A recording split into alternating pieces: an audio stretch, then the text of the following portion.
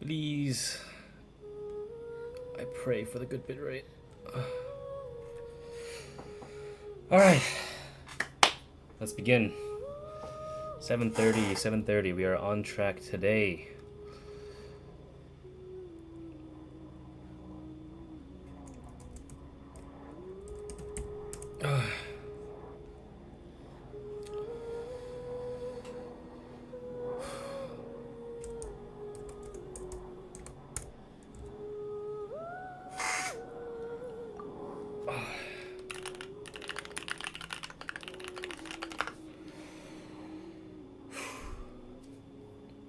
Let me check if the volume is up to par. There we go. We're at 70. We're good to go.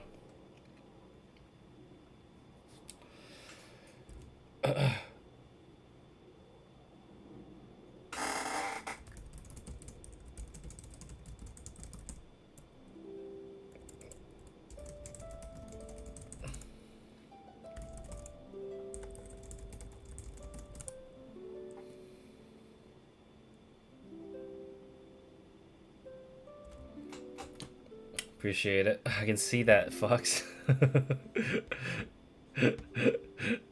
What the fuck? You have oh yeah, I forgot you have a triple monitor setup.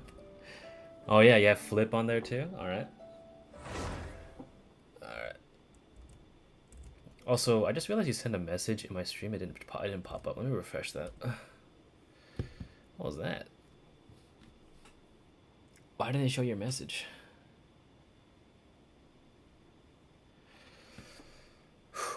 Alright, well.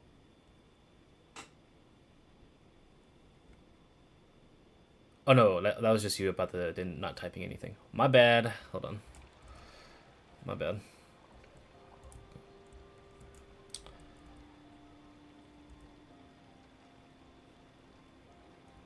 Okay. Alright. Alright, I have a... Hey, if I don't know if Flip already did his polling and he wants more constellations, but I know a perfect place to pull. It was I helped my friends get to this spot, and I think they also liked it. So I'm gonna grab everyone in Fontaine so far. All right, we're gonna go for free party. So we're gonna go Nuvi. We also have Risley. And then we'll also have, I think she liked Lily. Perhaps we could take a walk by a riverbank or somewhere similarly fluvial. Tried to pull on her chair and he gave up in 2 seconds and pulled on the fountain. Bro! Unloyal, dude. Does he not have Geo Traveler? Dude, Geo Traveler is goated to get there. Here, you can clip this to him and tell him how much he sucks. Stefana! Surprise! He has Wander and C1 Yelan. He... What? Excuse me? Alright. I'll show him how to do it. Alright, first, we need... We've got these two. 1, 2, 3. We'll put Geo Traveler up, Wander, Zhongli, Kaza. Sure. Alright. Alright. So we have to go up here. Alright. No soggy bottoms.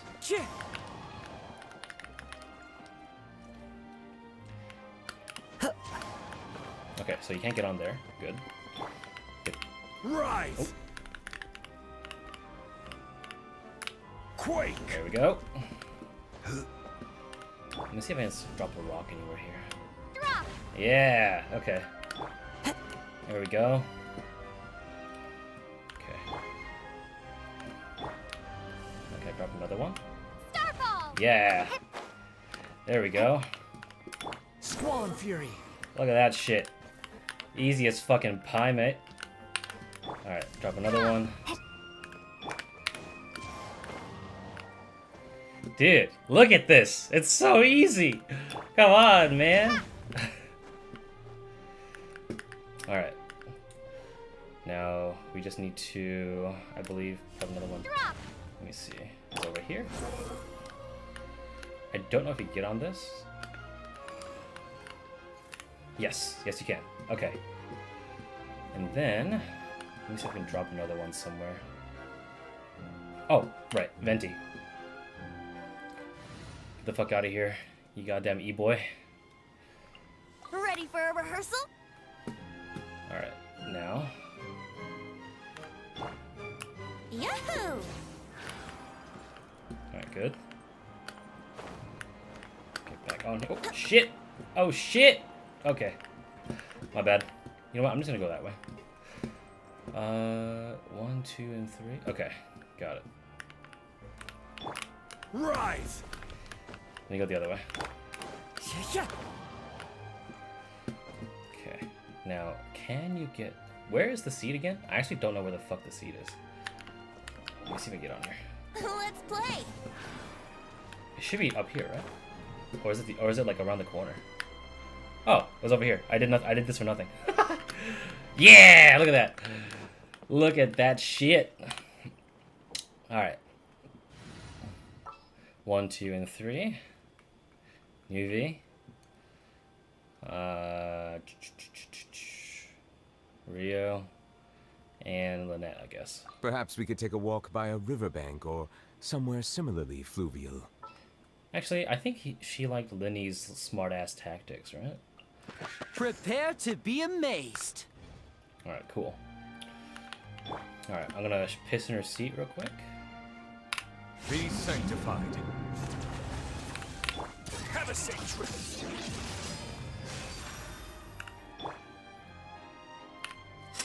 Let's get this show on the road. Alright.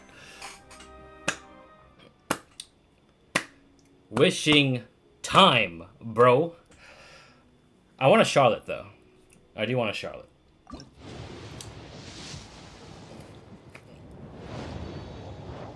I know Biggest hates her ass, but I find her funny. If not, kind of annoying. Okay, Kale.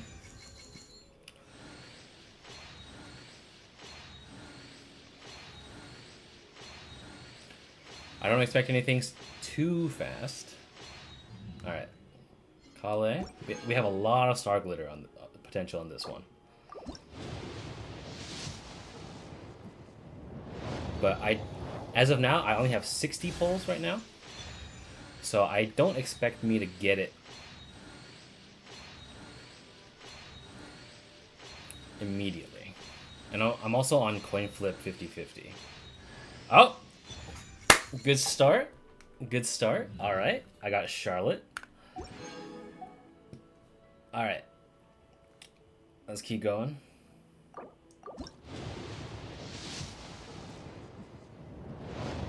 I have more Charlottes than more... See Halort? Yo, where's my See Halorts, dude?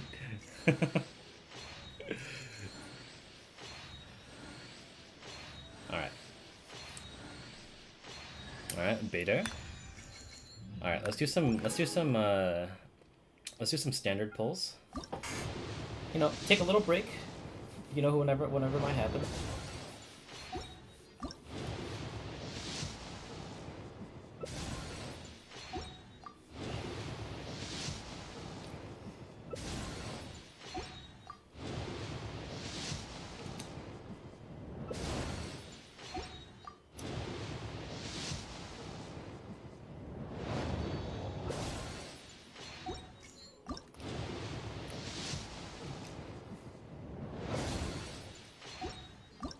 Manifesting all the blues right now. Alright, come on. Bring on.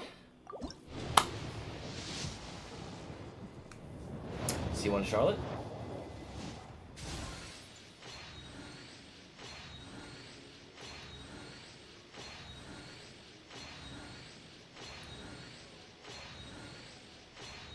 What? Oh, what the hell? Bro, manifesting child way too early. Come on.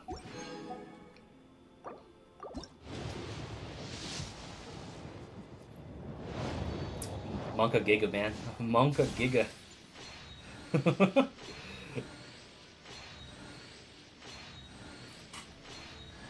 Imagine being able to lose 50-50 to child. Dude. I don't think people would really complain. Sometimes I wish Genshin was more like other gachas. Yeah. Yeah.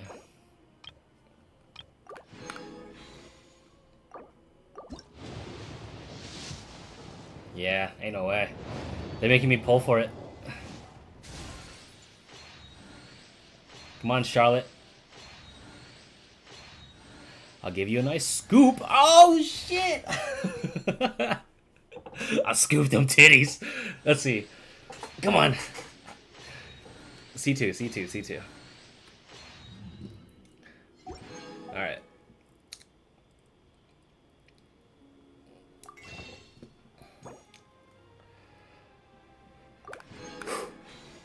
Here goes.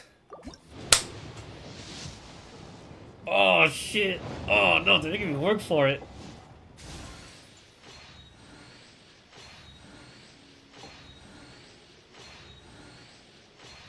Oh, shit! Hey, look at that. More Charlotte. Dude, I'm taking all of Biggest's hate and turning it into positivity. Alright.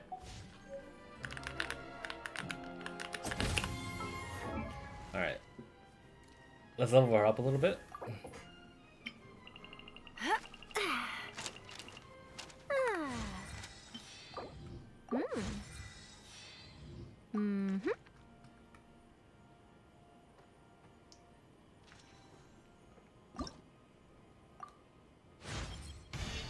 What a strange and wonderful feeling.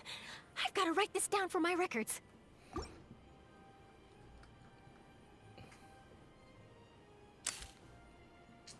Yeah, yeah, yeah. Okay. Alright, let's grab another one. Ah, come on, mate. Alright. We are going to scoop out of the bank because I actually don't need any more of these. I have C6 Amber, I have C6 Lisa, and Kaya isn't gonna come back for a while. So let's keep it coming.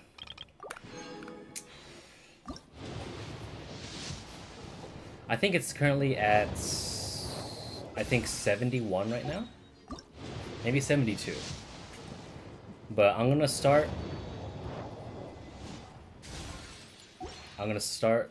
a little bit modest. I don't know if I'm gonna go to the straight 100 yet.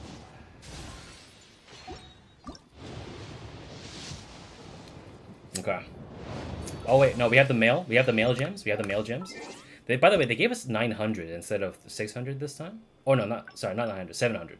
Because there was apparently like a new Villette C6 level 6 constellation shit. Not 900, 700. MB.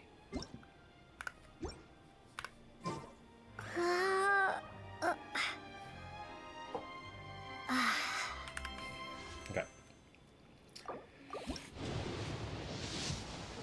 Oh, dude, my heart is a little pounding right now. Hey, Kale, how's it going? Are you nervous, dude? I'm nervous.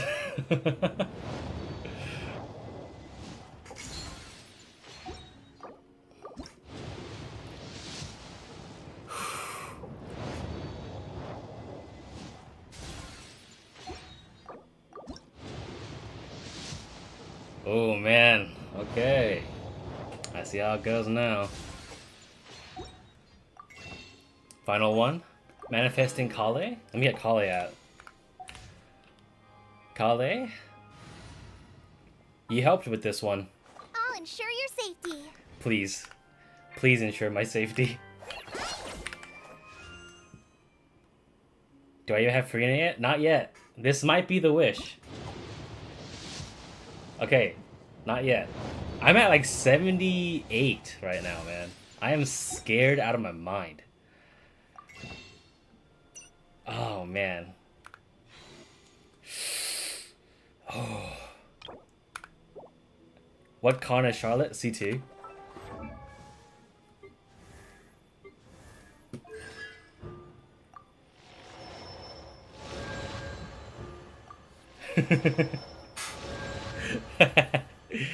Look at her. Less than I expected. It's because I had a beta and I got 2 weapons, I think. I got another Favonius bow. So I have 2 R5 Favonius bows, and then I have an R3 one right now. The rust can go away though. Look at that. Got C1 Furina before C0 Charlotte. I think, wasn't that I know someone, I think Toma's voice actor got Hu Tao before he got one single Toma as well. Okay. I don't know what I should do. Should I top? Or should I just play? You know, I'll play. We have 2 of these. I don't think they'll give me enough. No. Okay. I'll do the trials real quick.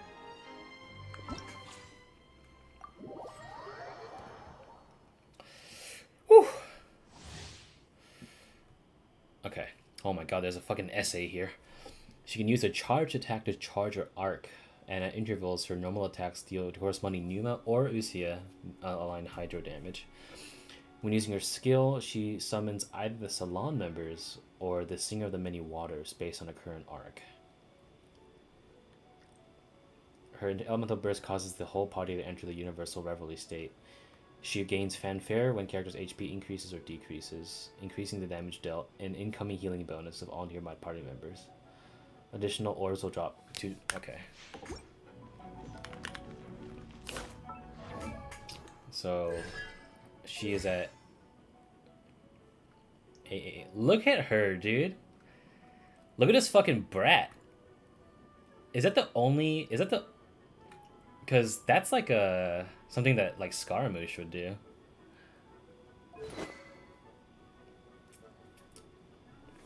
Okay. Golden Troop, as expected. Alright, cool. Actually, let's see those animations real quick.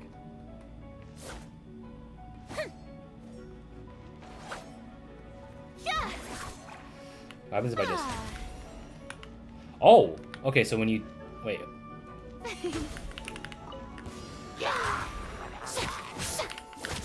I present?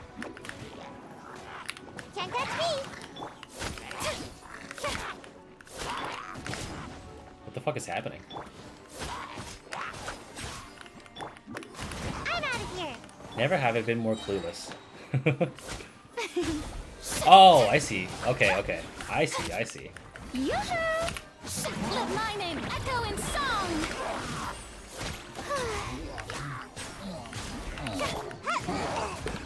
You're toast.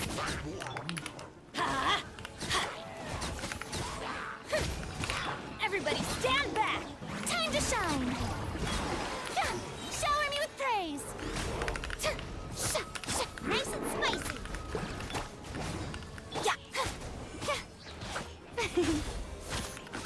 Eat this! Come on out! Let the world come alive! Yoo-hoo! Ah.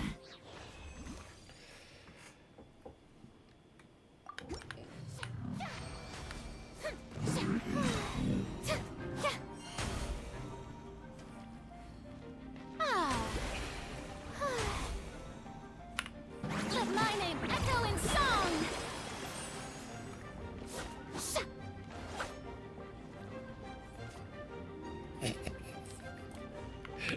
Look at that.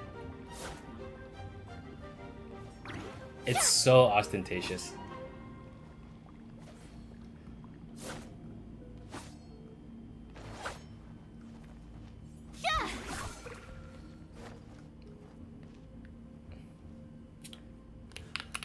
Shower me with praise.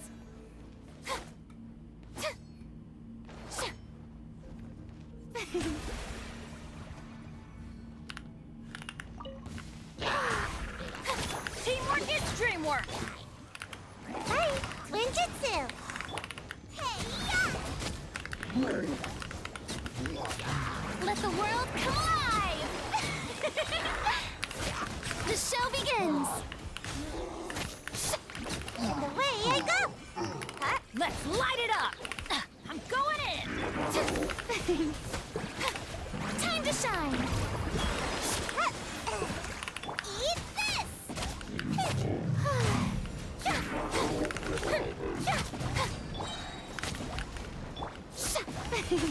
Yoo-hoo! Let my name echo in song. Ow! Off with everybody, stand back.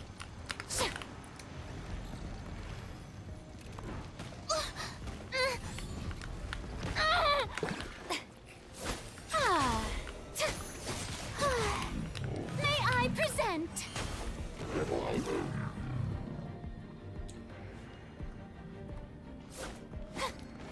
I think this is my favorite animation so far. It's so dorky. Look at that. And the bow.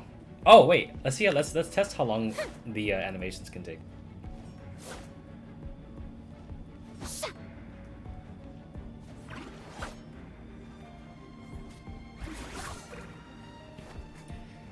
Just like Ayata. Okay. All right. All right. I see it. I see it. I see it. I see it. All right. Sounds good to me. Very fun. Very fun. Okay. All right. Let's do Baizu. Someone pinged me, and I don't care. All right. No, my sword. Mind the side effects. Come a little closer. Let me weave you a verse. Remember, health comes first. A bitter pill to swallow. Surrendering will be gentle. No, my sword. Mind the side effects. Witness the power of Gua. Seems like an emergency. A bitter pill to swallow. Try not to enjoy this too much.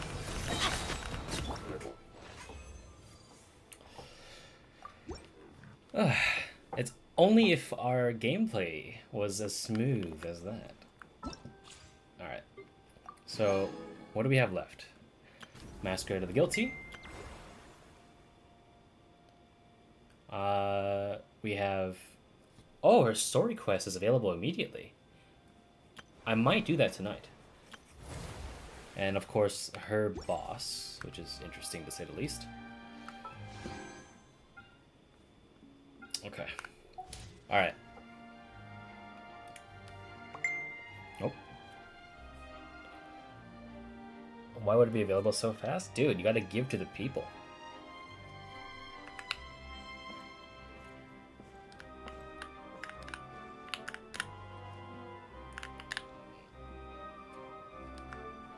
Okay. Once, there was...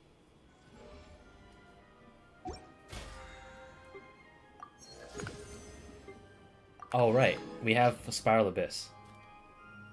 Should we speedrun it really quickly? No, let's do the quest. Let's do the quest. Let's do the quest. Let's do the quest. Okay. Let's swap back to... Quest. Yes! Okay. Risley, and then we have... Let's bring Lynette. Time for afternoon tea. Alright. What time is it? It is...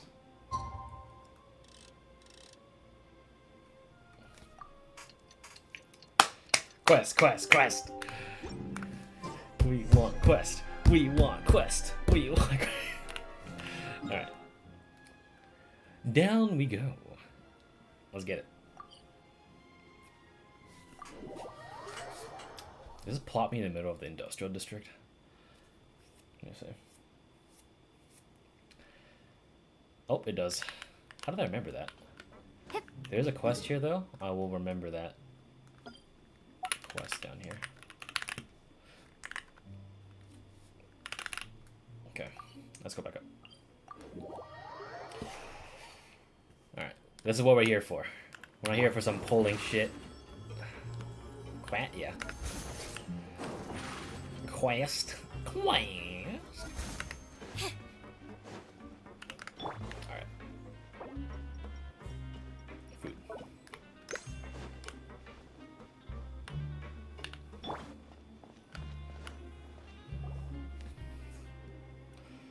Sometime has passed since the incident of the forces of the Meripede, and your sentence here is almost finished. Now for a little rest after breakfast. This is the life. That's 45 days, by the way. 45 days. Think about that. Wait a sec.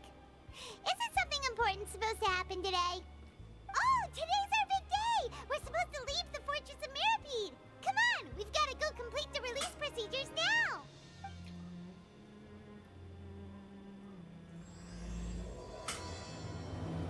Masquerade of the Guilty.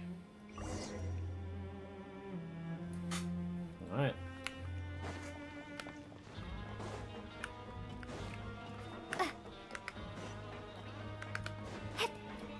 By the way, is Furina's favorite food just sweets?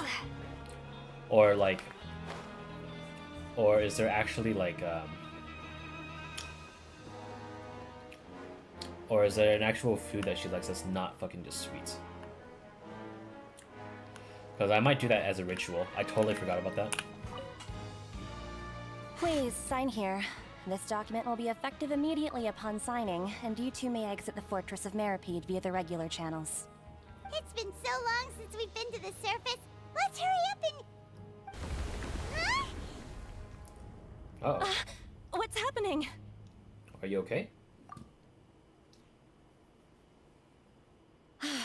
I'm fine, thanks. But I wonder what that tremor was just now. Let's go ask the Duke. Rise late. A new life's beginning. An exit card issued by the Fortress of Meripede. It's just a piece of paper, but has given a name most heartening.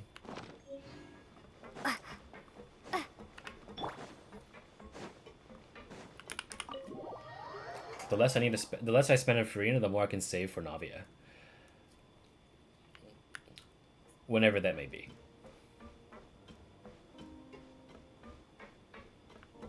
Yo, dude, what the fuck is up? Your Grace? Ah, good to see you two. Is there something you wish to see me about? Yeah, what was with that earthquake just now? Ah, that. The tremor didn't originate from the seafloor. In fact, it seems it came from the surface. Over the years of serving as the warden here, I've developed a sense for distinguishing between what occurs on the surface and what occurs underwater. Besides, the seal that Monsieur Neuvillette set in place won't fail so easily. So the fortress is okay? Hmm? If you recall our last incident, if there really were a problem, there would be crowds of inmates in a panic right now. Huh, you've got a point. Okay, seems we need to get back up to the surface and ask about what happened. By the way, do you know what day it is today? I believe today is this month's pipe cleaning day. Wait, seriously? Actually, today is the day we say goodbye to the fortress for now. Ah, yes. Have you completed your release papers? Yep. He sounds so unenthusiastic. It's you two. Are you leaving now? The good lolly voice. That's right. Today is our last day in prison. But now that Paimon says that, it doesn't feel like we were confined here. It's actually been pretty nice. A lot of people have helped us out. Oh yeah, Paimon feels fond of this place now. Then be sure to come back and visit. I'll miss you. If you've signed the release papers, then you're free to go. The guards will escort you out. You're not going to see us off? I knew you'd ask. All right, sure. Let's go. Well, you actually agreed. No worries, you must be busy. Paimon was just joking. Let him have it. Let us have it, please. Come with us. Ah, so you do have a polite side, I see. After being down here for so long, I imagine you must feel like you're lacking companionship. Shall I come along too? Nah, it's alright. It's not like we'll never visit again. Don't say that. Don't say that. Yeah, don't worry, we'll come back to see you. Paimon really likes the cafeteria here. The chefs sure do know how to make good grub.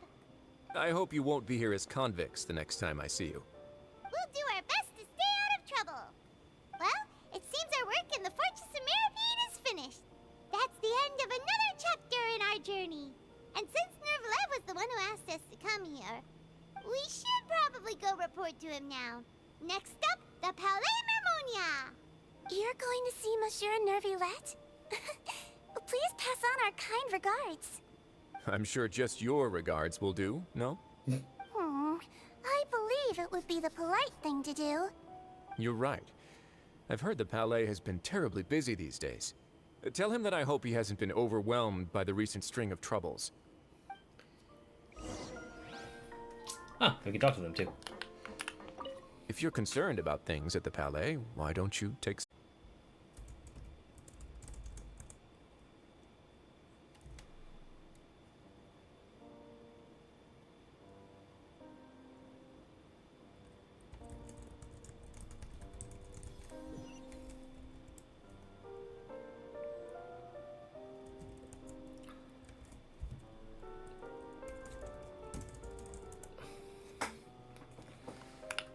If you're concerned about things at the Palais, why, I believe you should still have some vacation time to spend. Thank you for being so understanding. It means a lot. It's been some time since I've gone to the surface.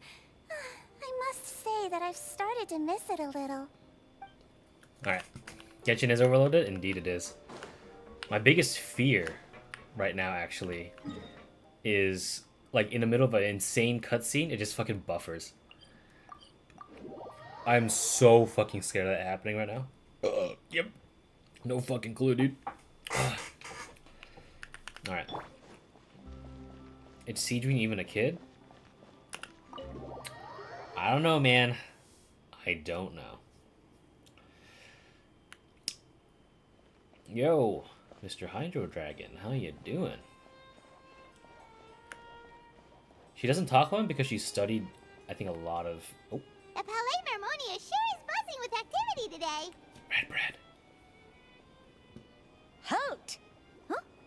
Oh, it's you two. Apologies. Monsieur Nervulette did say you'd be welcome at any time. Excuse me. Would you mind helping me take a look at this report? I'll be right there. Sorry, I've got my hands full here. You can see yourselves in. This melody sounds like Noelle. Everyone's so busy. Seems a lot has been happening.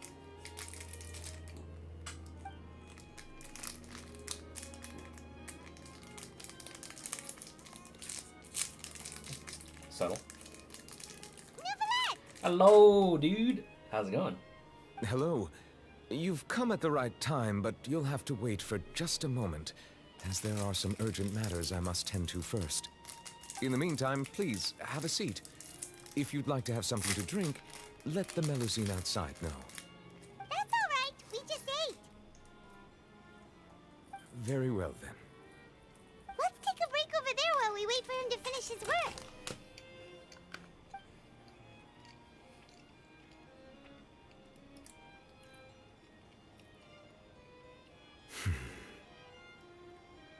All right. That should wrap things up for now. Are you done with your work? Well disclosing. Yes, sorry to keep you waiting. Hey, dude. Today should be the day you were released from the fortress of Meripede. And it appears that you've managed to complete all the release paperwork. That's right. And we came here to see you right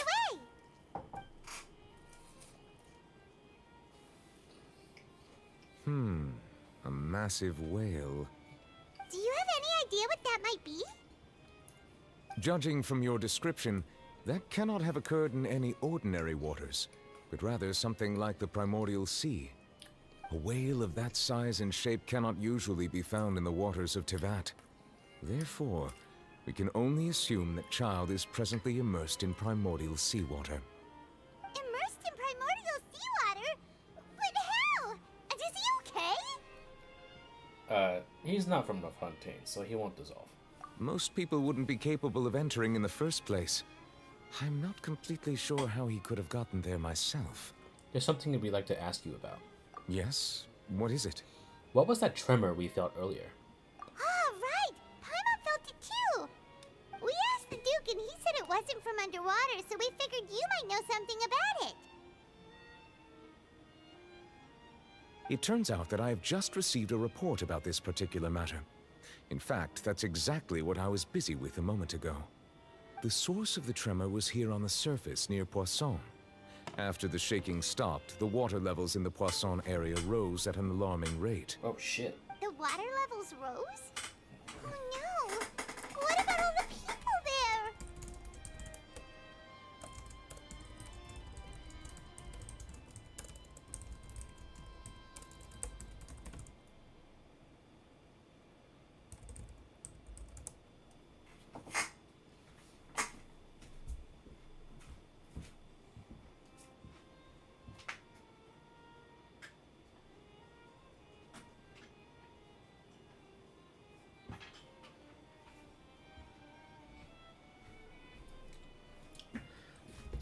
I'm gonna do something that may be extremely stupid, but I'm going to I'm gonna swap Wi-Fi adapters because the current one I have on my I don't know I need to see if the other one that I have has better consistency. I'll be right back.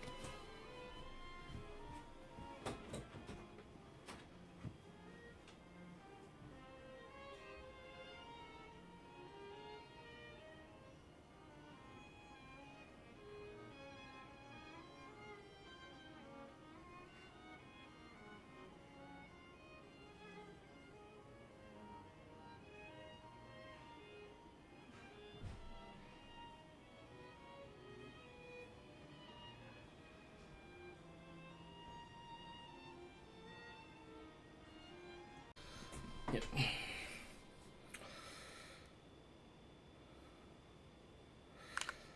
Okay.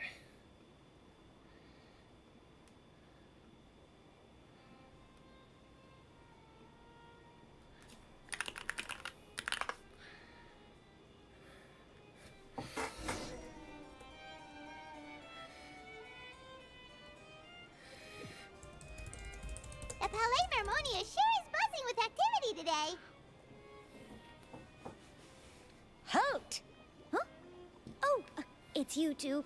Apologies. Monsieur Neuvillette did say you'd be welcome at any time.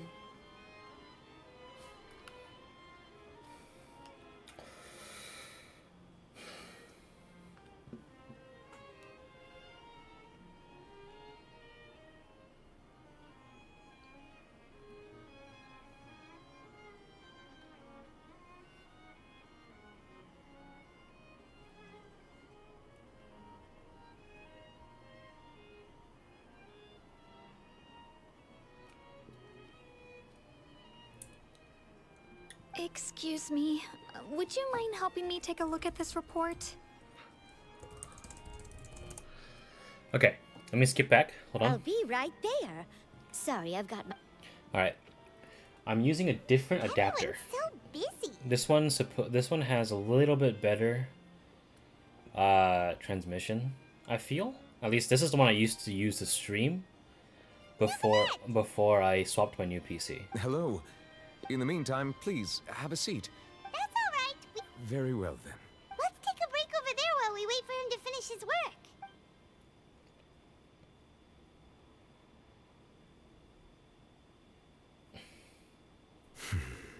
All right. That should wrap things up for now. Are you done with your work? Yes, sorry to keep you waiting. Today should be the day you were released from the Fortress of Meripede. That's right, and we came here to see you right away. All right, fingers crossed, man. Do you have any idea what that might be? Judging from your description, a whale of that size and shape cannot usually be found in the waters of Tevat. Immersed in primordial seawater? Most people wouldn't be capable of entering in the first place. Yes? What is it? Ah, right. We asked the Duke and he said it wasn't from underwater, so we... It turns out that I have just received a report about this particular matter. In fact, that's exactly what I was busy with a moment ago. Okay, we should be good here. The source of the tremor was here on the surface near Poisson. After the shaking stopped, the water levels in the Poisson area rose at an alarming rate. The water levels rose? Oh no! What about all the people there? Fortunately, the water levels only rose for a short period of time and have already returned to normal now. However, I still have a bad feeling about the whole phenomenon. If the change in water levels is connected with the leaking primordial seawater, and the situation in Poisson may be much worse than it appears. Navia should be in Poisson, right? We need to go check on her!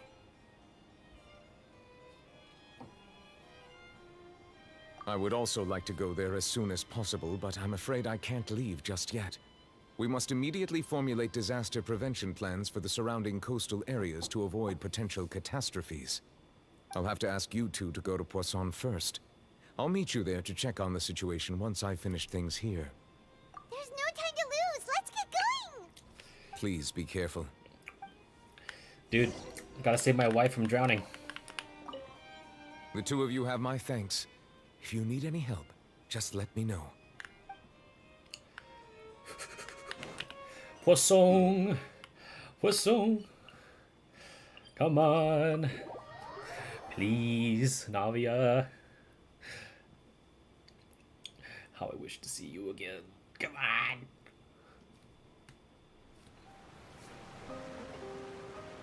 Oh no! What happened here? All the buildings here seem to have been pretty rough shape by now. Some fishies got scattered. There's nobody around. Were they all dissolved? No, let's not assume the worst just yet. Navia should be around here, right? We need to make sure she's still... Paimon means we need to check on her.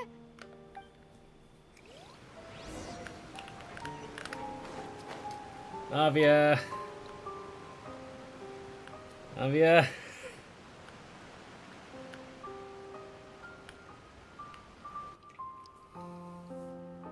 We haven't seen a single soul all the way here. Oh, this is getting scary. What will I ever do now? Look, there's someone on the roof over there. Just stay put. We're coming up. Watch your balance. All right, just hurry.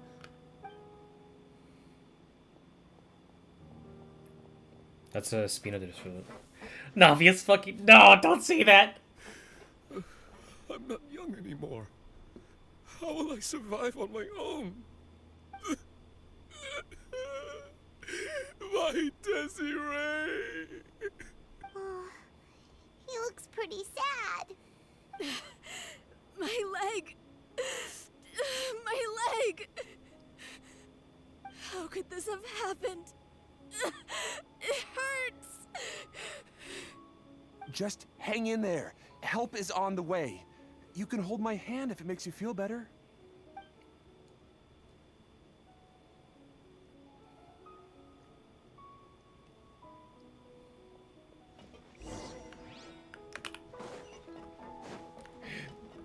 Boss, please. Where are you at? She's alive! I can see the golden tendrils from here. Navia, Navia, Navia, Navia. Come on, come on, come on. Oh, it's Navia. She's over there. Hey, Navia, are you okay?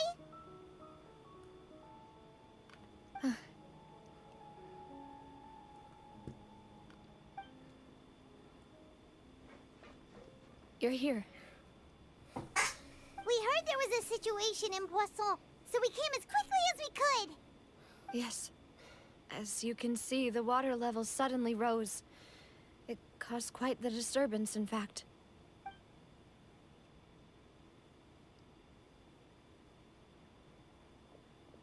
Demoiselle! There was a wounded resident next to a building southeast of here. We've already transported him to safety, but we've run out of medical supplies. He's wounded? How badly? He fell, so it's probably a broken leg. He's pretty shaken up. When the water level rose, he desperately climbed up to the roof. Once the water receded and he saw the ground, he became terrified and eventually... He jumped down then. Find the leader of Squad 1 and tell him to take the wounded resident to see a doctor. He should know where to go. Understood. I'll take over his search and rescue mission in the meantime. All right, you'll be in charge. I'm sorry. Where were we? Give her a hug, man. The situation in Poisson? Ah, right. Allow me to explain. A little earlier, we suddenly heard a loud noise. At first, everyone thought that something might have exploded in the waterways. But before we knew it, water started pouring out from everywhere. Why did the volume suddenly go down? Did someone fuck up her mic? The rushing water seemed a little odd, almost like the unique color of primordial seawater. Some people didn't realize the danger and thought it was just ordinary water, leaking from somewhere. Everyone on the street who happened to be close to the water didn't have a chance to escape. As the water levels rose, they suddenly disappeared. They were all dissolved. Those who realized what was happening started to flee in a panic, desperately trying to get to higher ground. Many were injured in the stampede, and some people fell from significant heights.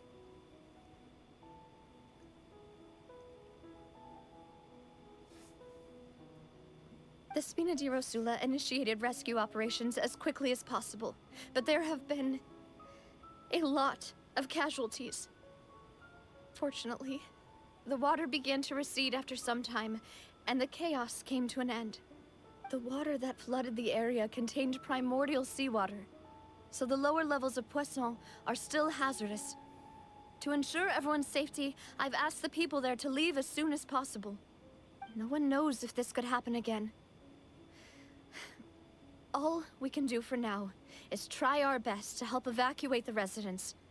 We still haven't completed the head count, but we'll have some numbers soon. How awful. And all of this just came out of nowhere. Fun fact, one of the most dangerous and life-threatening things in a surge crisis stampedes. Oh yeah, 100%. I learned that as well. So people are more dangerous than the actual danger. Yep. How's it going, Sue? It was quite frightening indeed. I only wish that everything that just happened was a bad dream. Is there any way we can help, Navia? You can put us to work. Thank you for being so willing to help in a moment of crisis like this. You don't know how much it means to me. I really can't express how grateful I am.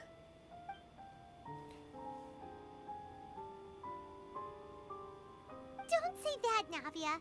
That's what friends are for. Don't ask the questions you don't want answers to, Traveler.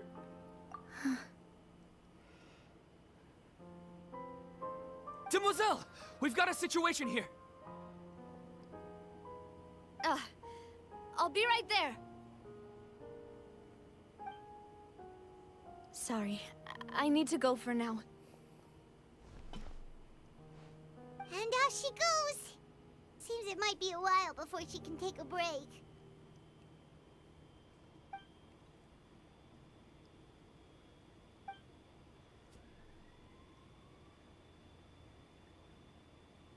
Okay, the wounded are being tended to, and we finished a preliminary head count. More support has just arrived, so I suppose I finally have a moment to focus on my own matters. Of course, we should remain ready for anything, and continue doing our best to rescue others. I'll be sure to have everyone at the Spina di Rosula ready to render assistance.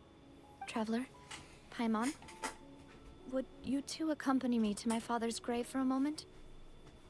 Huh? Right now? I understand. Thank you. Paimon, don't be an idiot. The gulls once wept.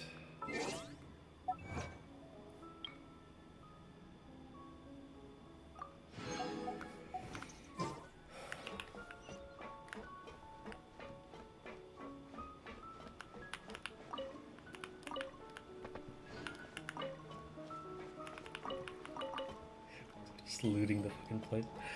Mind the deluge. No! No! No, dude.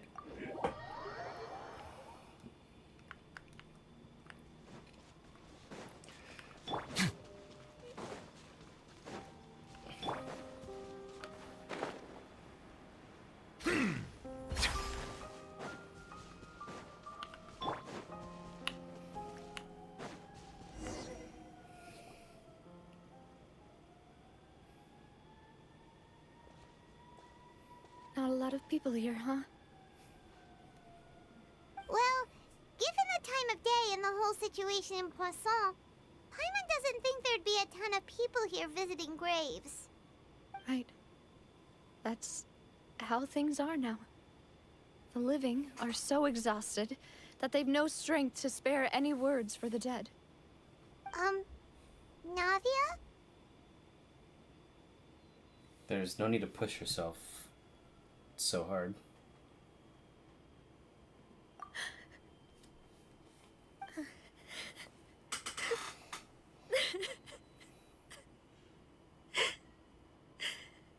Navia, what's wrong? Sorry. I just... Malus and Silver, they won't ever come back here again. What should I do, Papa? Huh? What happened to them?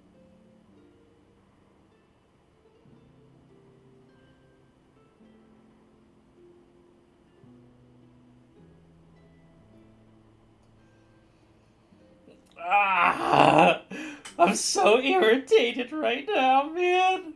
Shut up. Shut up, Paimon. Shut up for the first time. Shut the fuck up, Paimon, please. Shut up. Everyone agreed on the rescue plan, but still, I was the one who initiated it. They were helping evacuate the residents, but they couldn't leave in time.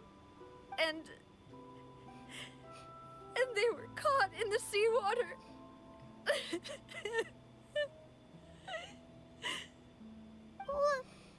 What should we do? I've known them for so long. And I know they weren't afraid. But I could at least hold a funeral for my father. And I know where he rests. But as for Malus and Silver, they're just gone. I just can't.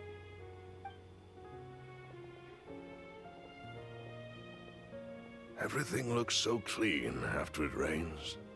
Even the gravestones. I didn't expect that you'd enjoy a glass of red wine in front of Master Callus's grave. I can understand. Besides, the scenery here isn't half bad. See, it's not just me. I always want to bring something when I visit Papa. Perhaps we might even have a picnic. He wouldn't be angry, would he? Ah, how could Master ever be upset with you, demoiselle?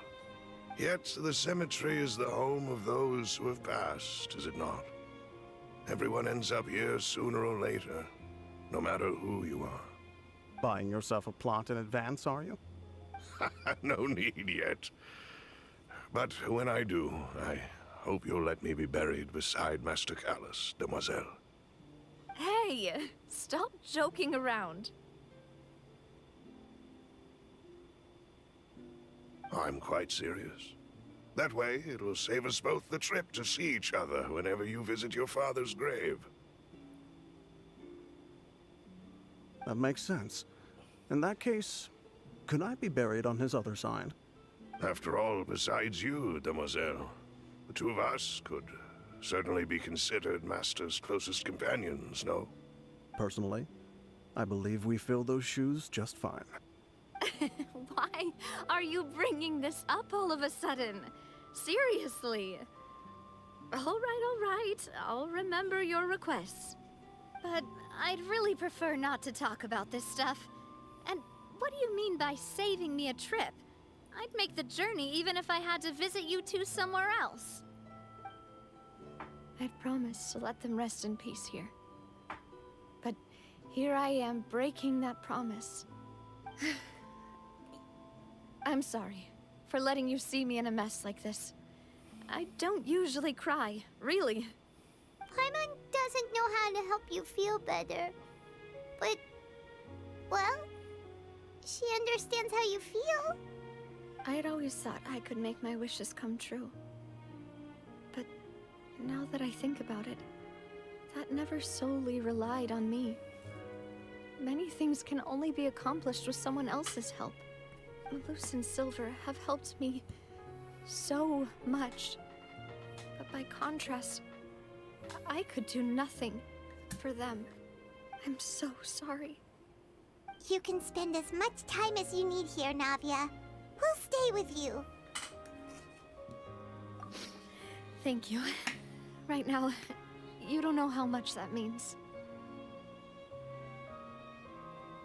By the way, you can have a look at this. It's a list of victims from the incident that took place here. Obena, Khan, Burnett, Giverny, Francine, Karina, Daisy Ray, Joinville, Julianne, Esson, as well as Malus and Silver. So, everyone else is safe. But still... It's okay. I know what you're thinking. And you're right. We lost Malus and Silver. But we were able to save more than we anticipated. The overall outcome indicates that the cost was worth it. Right. Don't think that way, Navia. One person might be saved at the expense of another, sure, but that isn't something we should ever consider a trade. Malus and Silver were not the price for saving anyone. They're heroes. You're right. Thank you, Paimon. What you said just now was pretty amazing, actually. I'll remember your words. Oh, really? Seems you've become more eloquent in the time since we last met. The knave? What are you doing here? Is everything going well on your side? Yes, my people are carrying out the mission according to your request. All the residents of Poisson have been evacuated, and we're preparing to relocate them to higher ground. As for these supplies, we have everything taken care of. There is no need to worry. Thank you very much. What the fuck? Wait, do you two know each other? We just met recently. Right, Miss Navia? Usually, I would call this a coincidental encounter. But that doesn't quite fit this time. Besides, it never even crossed my mind that a Fatui Harbinger would come looking for me. Thanks to the Knave, Spina di Rosula received generous support from the Fatui, which allowed us to complete the rescue and evacuation work so quickly. Mutual aid is essential to fostering positive developments. We were already in the area, in any case, so it was nothing. That said, I must say that you're a lot sharper than you let on. I'm sure you understand what I mean. I apologize for all the ways in which I tested you previously. We've never worked with a Fatui before, and it's extremely important for us to know who we're working with. My subordinates have reported that Fatui soldiers have been observing water levels and taking head counts in various locations. I hear that they've also prepared a large amount of emergency supplies. I'm quite surprised. This is nothing to brag about, nor do I intend to. It is simply the way of powerful organizations to act forcefully, whether they are doing good or ill. You've witnessed that firsthand, in any case. As I've told this traveler before, I know of the prophecy, and I intend to prevent the impending disaster. Lending your organization a hand was a natural first step in accomplishing that. As such, do not be troubled by this token of our sincerity. Perhaps one day, you'll also be able to help me in the same way. Without your help, there would have been many more casualties. I won't forget your kindness. Furthermore, I sincerely regret what happened to Malus and Silver. I only wish that my people could have arrived a little earlier to prevent this from happening. Don't say that. You and your subordinates did everything you could. As Paimon said, Malus and Silver didn't choose to sacrifice themselves for any specific person. And they weren't the price paid for other salvation. They chose to become heroes themselves. I've never liked hearing people put it that way. It's like trying to relieve pain by saying some noble-sounding words. But right now, there's nothing more suitable. They really did become heroes. You're right. I'm sorry for your loss, Miss Navia. Water is life to Fontaine's people, and it also spells disaster. It's no wonder that people always say that prophecies represent fate. Fortunately, I've never been one for such opinions. So, you're one who will try to change fate, then? Of course. That is why I'm going to Hotel Bouffe de Thé. I still have some things to take care of, and the children need my attention. By the way, Traveler, Paimon, one more thing. Alright, then we'll just... Huh? This isn't right. Paimon thought you would ask us to walk with you for a moment so you could tell us something in private. That is a clever and useful conversation technique, which I do like to use when necessary. But there's no need today. It would not hurt to have Miss Navia listening in. Traveler, I'm sure you remember that I said we could work together when we had the chance. You and I both know that there may be issues with the Primordial Sea. Previously, it was the Fortress of Meripede's sluice gate, and this time it was the water levels in Poisson. These are both signals. So, time for a jolly co-op mission, eh? Indeed. Allow me to share the latest intel I've received from the House of the Hearth's intelligence network with you. During some recent investigations, a child claimed to have discovered some ruins near Poisson. The ruins date back to ancient times, and seem to be worth investigating in many ways. Judging by the dating of the ruins, they may be related to the prophecy and the coming crisis.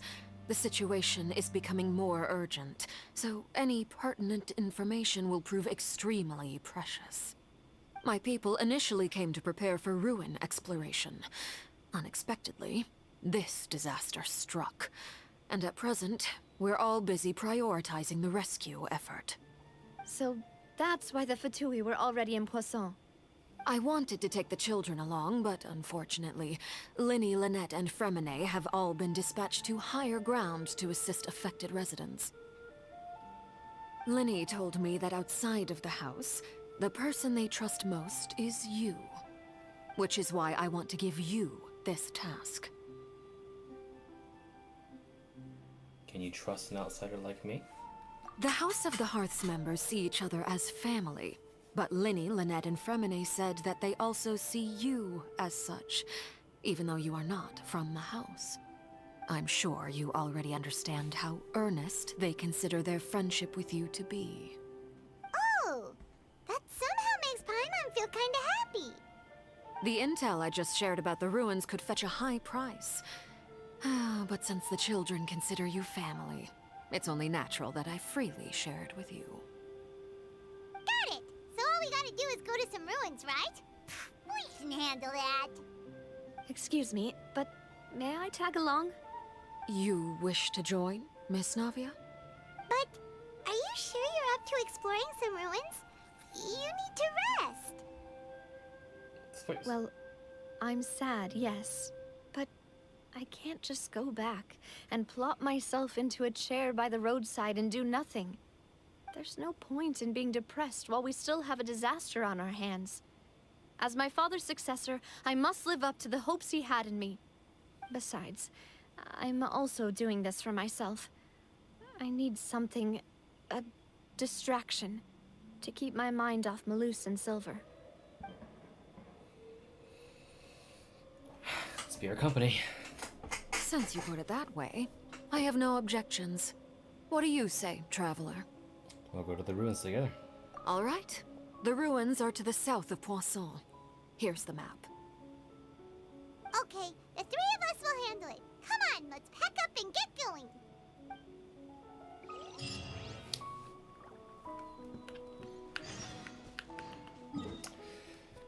Hold on, I hear my name being called.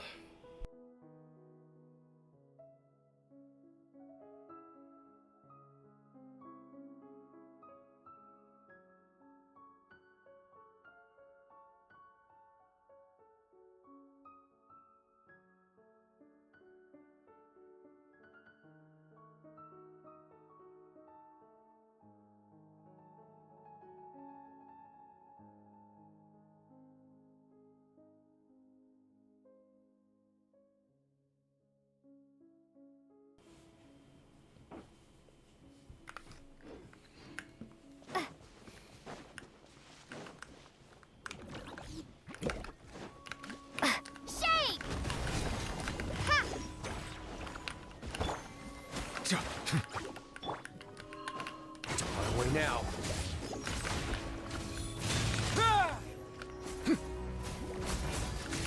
Cue the spotlight! Drop!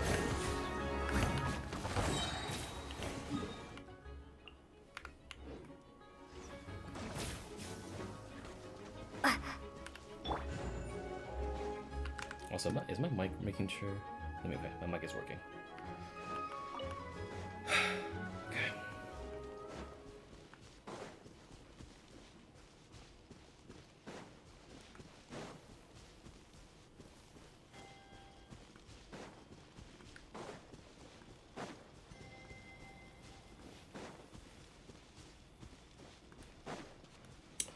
By the way, I did see some leaks for Navia's kit, but I didn't really read into them too much.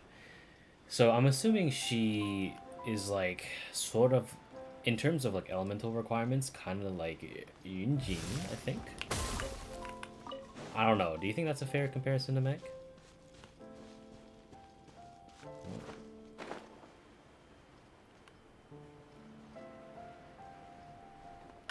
Let's get it.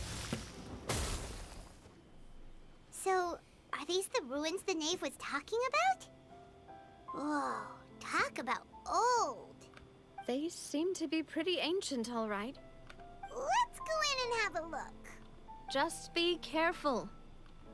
I'm talking about you, Navia. I'm not the one in the I'm not in the one potentially getting fucking dissolved in water over here, dude. I'm scared out of my mind.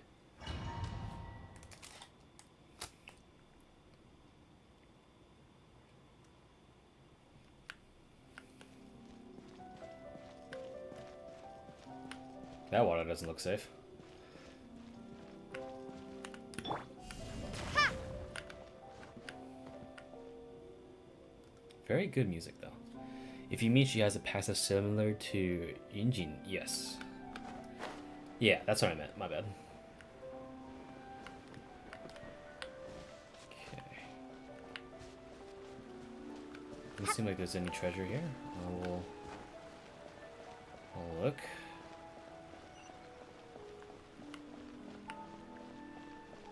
Oh. Hi.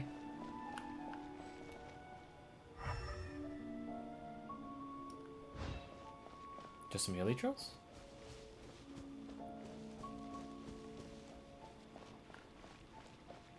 Pull apart! Starfall! Silence!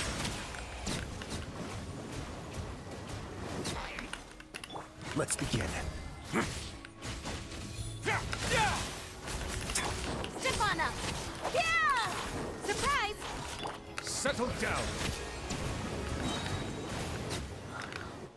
Dada Kondala.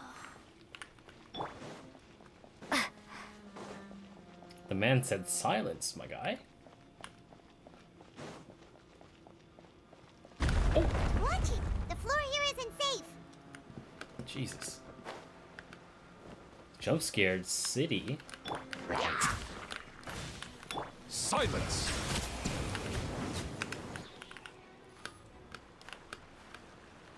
Bruh, there we go.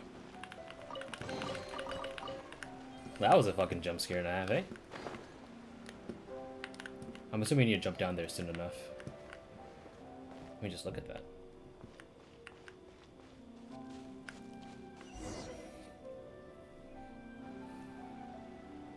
This place has also been contaminated by primordial seawater.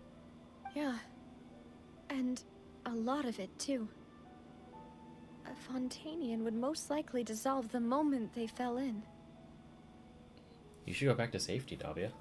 Right! You can't go down if there's primordial seawater. It's too dangerous, and it won't be any help for you to just stay here. Don't get by my wrong. We're not saying you're useless. It's just that... We don't want you to die. No, you're right. I can't do anything in this situation. I'll leave this to you. I mean, from the look of things here, maybe... Well... That complicates things. Maybe the only way left is forward. In that case, do you want to wait for us here? The water levels here are unstable, and there's a chance the water will rise. So, staying here wouldn't be safe either. I'll go together with you. Perhaps we'll find the exit just up ahead. I have the most sinking feeling, dude. Alright. Come with us for now then, but please be careful.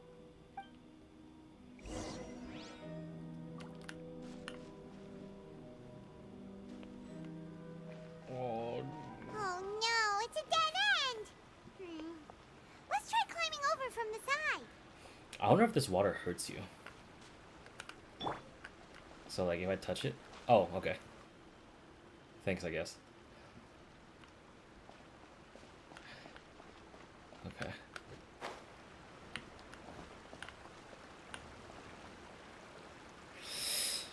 Oh, dude, this does not look fucking good.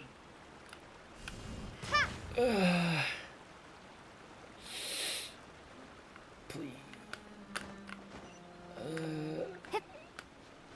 Oh, God.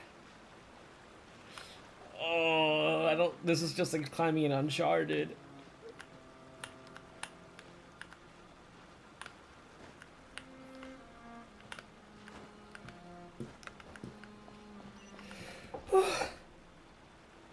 Okay.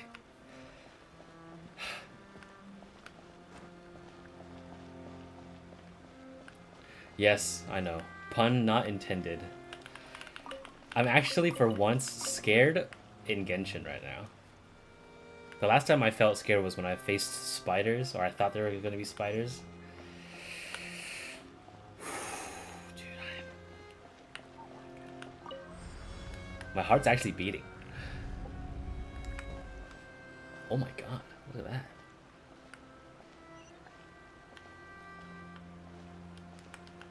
What a sight. Too bad I can't take a photo here. Actually, I could have, huh? But I can't use it. I can't use it right now because I don't have it equipped. Oh, wait, no, I can. Let me check. Let's try swapping it with a camera.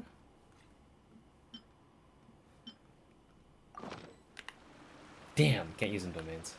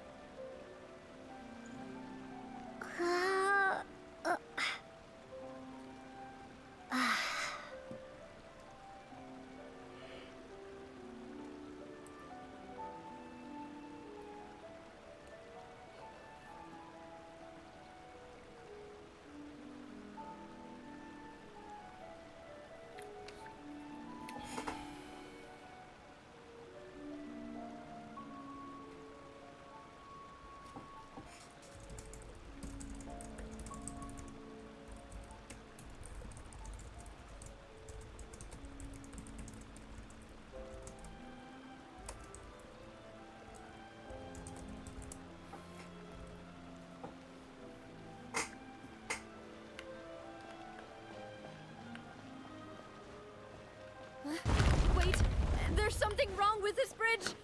Run! Oh.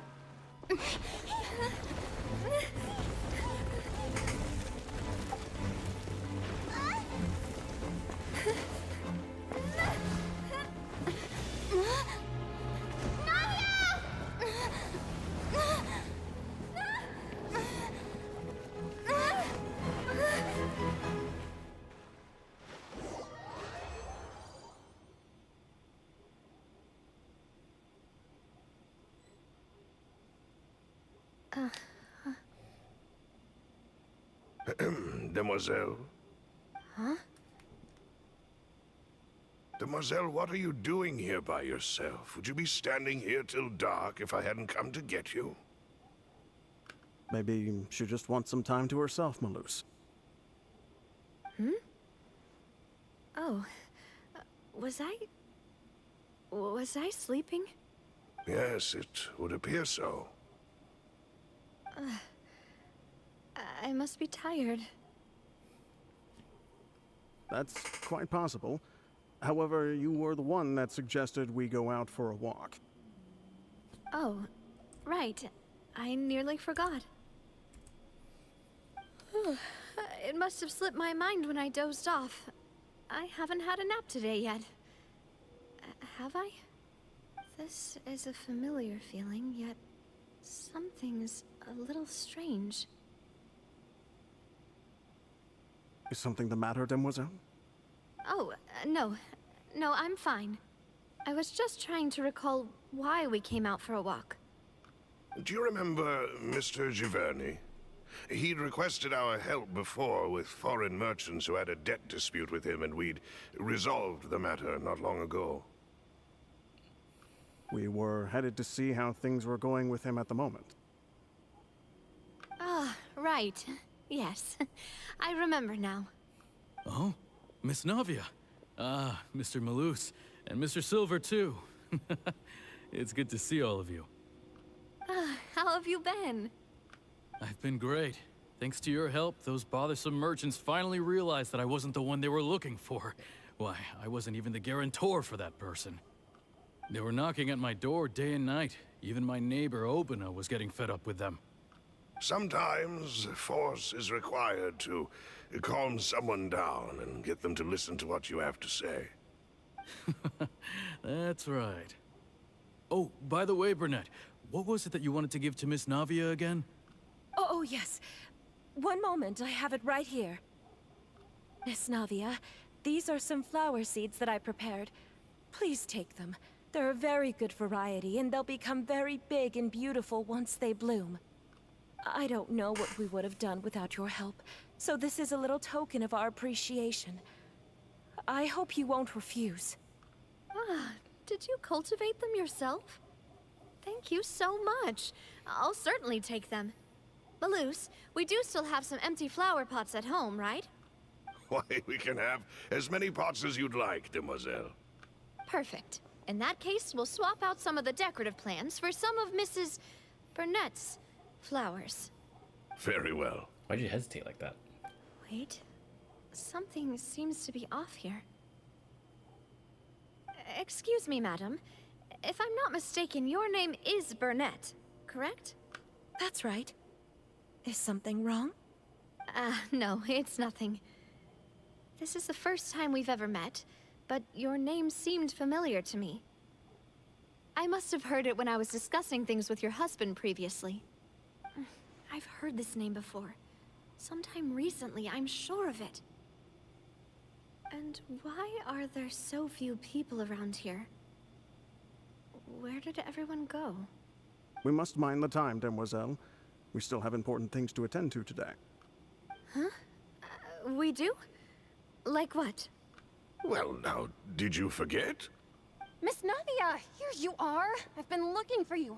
Please, come to the Opera House. Your trial is about to begin. My trial? Wait, why would I need to go to the Opera House? Yes, she's right, Demoiselle. It's just about time now, so we should get going. Oh? All right then. What?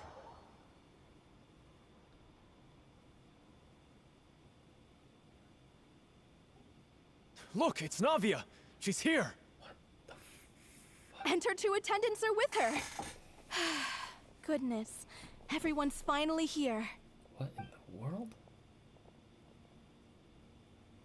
There sure are a lot of people here to see the trial. And they all seem to be oddly excited about something.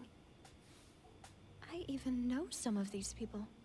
Karina, Desiree, Joyville, Jolien, Essen. Why are so many people here? And why do I have no recollection of this case? And as for the judge...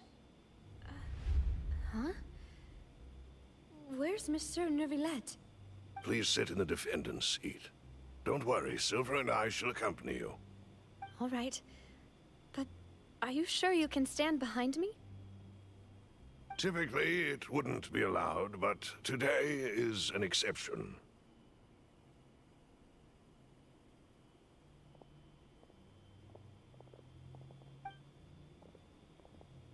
Hey, what kind of place do they think this is? Come on, do they have any idea what they're doing? Seriously. Enough with the whispering!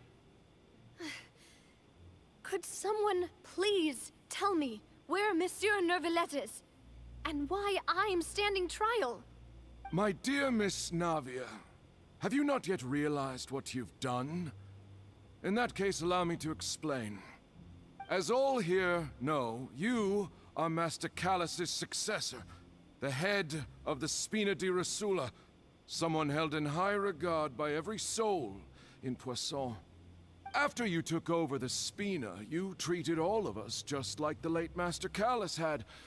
If anyone in need reached out to you for help, you responded.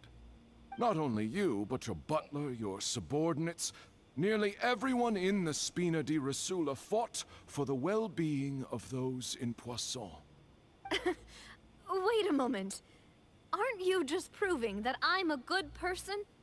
Yes, correct. Absolutely right. And that is why you stand accused. You have helped so many people get through so many difficulties. You are one with us. We are inseparable. We are one big family, all of us who are from Poisson, inextricably linked. And with you being so important, we couldn't possibly do without you. Therefore, this fair and honorable court shall declare you guilty, and you shall stay here. You will be together with us forever. Huh? What are you saying? Everything you have said is correct. I have indeed done a lot for my hometown, and I would be willing to be with you all, but what is the purpose of having me stand here like this? What is there to discuss? Ah, well, if that's what you think, then I have no further comments. How wonderful, Miss Navia!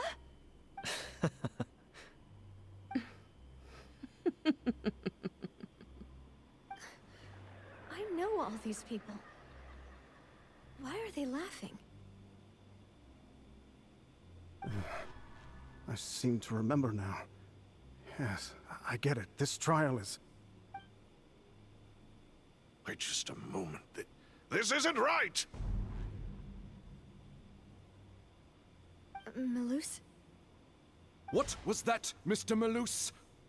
Our conclusion is very clear and unanimous. Let the court judge her now. She's guilty! Stay here, Navia! You're one of us! Demoiselle, don't admit guilt. This trial means to keep you here forever. I wish to exercise my right to defend Our Lady. Mr. Joinville, you only know of Navia's goodness, but nothing of her utterly independent mind. She was born a free and independent spirit. She has never been tied down by anything. Indeed, even the death of Master Callus couldn't stop her. Her actions cannot serve as proof that she identifies herself as part of any group. She merely acted as an individual, extending her hand to help others. Please do not mistake her actions as being otherwise. Really? As an individual, you say? Don't forget, we are all Fontainians here. This is the nation of justice, the nation of Hydro. Even if Miss Navia only voluntarily rendered her assistance, that doesn't change the fact that her beautiful soul must return to everyone. Water accepts all, blends with all. It will surely accept her kindness. Everything is measured here in the nation of Hydro, and in the end, everyone shall meld together. Thus, when a unanimous opinion emerges, that opinion represents justice. Now I speak for everyone. Our opinion is consistent. Navia should stay. We and Navia are one. And you would call this justice? Preposterous. You are merely jealous that Demoiselle still has a chance to exist as an individual. Have you forgotten how much you all once longed to become individuals, to become independent? Do you mean to defy our justice? If your justice is flawed, then why should we acknowledge it? As you said, we can also have our own justice. Silver and I shall defend Demoiselle. And that is how we will enforce justice. Ugh, my head... It hurts. Demoiselle. Silver, it hurts. My head is spinning. All I can see is stars swirling in front of me. I remember now. Everything that seemed odd from the very beginning. Karina, Desiree, Joyville, Jolien, Essen, and Mr. Giverny and Mrs. Burnett, who we met earlier. Even Malus and Silver. I don't want to admit it, but they're all dead. Don't be afraid, and don't admit guilt. We will protect you to the very end. Absurd! Who are you to say that she cannot be judged? We are the majority, and in the nation of trials, the majority is absolute justice. We are the will of all. Don't let them escape! We shall keep Navia here with us! Mr. Malus and Mr. Silver, must you be so stubborn? How could the two of you possibly hope to stand against the collective? Do not resist. This judgment is fair and just. Navia belongs to us. After all that happened, she should not be left alone in Poisson. Oh shit. What are you saying? No more excuses! He says we're jealous. Jealous? How could she possibly be an independent individual? What's with these people? Who's jealous of her? She belongs to us! Miss Navia, she... Silence! That's... Monsieur Neuvillette! Such commotion is prohibited in the court. The accusations you just presented are nonsense and cannot constitute a proper trial. The court will adjourn for the rest of the day. In this, I shall hear no objections from any unauthorized party. Our thanks, Monsieur Neuvillette. Please leave with me, Miss Navia, while there is still time. But... Go on now, Demoiselle. This is your only chance to leave this place. What, can't bear to leave us behind or something? Oh my god. Malus. What the fuck? Yes! My apologies. I couldn't resist making one little joke once I realized that this shall be our last goodbye. Malus. Silver. Quickly, you must come now. Goodbye, Demoiselle. Farewell.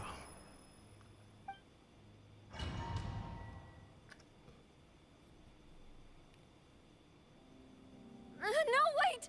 Just a second! Navia? You're awake? Good. Oh, oh my god.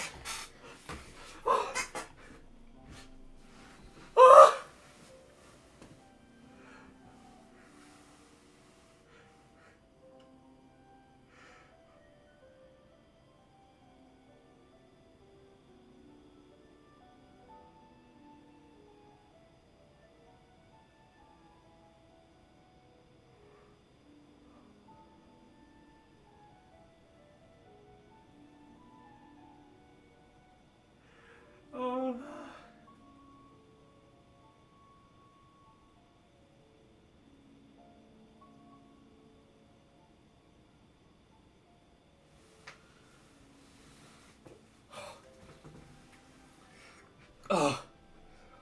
Oh my god. Oh my god.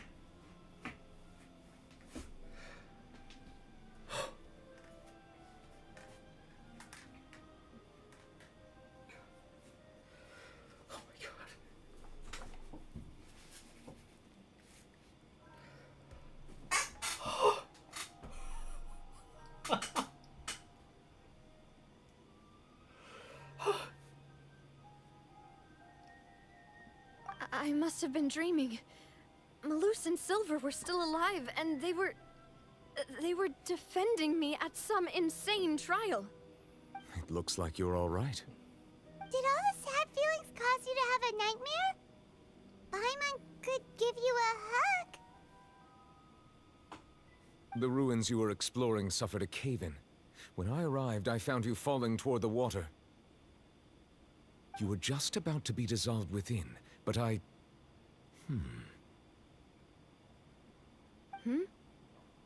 What is it? I think I saw 2 Oceanids protecting you. It was only for a moment, perhaps even a fraction of a second, but they gave me the chance to retrieve you. Were it not for their intervention, I would not have been able to rescue you before your consciousness dissipated. Wait, did you say Oceanids? You mean like what happened with Vache? Perhaps those 2 Oceanids were the people you saw in your dream. I always told them that they didn't have to protect me. To think that they'd keep doing so even after death.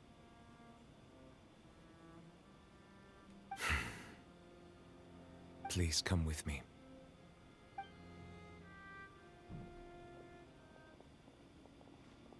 Neverlet, are you okay?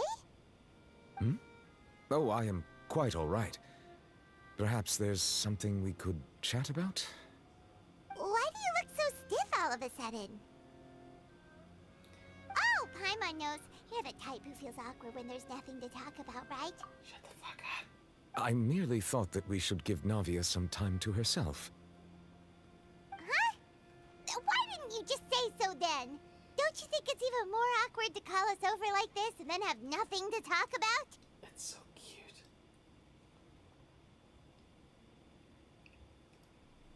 Oh my god, it's so cute. I suppose so. Ah, Sigewinne. I hope all is well with her these days. Her work in the Fortress of Meropide has not been too much for her, has it? No way, don't worry. She's doing fine down there. She's an amazing head nurse. I see. Well, that is good. I have always worried that Sigewinne would need a lot of time to understand the world of humanity, just as I have. Oh, and the Duke also says hi. Even though Sigewinne made him do that. He hopes that you haven't been overwhelmed by all that's happened lately. Thank you. I have indeed been busy lately, and I also hope that everything is going well in the Fortress of Meropide. He still doesn't know what to talk about. Let's chat about something else then. So, Neverlet, you're probably quite the swimmer, huh? Yes, of course.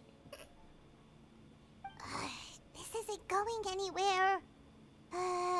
Let's try something else. How did you find these ruins? Did the knave tell you? Yes, in fact.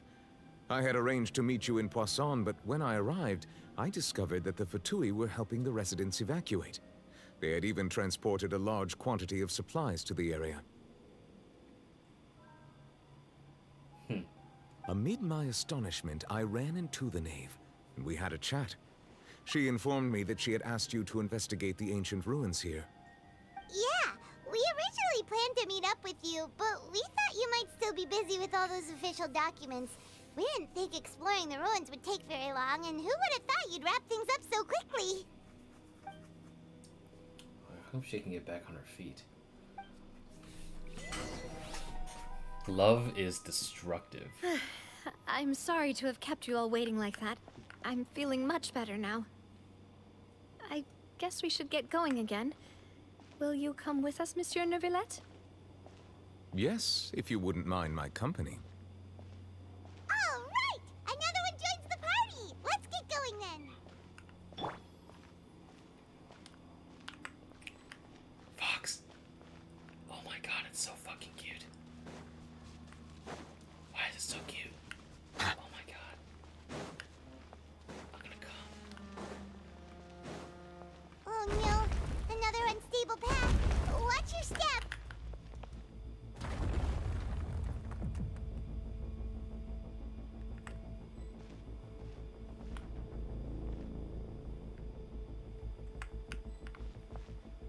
Did I soft lock it? Damn.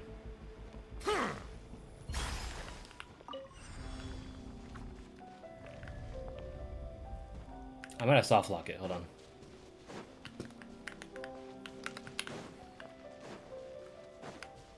I'm not sure if you're supposed to go up there, but I can.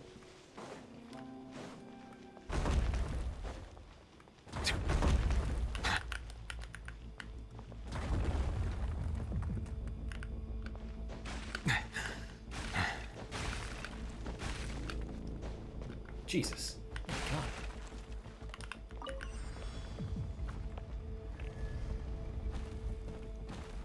What the f...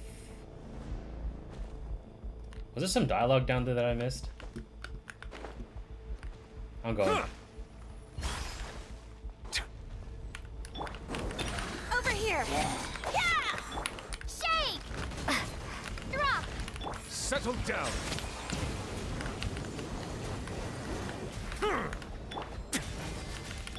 Surprise!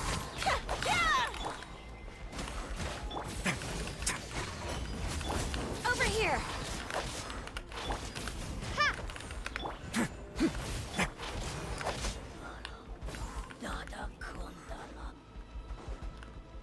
Oh.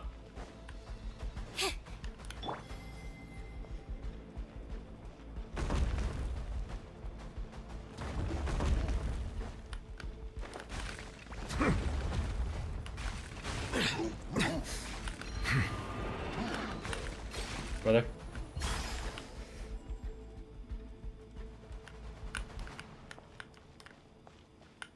What's cute?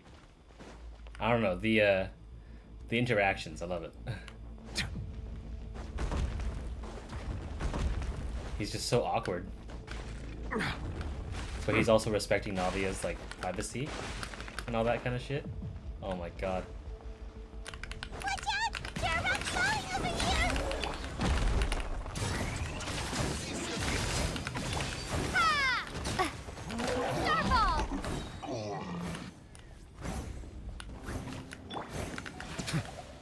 Quick heal.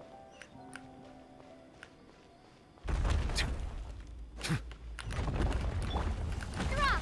We'll make this easier for ourselves.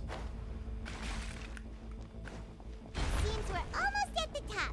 Keep it up! Jesus Christ.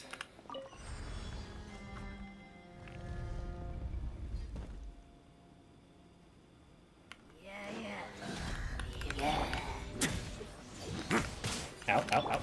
Let the mighty be humbled.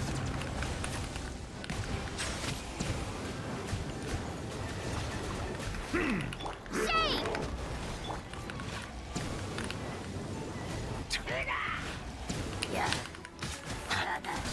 Fuck up. Zip on up!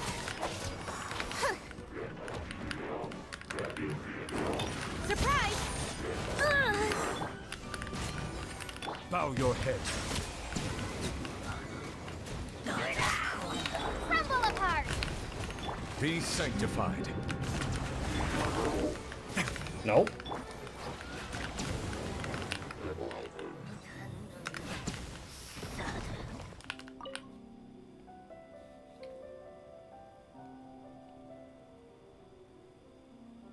Oh.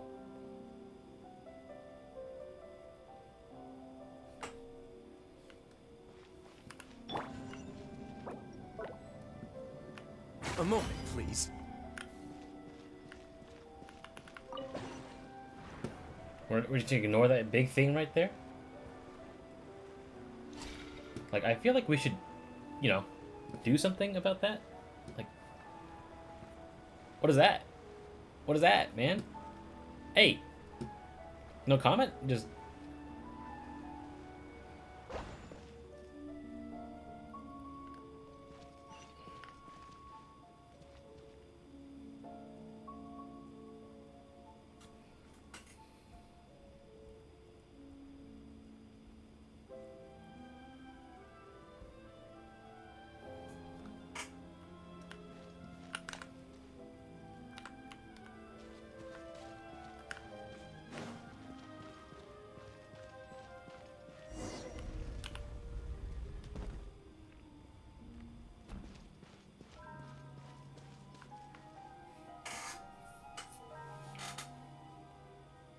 like we've reached the end.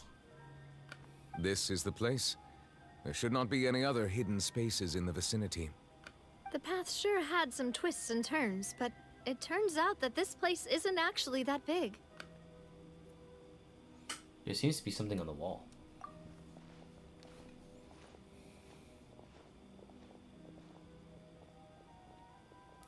Oh, it's the prophecy. Stone slates. It seems like they were put here as an offering.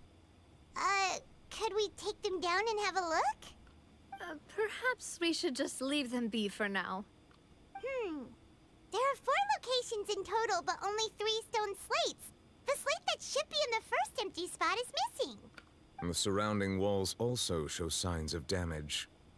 There's something written below. Let Paimon see. Reason dictates that this nation be destroyed. I shall record the history of its future here in its past. Say what? It feels like someone left these slates and these words here for a purpose.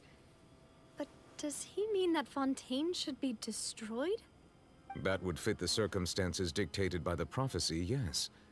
Indeed, the slate's contents correspond to it. Take the second slate, for example.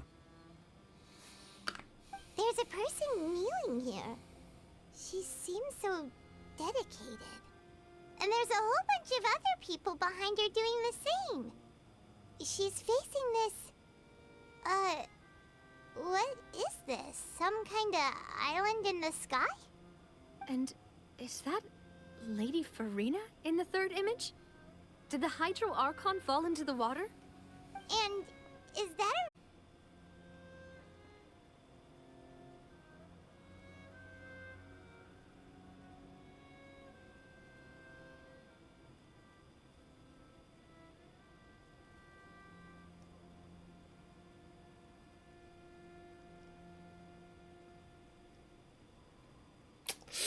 Damn, that cut off like the last 5 minutes. Fuck, I'm sorry about that. Fuck, that was getting really interesting too. Okay, so what basically happened on stream, and I recorded it. Okay, so I recorded it, it was the last 2 minutes. So basically, we see these stone slates. Yeah, so don't worry, I saw that.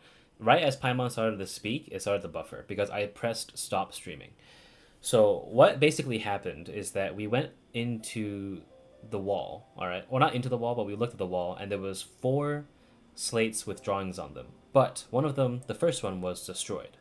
The second one showed a bunch of people praying to like an upper island, and a person was standing head fast. The third photo was Furina being surrounded by a bunch of people falling into the water. And the fourth photo showed what we saw in the prophecy, which is what Furina sitting on top of the water on a chair, weeping as the entire nation falls into the water. So basically, Neuvillette tried to extract info from the water, or from the slates, which you can actually see. He puts his hand to the wall, and like water and like spiritual energy comes out of it. But unfortunately, he says that because we're missing the first slate, we cannot deduce and or get more information out of these slates. But that's where we start here. Navia is basically saying, don't worry about it, man. Like, deciphering ancient stone slates isn't one of your duties. Okay, so next time when I notice a disconnect, I'm going to pause for about a minute. And once I see the stream, like, go super like, disconnected and like a lot of latency, I'll wait until a pause, and then once I press start streaming again, it'll fast forward to where I am now, so it'll eliminate the gap in the VOD. Sorry about that, my guy. Ooh, Paimon's getting the chills just looking at these slates. This says that it's the history of the future, right? That means the prophecy's sure to come true. I really hope it doesn't mean that. Still, Paimon feels like these images are kind of weird when you look at them together.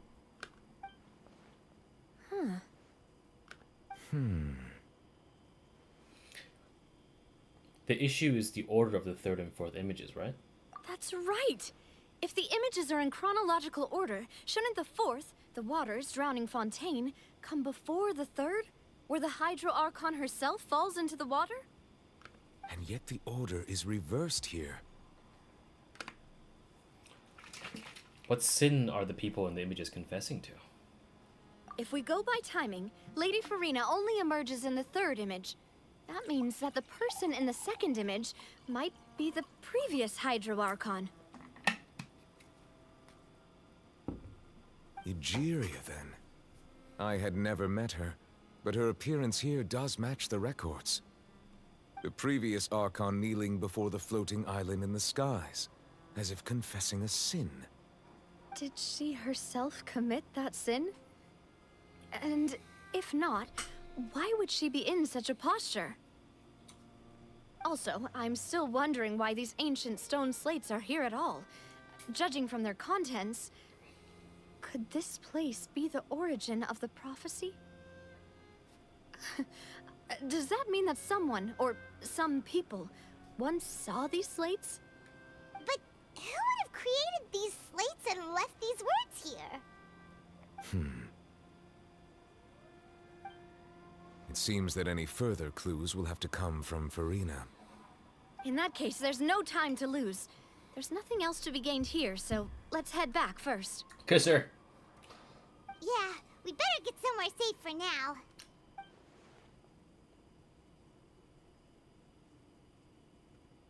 Honestly, who created the slates doesn't matter now.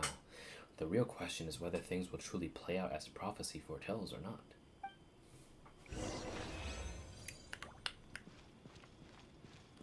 Yeah, so basically, here are the slates. You can catch these.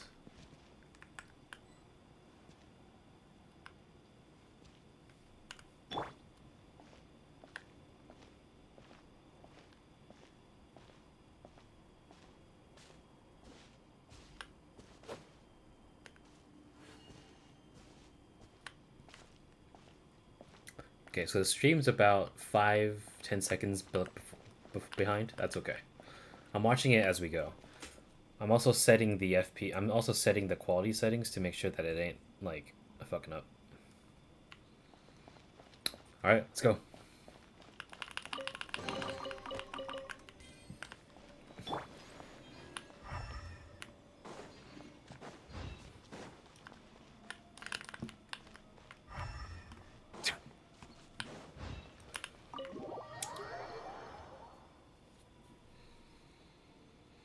Okay, 10-second delay seems okay.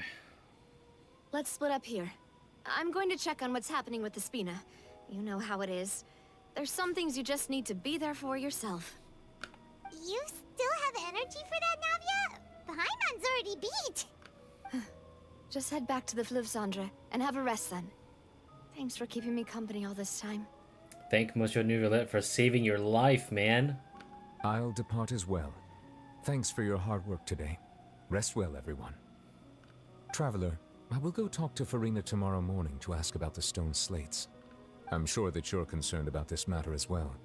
If you have time, drop by my office. I will share the results of our discussion with you. Why is that so ASMR Mike-esque? Are you really gonna talk to her about this directly? Will that be a problem? Paimon's getting a little scared now that it's come to this. She has long been harboring secrets and will not give them up easily, which makes it all the more my duty to ensure that she understands the present situation. Alright, we'll leave it in your hands then.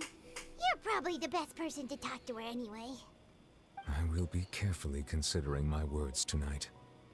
Traveler, Paimon, our safe house at the Fleuve Cendre is always open to you as ever, so please don't think you're an imposition. Alright, I'll be on my way then.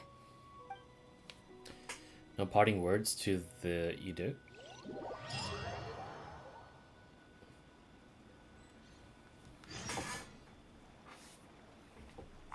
We're finally back! Welcome back. We've got a special menu prepared for you two tonight. Yay! And there's good food too! Navi, no, the boss is the best. Ooh, desserts! Nice! These are all Paimon's! day. Oh, that voice. Is that who I think it is? What the fuck? What?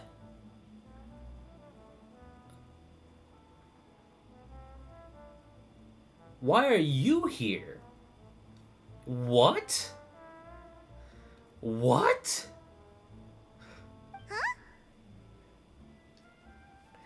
It's magician. Kidding. Thing. What? It's you two. What are you doing in Fontaine?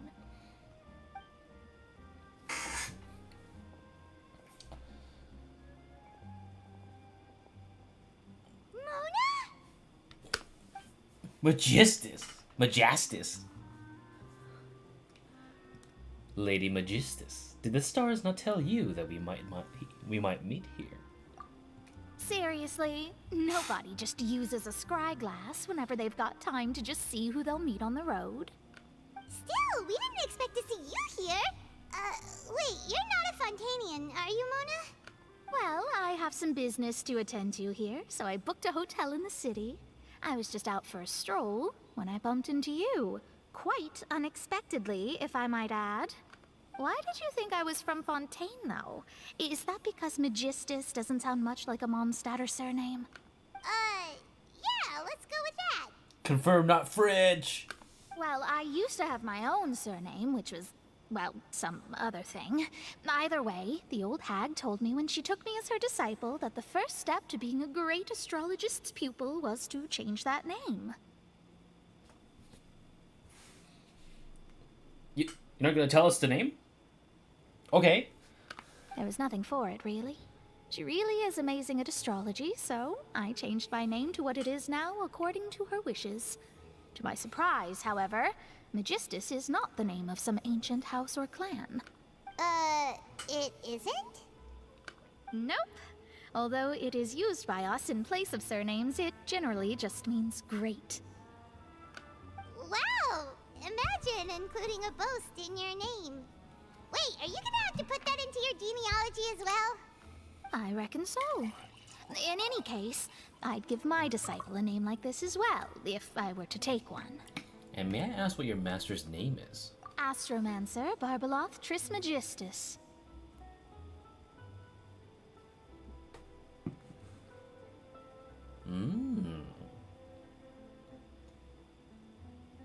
Whoa, that's a long one. Does it also mean great or something? Persona reference. Let's go. My name means Mona the Great Astrologist.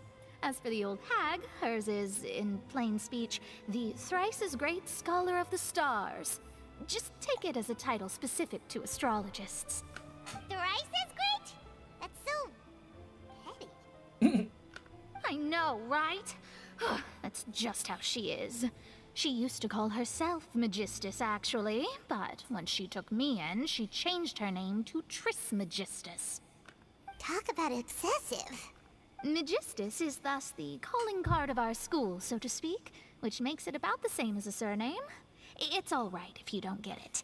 You can look into it further should you need to study astrology more deeply. How about triple appetite Paimon? That sounds terrible! But anyway, you're not Fontainian, are you, Mona? You're from Mondstadt, right? Well, I was born in Mondstadt, yes.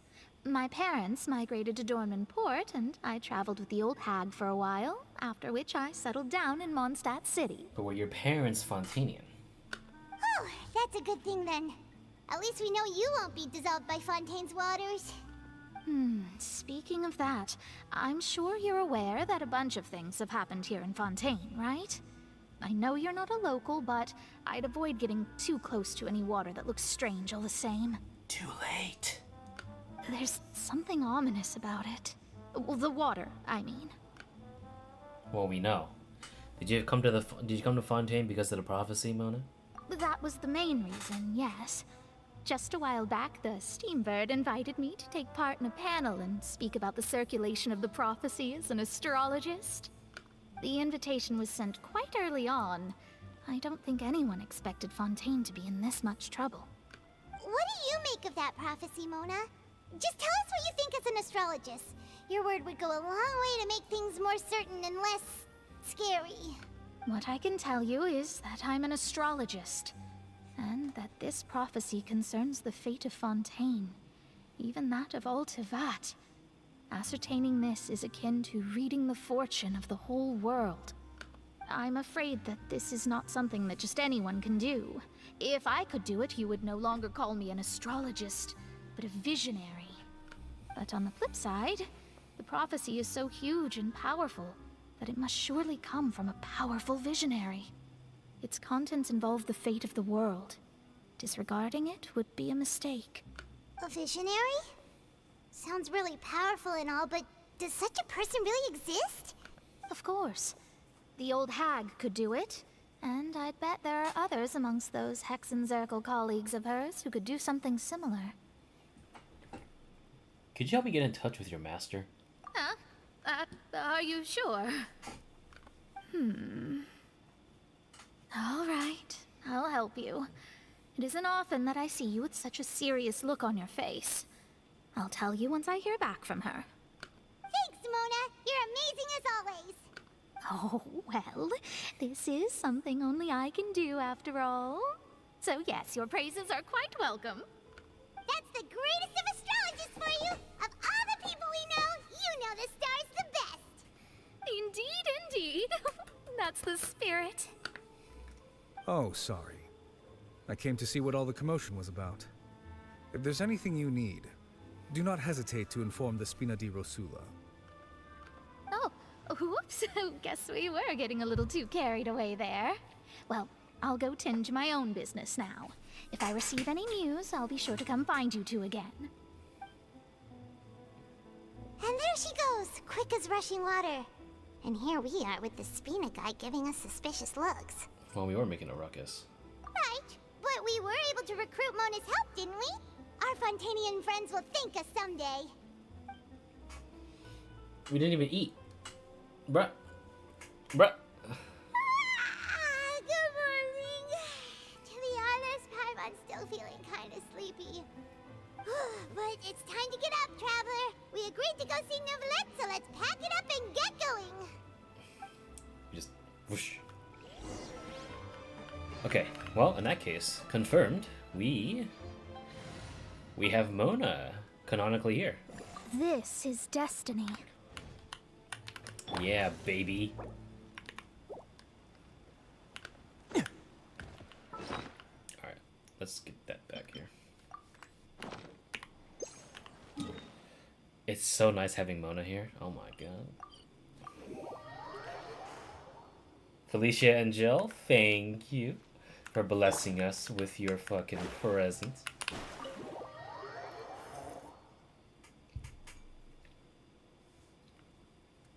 Oh my god.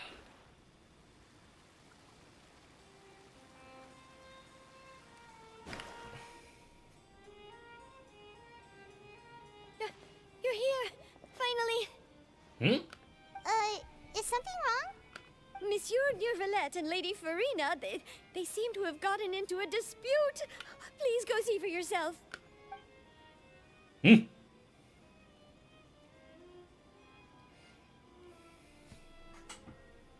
Like I said, I've already explained everything.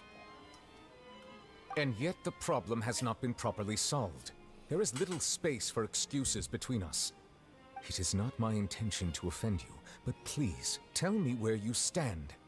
You are the Hydro Archon Focalor, are you not? Look at this. This is a list of the victims from the recent Poisson incident.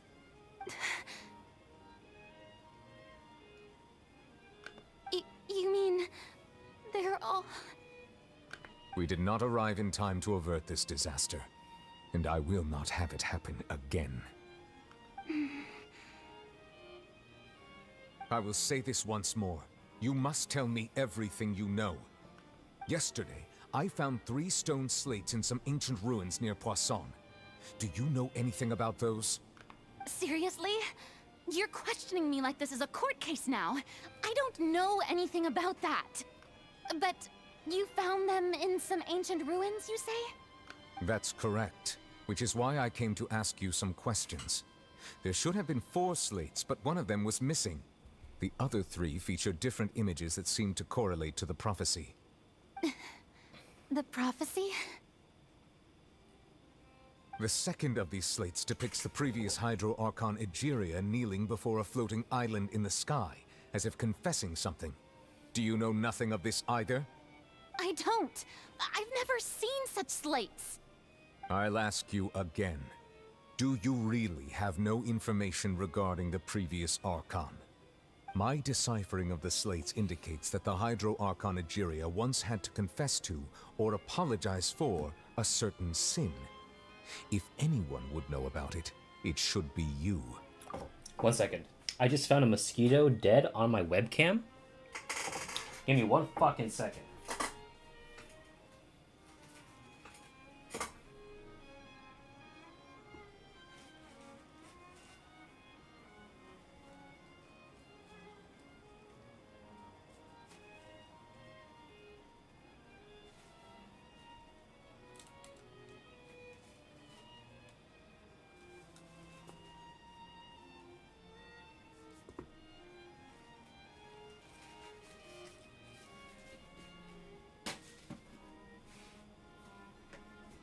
Okay.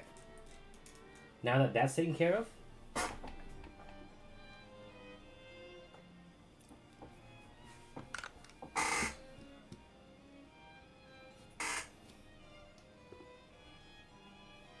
I'm gonna turn on webcam for the rest of the stream. You can see me now. I want you to see me fucking die. Hold on. Where is my Mexico cam thing? Oh, I'm right here in the corner. Okay.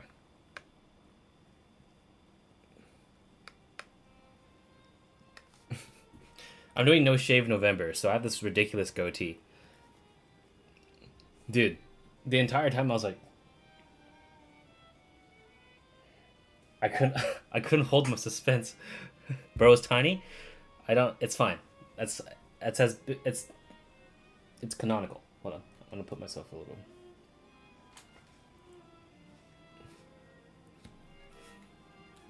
And where's my glasses? 1 second.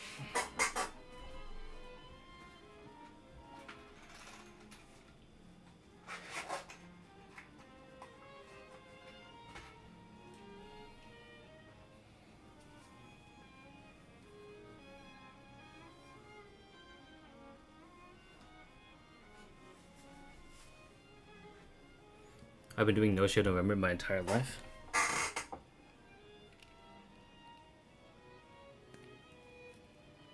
In more ways than one, I bet. Alright. I got this shit. All gods don't have the same secrets, you know. She was herself and I'm me. Is it really so strange that I know nothing? I understand your concerns, but I'm sorry. I just don't have anything to tell you.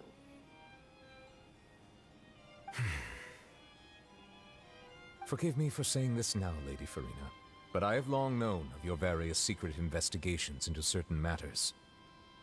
There are several indications that you have been investigating the prophecy on the sly. Oh shit. Caught in 4K, man.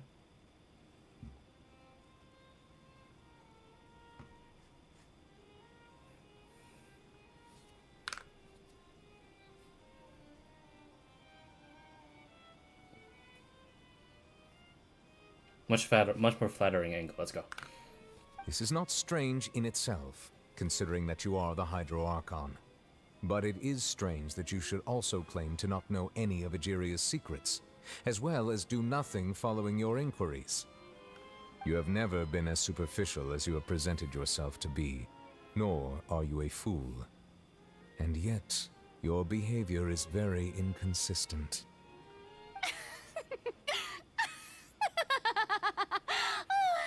So you've been watching me all this time, have you? I didn't think you were that type. You... Well, since you know about my secret investigations, then you should know I'm actually working to take care of it. There's no point questioning or suspecting me. You're the Eudix, but you're still my subordinate. You should be following my lead. Just trust in me. You're Archon, and do as I say. Never mind whether you can truly convince yourself to or not. It'll all turn out fine. That's all I have to say. We do not discuss this matter again. Oh, the opera's about to start. Toodles!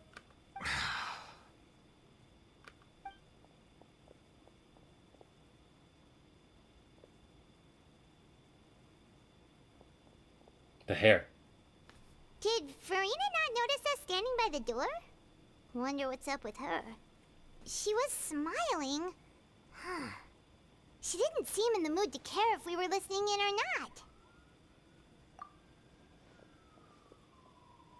I assume you've been outside for a while now? Oh, you noticed. Seems Furina didn't even realize we were here. She was in a great panic, though I cannot discern the reason. Our discussion reached impasses time and again, a state of affairs that we cannot allow to continue. Still, I do not understand. Dialogue is the basis for understanding, so why did she keep refusing to engage? His eyes look amazing, by the way. I just noticed this now. We need to make her understand how dire the situation actually is. Everyone in her inner circle has noticed that she is hiding some secret. The issue is her attitude. I fear that she will not reveal anything unless absolutely forced to. We may have to create a situation in which she will have no choice but to speak. Oh? Like what? Normally, people will only reveal the truth when standing trial. Perhaps we must have the Hydro Archon experience just such a scenario. But Furina's seen so many trials, and she's really good at dodging questions. How do we make sure that she won't just slip away at the first chance she gets? We will need to consider this thoroughly, join forces with various parties, and then do what we can. If at all possible, I would prefer to recuse myself from this affair, but we must prevent the prophecy from coming to pass. This may be cruel to her, but all Fontaine is in crisis. The information a god possesses is too precious, and so we must take a chance on this. She sounds exactly like how I sounded when I had to pretend to be Saber in Among Us. Like I had this duty entrusted to me by someone else, but I can't be clued into their progress, so I just have to try my best to pretend to be them and hold off any questioners. I'm so glad I never played Among Us more than like 2 days. Just couldn't stop getting annoyed. But who will lend us their aid to do such a thing? Oh, I know who to call.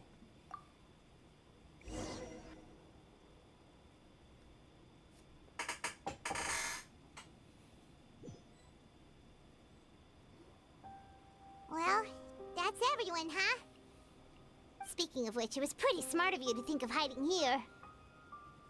Poisson was just involved in a disaster, so it's presently devoid of people.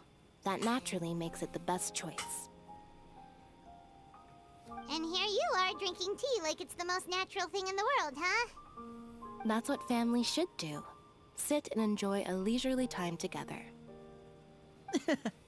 It's nice to enjoy tea here, you know? Care for a cup? It's so funny when someone asks me what I was doing at the place and I'm sure that I was there. Lynette! Liddy! Lend me your ears, everyone. Or perhaps one of you might like to start us off. How about you, friend? Wrong person. Me? No, I don't think I can. Then, how about you, good sir?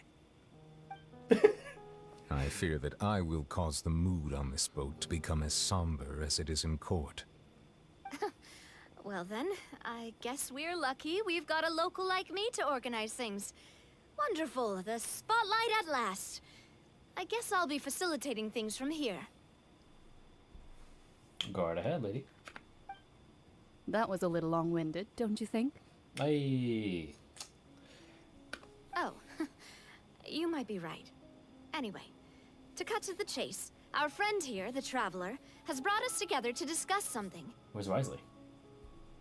As for what that is, well, let's start by saying that we'll be pooling our efforts together to create a series of traps. Oh, how intriguing. Well, it's just an expression, really. One that I just learned from Chlorand, and used on the spot. So, let's invite her to explain in detail. A round of applause, please.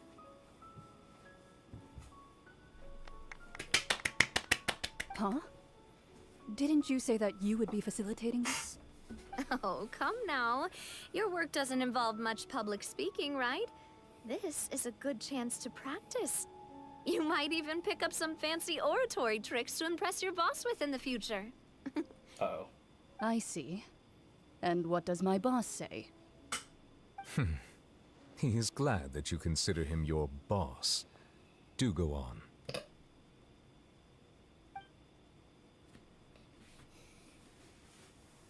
Well, that's fun. In that case, do any of you have experience hunting? Not that I recall. Fremine and I once used a wooden stick in a basket to catch wild rabbits when we were younger. As for Lynette, oh, right. You were sick that day, weren't you? I've also gone diving to catch some fish before. Does that count? I'm afraid not. You may or may not have heard, but Fontaine once played host to a group known as the Marechaussee Hunters. Though that was their name, they did not hunt animals, but rather various monsters left behind by the ancient dynasty of King Remus. Today, Fontaine's monster population has already thinned greatly, so the hunters have blended back into society, taking up arms in other lines of work. They even left a unique methodology of hunting in their wake. A trap comprises of the following components: bait, a trigger, and a containment device. Sometimes a lethal implement will also be necessary to deal with the prey. So, if we were to build a trap together, right now, what would you choose to build it with? For me, I would prefer something basket-shaped. Pigeons and rabbits will see the bait and naturally enter the snare. Our line of work requires a deft hand, and we're some of the best in the industry, so you can count on our techniques. Alright, Blade Shirt. You used some of those techniques while moving the people of Poisson, didn't you? My subordinates mentioned that you even performed some magic for the bawling children. Yes, and I even managed to gather some intelligence in the meantime. I'm quite the multitasker if I do say so myself. I'm afraid I can't claim that as my strong suit. I prefer more stable methods, like placing bait in the water and waiting for the fish to come within reach. That's the kind of method I would count on. Calm and steady. Exactly the kind of person who would catch loads of fish. And I can be their assistant. With discretion, I'm sure. I'd probably use some sort of mechanical animal. Papa once bought me some small clockwork squirrels, mice, and such. When placed in the forest, they can attract others of their kind. I remember that you liked those too, didn't you? I did. And that would be a good way to go about it. If they're realistic enough, animals of the same kind will follow them all the way to the trap. What about you, Monsieur Neuvillette? I fear I do not have any related experience. Shut up. That makes sense. You usually solve problems directly, without the use of any such tricks. Just go. But I do have one more question for you, Monsieur. If we were to create a trap now, how would you design it? I would like for it to be effective, but bring no harm to the prey. A more gentle trap would be ideal. Kind, as always. However, our intention doesn't necessarily change the containment device and the type of implement we need. If we wanted to kill the prey in one strike, we would need a powerful implement. However, that also goes for prey that must be captured and safely contained. Wait, why's that? Only a hunter who's a true expert at subduing their prey can snare it without harming it. The line that divides life and death is often exceedingly thin. So, are we going hunting together? Huh. We hadn't thought of seeing ourselves as hunters. It kinda works, but maybe it's still not the best metaphor. If our means of capturing and dealing with our prey is to put them on trial, then the hunting metaphor is actually quite accurate. But we shall require much more courage than any hunter to judge a god, a being whose seat is an exalted throne. Ooh, do we have some Ace Attorney coming? Oh, so that's what's going on. Sounds very interesting.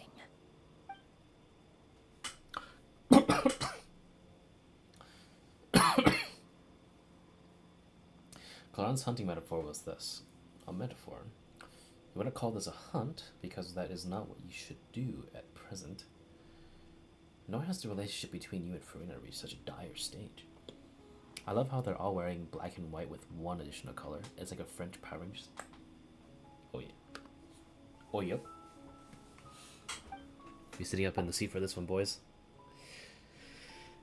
What you need is simply the secrets she is keeping. Attempting to take her secrets is an act of sacrilegious disrespect, but must be done to prevent Fontaine to sinking into the waters as foretold in the prophecy.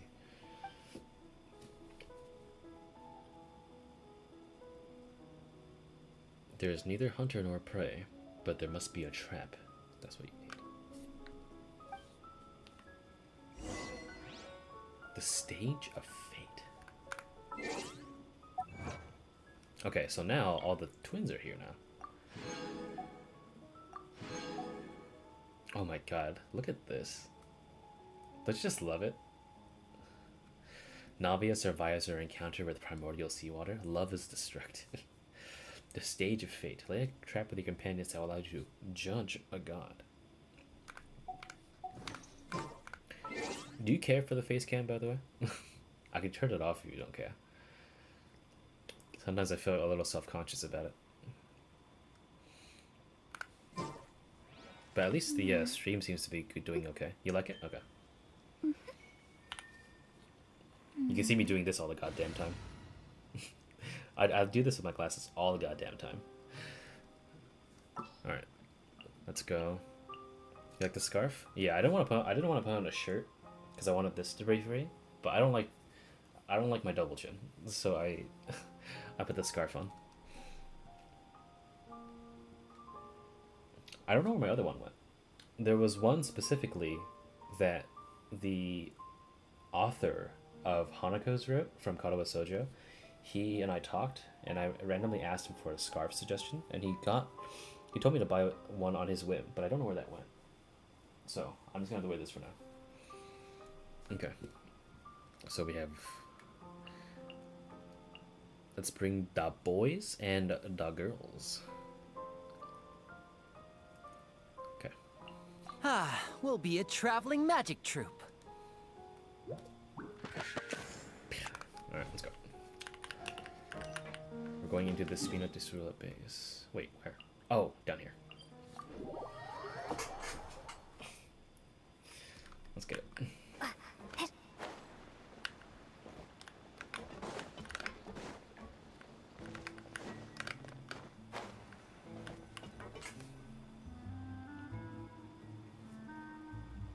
Mona? It's been a tough few days, hasn't it? So much has been happening. Those meetings sure make me hungry.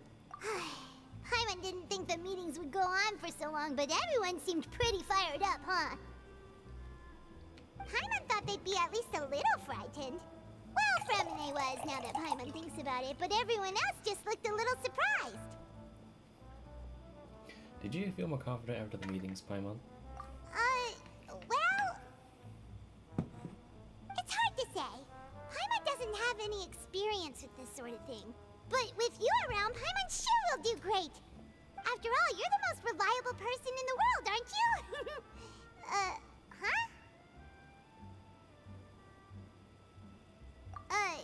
Did you just pour some tea?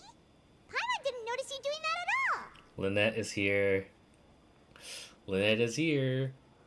Then what's that? Wait. Paimon's never seen that cup before. Don't be frightened. I'm just joining you two for tea. I merely refrained from saying anything till now. That's not Lynette. Who's that voice?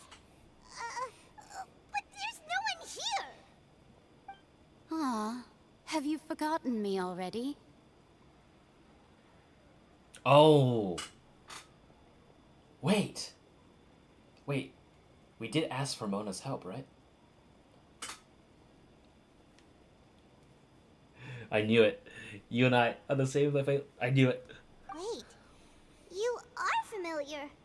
You're the voice we heard from the sky in Sumeru.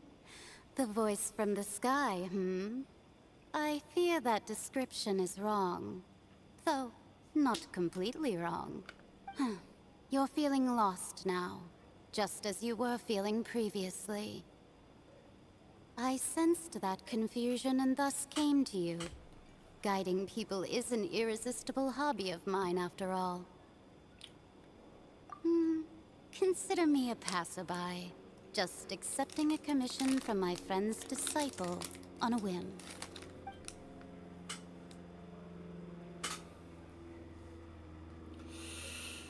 The enigmatic inn of Hexen Circle. Will Fontaine's prophecy come true? The prophecy. Yes, what has been prophesied will be fulfilled. You may view such things as the history of the future. What? Then is there any way we can stop it? I believe you have witnessed a failed attempt with your own eyes. Can everything in Tevat so easily be changed? There it is again. Fate. So you've caught on. Just as prophecies are usually only the future as seen from the perspectives of the gods, could things be happening in hidden corners where the gods' gaze does not fall? Are the things that you shall see different from the fate that the gods perceive?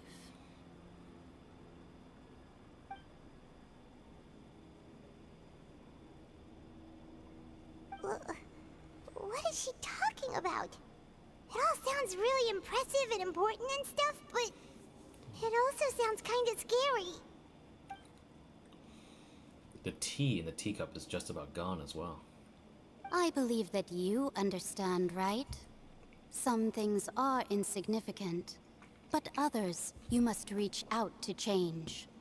Ultimately, fate shall serve as your only guide, no matter what will happen in Tevat's future. All you need to do is to play your part. This was good tea, by the way. Thank you for your hospitality. Well, that'll be all for today. The voice.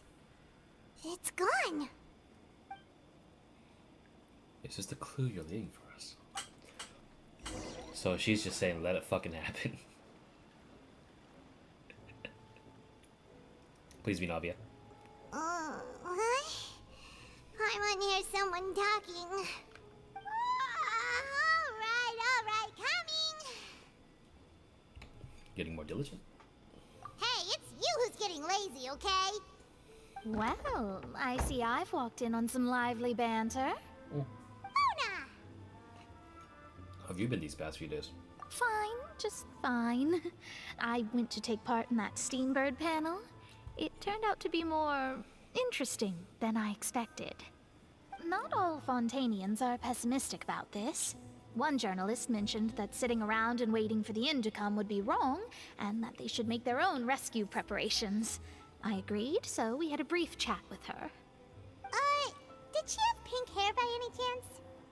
Why, yes! It was Charlotte. You remember her, right? That daredevil journalist? I'm in full support of her view. Prophecies are very important, but how can people allow their lives to be commandeered by just a few words? That's right! Paimon's glad to hear something sensible for once. Yes. About what we had discussed before. I did try, but I'm afraid I couldn't reach the old hag. I'll try again tonight, but I wouldn't get your hopes up. Actually, someone already came over. Huh?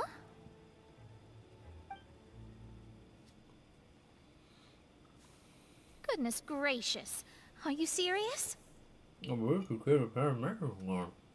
said that even the god's gaze has blind spots. Pretty bold if you ask Paimon. Most people would believe the gods to be all-knowing, right? The Hexen Circle members are certainly anything but ordinary. As for the mage named N, The old hag has mentioned her a few times. She said that N's sense of direction is incredible, and that she loves guiding those who are lost. But I've never met her, and if she were still alive, she'd be... well, suffice it to say that the hag's at least a few hundred now, and N's been around for longer than that. Whoa. The Hexen Circle sounds like a scary group. But they must really stay in shape to live so long. Their abilities alone are pretty terrifying. If she came to see you personally, then the problem you're facing must truly be of great importance. Well, it's not like Paimon could understand anything she said. Yes, she was quite cryptic, but I suspect she means that there is still a way to turn things around. She didn't say when or what that would be, though, so... Perhaps it is something that you cannot know right now. Her words were meant as a helpful hint, but when we realized her value and meaning, was it the best answer that my question could have gotten? Traveler, Paimon, are you two all right? Oh, we're fine. We're just a little down right now. It kind of feels like the end is coming, you know? I see.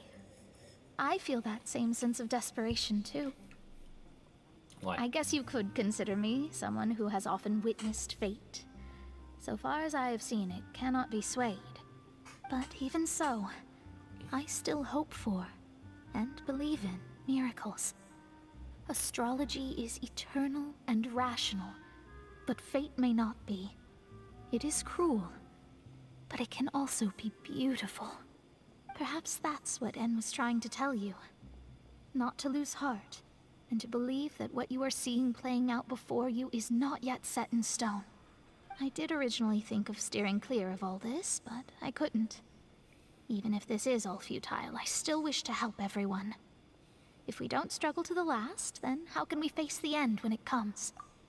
She's literally repeating her lines from the quest, the island. Huh. You do have a point. There I go, talking about astrological principles again. Sorry about that. The moment I start talking about work-related stuff... I need to get going. Don't worry about it, Mona. Think. It was worth trying to comfort you, even if only a little. I believe that you'll help those who are struggling in the same way I did. I suppose that might be why we always seem to meet by coincidence. Reminder that I still don't have a Mona? Paimon feels kind of moved by what Mona said, but also kind of sad too. Hey, Traveler, Paimon suddenly feels like going outside for a walk. Let's go. Come on. Let's walk around the city, shall we? There's a few spots we always like to walk by.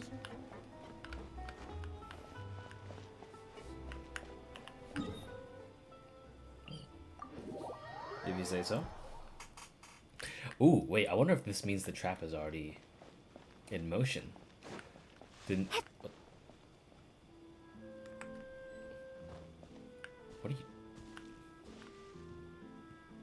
What are you doing?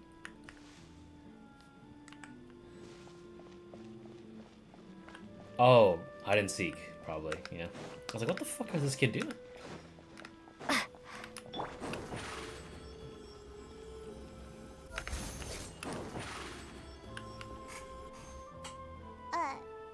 Huh? Our names are written in this newspaper. What's going on? Maybe we're famous? Let Paimon see! The underwater stronghold, the Fortress of Meripede, has continued in its noble autonomy, but that does not mean that others cannot interact with it. Oh. My recent attempts to enter the fortress bore little fruit. Huh. Guess Charlotte still hasn't given up on that. Thus, did an Outlander friend become the focus of this report?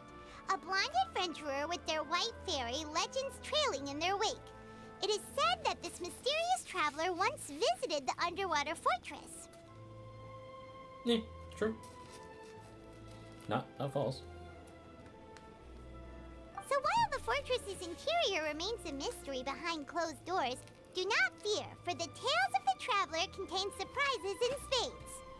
Journalist Charlotte's biggest scoop yet. The Traveler's Trail, World Walker. Huh. Charlotte took so many awesome photos of us and we never even noticed her. She hasn't been able to get a hold of anything at the fortress, so since we're easier to find, she's using us as the subject matter instead? That seems to be the case. Ugh, seriously? Well, fine. Those headlines and photos do look cool, so Paimon will forgive her this time. Let's turn to the Mona for a second there. Alright.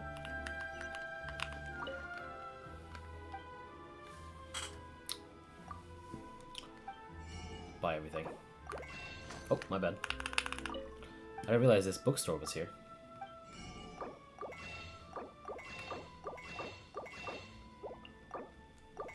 You're lucky I'm made of gold, mate.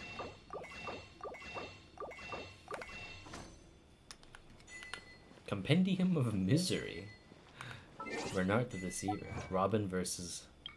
Oh, so that's where everything was. Just had to fucking buy out a bookstore. Look at that. Cool. Come on. Up we go.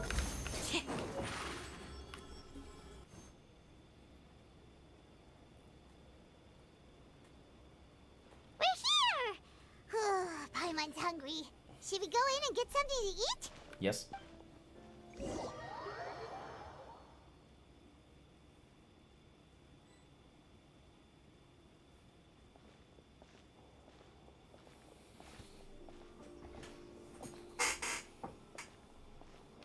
Hey, quick! Look! That's the limited edition only 16 slices a day cake!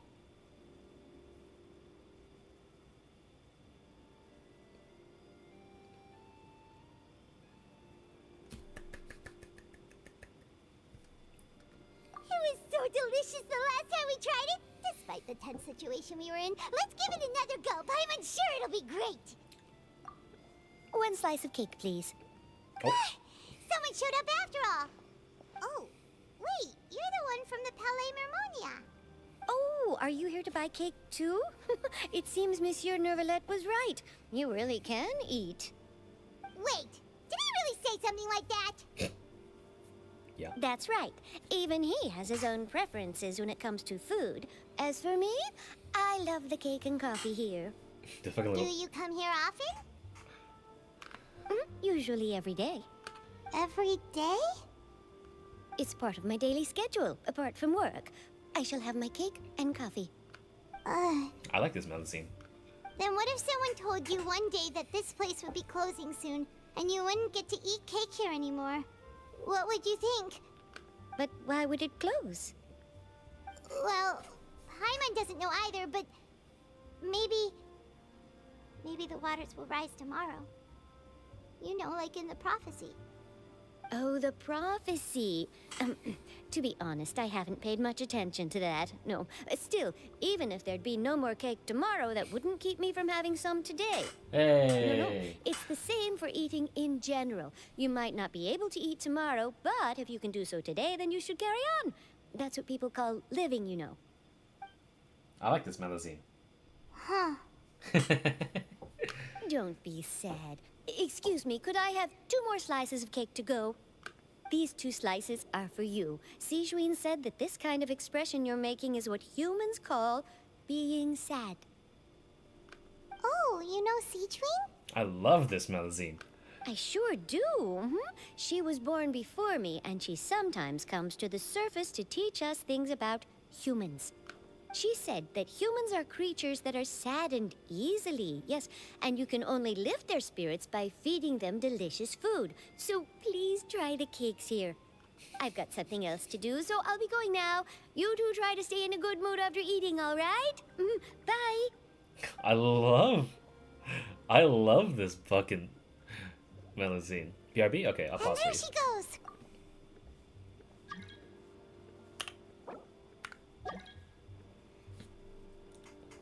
No.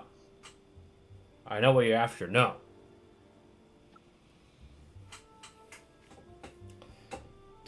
Tell me when you're back. I'm actually going to get up too.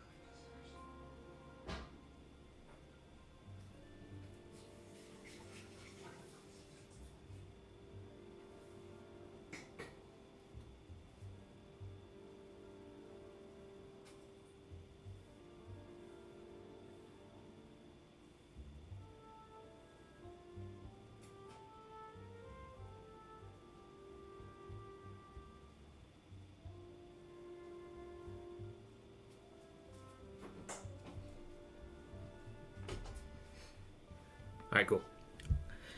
I comb my hair too. Alright, let's dig in. I'm unsure this cake will be delicious. He's... It's more delicious than last time! And the flavor gets even better with a sip of tea. It sure would be nice if we could come again tomorrow. Sure would be nice if we could always eat delicious food here. Paimon, you're becoming more existential and depressed than me, man.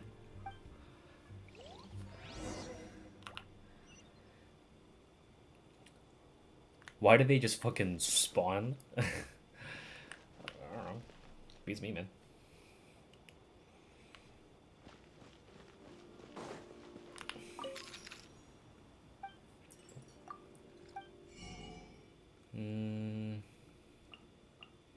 I could use some more butter.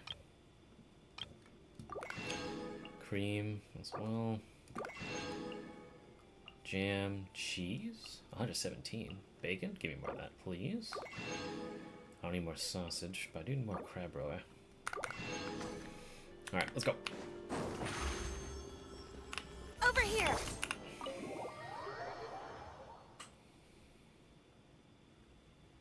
Oh! We're near the Steambird office! Let's go look for Charlotte and have a chat. Speaking of Charlotte, let's take a small little break and let's see how she works.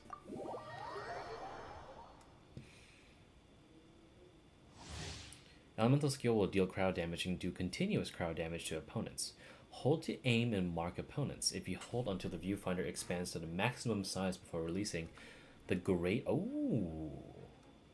So a medic and... So kind of a medic and cryo applicator. Smile! Wow, that is a huge cooldown. What?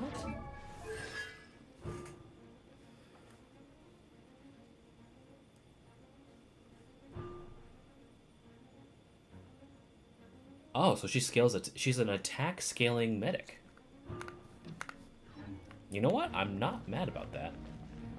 Although, that did just give me that. What the fuck is that? Do you see that on the bottom? Do you start with that?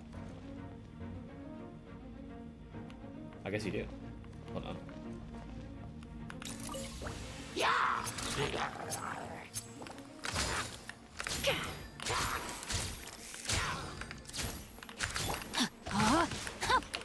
Frost is coming! Hard-hitting exclusive! Let me weave you a verse. Time to act. Going under! Pair! Getting gear! Pair! Frost is coming! Hold that pose! 1, 2. Oh, you can move. You can move on. Oh, that's so sick. Breaking news! Dead reckoning! Pair! Getting gear! Frost is coming! Getting gear! Rain outlines your fate. Witness, let the show begin. Say cheese! Oh my god. Wait, I kind of love this girl. Frost is coming! Getting gear! Frost is coming! Yeah! Look at that.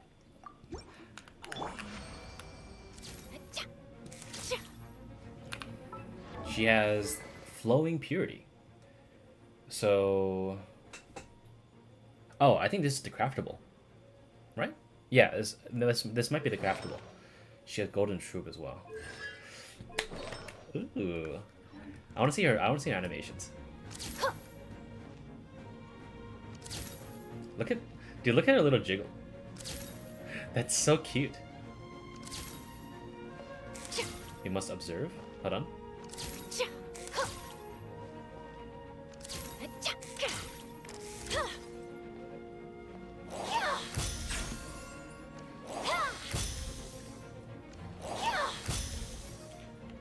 I kind of like her, actually. I never understood the hate for her, but I can see why she would be kind of fucking annoying, but at the same time, she's not like a horrible journalist, right? Let's do this one more time. Hold that pose! Body and ring cutter. Dead reckoning! Pair! Frost is coming! Get in gear! Frost is coming! Pear! Smile! Point. Huh? Yeah, right. Witness the power of Gugwa! Truth bomb! Truth bomb? Commencing I love it. Frost is coming! Pear! Frost is coming! Get in gear! Frost is coming! Pear! No, my sword! Say cheese! Don't mind me, just gonna skirt around you real quick. Oh my god! Holy fucking shit. We can do it! Ready for this? 3, 2, 1. Going under! Oh my god. Wait, why do I like her so much? That's so fun.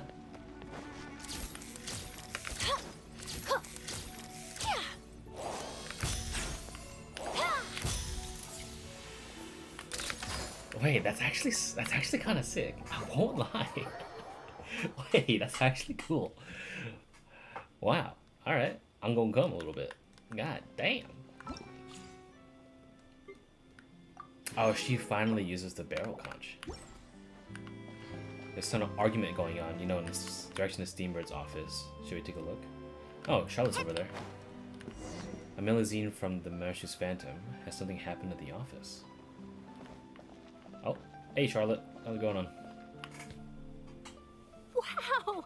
If it isn't the Traveler and Paimon! Oh, have you seen the article I wrote about you? Yes, thank you. Ha! You've got some nerve! You just used us to make some quick mora! Can we negotiate a profit split, please? Oh, you needn't worry about that. I heard that you were in Poisson some time back, so I sent you a letter to discuss just that. It appears you didn't receive it, though. It's all right, though. I've set aside the amount intended for you. I've even set the table with some food. Oh my god. Really?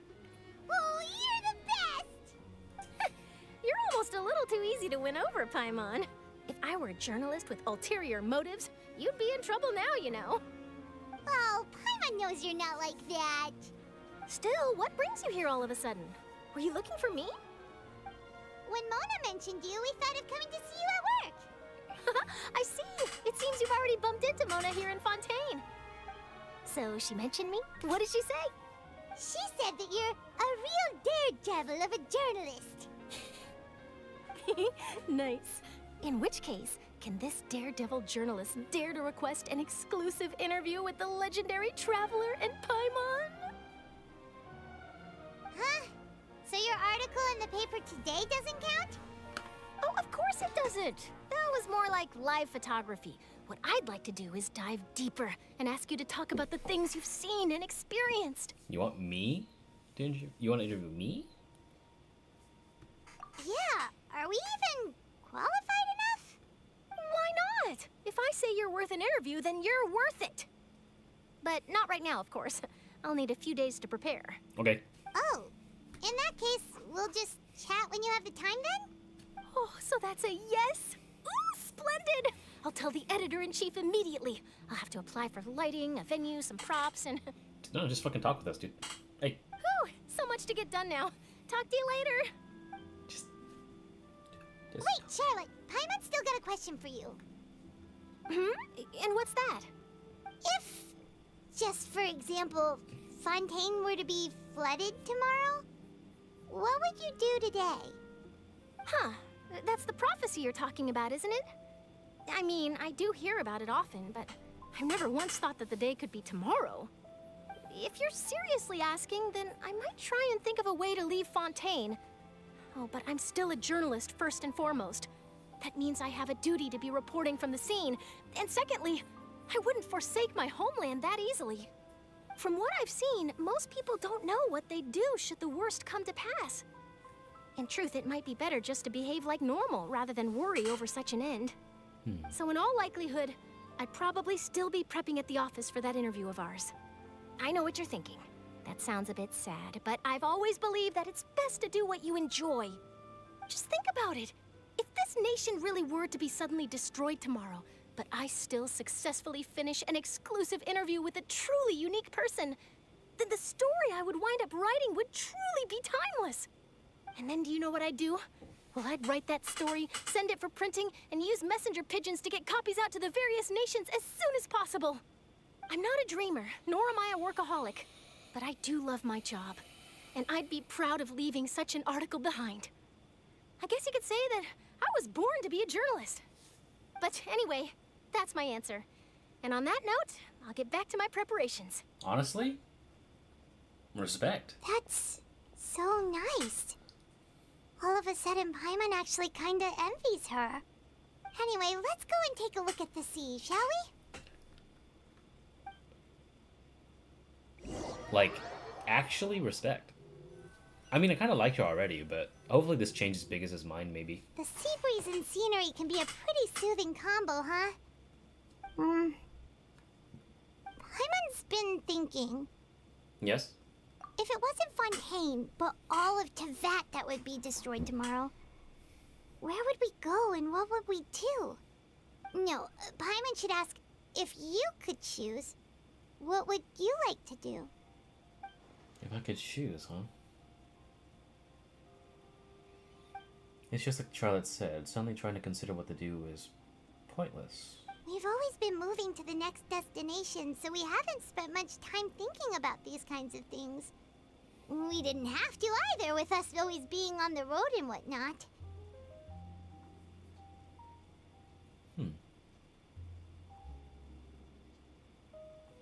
That's a good question. Until that moment comes, I think I'll just keep journeying on. You mean, still traveling? Well, cherishing every single moment I have to look upon this world. Huh. Wait, isn't that what we've always been doing? I heard a splash.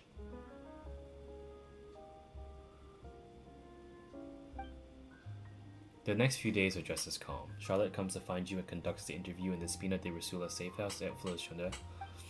Navia, having finished her business in Poisson, even drops by to take a photo with the two of you. All goes well.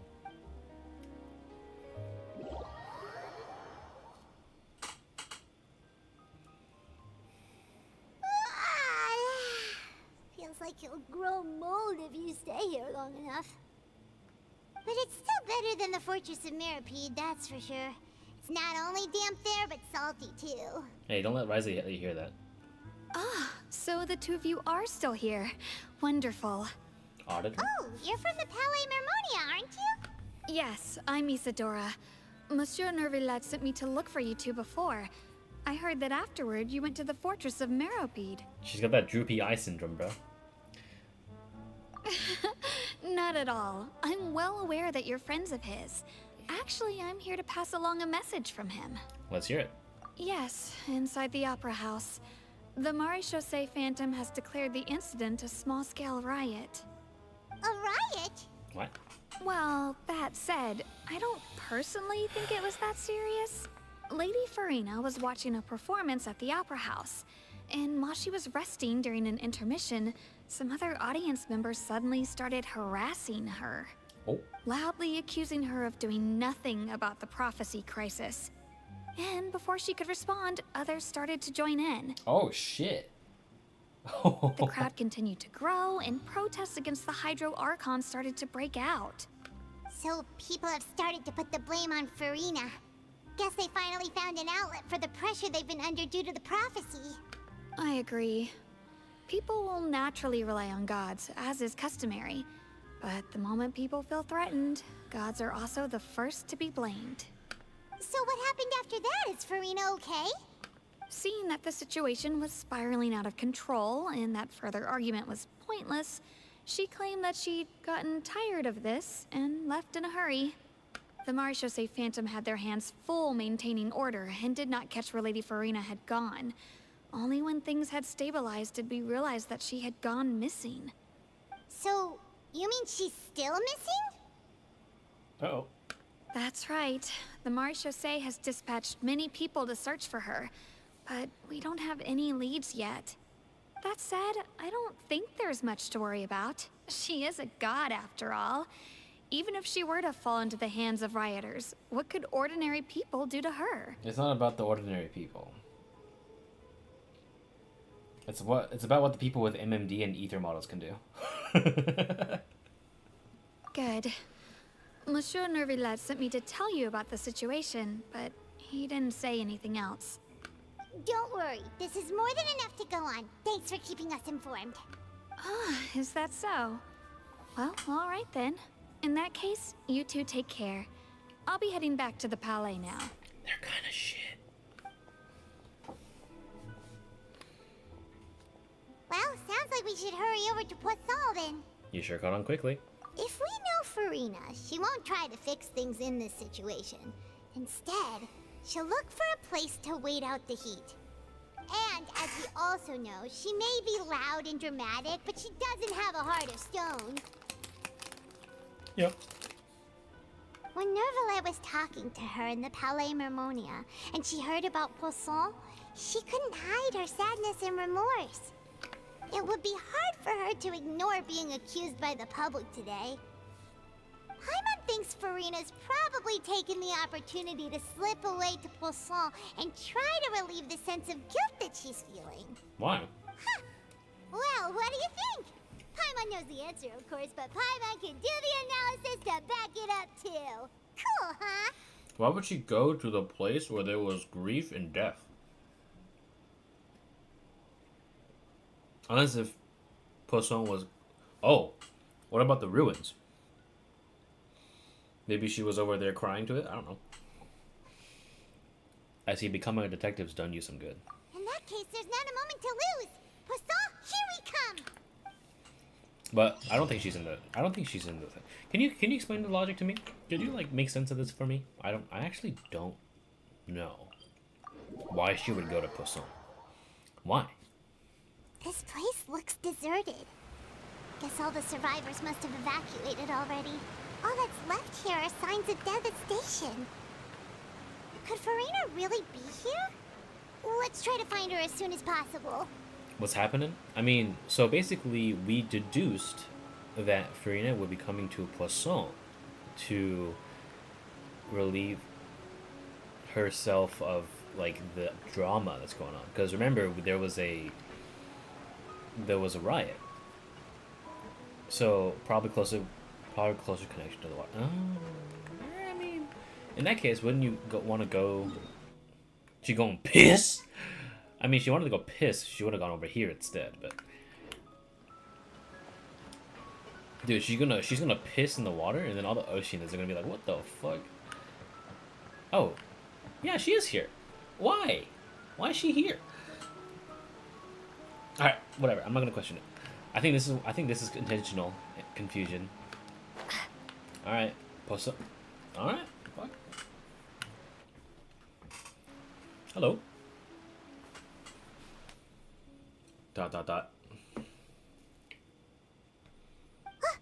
That's Furina, right over there. She really is here all on her own.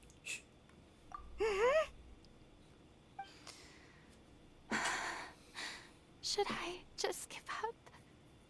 This is all meaningless. What was meant to happen did happen after all. Everyone's dead. I'm sorry. I'm so sorry. Give up, Furina. There's no point in holding out. I'm sorry. But what can I even do other than to repeat meaningless apologies over and over? Who's that? Don't worry, Furina. It's just us.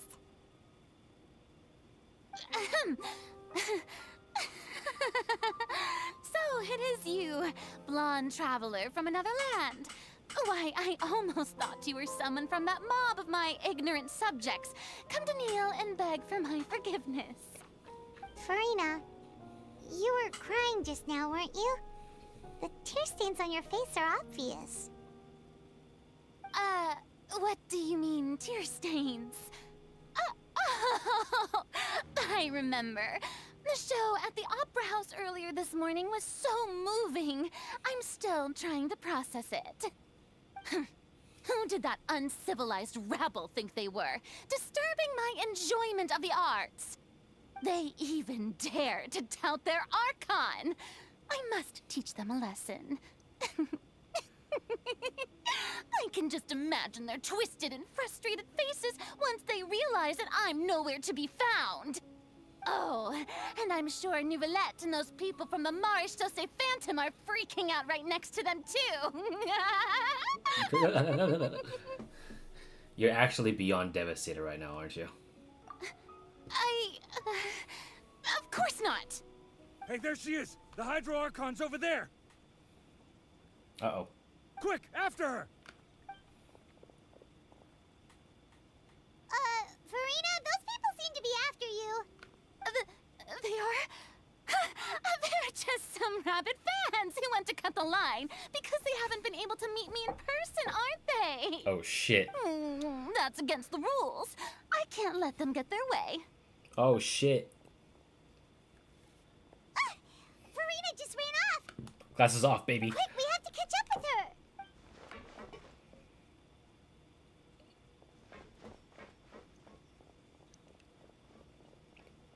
She's gonna say, stop following me. Oh, wait, we're leading her down the path. Oh.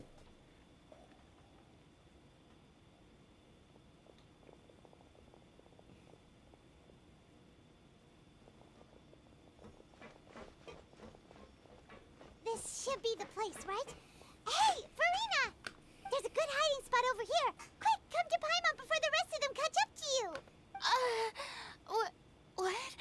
What is this place? Hurry, they're almost here! Fine. I suppose haste is warranted. Lead the way.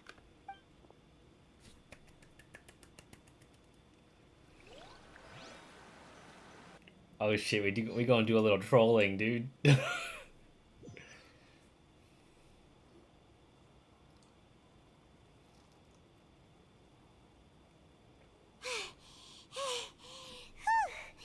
Paimon's exhausted.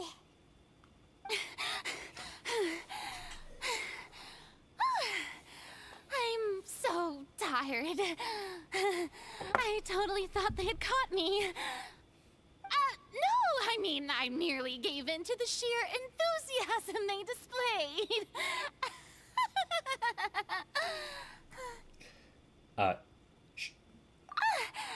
You're right. Yep, that's a good girl. Oh.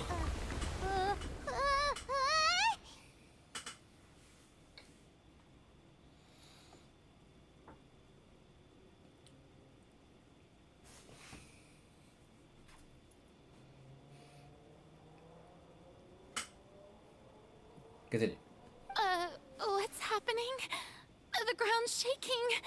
Is it an earthquake? Another disaster just struck, I suspect. Yeah, a quake of this kind preceded the flooding in Poisson, didn't it? It can't be. It's happening again. Well, there's no need to worry too much about that. Nouvellette's made some emergency plans, so the evacuation should go a lot smoother this time. Yeah, I hope you're right. Am I mimicking Lumine?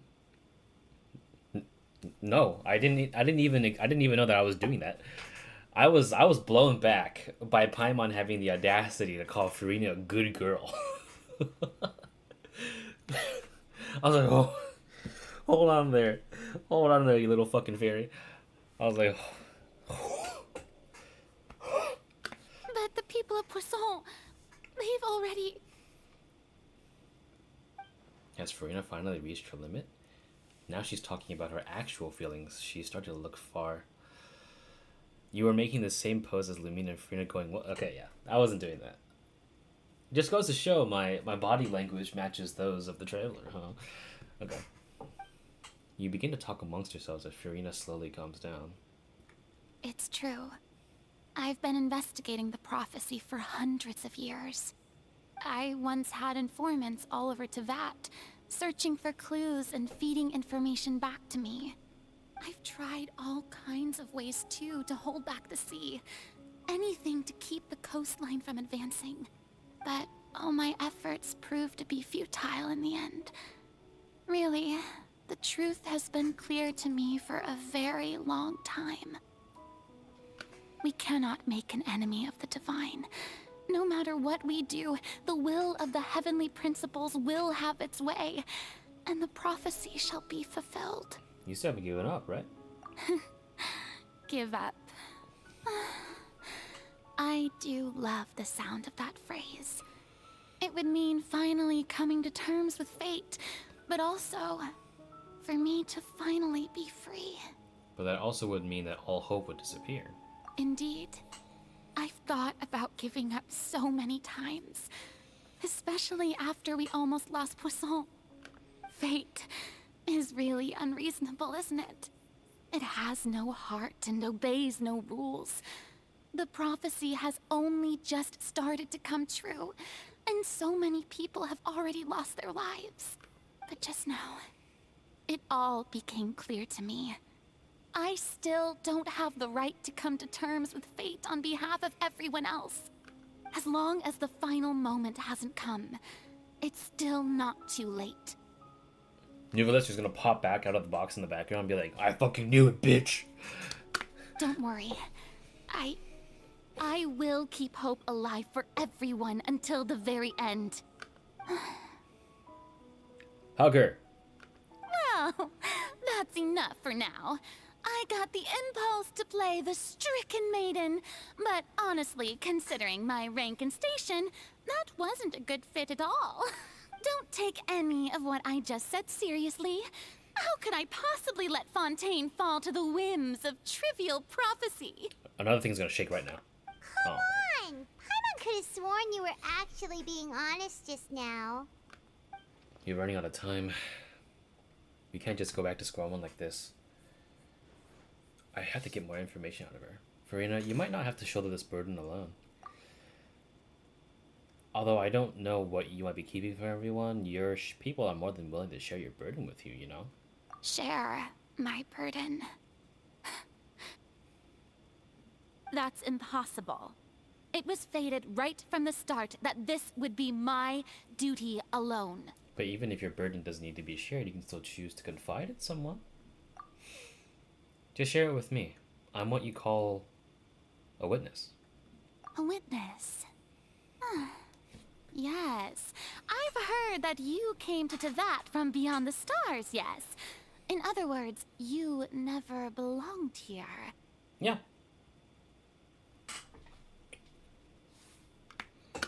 And if Tevat is, in its entirety, a show on a stage, then you're just a spectator, aren't you? If that's the case... Uh-oh. She's gonna laugh. She's gonna laugh. She gon' laugh.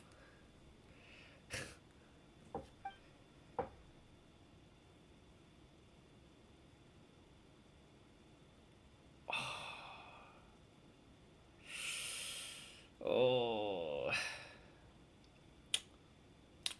By the way, the stream is starting to delay again. I'm gonna do the whole stop streaming and resume real quick. Okay, we should be good.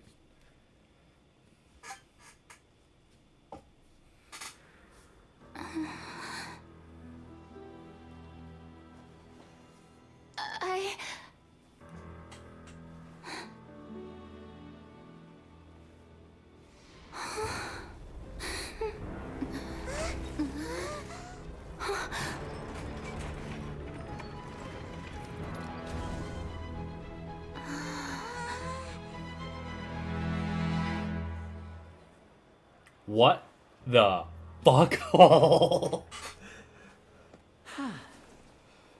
What? What? Ladies and gentlemen, this concludes my opening performance.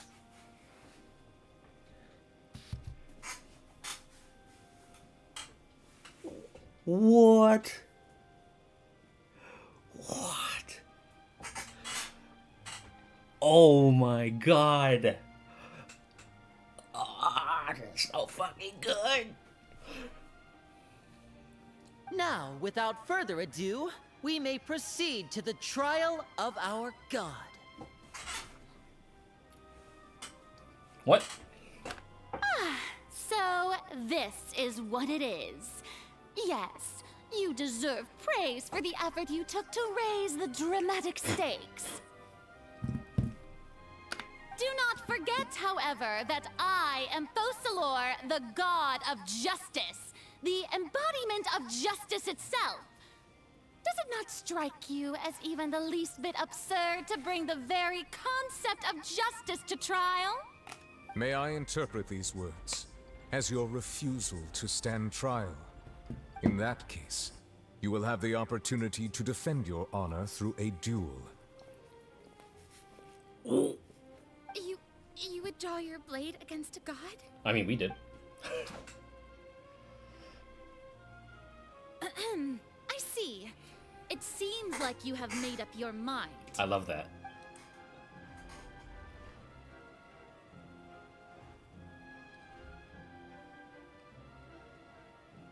Paimon can't believe it. She just surrendered. What the heck is going on? Did I just see an Archon surrender to a human?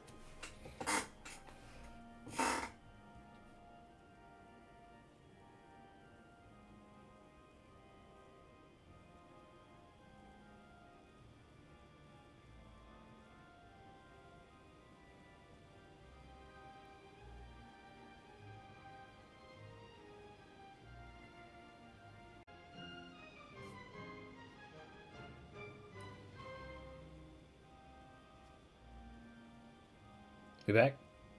We back?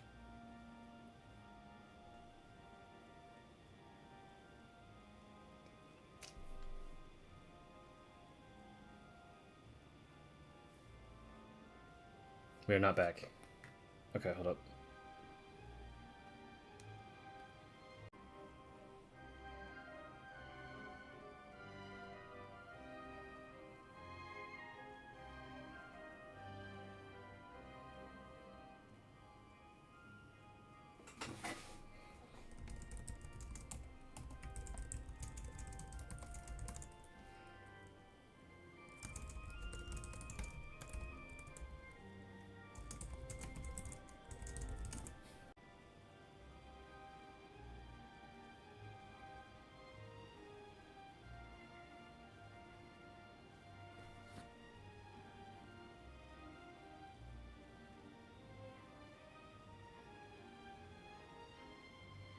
Are we good?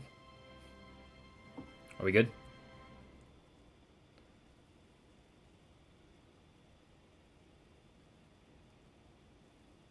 We might be good. I see yellow. I see yellow. Oh, I see red now. Okay. My internet is really fluctuating. It's going between 1,000 and like 2,000 like bitrate right now. Like it's fluctuating really bad. I think like my it's going to 3,000 now.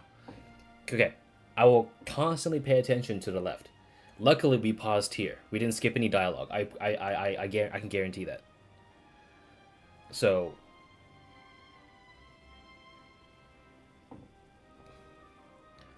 Are we actually at the lowest possible quality? Oh no, it's because I'm not in game yet. Okay. Okay, I'm gonna change it back on my laptop to 240p. Okay. So now, we should be back in game now. You can see this guy moving now. Okay. If need be, I will reduce the bitrate to 1500. Alright? But we ain't here to lag out. Wow, how utterly humiliating. Lady Furina, what is the meaning of this?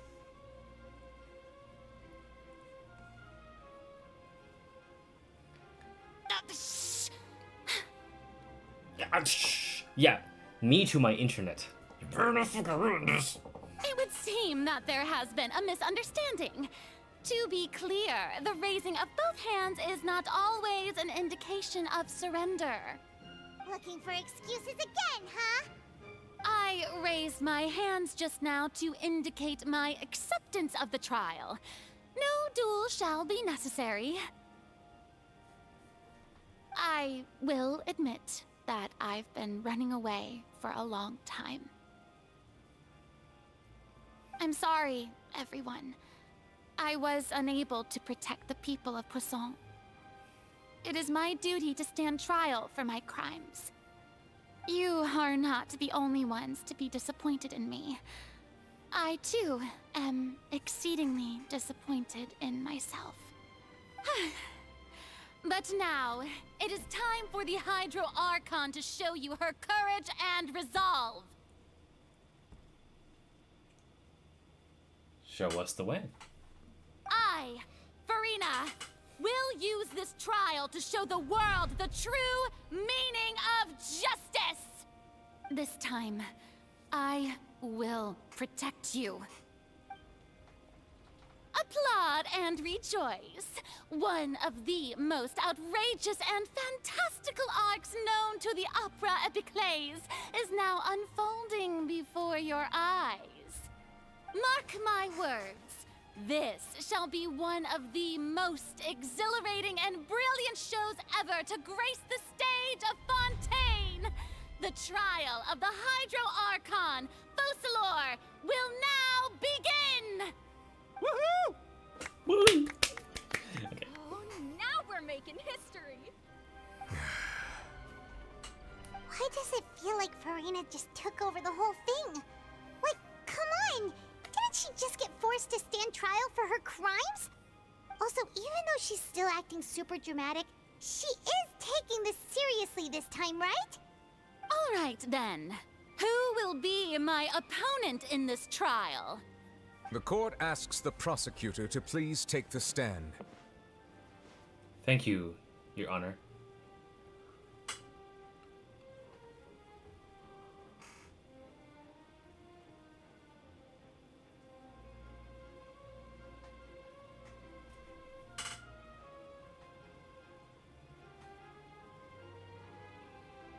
We just fucking bamboozled her. I feel kind of bad. Is that so? Very well. Then please speak, witness of Tivat, my accuser and fated opponent. We were so close to getting her to tell us the truth. And it still turned out like this in the end. Lindy, you fucked it! Lindy, you fucked it! Lindy! Lindy! Lindy!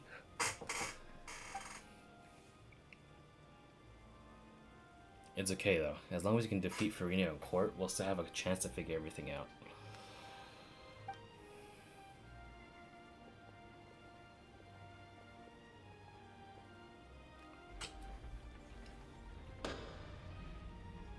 Also, please allow me to ask, as a final question before the trial begins.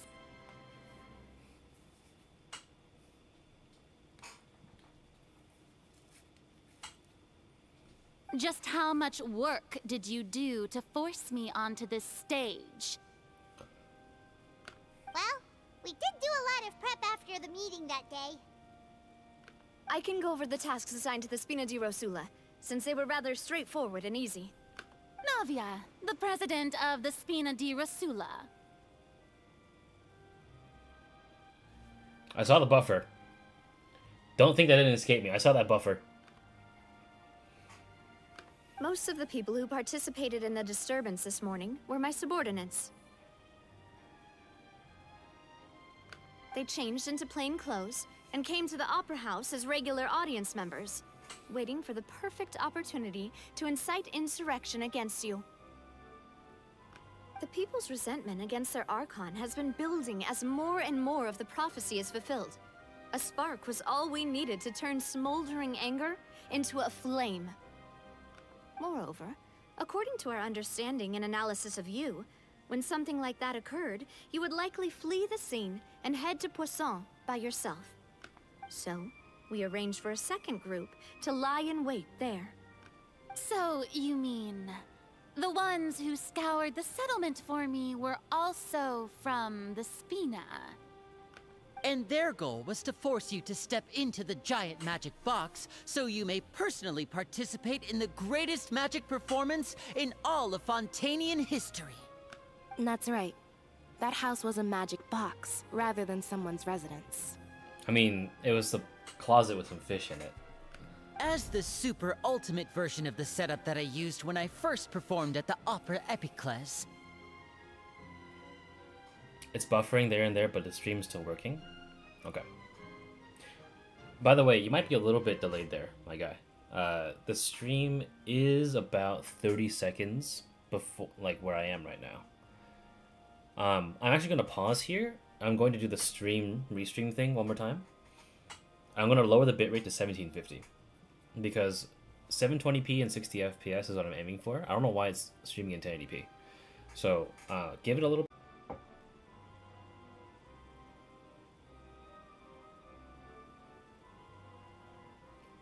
Okay, we're back. I placed it to 1500. All right. But the thing is, the game still looks kind of good. So as long as you view it in 720p, 60 FPS, we should be good. Come on, dude. Internet, please. The volume of the box was increased by a whole order of magnitude, and the distance it traversed was the entire gap between Poisson and Aranias. Its cargo, of course, was an Archon instead of a human. My thanks, Furina. Without your help, we could never have pulled off such an extraordinary performance. You're welcome? Of course, this performance was only made possible with Father's support. The House of the Hearth spent a massive amount of labor in Mora to pull this off. We had to select a location, construct a giant magic box, dig a tunnel, and open up a path through the water. It was a lot of work for all of us. So, in other words, the earthquake that we felt within the giant magic box was just a normal tremor from the transportation of the whole house? That's right. It wasn't a sign of another disaster to come. Sorry about that. Then, I can guess Nervilette and Cloran's parts. You gathered a crowd, prepared a stage, and made sure that the champion duelist would be immediately ready for a fight. Also that as soon as I appeared on the stage, the trial may commence without a hitch. Am I right? Yes, that is correct. Well, Clorand, I must commend you for your courage. Only the most outstanding champion duelist in all of Fontaine would accept a duel with an Archon without flinching. YouTube can't handle the Toofy and all his flesh trooper debut glory. I've done this before. I've done this a few times, but I feel like in this particular situation, it calls for it. Because I've been struggling with streaming the entire time. But it seems like, even though that I'm streaming in 1500 bitrate, it looks okay. Because remember, I only have 10 megabyte upload speed. And some people say that the best is to multiply that by 3.5. So the most is like 3500 kbps. But I was streaming on 2000 earlier, and I couldn't do it. Those buffers that you saw, I could barely handle that. So I think maybe some things right now, maybe like because my parents and such usually like to download stuff or watch videos or stuff like before they go to bed, as you know everybody does. So that's probably what's happening, and it was taking up some of the bandwidth at home because we have 300 download but only 10 up, and I can't pay for my own internet here unless if I get my own stuff, but that would cost me a lot of money. But I'm streaming at 1500 right now, and it looks okay. I'm looking over here. The game looks okay in 720p, 60 FPS on my. They're not downloading videos. I think they're just watching and also downloading like files and stuff because like my dad likes to do that and watch stuff when he goes fishing. So who knows? But anyway, it seems good. I'm looking at myself in my laptop right now, and the delay only seems like it's only like 5 seconds. So I think I'm good. Thank you. As for you, traveler, I suppose your role was to keep me distracted with conversation once you found me in Poisson. you'd make sure that I didn't notice anything amiss before revealing yourself as my prosecutor once we'd arrived onto the stage. No, you guessed wrong. Oh? My mission was to give you one last chance. We hoped that you'd share your secret with us before the magic box arrived onto the stage. Is that so? Then I suppose I must have missed my final chance. It's late night hours now, boys. Let's go. It's fine. It matters not. What's done is done. The stage is already set, so there's no reason to disappoint the audience. Let's see this trial through to the very end.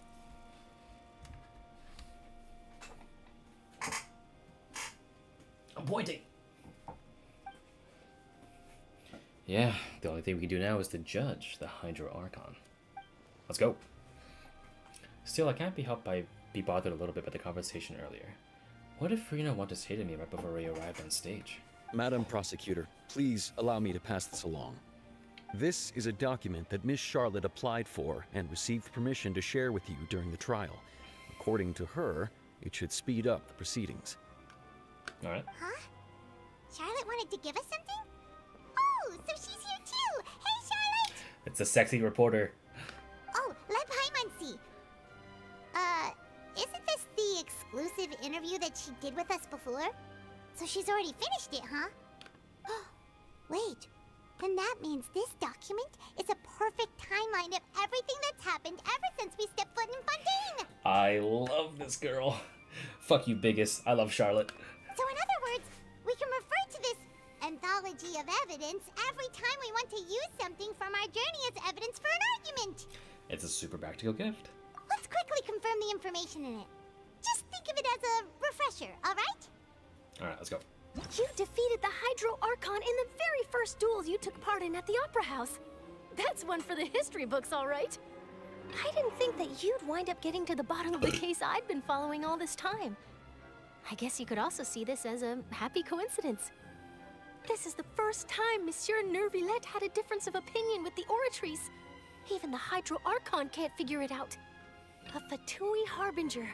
She's an extraordinary person. Her instinct must mean something.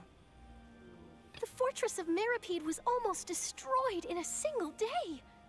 That I didn't witness that scene personally will always be a source of professional regret, I think. You would have to slum it out with us for like 45 days, dude. According to Monsieur Nervillette, both Child and that whale should have been in the primordial sea at that time.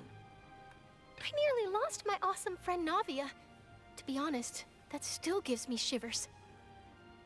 The words of someone as extraordinary as a witch can probably only be truly understood when something surreal happens to you. Let's get it. The prosecution and the defense are both in position. The trial shall now begin. Let's go. Oh, come on, Nervillette. There's no need to repeat all the unimportant legalese. Just fast forward to the part where the prosecution lays out my offenses. As the defendant and the lead actress of this performance, I still haven't even been informed of my supposed guilt in all of this. Of course, it is only natural for humans to struggle to understand the actions of a god. However, you will need more than that to convict me of a crime. That's true, but my charge here is unrelated to your conduct as an Archon. Oh shit. I was like, who was that for a second? It's fucking Lynette with two N's. Let's go. Instead, I would like to charge you as a fraud who's never been the Archon in the first place. Wait, what was that? Lady Furina's a fraud? Hey, I came here thinking that we were going to try the Hydro Archon for forsaking her duty, but did I hear that right? She's not our Archon at all? Charge accepted. Confirmed fraud. Lamau. Let's go. Lady Furina, do you plead guilty to the charge? Oh Oh shit. Lady Furina. Lady Furina. I plead not guilty. How can I be guilty? There is no way that I, Focalor, otherwise known as Furina de Fontaine, a member of the Seven and the Regina of all waters, kindreds, peoples, and laws of Fontaine, could be anything other than your true Archon. Yeah. Even though Lady Furina can be rather eccentric, isn't it going too far to doubt her very identity? Yeah, I've never questioned her identity either. Sure, Lady Furina can be super irresponsible, but what grounds does that prosecutor have to make such a huge claim? I have cause to believe that common sense will prevail in this case. Many of the members of the audience have known me as the Hydro Archon ever since they were born. There would be no fooling their memory. See? Even the Oratrice has decided to show me its favor. Are you sure you want to commit to a charge that will never be upheld?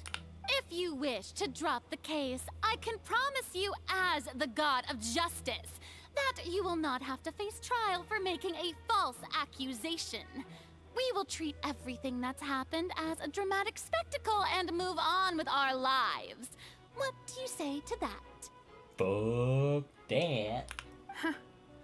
An argument with near impossible odds, huh? We have to not only refute Furina's claims, but also overturn the long-held beliefs of the people.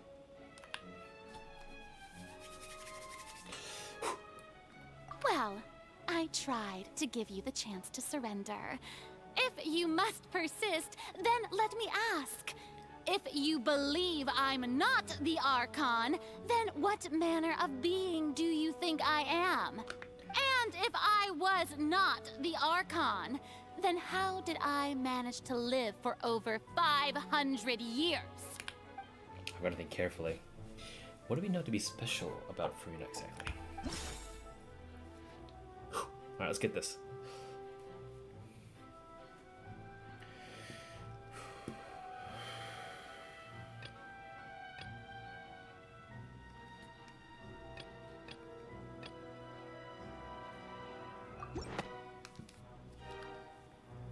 First of all, you may be a member of another long-lived race, which would allow you to naturally possess an extended lifespan.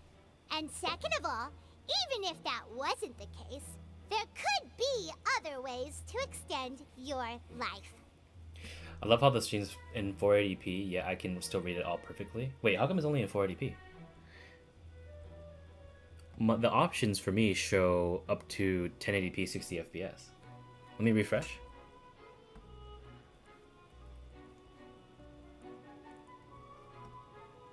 Yeah, I'm at 720 60 FPS, mate.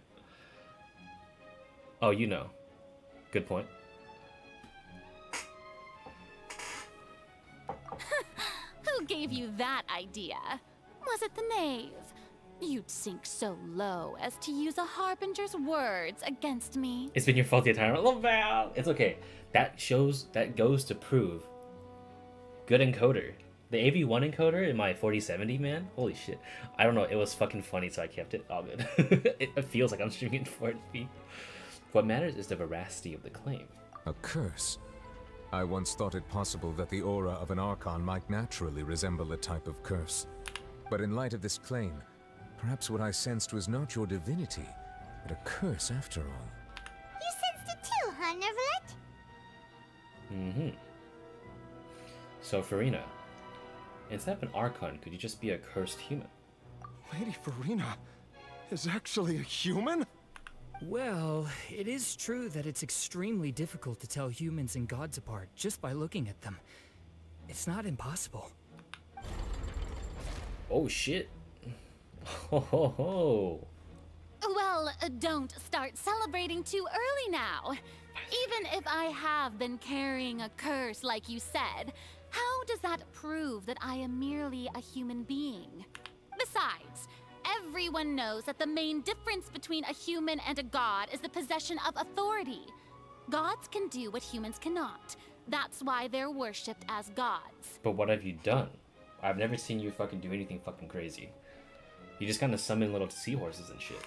centuries, manifestations of my authority have served the nation of Fontaine.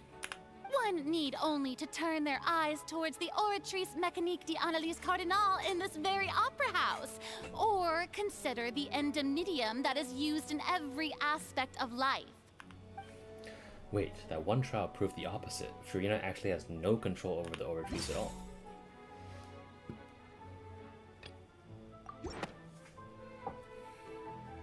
You tried to reference the Oratrice, but weren't you as confused as all the rest of us when the Oratrice declared Child to be guilty without any proof? Otherwise, you should have come up with a good explanation for that by now. You don't have to know this, bitch! Didn't I make myself clear at the time? The decisions of the gods are naturally difficult for humans to comprehend. There is no need to provide an explanation. Someone's gonna be outraged for this. Lady Furina, I believe a reminder of your current circumstances is in order. While the court is in session, the principles of justice and the law must come before all else. While you are an Archon, you are also first and foremost the defendant in this trial. You will prove yourself unable to defend against the prosecution's charges if you continue to withhold vital information against the rules of the court. I never thought you'd use that kind of rhetoric against me. That was no trick of rhetoric, Lady Furina. I've merely reiterated the rules of the court. Rules that all should respect and follow. So, you neither knew why Child was declared guilty, nor did you understand the structure and operations of the Oratrice. Instead of having been created by you, the manifestations of authority you mentioned have been made by the real Hydro Archon, haven't they? The real Hydro Archon? Well, now you're really losing me. It is true that I did not know why the Oratrice gave out a guilty verdict that day. But the Oratrice handed out that verdict unilaterally, and it has been operating independently ever since it was first created. You can't argue that just because a divine creation is flawed, that the god behind it must also be no god at all. She's still throwing out all kinds of excuses. Seems like she's confident that we won't be able to produce proof that she has no power over the Oratrice. Sure, but we can put aside the Oratrice aside for now. But then, Miss Furina, could you give us a brief demonstration of your power as an Archon? My power as an Archon? There are many ordinary citizens in the audience. How can I just carelessly demonstrate the formidable power of an Archon?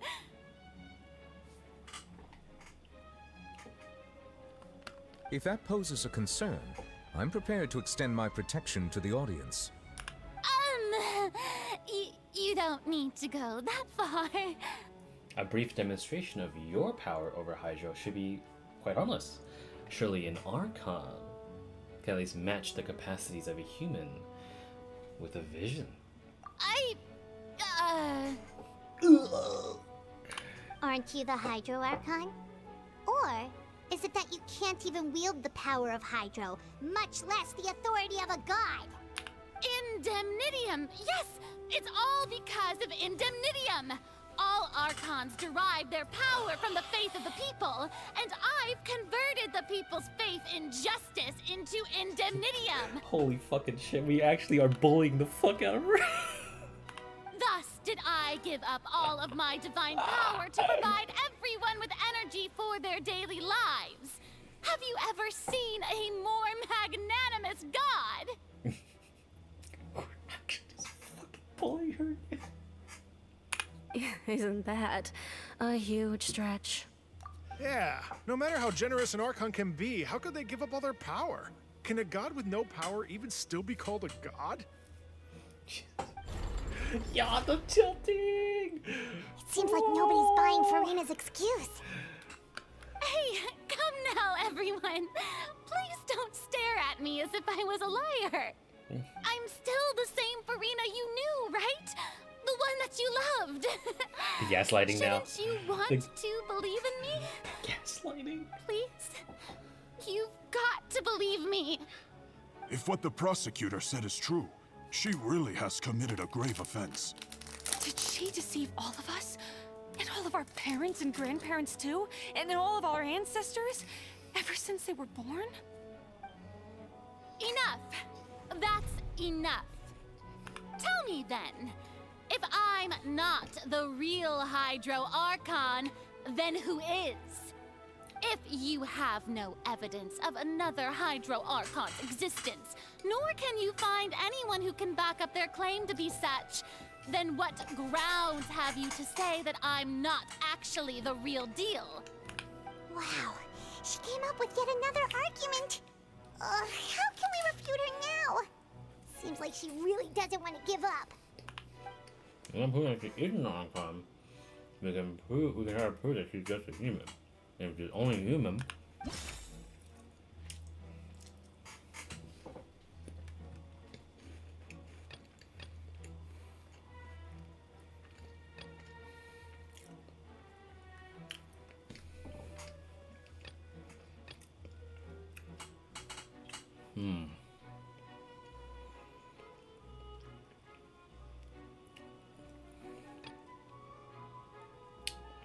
wait, hold on.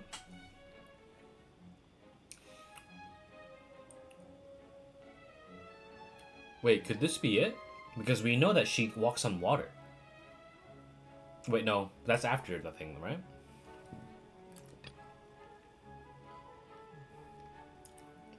Wait, how do we know?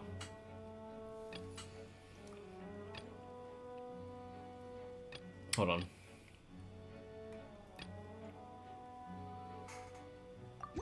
Oh, I was right?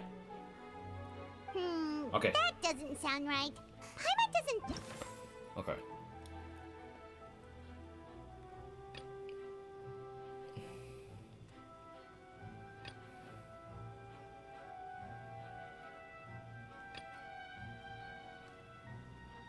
What about this? That...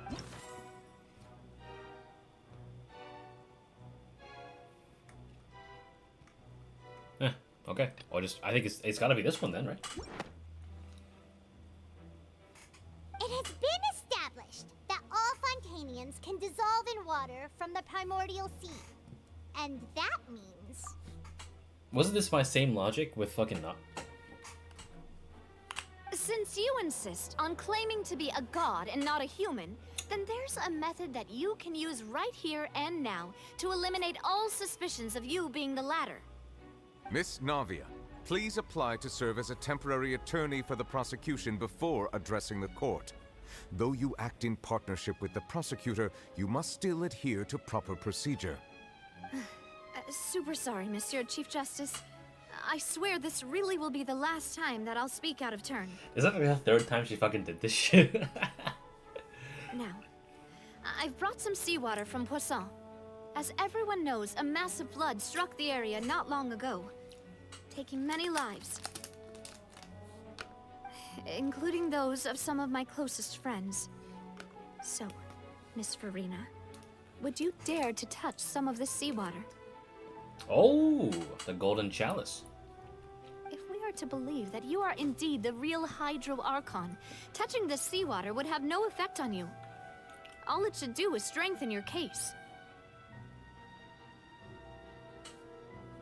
But if you don't dare to touch it, then we would have basically proved the reverse. Oh, and I must remind you that after the disaster at Poisson, nobody wants to see any more people dissolve. I do hope you'll act prudently and choose the simpler path of admitting guilt.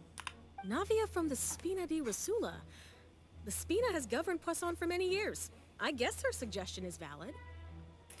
Stick your hand in the cum chalice. If Lady Furina is indeed just a human, she's probably Fontainian like all the rest of us. Would she really dare to try? Oh, she's actually gonna fucking do it. Oh shit. Oh, she's gonna spill it. I bet she's gonna be like, oh, oops, oh, my bad, my bad, my bad, my bad. Lady Furina, this test has been unilaterally proposed by the prosecution. As it falls outside the realm of standard court proceedings, you possess the right to decline participation. Get those gloves wet.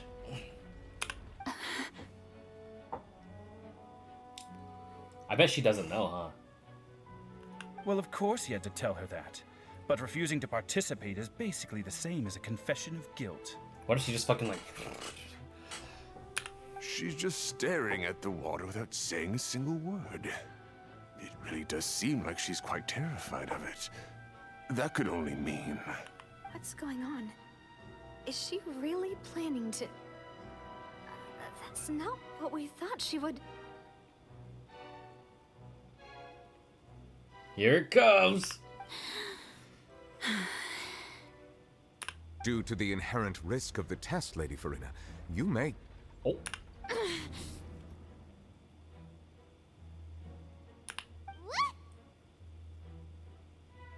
Hey! She actually...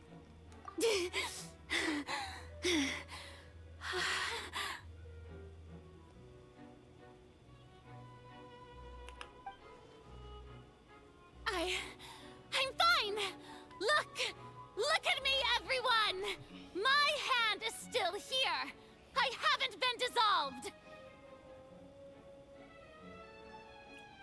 Did Furina doubt her own species? She doesn't know. I fucking bet.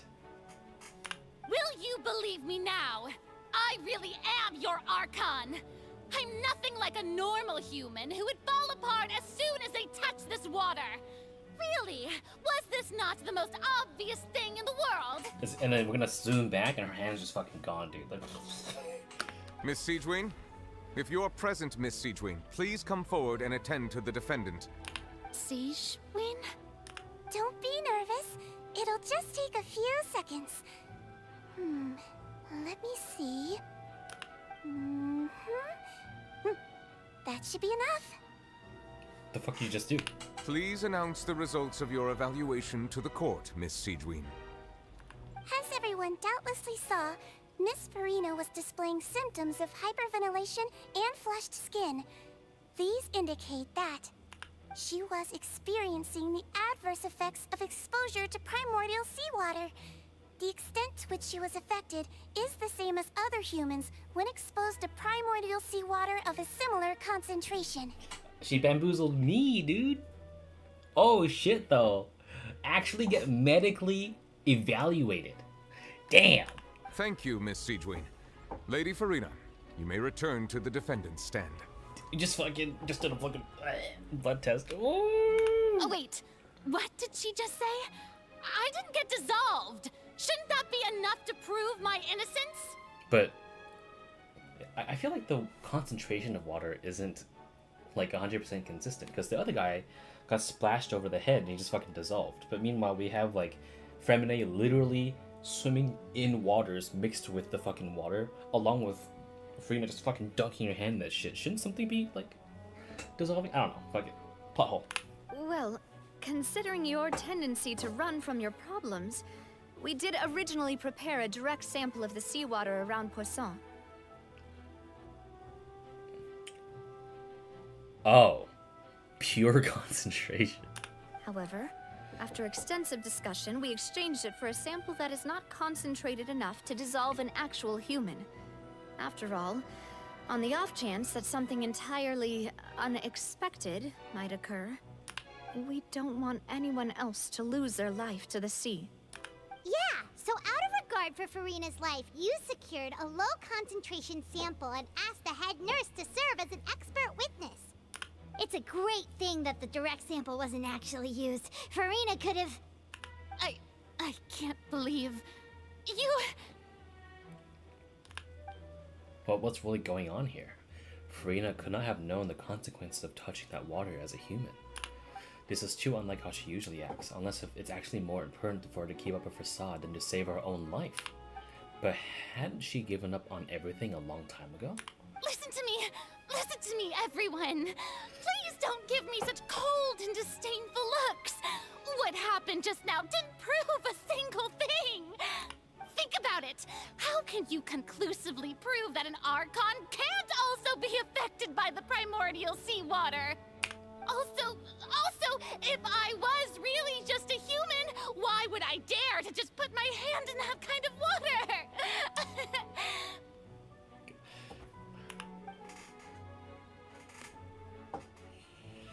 Jesus. Please, everyone, anyone, just listen to me. I swear, I really am your Archon.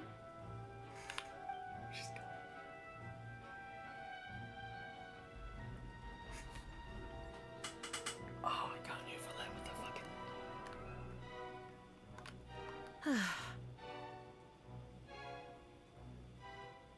I don't think anything she says at this point will sway anyone. The odds are just too stacked against her now. With all the things that have been said, Paimon doesn't think there's any way left for Furina to win. Don't say that, Paimon. I believe the time for arguments and presentation of evidence has come to an end. If there are no objections, we will move on to the final judgment.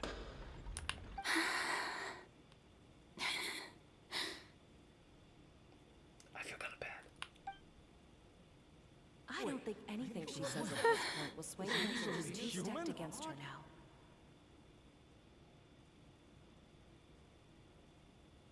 She's gonna collapse.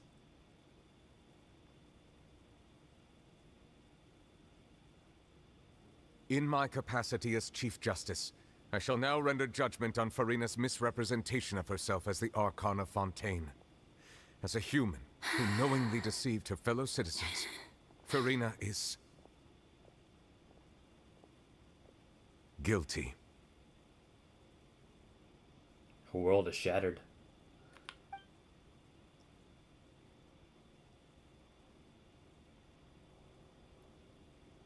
Weep on the throne. That's it. We shall now turn to the Oratrice Mécanique d'Analyse Cardinale to render the final verdict on the charges.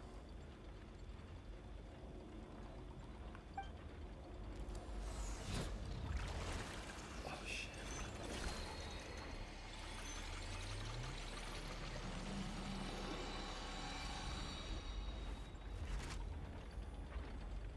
According to the judgment of the Oratrice Mécanique d'Analyse Cardinale, Furina is...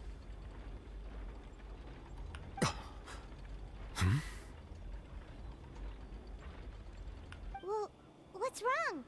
What's the Oratrice's verdict? No, the Oratrice also displays a guilty verdict. Isn't that correct then? However, the exact wording of the verdict is thus. The Hydro Archon, guilty, to be punished via the death sentence.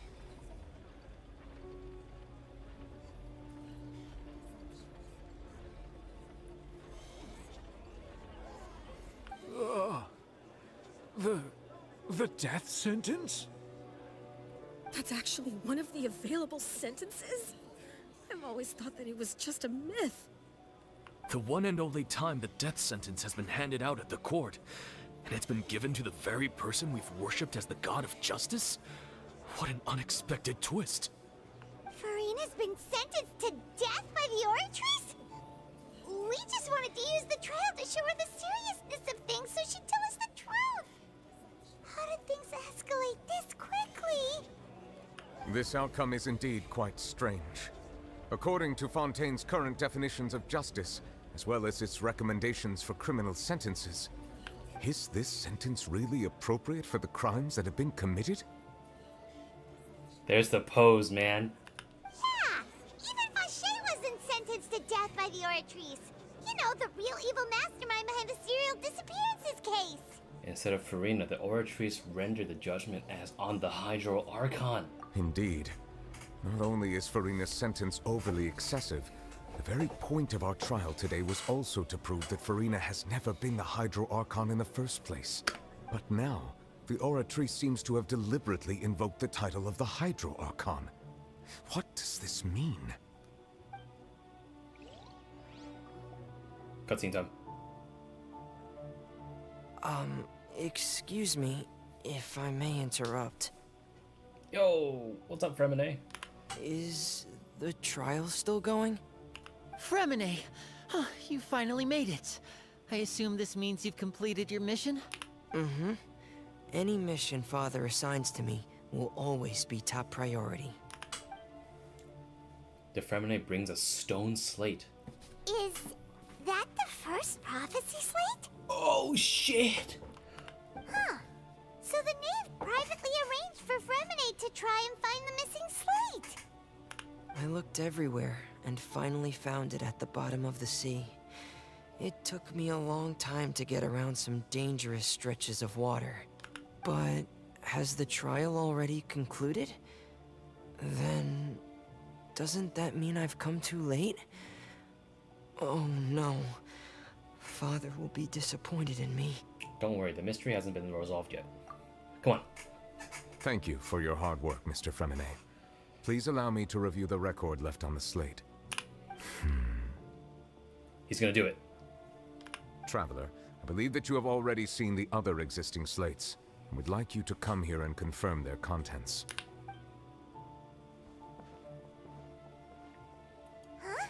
So what do you see? What is it? This looks like the previous Hydro Archon releasing her divine power, turning oceanids into human beings. I believe I've now made sense of the Hydro Archon's crime. It has to do with Fontaine's lost history. Look at that. So we have all the people in the back, and from the oceanids she created. That's so cool. Huh? Isn't the Hydro Archon just guilty of deceiving her people? Oh, wait, no, that's Furina, and we've already proven that she's not the Hydro Archon. So when you say Hydro Archon, do you mean the real Hydro Archon we've been kinda talking about? In truth, everything that you've encountered in Fontaine up until this point can be traced back to the contents of these stone slates. However, I'm uncertain as to how much sense they currently make to you. Association between the contents of the slates and the events from real life. Okay, let's try to recall the contents of the other 3 stone slates. Paimon will do her best to help you remember. So is history happening in reverse? Check the descriptions on the stone slates to extract key information from them. You can find scenarios related to the stone slate's contents and the incidents recorded in the interview notebook. Then you can verify. Okay, good. As the verification process continues, the fountain water level in the menu interface will rise. When you completed verifying the stone slate, the truth behind the prophecy shall be revealed. Oh my god, let's go! The first stone slate describes what you just said. It seems to show the previous Hydro Archon using her divine power, and then the Oceanids turn into humans. Does that mean that Fontainians are transformed Oceanids? Oh, Paimon wasn't expecting that. But if Oceanids can turn into humans, then perhaps this process can be reversed as well. The second stone slate shows Navi. Celestia floating in the sky, and the Hydro Archon and her people worshipping it together. But the heavens still brought judgment down upon them. This must be the point when the Hydro Archon and the Fontainians were branded with their original sin. Does this mean that the original sin and the Hydro Archon sin are the same thing? The third slate shows the Hydro Archon sinking into the sea surrounded by many people. Huh. That reminds Paimon, didn't we also watch that happen to someone else? Well, the fourth slate is the prophecy the Fontainians have been talking about. People dissolving into the sea, the Hydro Archon crying on her throne, and so on. We didn't believe that such a crazy disaster could happen at first, did we? But after that incident, it was just a question of when and not if. You ready, Fox? Okay.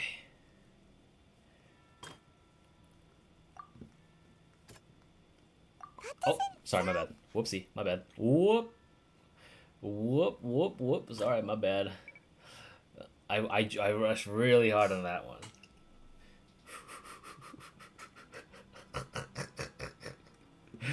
I thought I was on hot shit, dude. But the heavens still brought judgment upon them. Is it this? Perhaps what is about to take place has all happened before. The true sin of the Hydro Archon that Nervilette mentioned, and the original sin cast down on the people of Fontaine by Celestia, as recorded on the stone slates. Sentence never passed before. Surrounded by many people.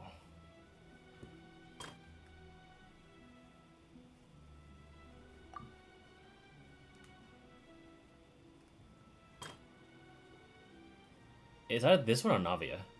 Oh! We know from the case of the serial disappearances of young women that Fontainians can be dissolved in primordial seawater. And the first stone slate tells us that long ago, the Hydro Archon used her power to turn Oceanids into humans. This might be the reason that Fontainians can dissolve.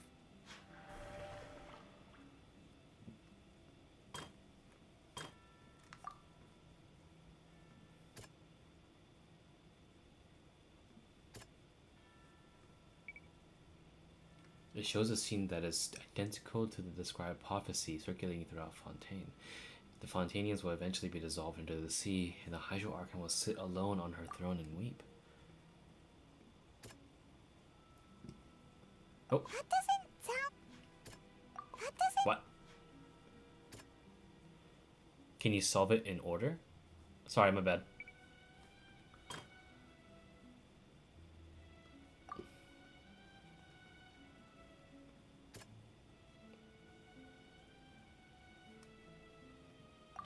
There it is. It's not as simple as falling into the sea. When Navia fell into the sea, her consciousness was subjected to judgment. The stone slates show the people gathered around the Hydro Archon in the sea. Could that be alluding to the same thing?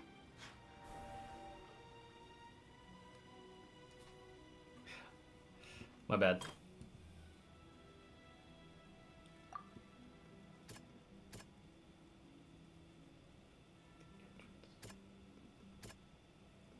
So, Neuvillette? The prophecy from the stone slates found its way into society, but not many people believed it at first. The fortress of Meropide was nearly flooded with primordial seawater, which we know can cause Fontainians to dissolve. It seems increasingly likely that the prophecy may come true. If we hadn't dealt with it in time, things could have gone very badly. Break the fucking cycle. They'll dissolve into the primordial sea but won't cease to exist. Their essence will flow in the seawater, converge, and take the form of an Oceanid. The Hydro Archon was set to...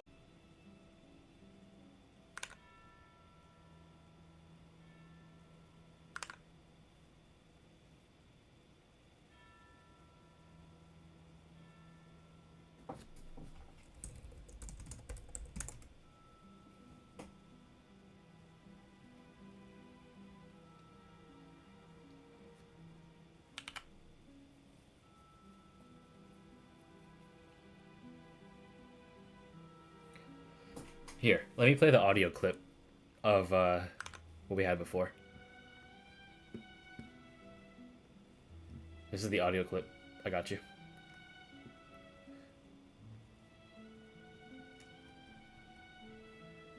I got you. People dissolving into... With it. Right. Here we go. Hydro Archon was sentenced to death in court, shocking everyone present. Perhaps this means that her sin was actually Fontaine's original sin. Navia fell into the water inside those ruins, and she nearly dissolved. She was surrounded by the people of Poisson in a court within her consciousness, and was forced to take part in a trial meant to make her stay. There we go. Yeah, okay.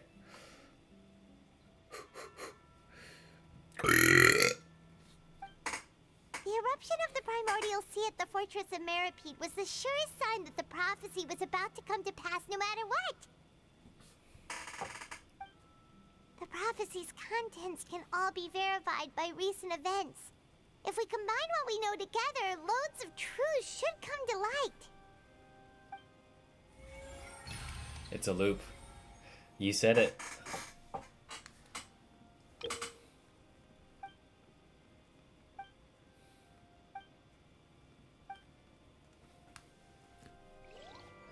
No way.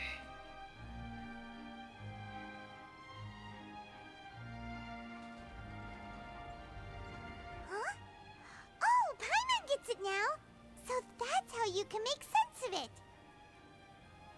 Mm-hmm. Yeah. But then it feels like we're going to have to share some truly shocking revelations. Let's hear them. The first slate reveals that Fontainians are not real humans. Incredible. Linny, did you hear that? We're not real humans. All Fontainians were originally created by the late previous Hydro Archon, with Oceanids as their basis. The evidence for that can be found in how only Fontainians could dissolve in primordial seawater, and how all the girls Vacher dissolved were also turned into Oceanids. So how do they procreate? Fonta come, baby. Oh, and according to Navia, when she was about to get dissolved, she also saw everyone gathered around for a trial. All of them in the shape of Oceanids. Indeed. The second slate reveals that the crime of the Hydro Archon was the creation of Fontainians from Oceanids. Yeah, and it follows from the content of the first slate that she probably angered Celestia by creating humans without prior permission. That could also explain why the Oratrice judged the Hydro Archon to be guilty. It's to account for that ancient sin. The Hydro Archon's true sin was creating us? And yet, after many hundreds of years, the Hydro Archon's creations have turned around to try to judge the Archon within the Opera Epiclese. The twists of history are often the most unexpected of all. And as for the third slate, I'm still convinced that it should come after the fourth slate. Don't say that, shit's gonna fucking go insane. Yeah, isn't the image here just like when Navia fell into the sea? So wouldn't it be trying to show the image of the Hydro Archon also falling into the sea once the prophecy has been fulfilled in the fourth slate? The fourth slate depicts the fulfillment of the prophecy as it's already widely known. In the end, the people will all be dissolved into the waters, and only the Hydro Archon will remain weeping on her throne. Only then will the sins of the people of Fontaine be washed away. Did Paimon get all that right? So basically, if we just literally mass extinct literally everybody who is a Fontainian, no sin. It's just that easy. You've made some keen deductions. I must say, given how much you still don't know, it is impressive that you've already managed to connect so many pieces of the truth. However, while you were able to decode all the information on the slates, they've also been etched with an additional layer of hidden information using a different power source. When we were at the ruins, I tried to decipher the hidden information recorded in the slates. But since we only had 3 slates at the time, I was unable to come to a full conclusion. Now that the slate collection is complete, I shall make another attempt to decipher the narrative recorded within. If everything goes well, we should finally be informed of the unadulterated truth. He's gonna do it. Well, did you get it? I believe I should share this truth not only with you, but with all the people of Fontaine as well. I will try to briefly summarize it for you. Everybody, get ready. Your hypotheses regarding the origin of Fontainians and the sin of the Hydro Archon were both correct. In the Fontaine of old, the previous Hydro Archon sensed the yearning of her Oceanid familiars for life on land. That's cute. Look at them all go.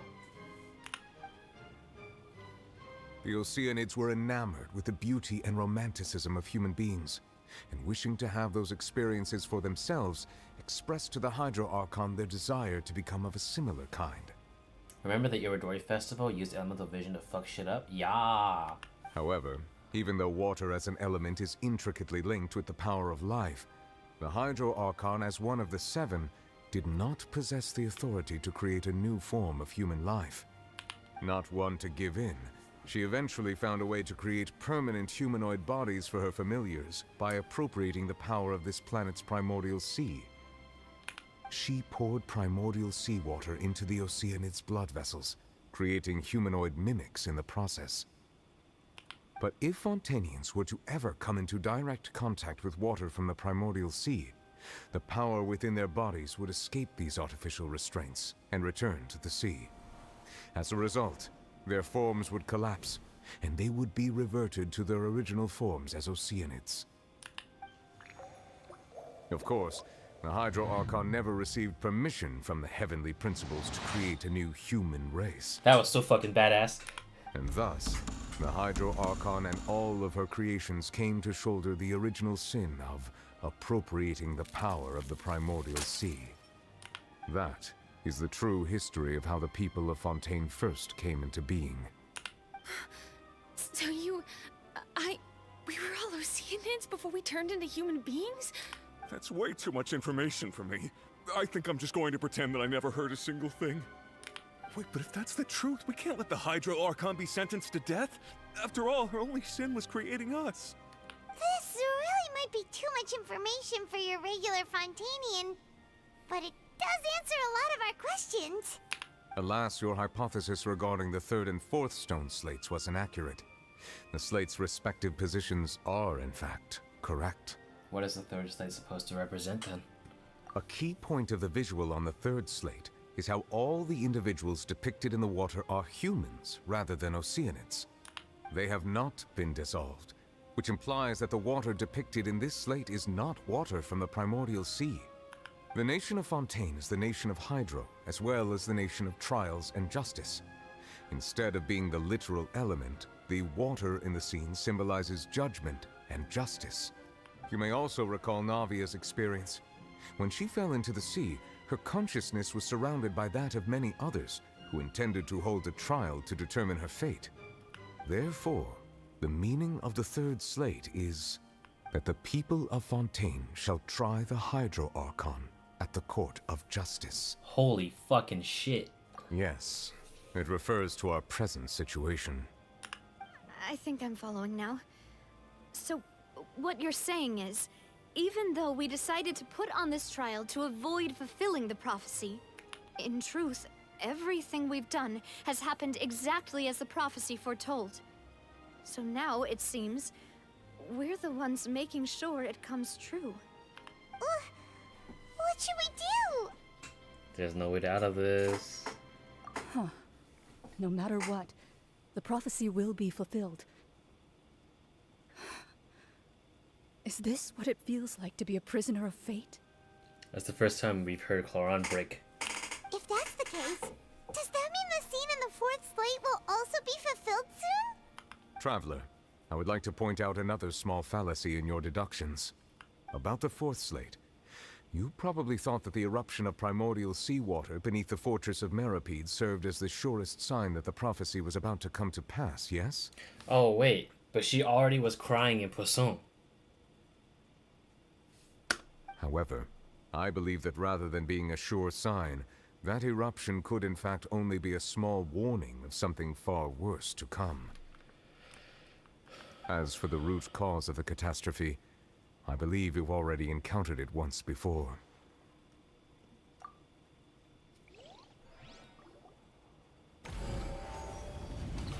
Just what are the true source of the catastrophe? This eruption was just a small warning of the things to come. We must find the root cause of the disaster.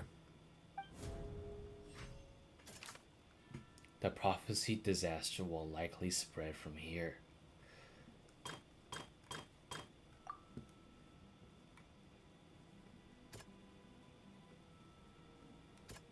Child.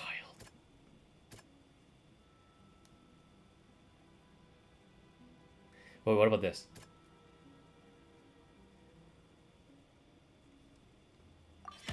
It was both dream and reality. If we're talking about a true culprit, that could only be that thing inside the primordial sea, right? The truth, the original sin, the trial, and the root cause of the disaster.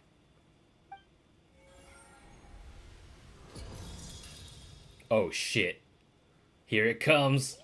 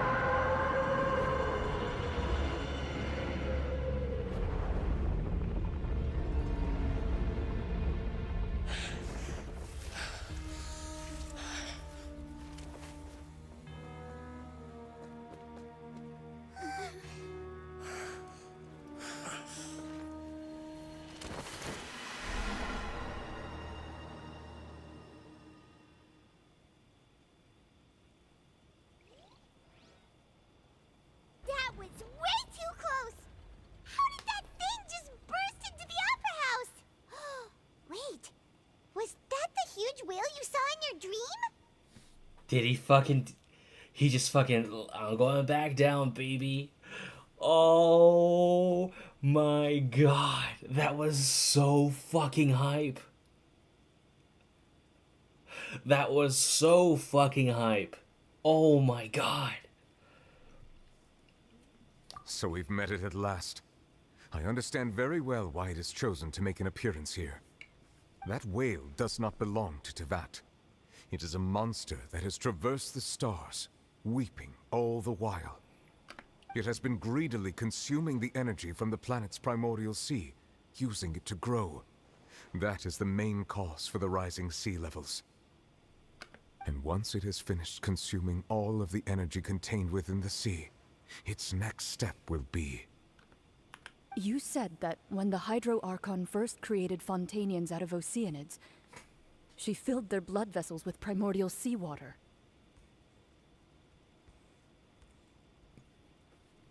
Precisely. That whale finds the blood of Fontainians nigh impossible to resist. Therefore, when it left the primordial sea, it decided to make its next stop a packed opera house full of food. Food in the form of Fontainians. We just barely managed to push it back, right? In that case, won't it come back to target the people again once it's managed to recover its strength? That is correct. Indeed, it is more accurate to say that we should thank that Harbinger for buying us some time. Without him, the whale would have likely come onto land far sooner. From the way he looked, he must have been fighting the creature for quite a long time. That battle maniac. We've always known that he had a special connection with that whale, but we definitely didn't expect it to help us out like this. Anyway, now that we know that this whale is the actual cause of the disaster recorded in the prophecy, all we need to do to stop the prophecy would be to find a way to beat it up, right? This confirms the abyss equals the stars, by the way. I know, that's so fucking cool. Oh. It is too late. What do you mean? It had already absorbed too much of the primordial sea's energy before we could notice it. At this point, it has become practically integrated with the sea itself. Foul Legacy was created for the very purpose of hunting the whale because there's a reason why he has harpoons on his spear. Oh, it's so fucking cool. Even if the entirety of Teyvat were to be destroyed, it could still survive and swim off towards some other world. Genshin lore being relevant, living up to its hype. Let's go! That's not something I will accept. We've already done everything we can, and we even found the true culprit. We've come so far. You can't just tell me that the last hurdle is some impossible foe. That's just not fair. Story no longer carried by lore. Let's go. Fuck off, Pippa. Indeed. That's not how a grand performance should end. I'll fight it to the end. No matter what. So the prophecy will be fulfilled no matter what, huh? If we can help it. The prophecy. Yes, what has been prophesied will be fulfilled. You may view such things as the history of the future.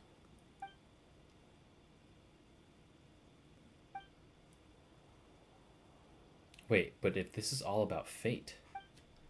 Justice prophecies are usually only the future as seen from the perspectives of the gods. Could things be happening in hidden corners where the gods' gaze does not fall? Ultimately, fate shall serve as your only guide, no matter what will happen in Teyvat's future. All you need to do is to play your part. Could that be even if the prophecy is fulfilled, will there still be a way to save everyone? Did I miss something? Fate doesn't apply to the abyss. Wait, I forgot about Furina. What was that she wanted to say to me that last moment in the giant magic box? What is her real secret?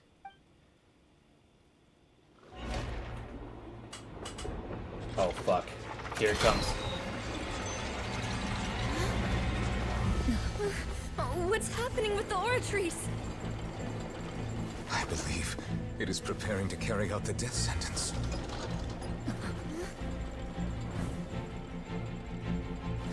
Furina!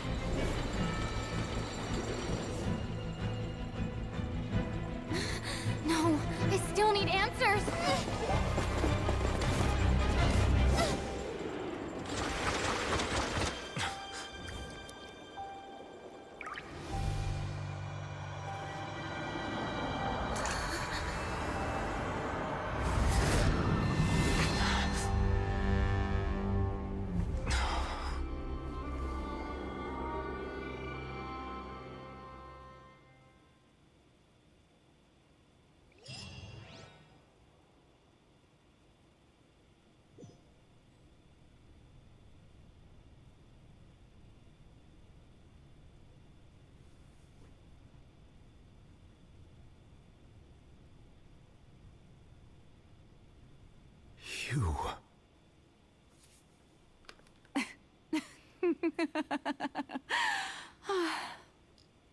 Sorry. That shocked expression on your face is just too amusing. I couldn't help myself. You are not Furina. Who are you? Ah, the sweet sound of bewilderment. Marvelous. A sure sign that my attempt to deceive everyone was a resounding success. But to answer your question, I am Focalor. You know, the god. Focalor? Why did you deceive us? Oh, that wasn't my goal, of course. Goodness, no. But I had to fool everyone else too, if I was to stand any chance of deceiving the heavenly principles. Deceiving the heavenly principles? It's all because of that pernicious prophecy. Dreadful, wasn't it? Everyone doomed to dissolve. Fontaine condemned to be flooded. One was not amused. In fact, one was positively bemused when that problem was thrust upon me by my dearest predecessor. That's the former Hydro Archon Egeria for the uninitiated. It hardly gets more disastrous than a preordained national catastrophe, now does it? She knew full well that the prophecy would surely come to pass. And as one of the seven, she also knew full well that one defies the heavenly principles at one's peril. So yes, as you have no doubt surmised, it was a rather impossible situation that I found myself in. I spent a terribly long time mulling it over, alone on the ocean floor. And I was almost growing barnacles by the time I finally realized there was only one possible solution to this confounding conundrum. Not gonna lie, she's ugly. It's the neck. It's the weird turtleneck thing. I had to outwit the heavenly principles, allow the prophecy to be fulfilled, ostensibly at least, while saving everyone at the same time. I'm a genius, I know.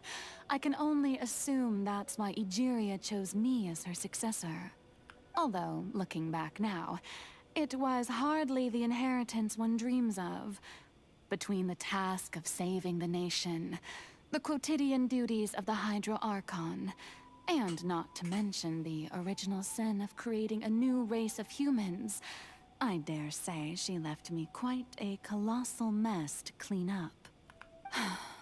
But one can only play the hand one is dealt. I did not choose this, any more than I chose to be one of her Oceanid familiars. So you were also once one of the Oceanids, transformed into a human by Egeria's hand?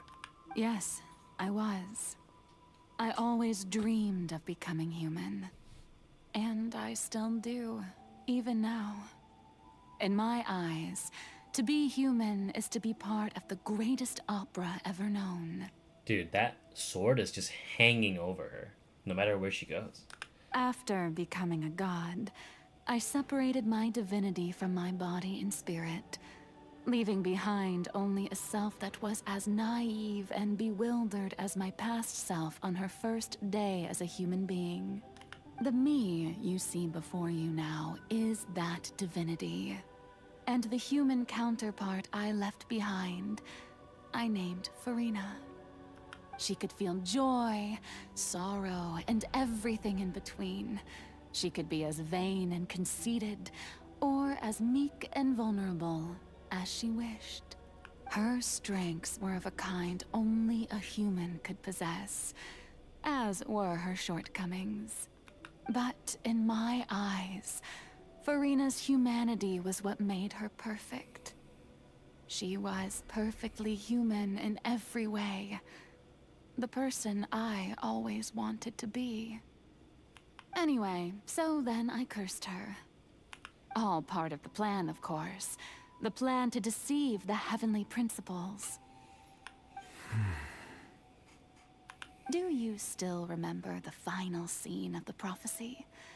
The Hydra Archon alone, weeping on her throne. In order that the prophecy might appear fulfilled, I invited Furina to be an actress, to play the part of the Hydro Archon in the prophecy.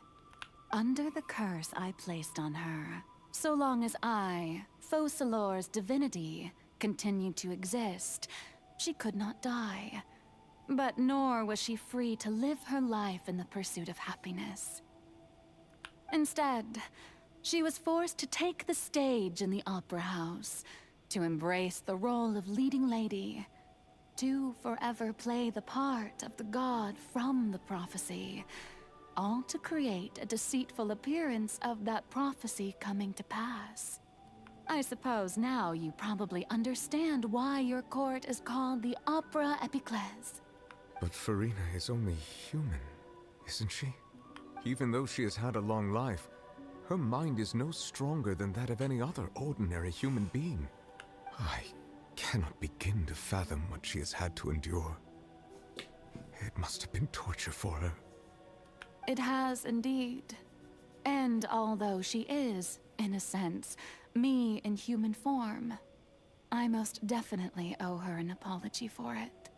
It's been 500 years, and all along, she's been playing her part in the most unimaginably long, unbearably lonely, and agonizingly painful opera of all time.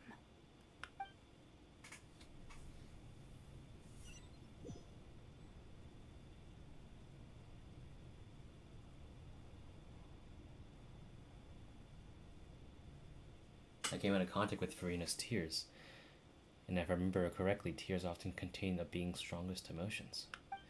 With sufficiently strong hydro sensitivity, I can form an emotional connection just like I did with the Oceanid at the Fountain of Lucine. Wait, could this be Furina's inner world? Furina? What she's doing on stage? Wait a moment. That probably isn't Furina. That's likely a reflection of her inner self. If I can directly speak to that self, I might be able to easily get what I wanted to know. I came for answers. Either way, this opportunity isn't to be not missed. Let me try talking to her. Bet.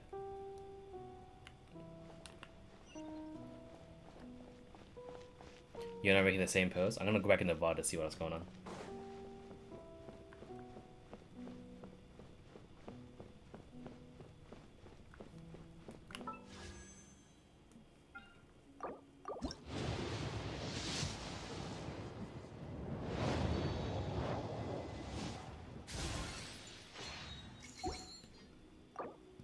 You read Traveler's voice lines in your voice, in my voice? I'm honored.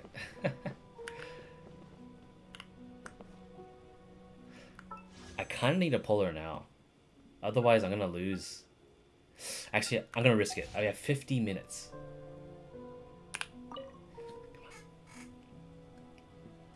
Oh, who permitted you to come onto this stage?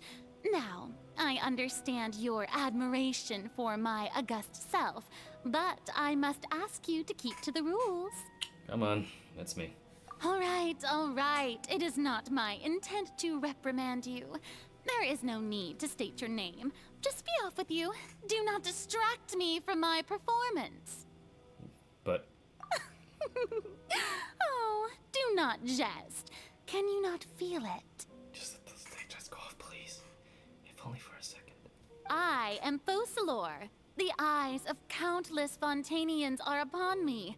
I must, at all times, display the utmost elegance and nobility. Something's off. There's no getting through to her. Even her heart of the hearts, she's still playing the role of the Hydro Archon. What sort of resolve must she have? That even her inner self and subconscious would have such an impenetrable defense. I have to find a way.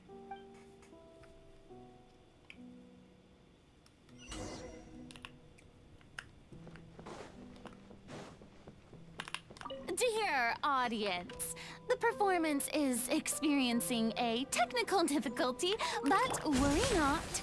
The guards shall resolve it soon enough.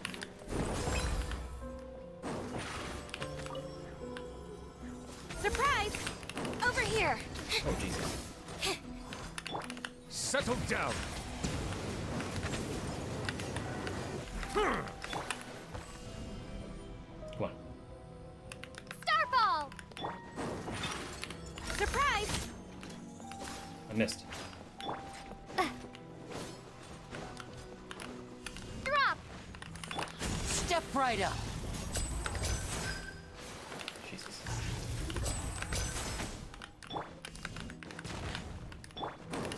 Step on up! There you go. Hey, what gives? The audience is still watching me, you know. Guards? Wait, where are the guards? Guards! Surprise! Yeah! Over here! Yeah!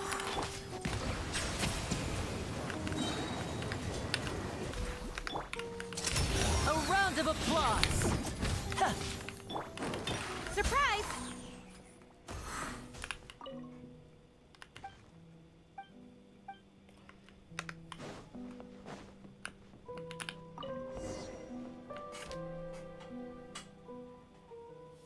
They must have symbolized the eyes of the people on her. Speaking of which, I think I just received some sort of signal. Was that her true voice?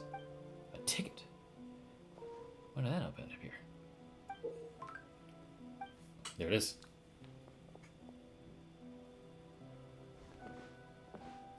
Either way, it looks like the show's about to begin. In that case, show me how you truly feel, Furina.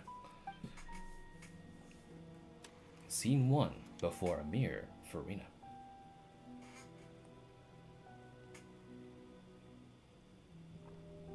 Oh.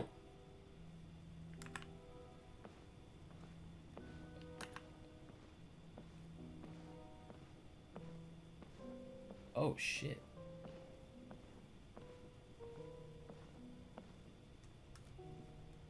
Furina. Furina. Huh? Who's that? Who's calling me? Where are you? Be not nervous. Be not afraid. I am before you. Wait a moment. You're mirror me? How can this be? No wonder her white Numa healing forms summons an Oceanid. Mirror you, huh? You know what? That's not bad. Let's go with that. Mirror me. What do you wish to say? The prophecy. Have you heard of it? What prophecy? Wait. I know. I think. I don't know why, but it's in my head somehow. The people will all be dissolved into the waters, and only the Hydro Archon will remain, weeping on her throne. Only then will the sins of the people of Fontaine be washed away. Oh, very good. You know it well. What's going on? I can't seem to remember anything clearly. The only thing I know for sure is this prophecy. Will it really come to pass? Yes, it will. And that is why I've come to you. Disaster will come to Fontaine sooner or later. Things will develop just as the prophecy declared. There is no escaping it. What a risque fucking outfit, I just realized now. You take off the center and you just get nipples, dude. But doesn't that mean everyone will die? I'm a Fontainian just like them. Will I dissolve too? Oh, don't worry. Magical meetings exist in this world precisely to give people a chance to turn things around. It is the reason why you met me today. I will tell you how to save everyone, but you may have to suffer somewhat. Oh, so there's still hope after all. Goodness, you frightened me. You spoke so much and with so much certainty. As for the suffering, Well, I will admit that the first thing that came to mind was, why do I have to be the one to suffer? But if the prophecy will come true, I'll also die anyway, right? So if I've already met you as my magical meeting in this world, if there were scales, with all the people of Fontaine on one side and my pain on the other, is it not obvious where the scales should tilt? You truly are the perfect human. My ideal. I suppose this would also be the justice that belongs to you. Huh? Don't worry, it's nothing. Listen well. Fontaine has just lost its Hydro Archon. I need you to play a role. That of the new Archon. Play as a god? That's right. You must begin a never-ending masquerade. You must never let anyone suspect your identity. If you can keep it up, then I shall have my way of defying this prophecy. But should your identity be revealed, then all hope will be lost. But how will I do this? A human assuming the role of a god without being exposed. Don't worry. What you must do is not to turn yourself into a real god. You simply need to play the role of a god as humans imagine them to be. Being a human yourself, I'm sure you already know what such an entity would be like. Remember, your true challenge will not be pursuing divinity, but contending against humanity. I'm still not sure I understand, but I'll try. I'll try to do this. Also, if you noticed, her hair's short. So, how long am I going to have to play this role? To accomplish this mission, you will have to stay on the stage for many, many years. You will endure and not grow old until your task ends. But I promise you, all will eventually end in a magnificent and dramatic trial, and everyone will be saved. A trial, huh? How exciting. I'll be looking forward to it. Notice her hair was short for the last 2 months. Fuck. I just wanted to point it out because I thought it was fun.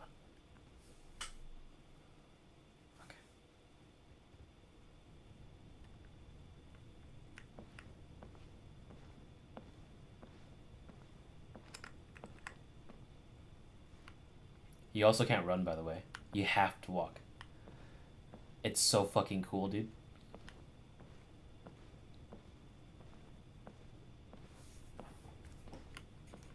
And here come the lights.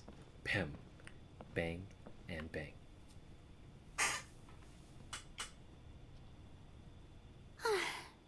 The Maison Cardinalise has announced my accession, but this is my first time facing the people. What should I say to most appear like a god? To be honest, I still don't know. Perhaps I should first try to act natural. Summon courage. Ladies and gentlemen, good evening, and welcome to the Opera Epiclese. I'm sure you've all heard about how I have taken on the role of Hydro Archon. Indeed, I am Furina de Fontaine, your new Archon. In truth, I know little about becoming a nation's new god, but it will be my honor to guide you all. As the god Focalor, the god of justice, I shall do all within my power to lead you into an age of fairness and justice. And close politely. Once again, thank you all for coming. If you should have any questions or suggestions, please send them to the Maison Cardinalise. The future of Fontaine will require us to work together, after all. This should do it. I thought I might stammer, but thankfully, I was able to convey my thoughts just fine. Okay, and next. That's the new Hydro Archon. Is this some kind of joke by the Maison? I would have thought that a being that surpasses humanity would be a bit more assertive. Hey, did you hear that? She even told us to send her suggestions there at the end. Shouldn't gods be all-powerful? She's being so modest. What's the difference between her and an ordinary person, then? If you ask me, perhaps the succession didn't actually happen. She might just be a Maison-back puppet. Wait, what's going on? Why is everyone suspecting me of being a fake? Oh, this is bad. If I get exposed here, there'll be no saving the people from the prophecy. Right. Mirmi said that I just need to play the role of a god as humans imagine them to be. Calm down, Furina. Think. What do the people want? How would they imagine a god to speak and act? Assertive, with a strong sense of presence. One who can dispel all doubt. That is the character I'm fated to play.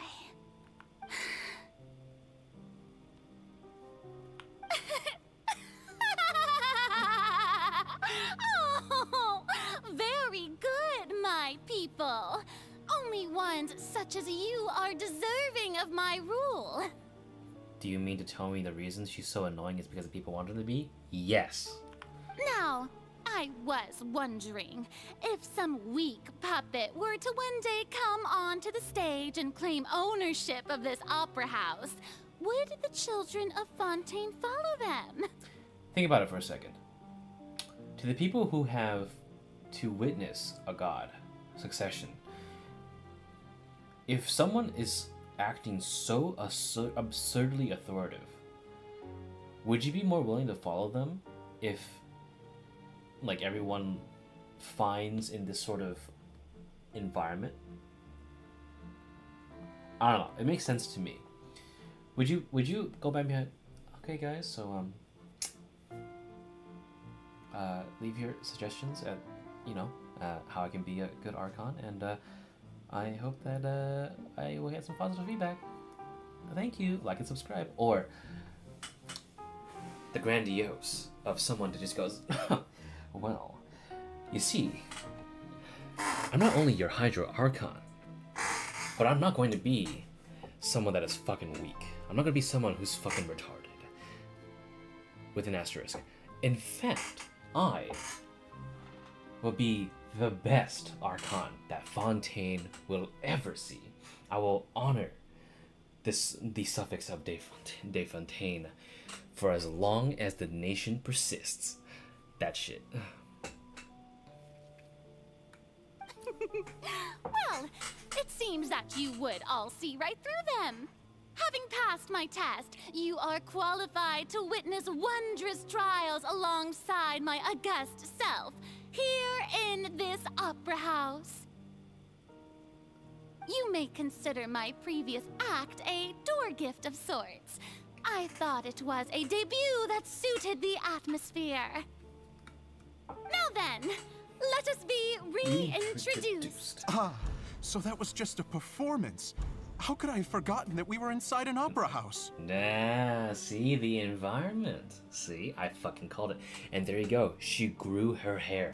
Oh my fucking god. Let's fucking get it. Her personality. It's quite shocking, to be honest, but I suppose it's a better look than before. Such a fascinating and bold deity. How wonderful. Our future may yet be bright after all. There it is. It seems I've turned them around. Best follow this flow and restart my accession speech. Summon courage. Oh, should I restart actually? My dear people, whether you acknowledge me or not, whether you trust me or nay, I say to you, keep faith in your ardor for justice. We have heard it said that this nation's sins can no longer be washed away. Well, I say that justice is most fragrant when it blooms amid sin. This implies that Fontaine is entirely self-governing outside the prophecy. Very true. No, this won't work. They'll suspect me again. Oh, I must shit. play the role that they want me to play. Turn up the drama. The scales of justice should not weigh heavy in the hands of its god. On one side, it must carry fairness and justice. and on the other, praise and applause. May law be the prayer on our lips. May judgment be our worship. Let us light the fires and drink to the future of Fontaine. I'm getting into it, dude. There is no trouble in this world that justice cannot solve. All that is needed is for you, my people, to believe in it, heart and soul. Her gloves? Yeah, dude. So long as I, the Archon Focalor, stand within the Opera Epiclese, so long as I stand before the Oratrice, I shall even judge the gods of this world!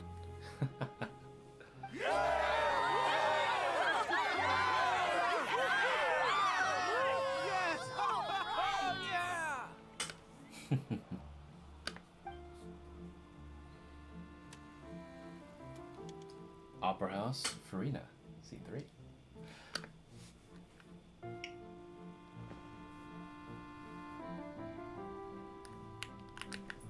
Oh shit. What are we doing on the bed? I'm kidding. Jesus Christ, my pimple. Lady Furina, here are today's case reports, as well as a summary of the follow-up for your perusal. Come now. Was I not just at the Opera House in person? Leave these kinds of things to Neuvillette. Besides, none of these trials were the one that I'm looking forward to the most. Oh shit.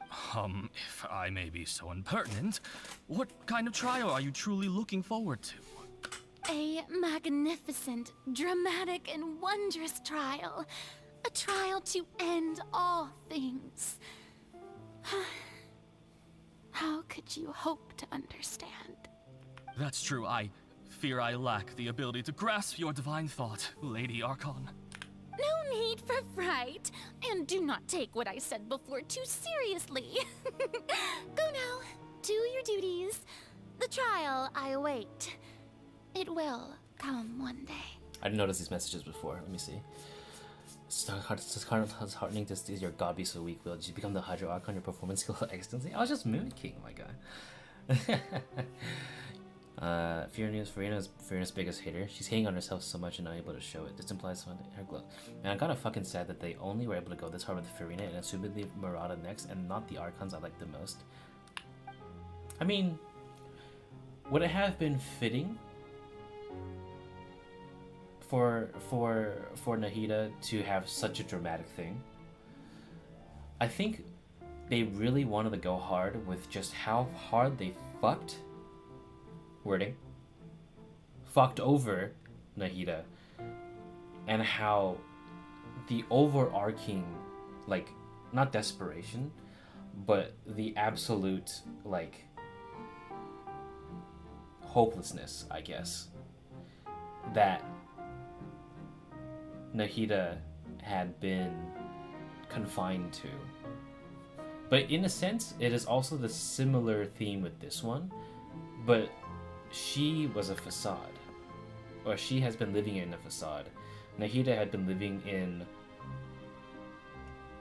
essentially like a one huge, like, imagine Nahida writing came out after Fontaine. We got this level of quality from them. I still think Nahida was on par. Nahida is on par in her own way, just not as we expect. Because remember, Fontaine demands this hard, like, literal opera, right? If it wasn't this hard, if it didn't go this hard, it would not have lived up to that. But I feel like with Nahida, it went hard in its own way. Because it really, really brought forth everything, right? Because we started getting really deep into everything with Sumeru, But unfortunately, it did overstay its welcome just a tad with the final desert area. But oh,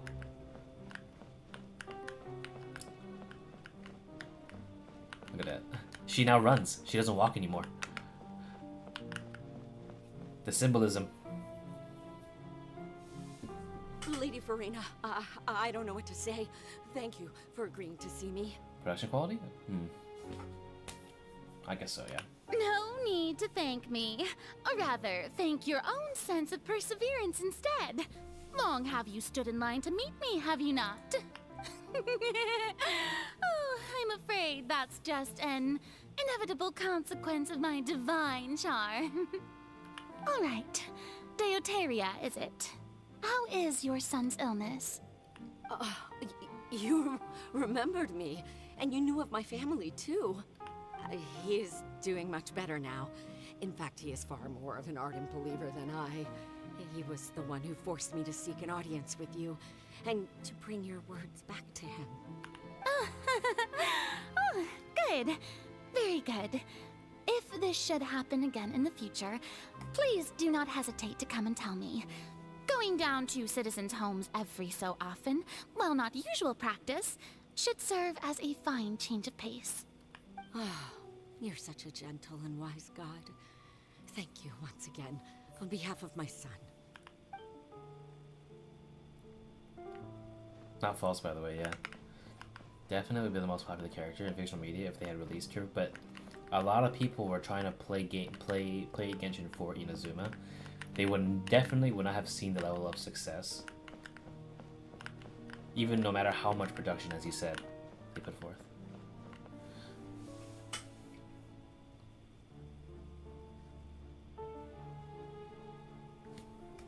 Lady Furina, here are the latest hydrological reports. As for the specific parameters you asked to take note of, I'm afraid things still don't look good. I see. It's as I thought, then. As your god, I did already expect this, but I wanted to see how far your human wisdom would allow you to analyze it. All manner of signs indicate that the prophecy will still come to pass. Forget it. That's not something you need to worry about right now. Well, as I understand it, the Fontaine Research Institute is also trying to find a way to counter the rising water levels. Really? Have they found anything? I'm afraid that they haven't found any effective solution thus far. Oh, is that so? Well, no wonder. This issue has reached the realm of the gods, after all. Still, their spirit is praiseworthy. God, imagine just keeping this up for 500 years, dude.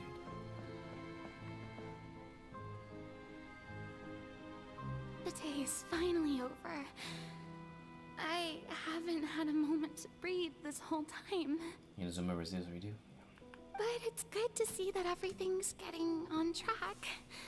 There are no longer any voices of suspicion. Maybe this is fine. I just need to keep going, and everyone will be saved. All right, Furina, don't think too hard about this. You need rest. Tomorrow's a new day.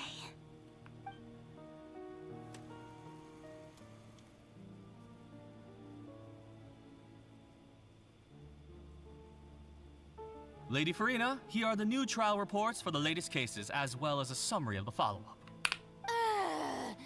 There'll be no need for that. I've seen them already.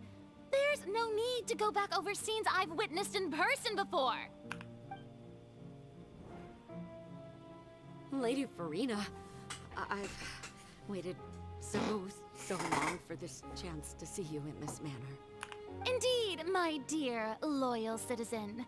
This joyous moment is an honor for us both. In, day out.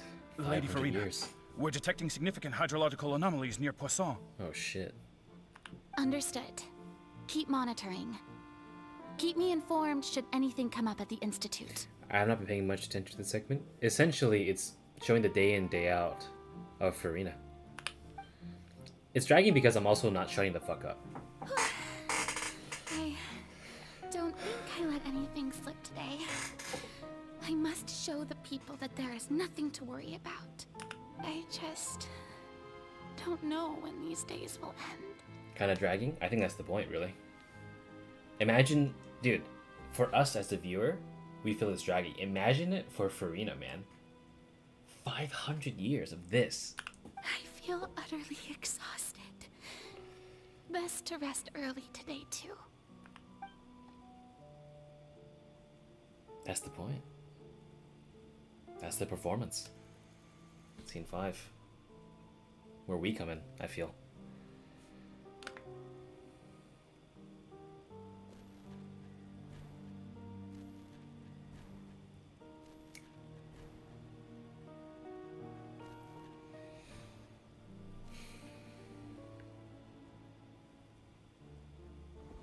And we don't know what scene this is. Look how many days there are. Scene 182,375. Lady Furina, it's like a dream being able to speak with you up close like this.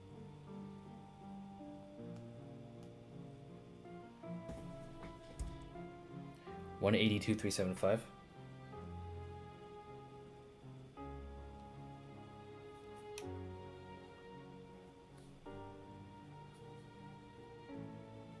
Dude. Oh my god. Look at that.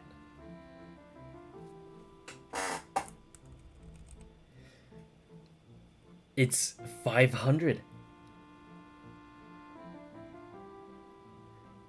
Hold on. There it is. That's it. And it just so happens that this number that is divisible is when we show up. Dude. Oh my god. That's so cool.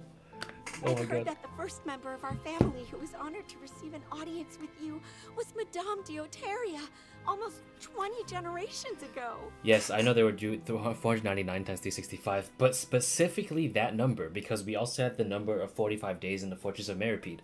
Let's go. And what a fine family yours is indeed. It brings me great joy to meet such a faithful believer, a descendant of a line most ardent.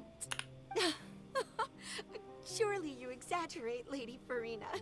I know, I'm kind of like, I get hyped up with the most random shit, don't worry. My lady? What is it, good citizen? Are you crying? Uh-huh. Oh, really now? I didn't even notice. This must be the overflow of hydro from my person. Well, can't quite help being the god whose dominion is the waters, can I? No wonder. No wonder. A manifestation of your power, then. Oh, Archon, I am honored to have witnessed it. Honored indeed. Dude, this makes her look so fucking tired. I feel so bad.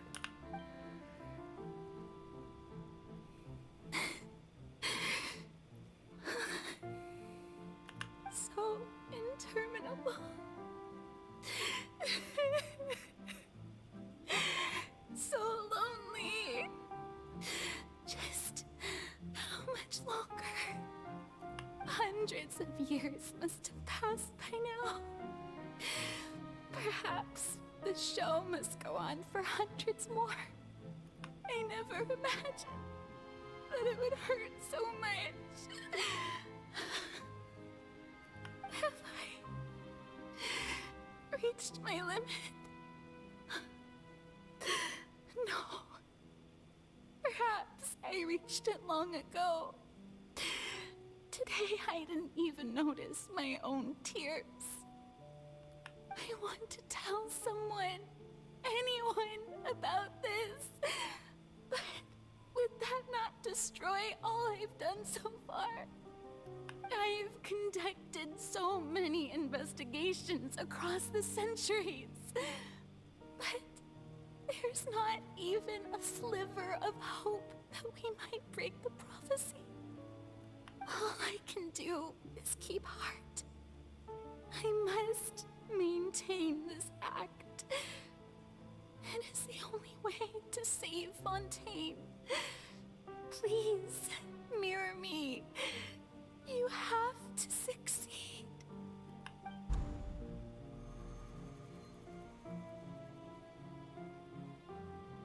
Furina and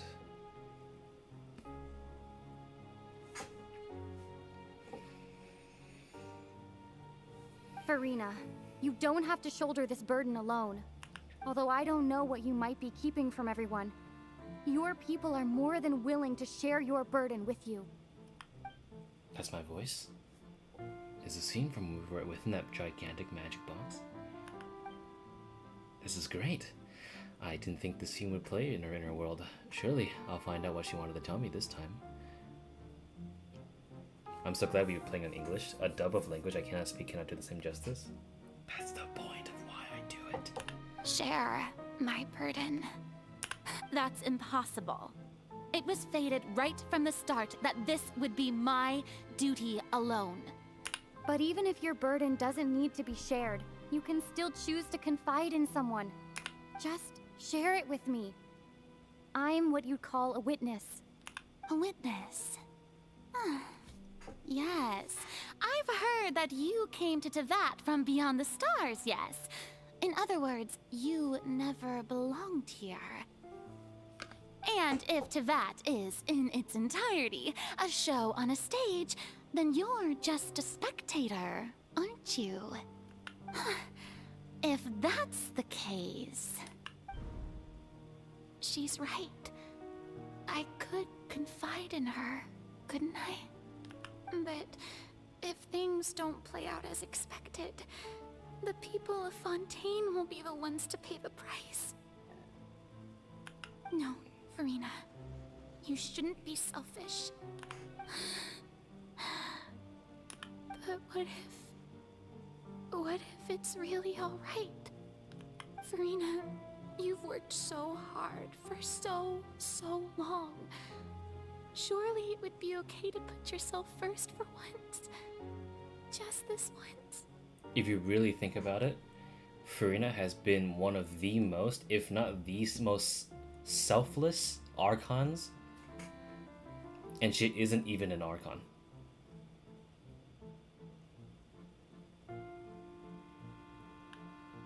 She and Nahida would love each other. Is it such an outrageous thing to do anyway? To find someone in whom you can confide your frustrations and sorrows? Surely it could not hurt. And then we hit her with the fucking, nah, dude.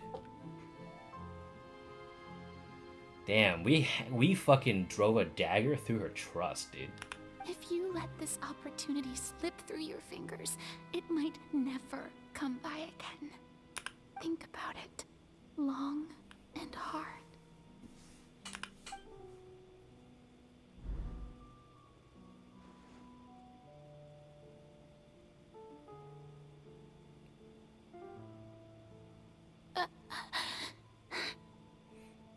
At least Nahida could talk to Anne her. Yeah, right?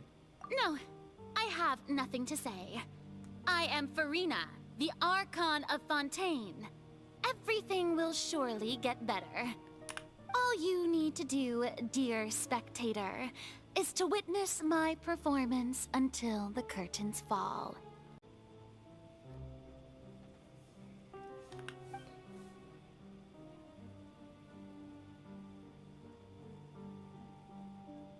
Fine.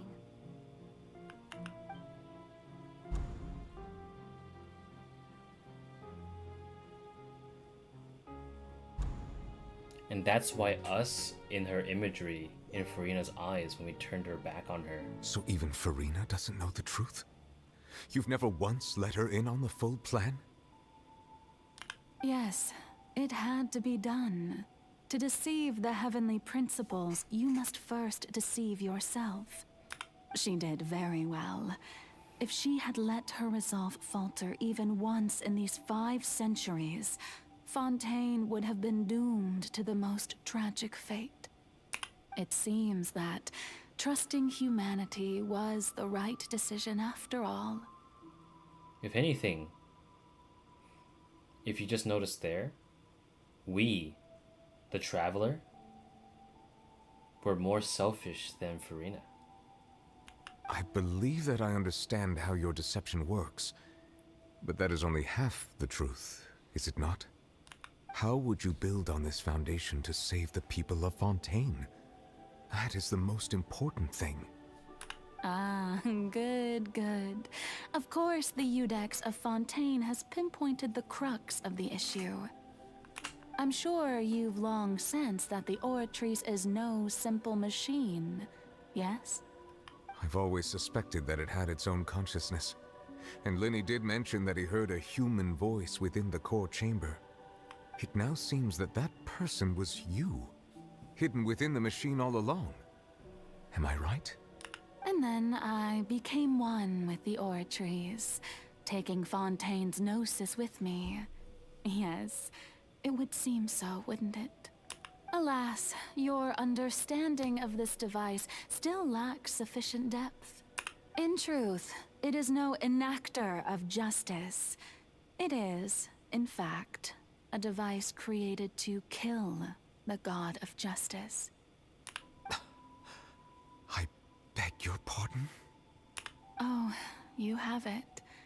And to be more precise, not only will the Oratrice take down the god of justice, it will also take down the divine throne upon which she has been placed. I mean, did you think I would be the sort to enjoy peaceful repose while Furina suffered? My work over these last 500 years has been to constantly accumulate indemnitium within the Oratrice.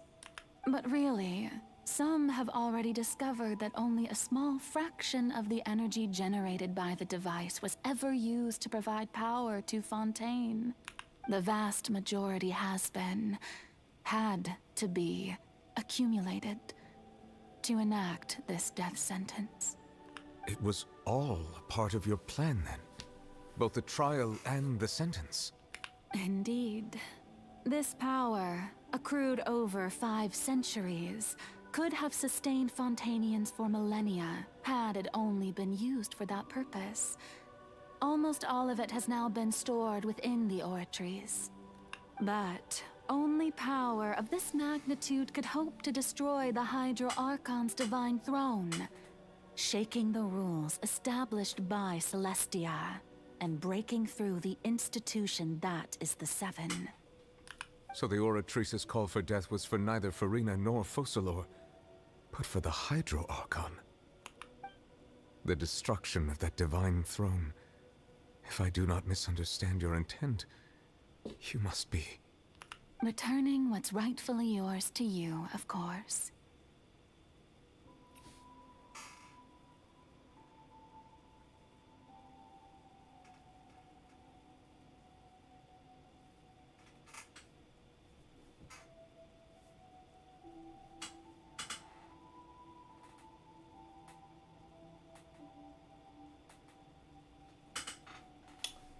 The meme.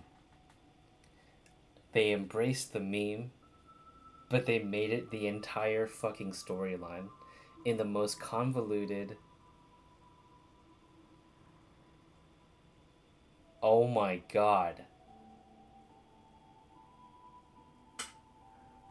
In other words, this was all done to return the authority of the Hydro Archon to the Hydro Dragon of this planet. But... The smile. Oh, what? Getting sad again, are we? The authority of the ancient dragons shall soon be yours once more, O Hydro Dragon Sovereign. And this is the face you make. all you've done throughout the years is just so you can sacrifice yourself at the very end. I've never quite seen it that way, you know. Even now, I'm quite pleased at how well my deception worked.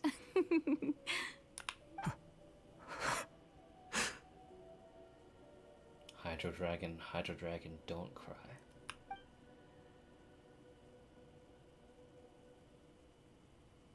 Hydro Dragon, don't cry.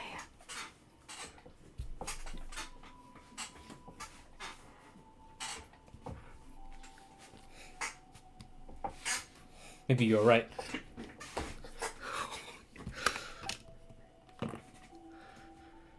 I must say, had it been within my rights, I would have loved to judge the heavenly principles themselves. Were they not guilty of essentially the same crime? Egeria stole the power of the primordial sea, and the heavenly principles stole the power you ancient dragons possessed. I, for my part, am the god of justice. And is it not just that your original powers should be returned to you? Speaking of justice, I have always believed that justice lies in the process of pursuing human existence itself. So, if the theft of the primordial sea's might was Fontaine's original sin, then, leaving matters of procedural right and wrong aside, the descent of the Fontainians as humans and their right to exist in this world would be Fontaine's original justice.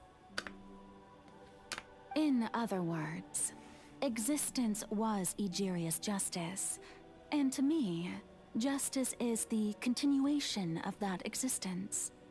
Defying the prophecy and ensuring that Fontaine's people shall live on. That should be the justice enthroned over all others. At this point, we, whether it be myself or all other Fontainians, have shouldered the burden of this sin for far too long. Iudex Nervillet, the highest judge in our land, when you regain your full power as an elemental sovereign, what verdict shall you pass upon us? So when I was invited to the court of Fontaine to serve as Iudex, I see now that that was your idea too. At last, I now understand the true purpose behind this position. I don't know if this means anything, but look at where his head is. Look at where his head is. It's centered in the graphic. Oh my god. Holy fucking oh my god. In the beginning, I was uninterested in human existence.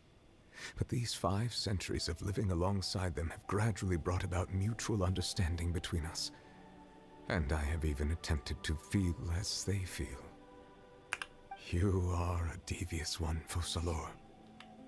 Things being as they are, surely you know that I could never declare them to be guilty. The softest smile in the world.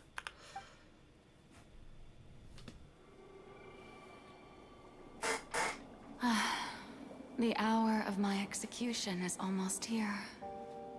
For the sinner, the curtain call has come.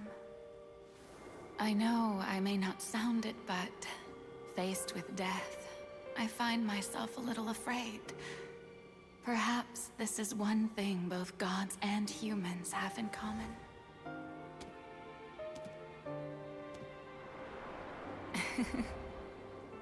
Farewell, Nervillet. I hope you've enjoyed the part you played these 500 years.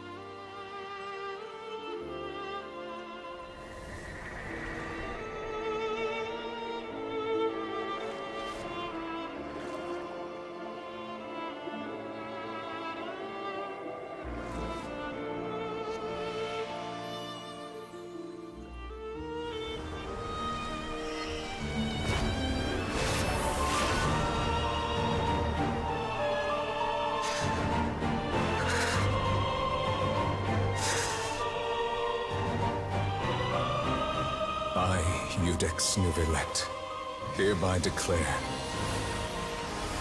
people of Fontaine, your sins are forgiven.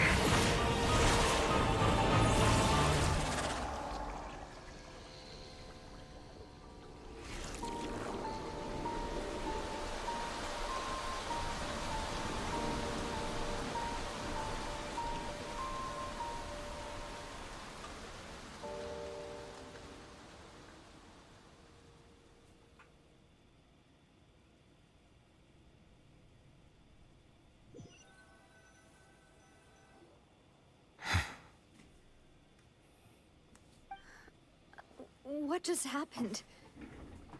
Has the death sentence been carried out? Was that bright light some sort of misdirection? I have a feeling that something huge just happened. But since we're all still alive and haven't been dissolved, I assume whatever happened was good for us. It's time to end this. We must mete out punishment to that beast. Didn't you say just a moment ago that it can't be defeated? I have gained the strength sufficient to deal with it. Through certain means, I now have the ability to separate the power of the Primordial Sea from that creature. We should seize the opportunity to pursue our quarry. Traveler, now that the oratories can no longer function, I require an executor to help me mete out justice. The root of the calamities befalling Fontaine, the beast that enacts the prophecy. Its name is the all-devouring narwhal. Come with me, traveler. The hour of execution has come. I'm not even mad that I missed my dailies.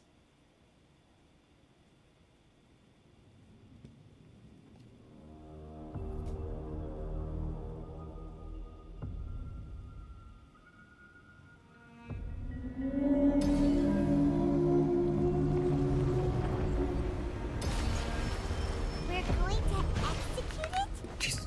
But how are we going to do that? It's huge!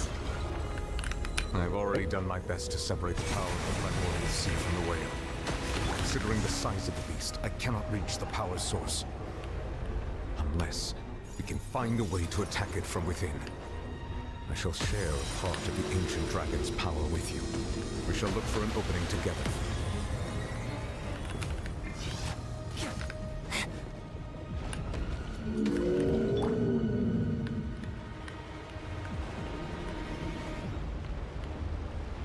I can feel its sorrow turning into hostility.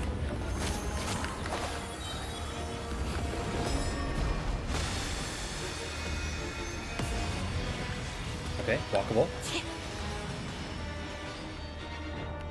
Guide Maker is on. Over here! The all-devouring narwhal cannot resist its instinct to devour. Continue to trigger its hostility, and a chance will present itself. Alright, here it comes.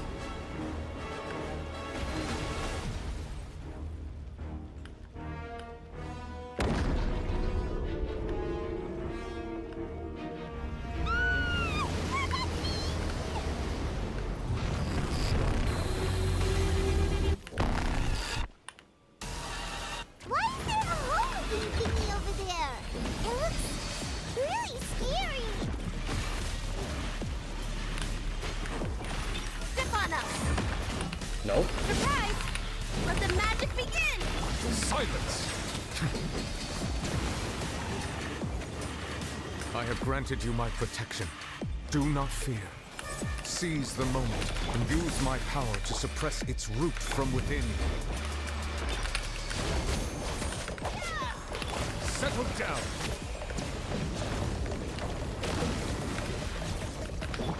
Rumble apart! Ha! Over here! Just maybe miss. What the fuck? Hey, hey, hey, hey, hey. Fuck out with this shit. Step right up. Starfall! Silence! Surprise! Manifest the authority of the ancient dragons. Witness the might of the primordial sea.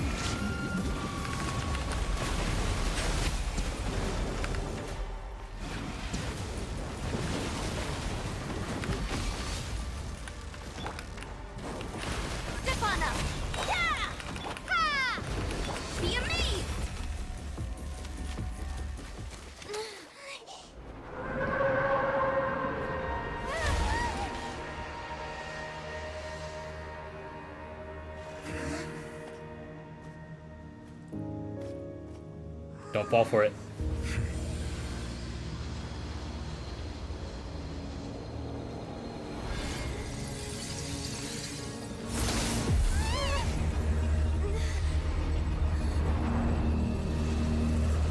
Second phase.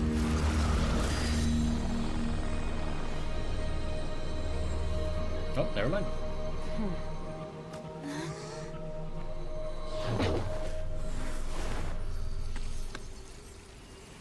Bitch just chucked him. What? But bitch, what the fuck? Thanks for helping with the cleanup. It should have been my job, but oh well.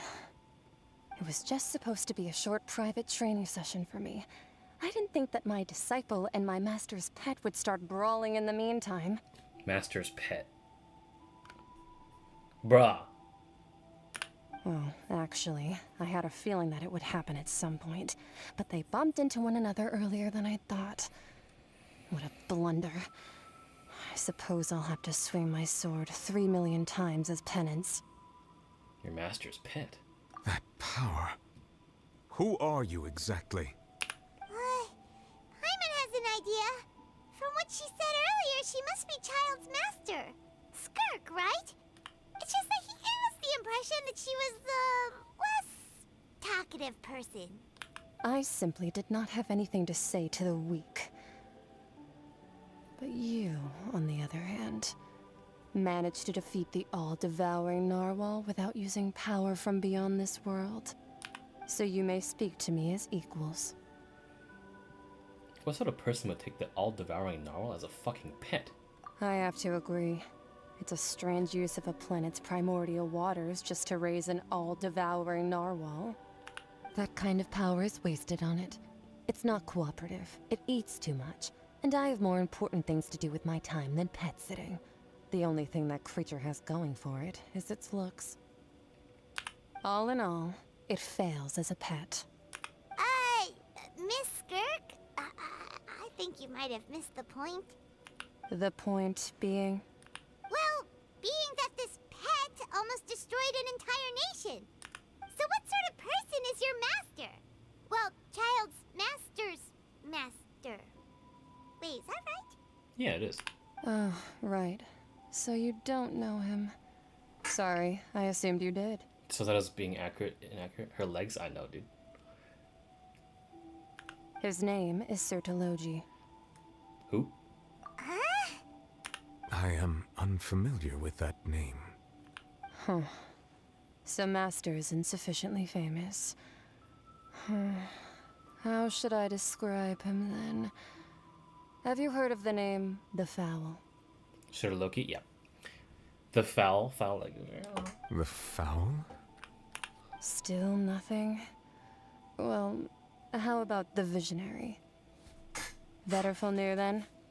Or Gold Rhine-daughter?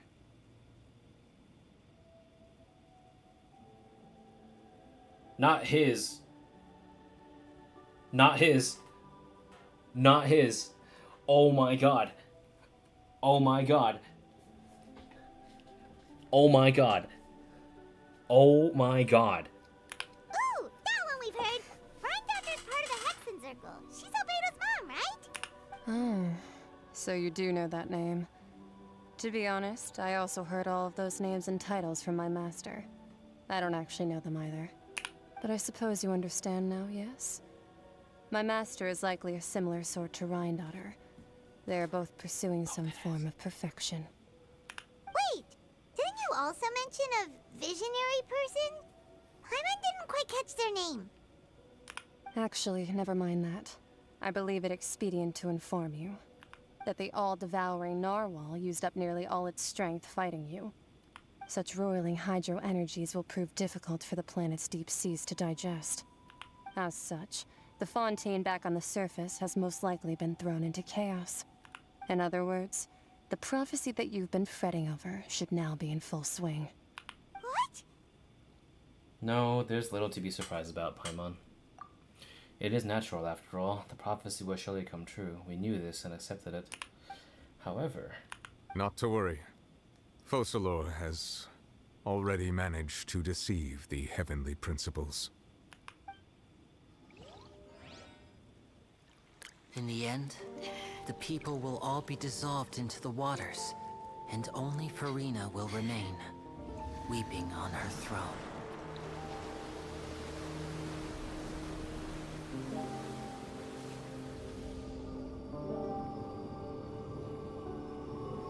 Only then will the sins of the people of Fontaine be washed away.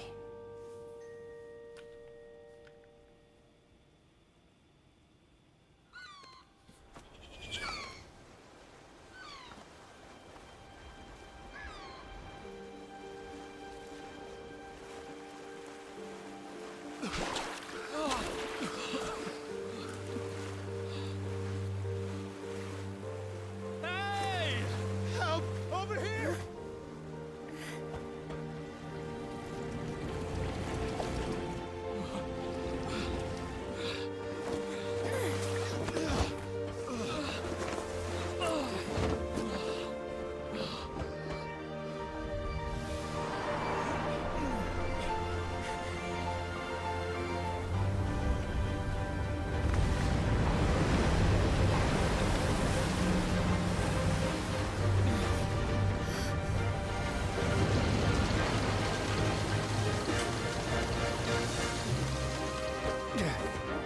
All hands, initiate emergency rescue!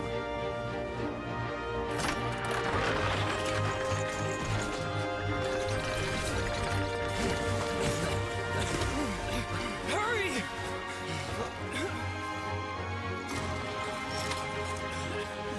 Hey, lend a hand!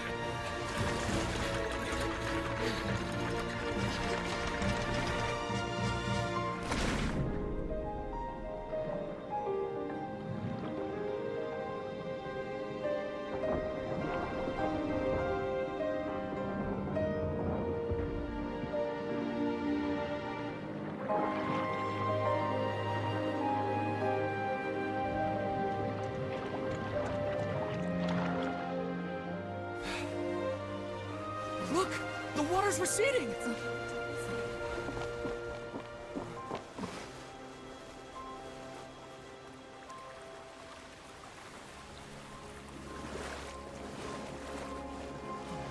It's a miracle! Water's receding. We didn't dissolve. The prophecy was wrong. The prophecy was wrong.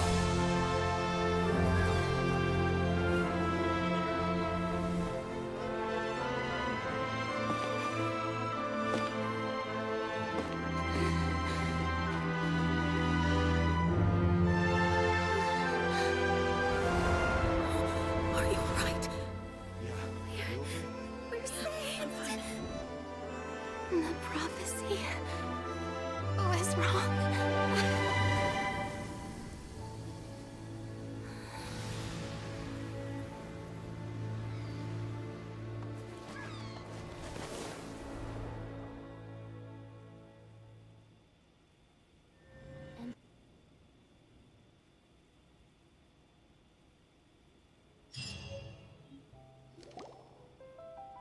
The soil renewed. The Spina talks post-disaster rebuilding. I recently visited Poisson to meet with Miss Navia, spokesperson of the Spina, and we spoke about Poisson's present and future. I noticed it too. The dialogue sounded a little. Maybe it was something that was cut off. It sounded like the old folklore or fossil lore. Old soil can still give birth to new bloom, Miss Navia stated. Hope is like seeing a small cookie when you're starving late at night. You just need a little of it. Skyship Winglet, boon or bane of the Fontaine Research Institute. The various disputes that have arisen on account of Mr. Edwin have suddenly become a shield over the Institute, with Julia turning out to be a once overlooked hidden gem. People always call the first researcher mad, but few know what to call the second. And should that latter person achieve a miracle, they would find it all the harder to find a word with which to classify him and his team. Wow! Paimon barely recognizes the people in the reports. Are those really Julia and Navia? They sound like real big shots. They might have just been big real shots from the start. What do you think? Pretty enthralling, huh? The Steambird's idea was pretty simple. With the disaster just having passed, we we would print a free edition packed to the margins with good news to calm people down. The value for these big scoops lies in their inevitable follow-ups. We'll publish further reports and go into the stories behind those people. God, those jiggles. Edwin's assistant, Jurier, created a true flying ship, while Navia is leading people in the reconstruction of their home. I'm sure that these stories could draw even your well-traveled eye. The articles do make me curious about how things will play out. Hyman's curious too! Wait a minute. Didn't we watch everything happen from start to finish? What's there to be curious about? And that's exactly why I'd like you to come conduct interviews with me. You're the best incubators of news, if you haven't noticed. And also, with you around, I'm sure I'll get to see that Duke. Are you sure? Hasn't he turned you down several times already? Oh, this time will be different. Come on! Let's head to Poisson first, and then make a trip to the fortress. There are some things you'll only know when you get there.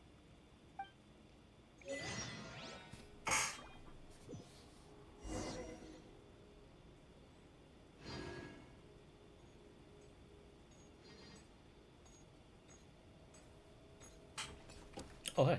How's it going? Tears among the stars. A drop of water obtained from the colossal beast who coveted the primordial sea of life. A philosopher in a faraway ancient world once posited that where is life, there is death. Naturally, where there is death, there is life. If not, then fleeting light cannot resist the eternal darkness, and all withers into nothingness at the end of time. The rules among the stars dictate that nature must be conserved, but the laws of the universe have never been conserved. In a sealed box, destruction will always overpower new life. Millennia upon millennia of prosperity are but an instant in the span of billions of years.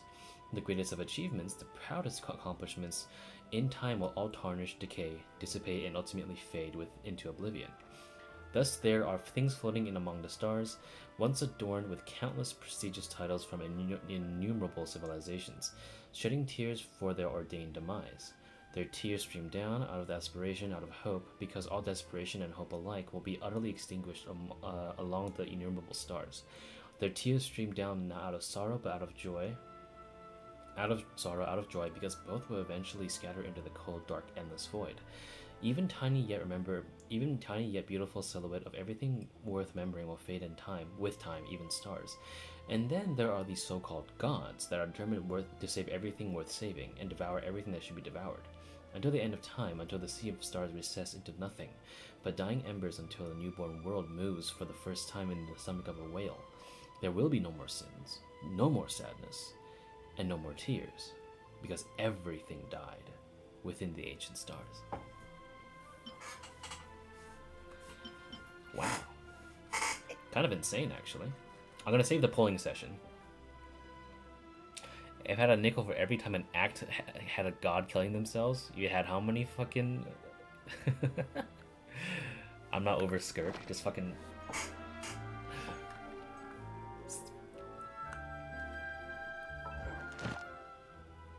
There it is. You can quick challenge locked chance domains through your adventure handbook in single player mode.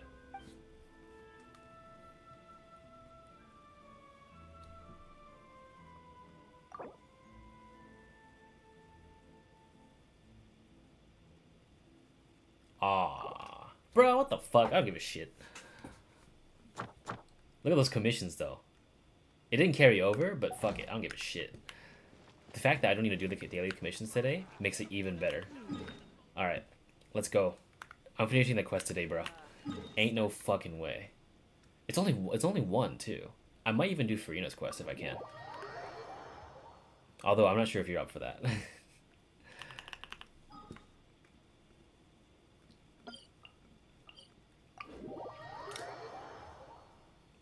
I'm down if you're down. But if you want to save that for later, then... I'm actually kind of happy about the fact that you don't seem to be experiencing too many issues either. It's Navia! Down for what? Down... Turn down for what? Never back down, never what? Is that a Fatui agent? It is. Navia! Hello. Oh, it's you. What brings you all here? Wait a minute. So, wait. So does this mean that Silver and Malus are still Oceanids? Like those that already have been converted no longer are... I'm trying to think of what happened to them. Like, because now that the people of Fontaine have been washed of their sins, are they just fucked? Like, salute?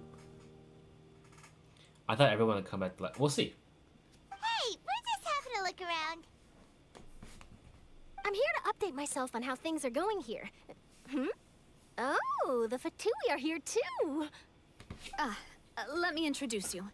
This is Mr. Garunt Snezhevich. He represented the Knave in sending us a large amount of supplies, and is helping with our work. Our residents are hard at work as well. Thanks to everyone, work is progressing nicely. We've lost a lot of people, but we're moving forward. That will have to be enough. Hello, Miss Charlotte. I'm a big fan of yours. I especially like that article you wrote last year about Fontaine's stray cats. That's cute. Look at him, a fan. But if you don't mind, could you not emphasize our role too much in your report? It's not charity we're doing here. We just happen to share the same interests as the Spina. I get where you're coming from. I'll keep it as simple as possible. Or would you be willing to feature as friendly neighbors? That would be fine. Thanks. Oh, you're back too. How are things? We finished laying down the construction materials. It'll be another hour before the workers are able to go over there. Huh? You're here too, Clarant?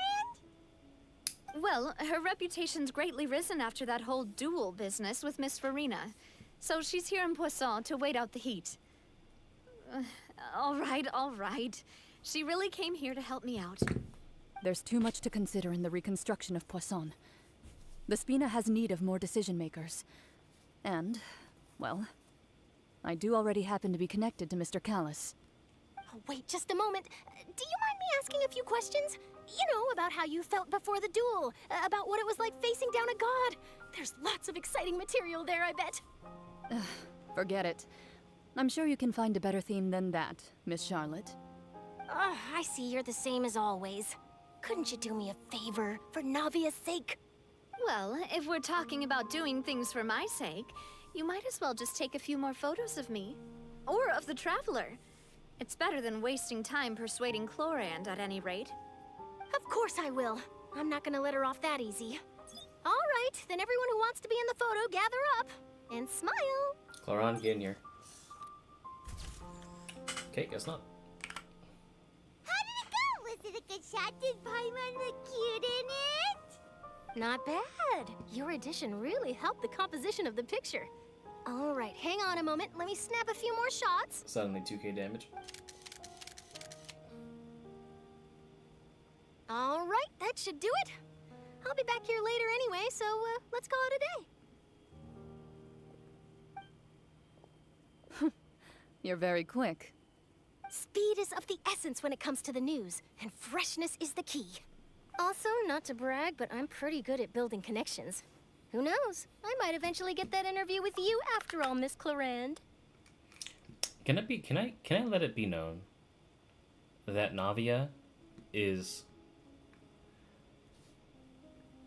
possibly one of the most expressive people in Tevat right now? The amount of times I found myself staring at her face, because the amount of emotions that she goes through. Like, even though that I know that Furina has all that, right? But the amount of like eye movements, the frowns, the smiles, the serious faces, the worried face, and even like this I saw a wall of spoiler text on my server, and I finally got to check it, and they're just arguing about a single Navia's voice line. What is it? Like, what is it supposed to be? Wow, you really do have that never say die spirit. I'm impressed. I still love Navia though. I'll hazard a guess that this is how you got that interview at the Fortress of Maripede. You already knew that she was going? Whoa, you're well informed. Let me make a guess too. I asked Sijuin, who told Monsieur Nervillette, and he told you, right? That's a very complete information chain.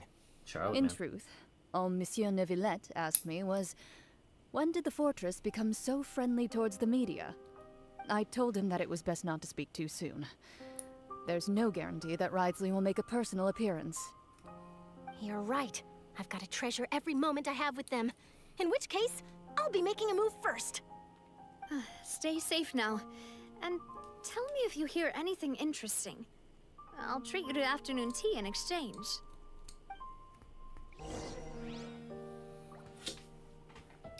During the encounter, when it leaves Child, she says, we just barely managed to push it back. So what are they arguing? And they're ranting how angry they are at Navia for including herself in that?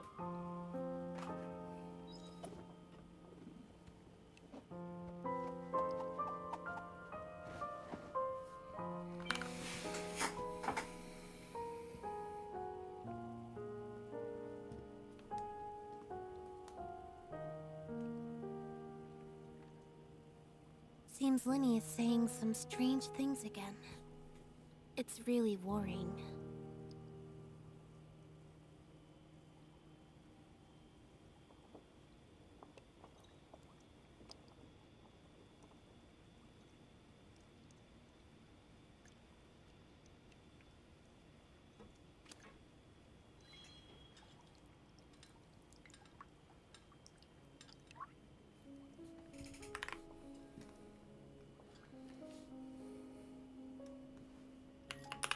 You seem curious about the fortress. Of course. That Wriothesley. I still remember going down to the fortress to grill him for information on my father's case. Boy, did he take me for a ride. Without telling me anything, of course. But he did invite you to tea, didn't he? 2 large pots of it, in fact. It was good tea, though. I have to agree. The tea there is very good. Speaking of that, would you like to have some today? I mean, you've got time, right? Well, I'd be partial to some shortbread. Wow, it's like we've got a menu or something. Sure. Good. What flavor of biscuits would you like, Mr. Snezhovich? Me? I'm fine with anything. But I would prefer chocolate, should you have it. All right. Leave it to me. I'll go over the newly arrived supplies with you later, Mr. Snezhovich. We should be able to finish the preparatory work today. That works great for me. Huh. Is it just me, or did you get a new lipstick? I did. It was a gift from Sijuin. Want to give it a try? I think the color would suit you, too.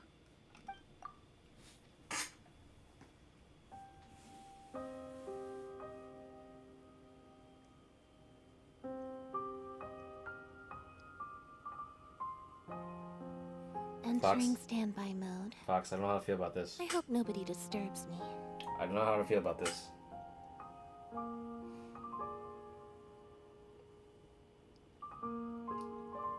They're gonna take that line and go.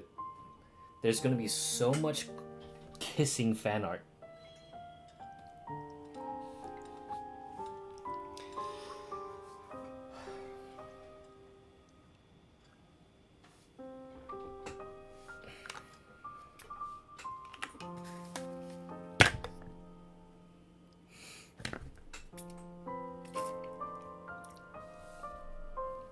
On one hand.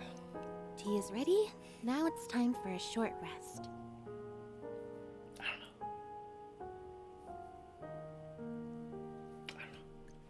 Will the porn be hot?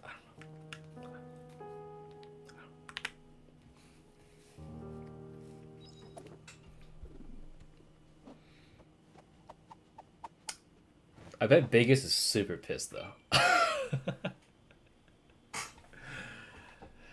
But you know what? Now that there's more substance to it, I'm not that mad. I'm not that mad. Because now we also have the tragic story Entering standby mode. of Neuvillette. I hope nobody disturbs me. fuck, dude? Wait, does this mean that Furina and New Villette just became like an actual valid?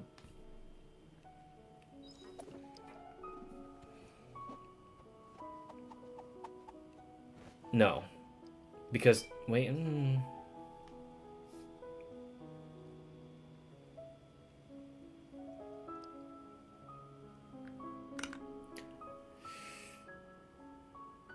He's complaining about the lack of material in-game, or that there needs to be a ton of development for it to work.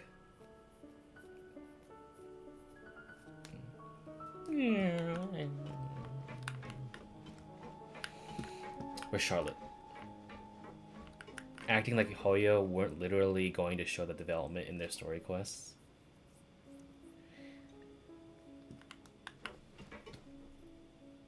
I mean... Well, we're...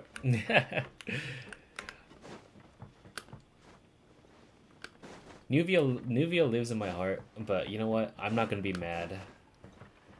I'm not gonna be mad at... What was it? What's the fucking ship name? Chloravia or some shit? I don't fucking know, dude.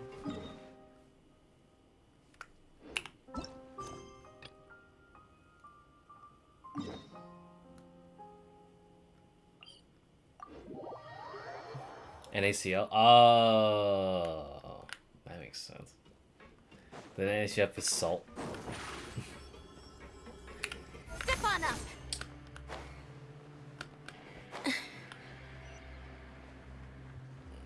Yeah.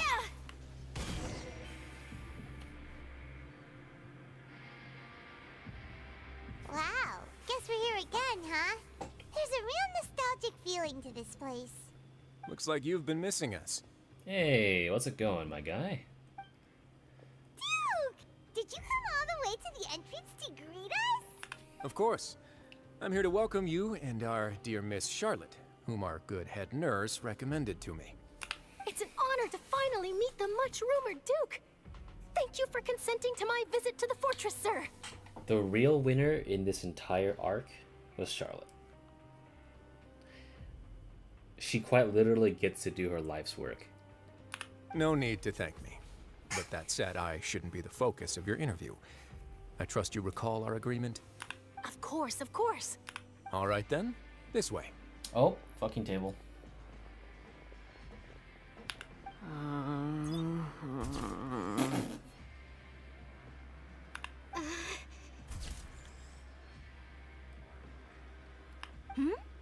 Hey, no need to be so nervous. I've already taken all the photos we need. Miss Charlotte, do these pictures really need to be published on the cover of the Steambird? It would seem that Miss Lorvine doesn't want her face to appear beside that of Mr. Jurier, hmm? Sir, please don't say things like that. But it looks like dear Mr. Jurier denies it. Might this interview be very important to you then? No, I just... This is my first time being interviewed, and I'm very thankful to the Steambird for... Those two need to fuck. Now, I might not look it, but I actually did meet Mr. Edwin once. And I'll be honest, I enjoyed chatting with you more. You've definitely got more of that genius vibe going on. Ooh. The boat that brought about a miracle, the ark that saved the people. Why, you recreated a myth back there, like an emissary of legend. Still, if I might ask, where's that flying ship now? Huh! Looks like Charlotte's trying to get herself another exclusive scoop. I have to apologize, but that ship is presently in the bowels of our factory. I'm afraid it won't be easy for you to get a shot of it. Really? Well, then in that case, could I have an interview with you to make up for that loss? Oh shit. She's like me, dude. You already know my answer, I'm afraid. Best you interview our head nurse instead. Or perhaps you'd like to take another photo of this couple of researchers? Did you really have to use the word couple? Well, then, 2 solo photos will do. Is my hair messed up? Please, someone help me have a look. Things sure are getting pretty lively here. We've seen this kind of thing before. Honestly, though, the female researcher is kind of hot. Oh, Seems like everyone's here. I like the Would hairstyle. any of you like to try this new drink I came up with? Milkshake. Ah, Siegeween. Hey. Hey, Miss Charlotte. Why don't you, take some pretty photos of our head nurse? Sure. Come on, Miss Siegeween. Over this way. Let's find a brighter spot. Huh? Sure. Do I have to smile? You're constantly smiling. Oh, anyway. how have things been at the fortress? Same old, as you can see. Fontaine's undergone some changes, but this place is still more or less the same. Other than that flying ship, it got a tad too much attention, I think. That's why I decided to let the interview go through. We should direct more public opinions toward the behind-the-scenes heroes. Am I right, Mr. Jurrier? Miss Lurvine? You're too kind, sir. I believe that you too should have your day in the sun. Not that you would want that, which is a pity. I'll just leave the spotlight to you two. I see. Lots of things happened that day, huh? Anyway, regarding that Harbinger, I'm not sure you remember, but his 3 young followers are still waiting for his return. He sure did win them over, huh? I'll tell them that there's good news and bad news. The good being that their boss seems fine, and the bad being that they must face extended sentences for abetting his escape. Wait, the child is back? Oh, actually, what about you? Are things gonna change for you too? Are we just gonna like... What change can there be? The fortress will keep chugging along, and so will my duties. You just give him his As to back? what Miss Furina's departure will mean for the nation, and if our laws and governance will be transformed, we'll leave those to the folks in the overworld. Hey, everyone. The photo shoot's done. What's up, baby girl? Good. In that case, let's call it a day here. That's not how she Thanks works. for your cooperation. Come on, Traveler. Let's go. Till next time, everyone. Charlotte? There'll be a next time? Maybe. Who knows? I might write a story about the underwater factory next time. Until then. Uh-oh. Wisely. All right. Last stop, the docks. He's saying that child's alive and they're singing... Oh, okay. Gotcha. Oh, let's check. Let's check. Oh, there it is.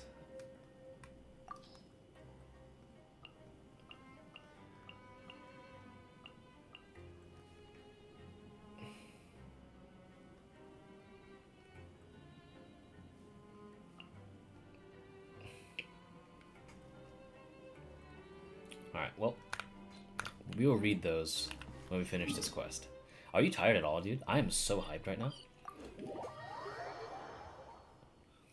If you're not tired, we're gonna do Furina's quest right now. I will pull, like, right now. I don't care if I have to spend $100. Preferably not so, because I kind of need it for groceries, but you know what I mean.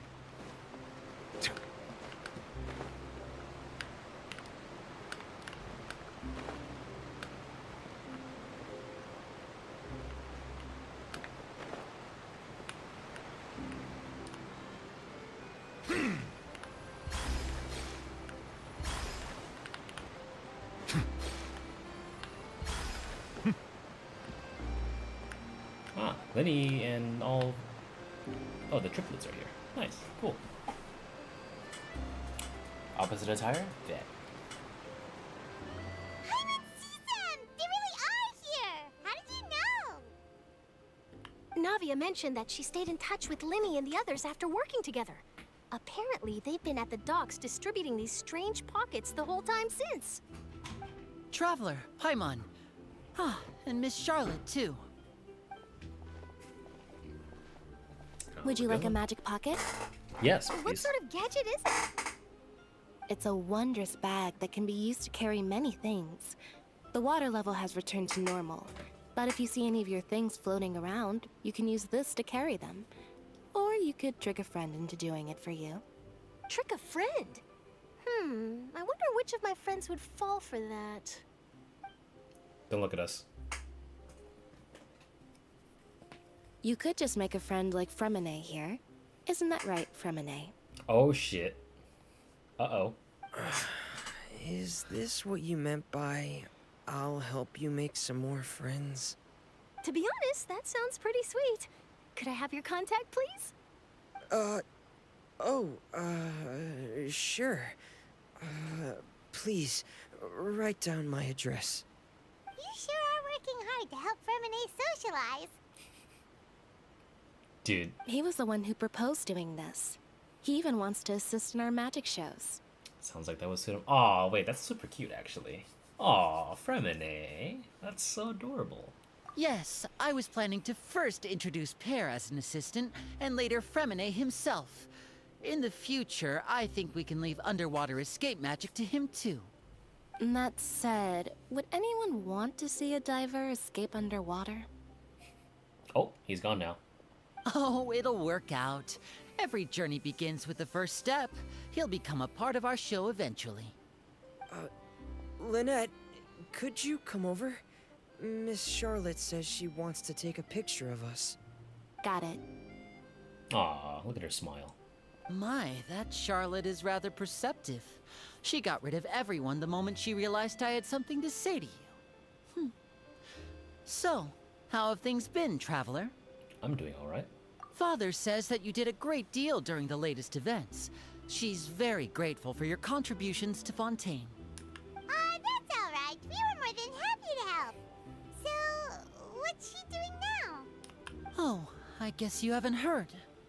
Well, after Lady Furina left, Father and Monsieur Neuvillette opened negotiations, during which he gave Fontaine's gnosis to her as a diplomatic gift. A diplomatic gift? A gnosis? Yes, I was quite surprised at first myself. But when I thought it over, there were actually a number of things going for it. It could have been done as an apology for the incident with Lord Child, or as thanks for his help in tying the all-devouring narwhal down. Furthermore, Father did also lend significant aid to Fontaine and Poisson. Well, that's true, but this is a gnosis we're talking about. Doesn't this seem a bit... I would agree, but I've also heard that it seems that Monsieur Neuvillette has had a significant change of heart regarding the matter. So there's some reason for this that only Neuvillette knows about? I suspect you'll have to ask him about that yourself. Ah, yes, speaking of which, I did see him strolling around the entrance to the Fortress of Meripede a while back. Isn't he real busy and stuff? Paimon didn't think he'd have the time for that. But back to the topic. The gnosis was given to the knave, right? What about Child? They say that he's returned to Snezhnaya to recover from his wounds. I hear that the recent disaster really did a number on his health. Well, I guess I can call him one of my war buddies. That's true. When you think about it, we've had loads of run-ins with the Fatui. To think we'd be allied with them this time. So shocked by such a simple switching of sides?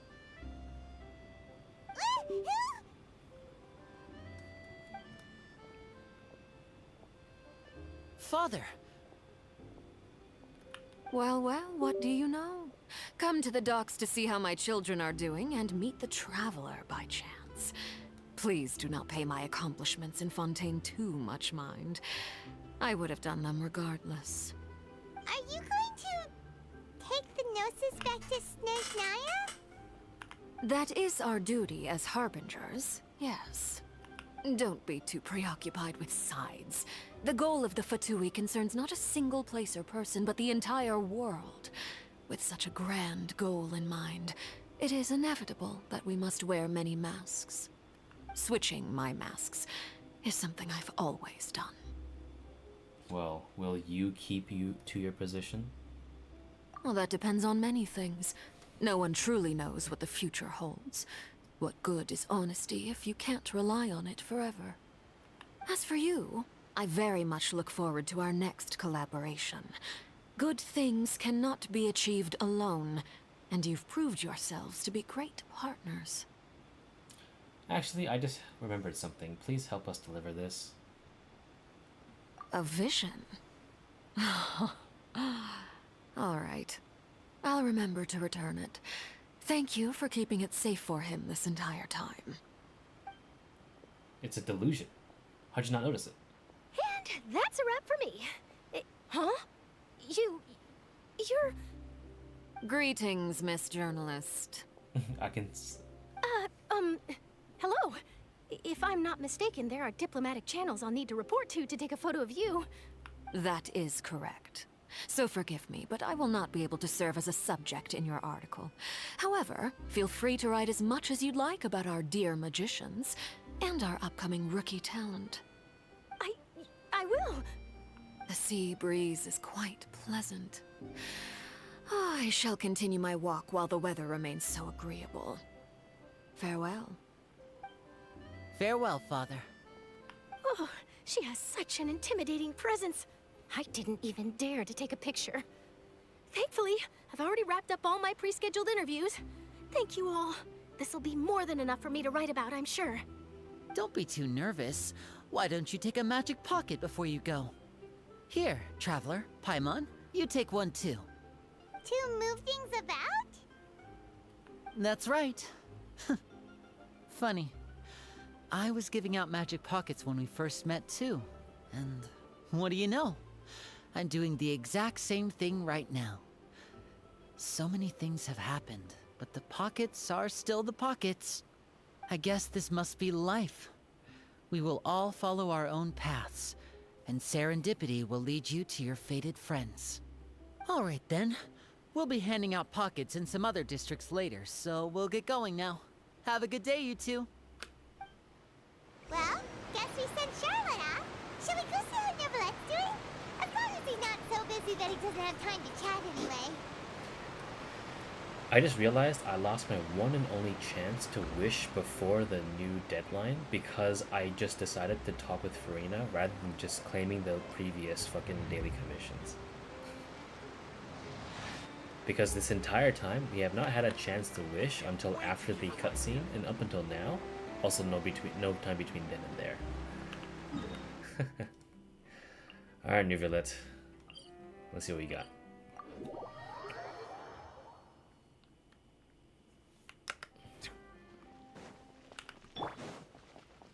I wonder how Mona's doing this entire time. She just fucking like... Dude, she just went for a fucking swim. Someone please give me art of that. Where it's just like in the random fucking waters. It's just... Before the water fucking sank down, it's just fucking Mona just right there. Just like... What the fuck? What in the fuck?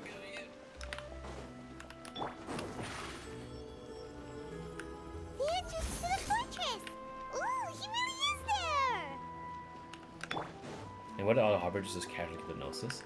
I have a feeling, well, Neverlet has definitely have his reasons. We kind of know, don't we?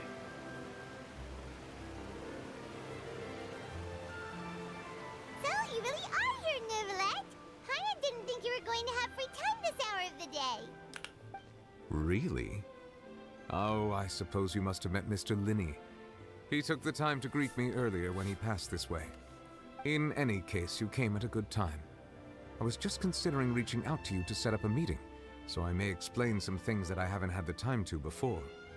Aw, Paimon's glad that you remembered. Thank you for keeping us on your mind, what with you being busy and all. Alright, let's have it then. How was Fontaine actually saved? The whole business is still quite the mystery to us. It is strange how words can often leave a bitter taste in the mouth when it finally comes time to say them out loud.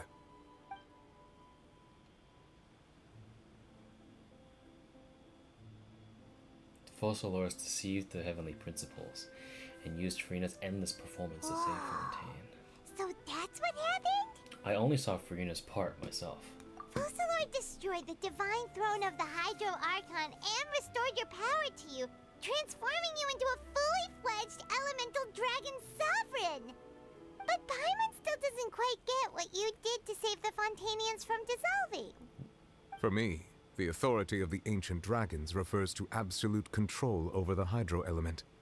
Fontainians were incomplete humans born of Egeria's use of the power of the primordial sea, with constitutions similar to that of mimics. But so long as those primordial energies remain within them, I could use the ancient dragon's authority to grant them true blood, after the fashion in which life was first brought into being on this planet.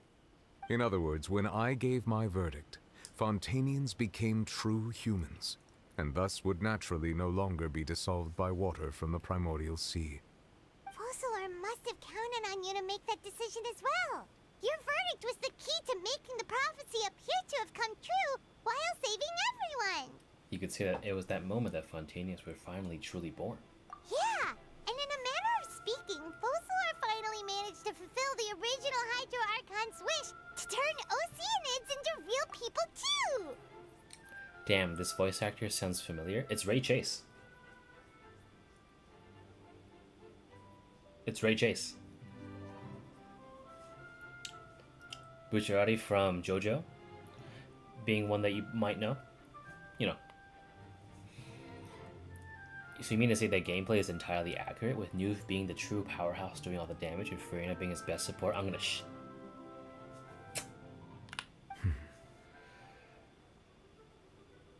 It seems from your expressions that you still have more things you wish to ask.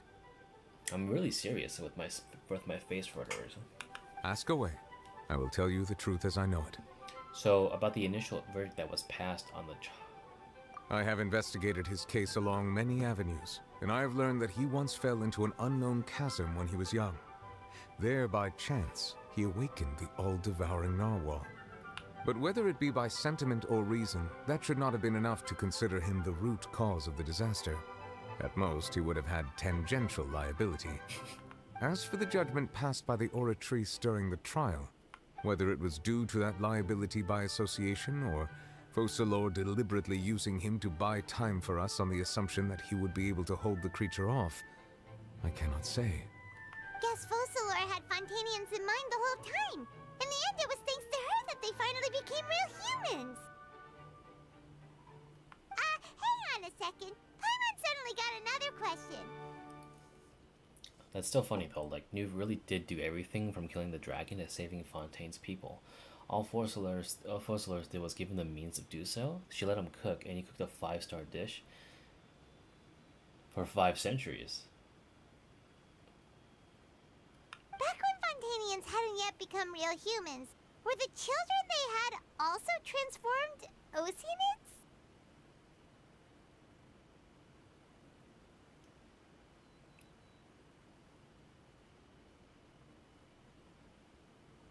Paimon is asking the real questions here.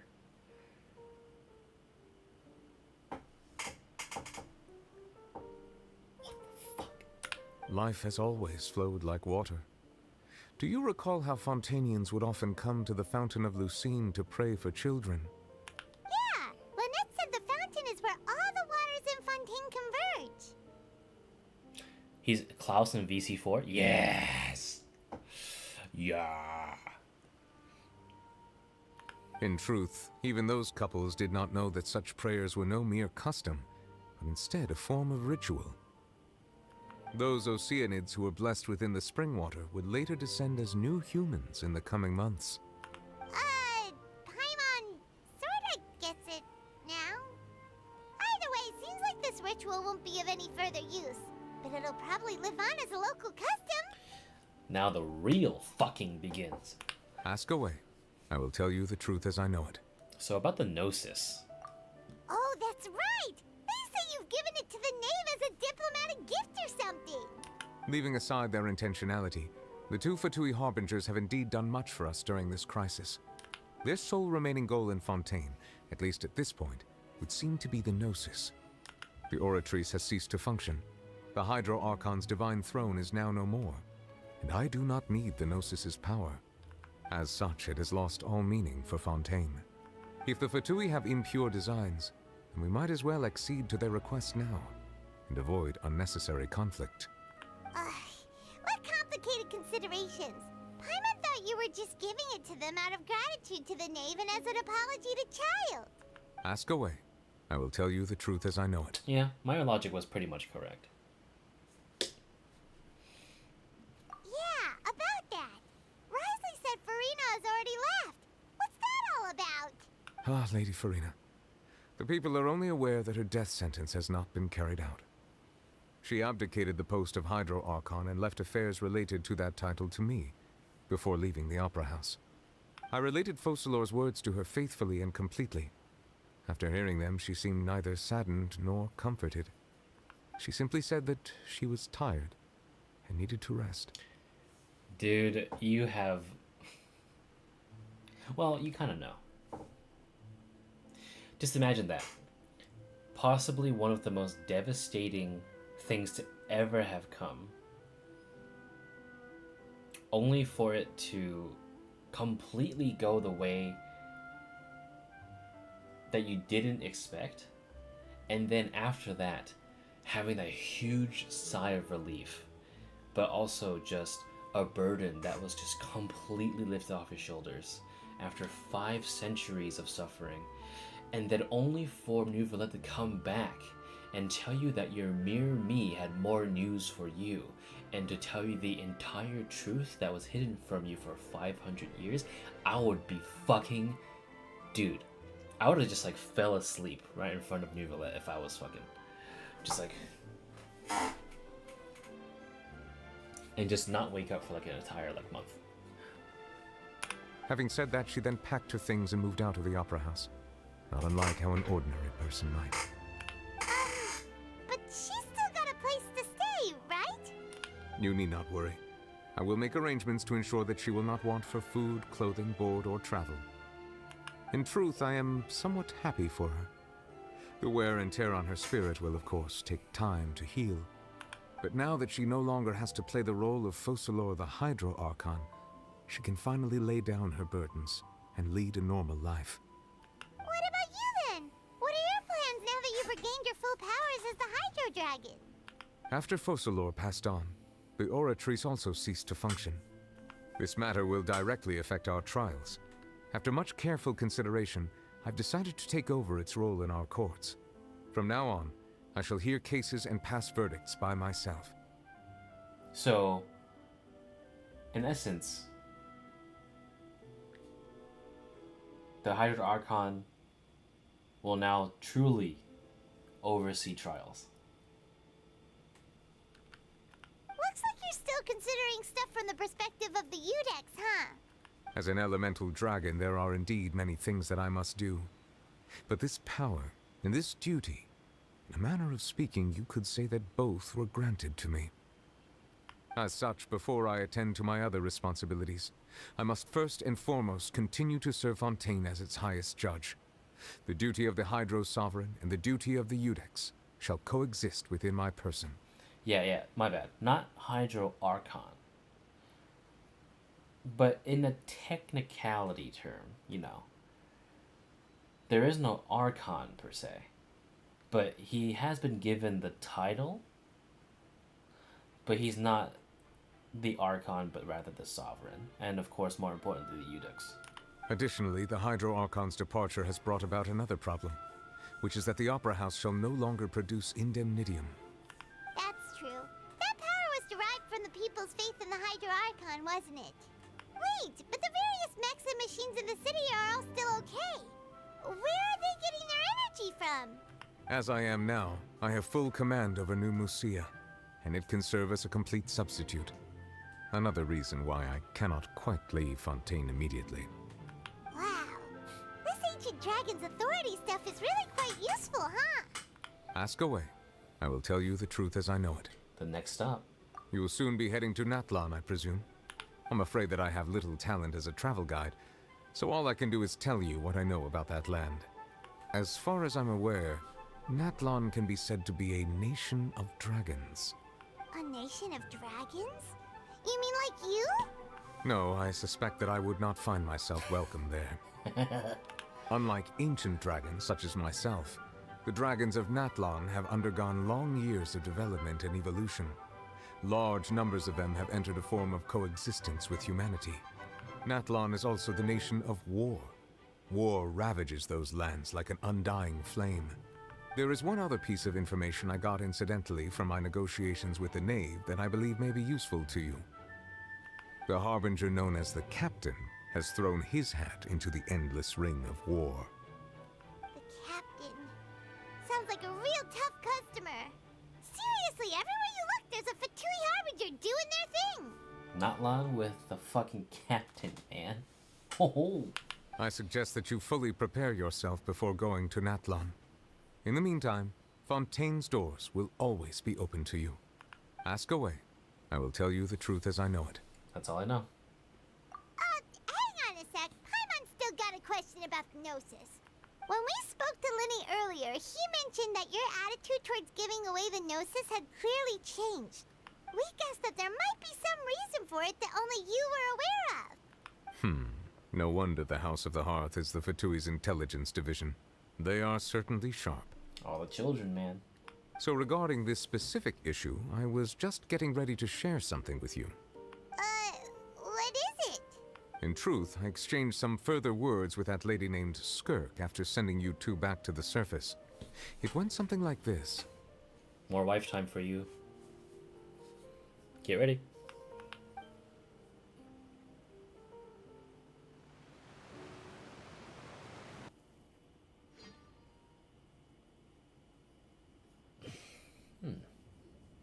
Well, we're going to head topside to see what's going on. You hurry over soon as well, all right, Nervalet? Whoa! What next? The all-devouring narwhal isn't here, so I'm no longer getting any interference. I can finally catch the scent of your power, what it's made of. It is the authority of the planet's primordial dragons, but with something very similar to a god's curse mixed in. It's quite a novel blend. I'm sure I've encountered something like this before. What was it again? I do not know what you speak of. Ah, of course. How could I forget? You should have the remains of the third descender on your person, yes?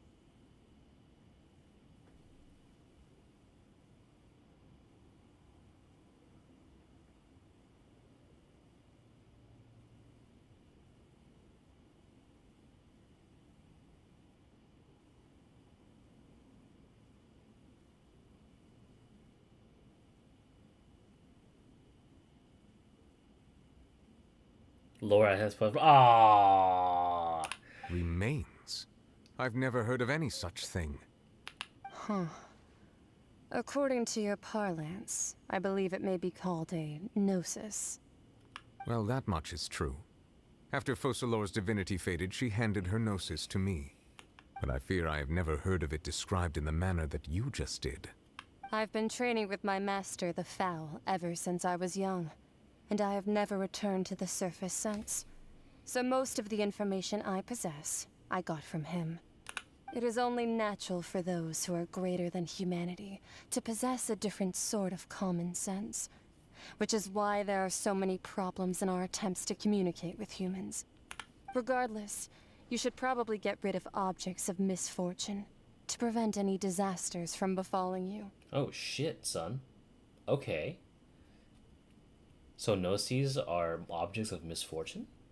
To live in itself is a blessing. But once a person dies, the bonds he once had with this world shall all turn to curses. What do you mean by that? No need to fret.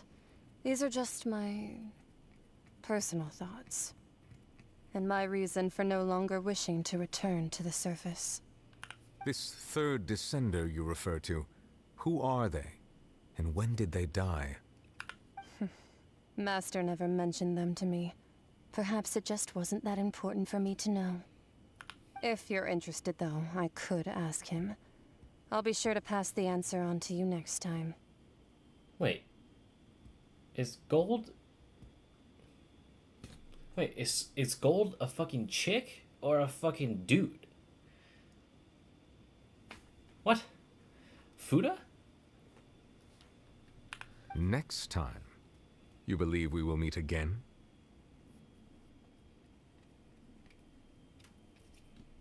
I do. Wait. I have a disciple of my own, don't I? He can be the messenger then. Oh, Gold was simply the best comparison. Oh. Oh, okay, my bad. Thanks for clearing that up.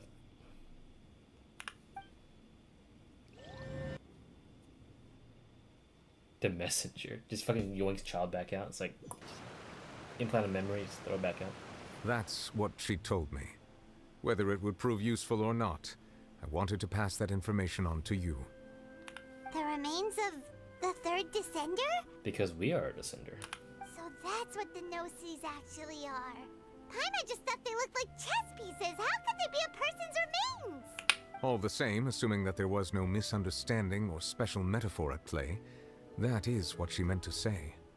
And she said that it would bring misfortune and that you should check it, which is why you gave it to the Fatui. If she speaks the truth, then I would simply be putting Fontaine at unnecessary risk by keeping it here. Oh man, suddenly Arlecchino just fucking stubbed her toe. A descender. She mentioned one of them. I'm the fourth descender. For me, this information means two things. One, that the Gnosis are related to descenders, and two, the one that came before me has already died. I guessed that you might already be familiar with this concept, but I did not expect you to be one of them. That means that the Gnosis, which are exceedingly element compatible and can even enhance elemental abilities, do indeed come from the third descender. I wonder, does your body also possess similar properties? Do not say that to me. I'll whip my cock out. Like being able to use elemental powers without a vision. That does sort of count as special compatibility, right? No, let's not think about this stuff right now. It just feels creepy. Comparing the Traveler to the dead third descender and all. Don't worry, I don't die so easily. In the manga, Venti said 3 people died and their bodies were used to form the Earth. That's true. Man, it's been so long since I fucking read the manga. God damn. That's what you say, but this topic still feels like bad luck. Once Child recovers, let's get some more answers out of him. Or go look for his master and get the answers that way. How the fuck are you gonna do that? I too believe it unwise to make too many blind guesses when information is lacking. The same is true of being at court. By the way, this is gruesome as fuck. Their body was torn apart and turned into the Gnosis. And little chess pieces too. How fucking adorable, huh? Alright. Whatever the case, it seems like the crisis here in Fontaine's over for now. Yes. All of Focalor's efforts were for this moment as well. But she sacrificed herself in the end as a god, and she suffered through all those years as a human. Was that really what she wanted? I suppose that would be the mystery of a god's will. Can you understand the will of the gods? I suspect not. But once in a while, I too would guess that if wishes were like the clouds in the sky, they will one day return to the earth as raindrops. Life flows like water, and rain is the final answer. The water levels may sometimes tilt one way or another, but the rain falls fairly upon all. And what, ultimately, is the difference between the rains that fall upon all of us?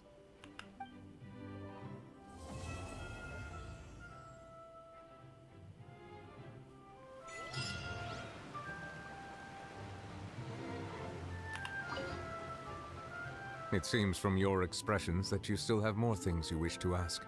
Ask away. I will tell you the truth as I know it. That's it? I suggest that you fully prepare yourself before going to Natlan. In the meantime, Fontaine's doors will always be open to you.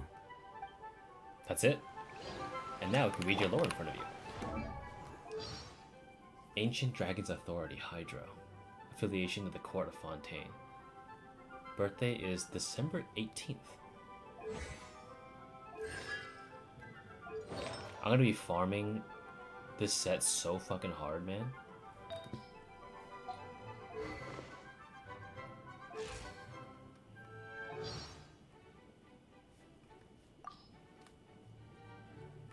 Let's listen to these. Oh, there's no voice line. I'll read it. This is a topic that's been discussed ad nauseum. I don't mean to condescend to humanity, but it is quite clear to me that society's concepts of justice, fairness, equality, and rule of law are not equivalent and can never be. Now, of course, water always seeks its own level, and it was in this spirit that the previous Hydro Archon Egeria hoped to achieve universal equality by connecting all things with love. Her successor chose instead to seek equality by means of the law, but ultimately, due to various external factors, this unfortunately manifested itself in the distorted form of trials for the sake of trials. Nevertheless, these are reasons for everything. I should refrain from criticizing her. Since you hail from beyond the stars, I invite you to be my witness as I judge this upended world. This realm dismantled was of the formidable father himself, but what now reigns here is a cluster of filthy feathers.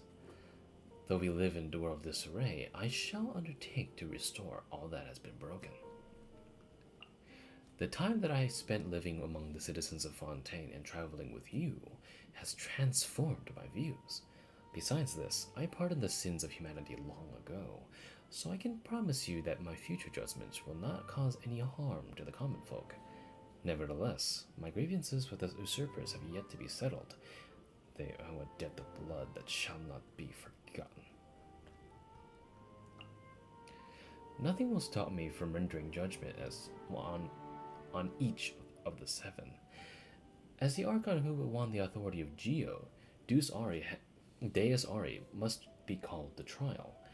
If one does not wish to see us on opposite sides of a conflict, they need not worry, for I intend to stay in Fontaine for the foreseeable future, which could mean another 400 years.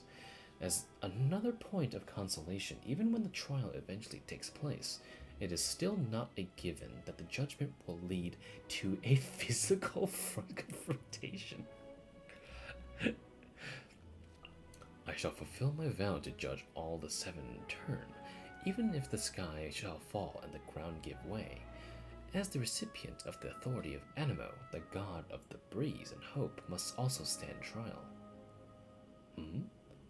He stands most of his time being a harmless drunkard, you say? Well, even so, I must meet him for myself and proceed from there. As a survivor of the dragon race who has regained my full dragonhood, I must fulfill my oath and obligations, even if it means returning all the water in the oceans back to the heavens. In taking the authority of Electro, the Narukami placed herself on the list of the usurpers. Oh, so she has isolated herself in the plane of Euthymia, and now rarely appears in public? Then I'll pay her a visit every other few centuries. Though the day will come when I put her on trial, I must commend the god of verdure on her sense of responsibility. Few things are without flaws in this world, but the devotion and benevolence she displays are a testament to her commitment to continued progress. I feel enormous regret when I have learned the mistreatment she has endured over the past 500 years. Now the curtain has finally fallen on her performance. The character she portrayed was an imaginary one, yet in playing that role, she fulfilled her duties. Though she is meek and full of doubt by nature, she was able to use madness to stiffen her resolve and see her duty through to its conclusion. The work that she has done over the centuries is truly immense. If she were to ever make a return to the stage, I should personally attend the performance and give her my heartfelt applause. Yes, I must do so when the opportunity arises. Oh, that's so cute. That is so fucking cute, dude. Alright. What do you think of my performance, huh? I don't think I can match his voice, because my voice isn't that deep. But I tried. That was pretty cool, huh? Yeah? Okay. You ready, dude? You ready? Dude, look at that. The little Oceanid. I love when he wheezes. To yesterday. Oh. You ready? Alright, hold on. Do you want me to wish now? I'll wish right now. After taking a sip.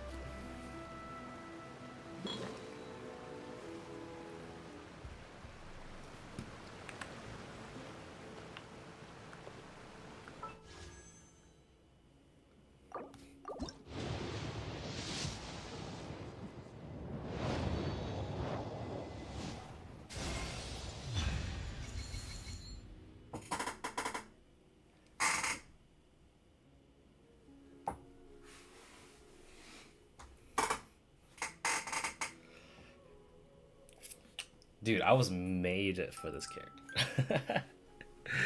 The little dance I did. Yes. Water comes in many flavors to the discerning palate.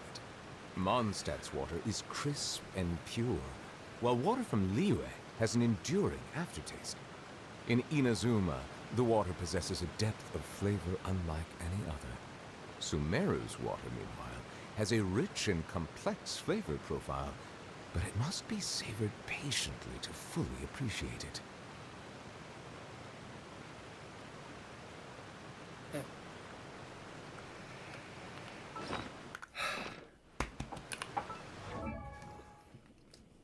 It's me. I'm the Hydro Archon.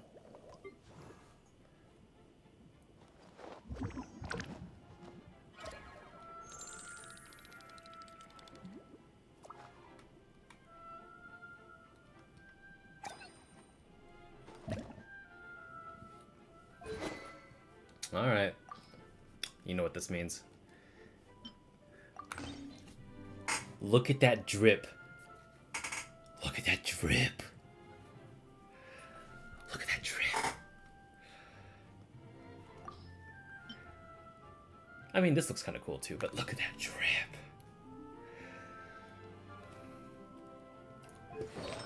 Alright. I'll put the golden drip on her for now.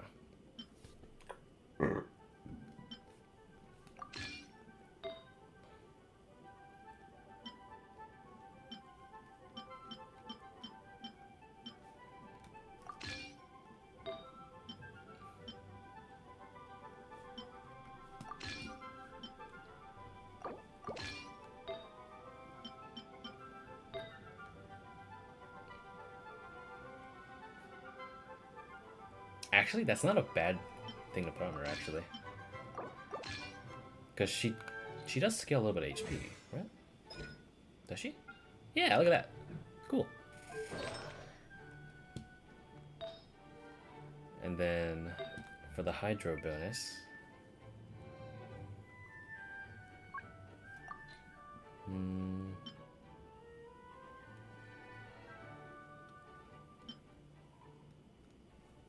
Yeah.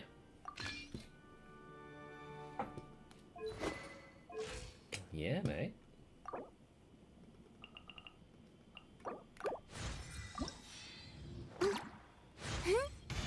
I'm really not accustomed to using a vision. Oh, why don't you teach me? I nearly forgot. You've never used a vision either. That's cute.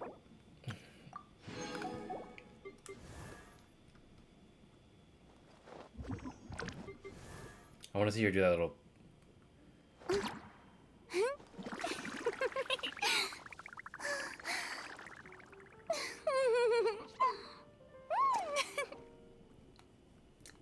Seems like she's happy. Alright, cool. Alright, that's it. Alright, let's go with Free. Let's go change up our party now. And let's bring her home. Nearer to the action is closer to the truth. Thank you for permitting, no, inviting me to join you. I have high hopes for this journey.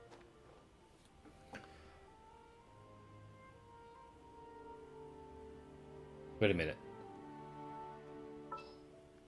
Hold up.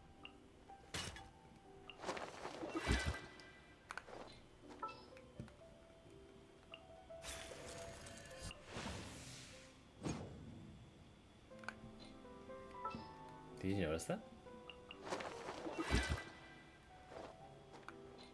Compared to the other Archons,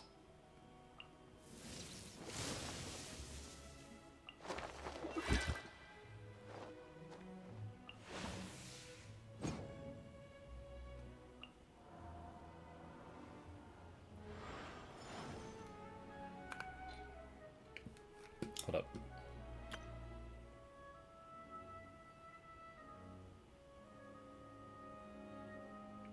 So you see the power of Geo resonating with him. along with Nahida's thing here.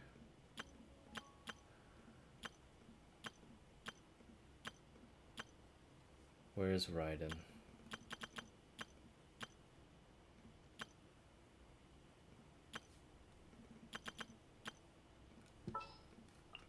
The campaign begins.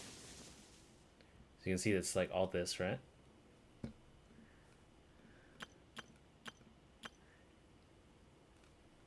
What's strange is that none of these have the water effect. So it's because there's no Hydro Archon, right? That's pretty neat.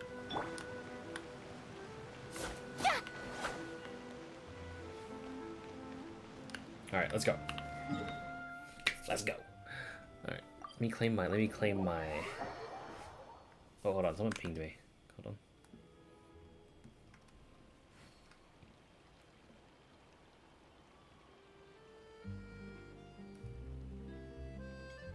Oh god.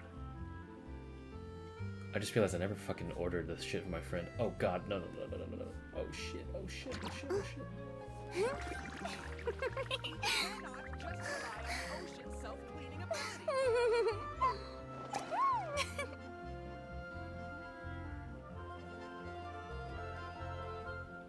Uh-oh.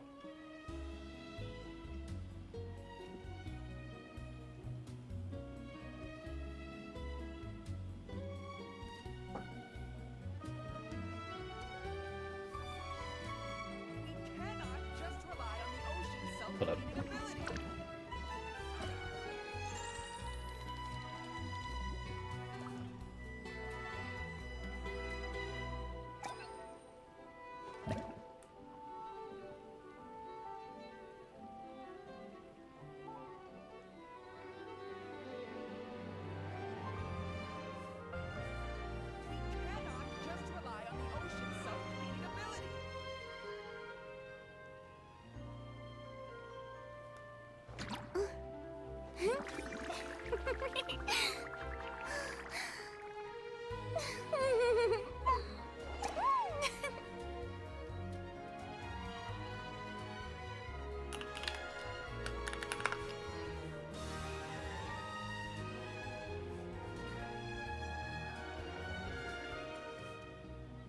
Hold up. Just rely on the ocean's self-cleaning ability.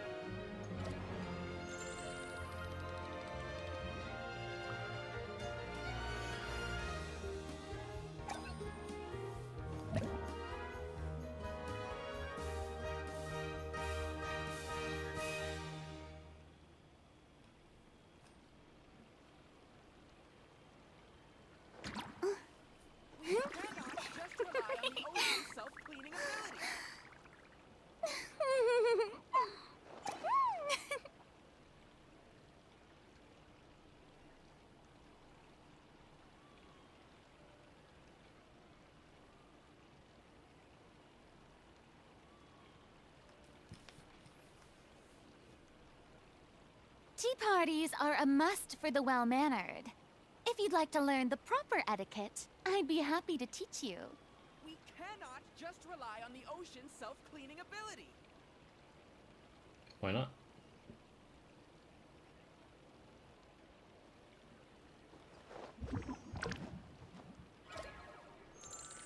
Hold on, I'm checking out some shit. One moment.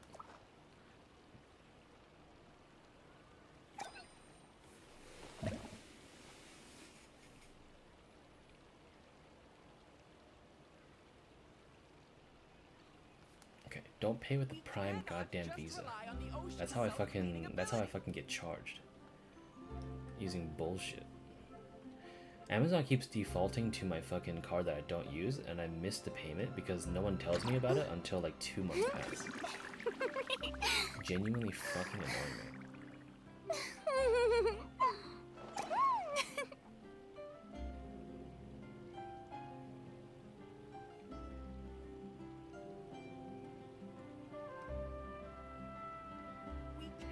Just rely on the ocean's self-cleaning ability.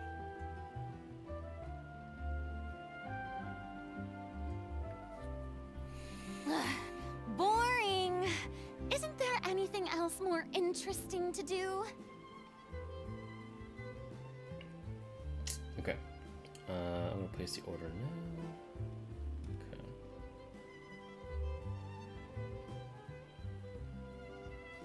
Okay. Okay. Back to game. Let's go. I really. Oh, hold up. Keep that for now.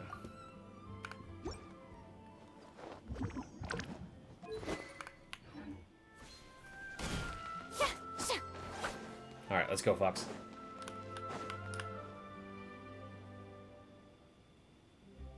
Oh. What kind of attitude is that, Editor Jenk? And what about your attitude, Agent Telecard? I'm helping you with a problem here. And did I ask for your help? What the fuck are you two arguing about? But what good timing. Help me explain. I'm Agent Telecard from the Microbiologist Phantom, investigating the case of the Steambird. But this amateur keeps interfering with my deductive process. I mean, who the fuck is the investigator here? Well, it is kind of odd for an amateur to advise a professional. I was merely suggesting that she not jump to any conclusions. She's barely started investigating and she's already decided I'm the killer. It's defamation, I tell you. It does sound like defamation, but what's the point? Killer? What happened? It's possible that an unfortunate newspaper employee has been, you know... Oh, it's so sad. What do you mean by, you know? He's missing, that's all. Even if he's just missing, you're still mixed up in this, and that's because you drove him away, didn't you, Editor Jink? Let's paint the scene. An idyllic young reporter finally gets a job with the newspaper of his dreams, and he yearns to fight the evils of society with the power of his pen. But then, to his dismay, he discovers the newspaper is as corrupt as everything else. Black of ink, black of heart. Valuable stories are ignored in favor of pieces about popular music. His ideals are met with lies. His dignity is trampled on. Oh, it's such a sad story. Until finally one night he awakes from the nightmare upon a tear-sodden pillow and decides to flee the place that shattered his dreams. What are you, an investigator or a bad novelist? You're cawing like a crow. So, Editor Shank, is this truth behind his disappearance? You are his boss, are you not? Yet you deny all possibility. Agent Telecard, your imagination knows zero fucking bounds. Maybe we suggest that you hand in your badge and take up a job at your newspaper. We also published fantastical stories, you see. Fantastical, as if. My deductions are entirely plausible.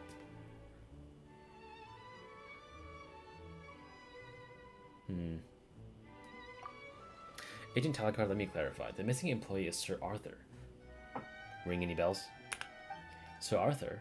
Paimon's heard that name somewhere. Sir Arthur is the steamboat that gives the steamboat its name. Our symbol, our mascot. Oh, that's Sir Arthur, the one that stands by the door announcing the news. Yeah, so a steamboat that can neither walk nor fly, I can fail how it could have driven it away. Wait, blast you, shouldn't you have mentioned that before? Do you have something against me? Look, you're the one who turned up and started accusing me of murder. If anyone has an axe to grind, it's you. Oh, do stop bickering, please. The important thing right now is to find Sir Arthur. Yes, Paimon's right. Ah, Editor-in-Chief Euphrates. Agent Curve, you've returned. Thank you for your help, Jank. You may go now. Okay, Editor-in-Chief. And who's this? Hello, Lynette and Paimon, and this is... Hello all, I'm merely Curve, Agent Telecard's assistant. You can talk, like Sir Arthur? No, Agent Curve is a special investigations drone belonging to the Massachusetts Phantom. He is remotely operated by someone back in the office. Isn't that right, Agent Telecard? Oh, yes, that's the case. Well, I didn't know Fontaine had such advanced technology. Ah, well, unfortunately this isn't a ton to bring you up to date on our advances, much I would like enjoying doing so. Right now, I need both of you to help while getting Sir Arthur back. Eh? Us? You've already got 2 professional investigators. Yeah, this is our case. Well, here's the thing, Agent Telecard. Neither of you are official investigators with the Massachusetts Phantom, are you? You watch what you say. This is a genuine uniform, I'll have you know. But as I understand it, you were simply passing by and just decided to start investigating on your own accord. I can't imagine why. I wonder if I should speak to the Massachusetts Phantom and... No, there's no need. Okay, fine. I admit it. What? You're impersonating a Phantom agent? Well, to be honest, they're just agents who are a bit special. In any case, I'm grateful to Agent Curve, who told me some very interesting things while we were interviewing the local residents. Curve? What did you tell her? Well, as you know, Agent Telecard, the muscle protocols require me to answer all Editor-in-Chief Euphrates' questions honestly. The protocols? Is that some kind of customer service agreement? Those pesky protocols. I don't mean to offend, Agent, but Sir Arthur is of great importance to the Steambird, and I would have more professionals on the case. Lynette and Paimon, for example. You want us to join the investigation? Indeed I do, and on behalf of the Steambird, I promise you will be rewarded. What do you think? We're in. Excellent. I hope you will all work together. The newspaper will be at most grateful. Okay, just don't tell them my son that we're here on the sly.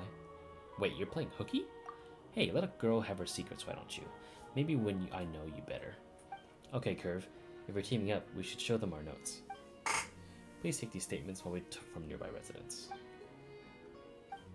We're good at our jobs. Okay, so what do you need to do? Can I just...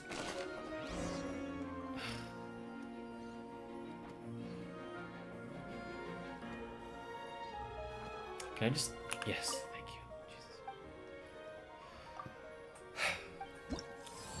Thank you. Jesus. I just wanted to do that. Oh.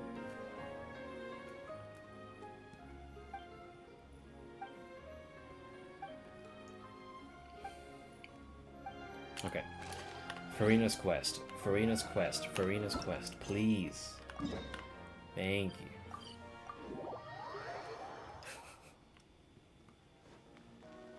Alright. Let's do it. Hey, Catherine! It's us! Got any new commissions? Specifically one with a huge more attack, perhaps? Well, you didn't have to be so fucking direct, did you? Paimon's just being enthusiastic. We're old friends now, she gets it. Every Catherine's different, though. It's always a pleasure to see our two most avid adventurers again. Looking for the next challenge, I see. Yes, Ayaka. Yes. Actually, we do in fact have a rather urgent commission that is still open. Having read the details, however, I don't believe you'd consider it to be lucrative. Don't worry about that. We were just kidding. So what's the situation? To put it simply, the requester is looking for a temporary replacement actress for their musical. The original cast member ran into some issues, and is currently unable to perform the role. But the troupe has also been experiencing some financial difficulties, so unfortunately they cannot afford to pay the replacement actress. That does sound like a tricky situation. So basically they're looking for a volunteer? That's right. Our adventurers reached out to many actresses, but none of them were willing to take the job. There are only a few days left until the performance. If they can't find someone in time, they'll probably have to postpone the show. And delays tend to create all sorts of new problems. Got it. Oh, this one's a doozy. What do you think, Traveler? Any ideas? Well, even if we took the commission, neither of us have any experience starring in musicals.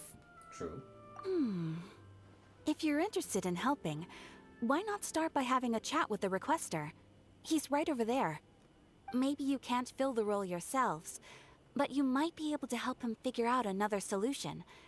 Maybe there's something he hasn't thought of.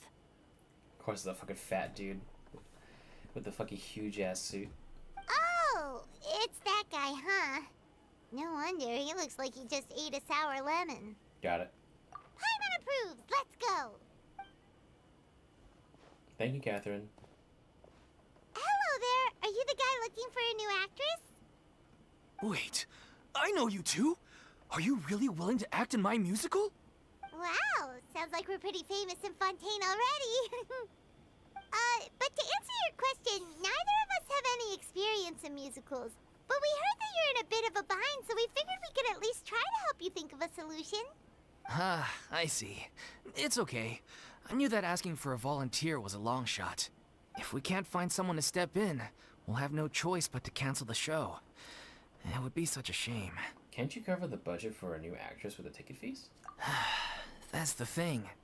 We're not some high-profile theater troupe, just a group of amateur enthusiasts. All our sets and props are very crude. We're grateful enough just to get an audience, never mind ticket fees. If we had a way to make this profitable, things might have turned out differently. But now, it looks inevitable that we'll disband. Disband? You're splitting up the troupe? Oh, I guess the lady at the Adventurers Guild didn't tell you? Yeah, this is supposed to be our final show together as a troupe. One last show. And after that, we go our separate ways. So we were really hoping to end on a high note.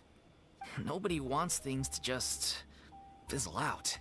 Not after all the time and effort we've invested into it. Catherine mentioned that one of your actresses can't make it. Yeah, the leading lady, in fact. She's been dealing with a chronic illness ever since childhood, and unfortunately, it flared up again recently. It really drains all her energy, so she's in no state to perform. The show just won't be the same without her. But for everyone else's sake, I still hope we can find a way to hold the performance on schedule. Got it. We have a clearer picture now. Let's see if we can come up with any ideas. What if we sponsored the show? Traveler, how much more are you carrying? 31 million. Please, there's no need to go that far. I wouldn't feel right asking such a huge favor. And I can't promise that we'd ever be able to pay you back. Well, more isn't the biggest problem here, because how do we find someone who's good fit for the role? Good point. If the actress just goes through the motions for the Mora, that's not exactly rescuing the show. We should find someone who will put on the best performance possible. Oh, wait! What about... you know who? That's how you know we're the best of partners. Anyway, she should have all the free time in the world right now. She's really good at performing, and she was once super popular with the crowd. Performing in a musical should be a piece of cake for her. Who are you thinking of? Sounds like someone famous. Furina. Her? You're... That was a joke, right? Nope. Paimon doesn't actually know if she's performed on stage before, but Paimon's pretty confident that she'd be really good at it. You're not wrong there. She has actually performed in a number of big-name shows before. They were one of the reasons she was so popular.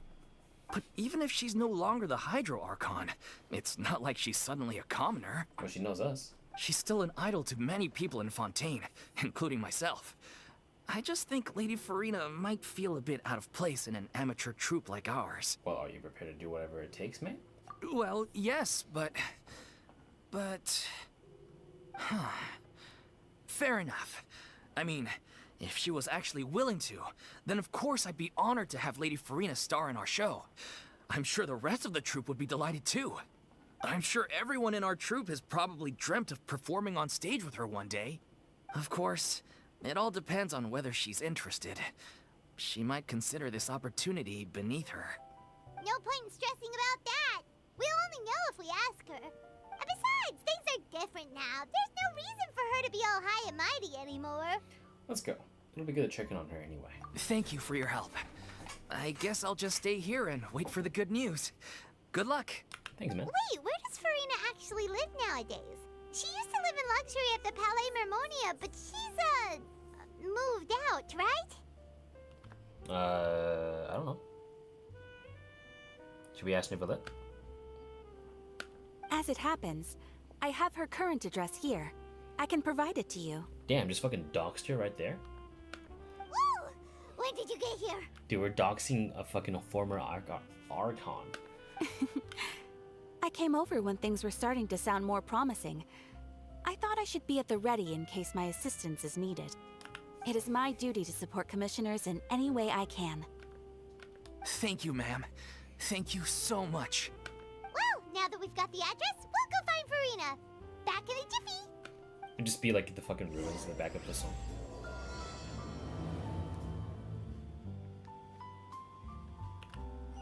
Oh, it's just down there. I can't believe they're seriously asking Lady Furina. Seems a little over the top. Try not to worry. May I pour you a glass of water?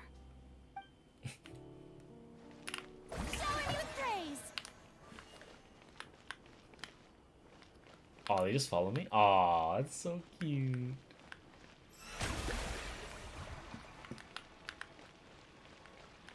Look at that. Hello.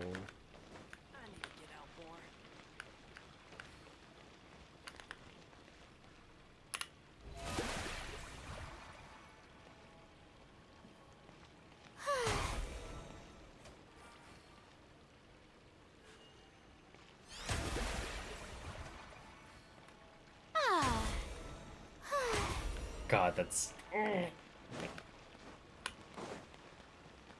Oh, so she's living here now. I'll level her up a little more. I did pull her for God's sake.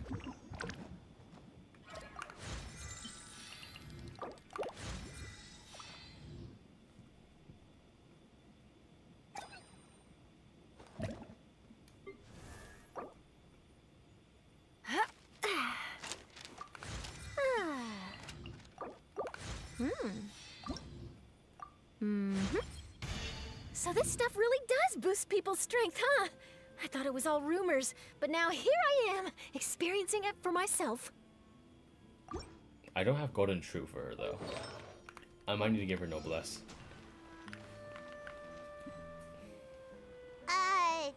Did Catherine really give us the right address?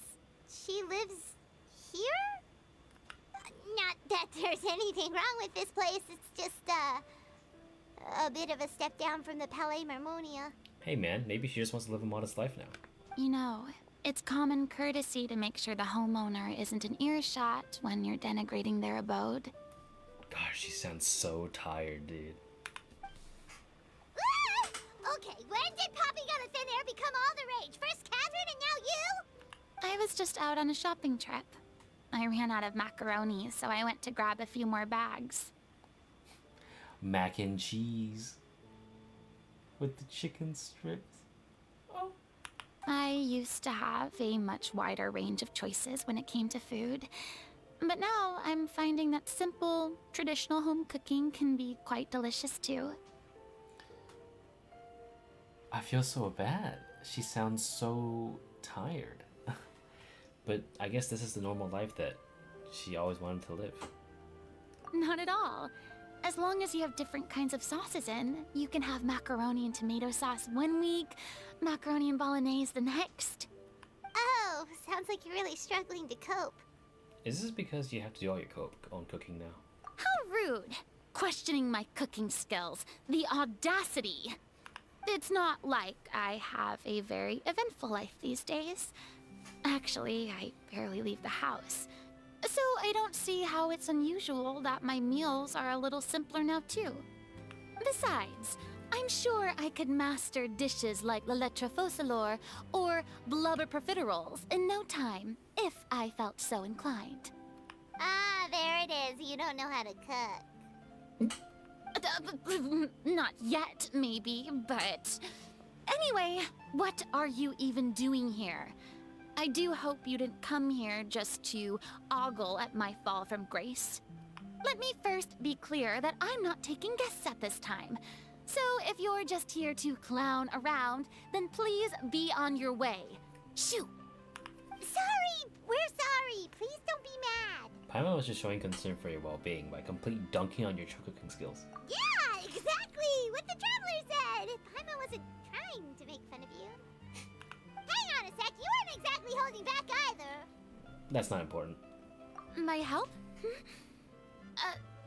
Well, maybe you're forgetting that I'm no longer the mighty Hydro Archon. I don't even have a vision, you know. Don't worry, it's nothing that serious. It's just very specific, and you're the one with the power to help. You're the only person for the job. Oh? Well, if that's the case, then fine. I'll spare you the lecture about your attitude just now.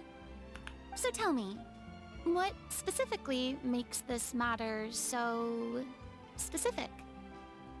You're back? You didn't tell me that you were gone. It's okay. You missed we absolutely fucking conked on Furina's cooking skills by calling her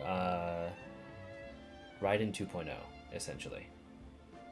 Basically, she eats macaroni day in, day out, and calls different sauces exquisite tastes with macaroni. You tell Furina about the troop's plans for its final performance. I see. I knew you couldn't have come all this way just to amuse yourselves at my expense. After all, I was once the brightest star in all of Fontaine, well-versed in all the various performing arts. A mere musical is well within my capabilities. It was Paimon, really. But given the present circumstances, I'm afraid I must regretfully decline your casting request. How come? It sounds like this would be a breeze for you. True, but I have made a decision to retire from the stage.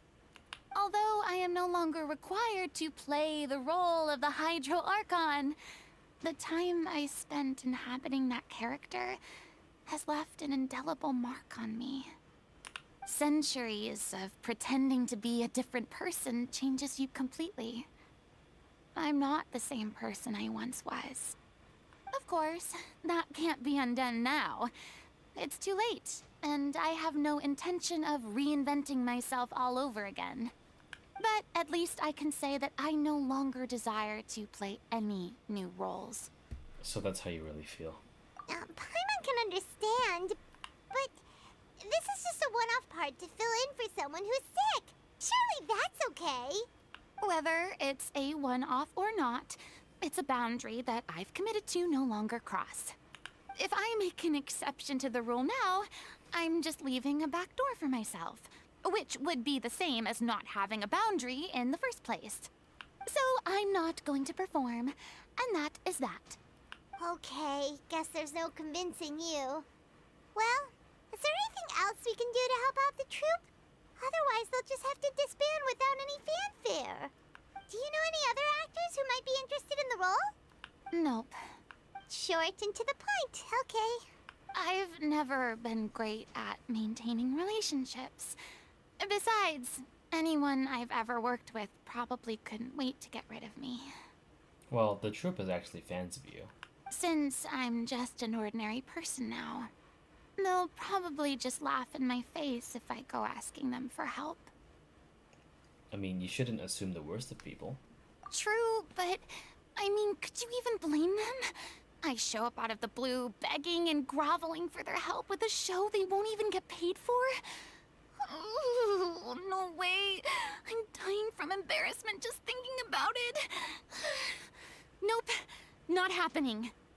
Well, is there anything else we can do?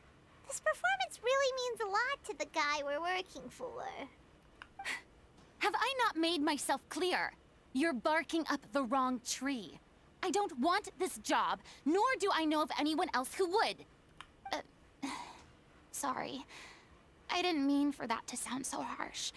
I wish I could help, really. But if I thought I had the answer to this problem, I would have said so by now. It's all right, Furina. Paimon just wanted to make sure we tried everything. Oh, everyone in the troupe will be so disappointed. Well, Jesus Christ, you had to say it to her face like 5 times in a row, Paimon. Let the fucking girl be. Yeah, I guess that's all we can do now. All right, then. We'll see you around, Furina. Toodaloo to you, too. I'm going home to take a rest now.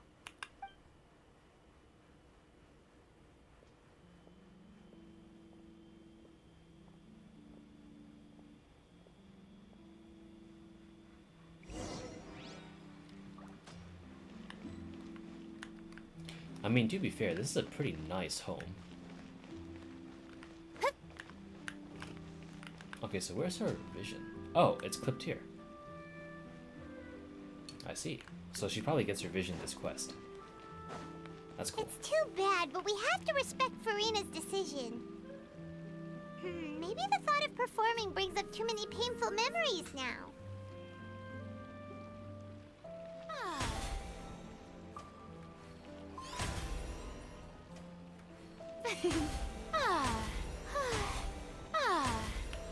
The show begins! Oh, that's so cool. She's a medic. Heal up the ducks. Come on. How long does this thing stay? Oh my god, wait. How long do you stay? Wait, what the fuck? It's here forever. Yo. Oh my god, that lasted for so long.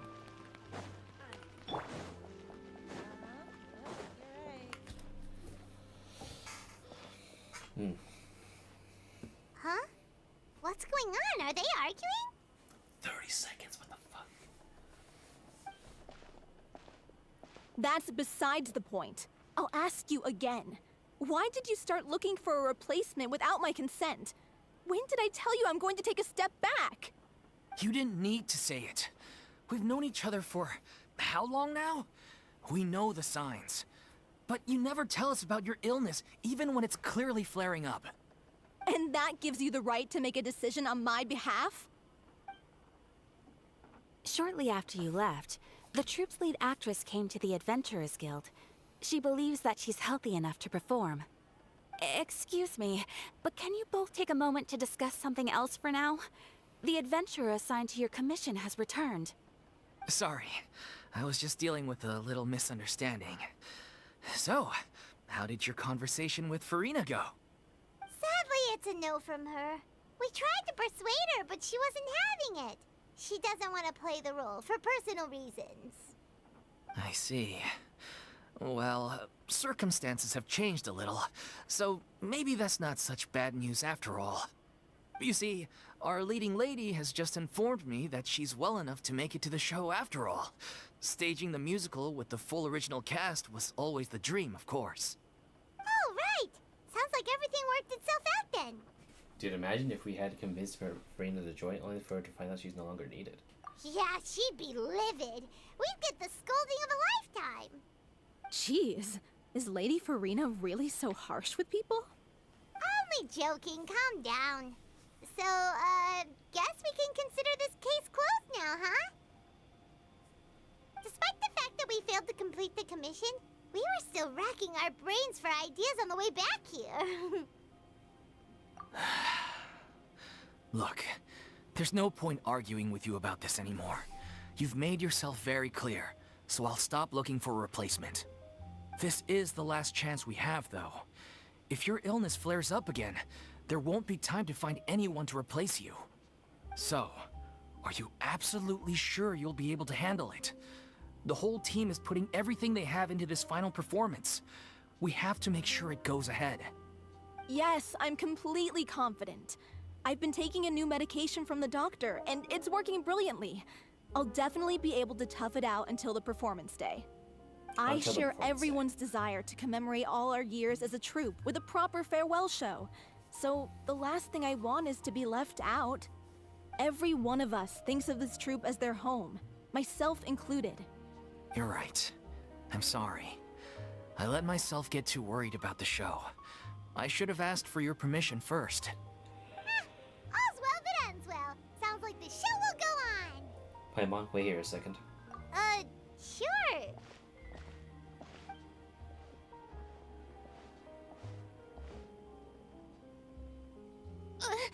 Hey, how did you... I was just passing by because I realized I forgot a couple of items on my shopping list. All right, I'm coming. No need to drag me.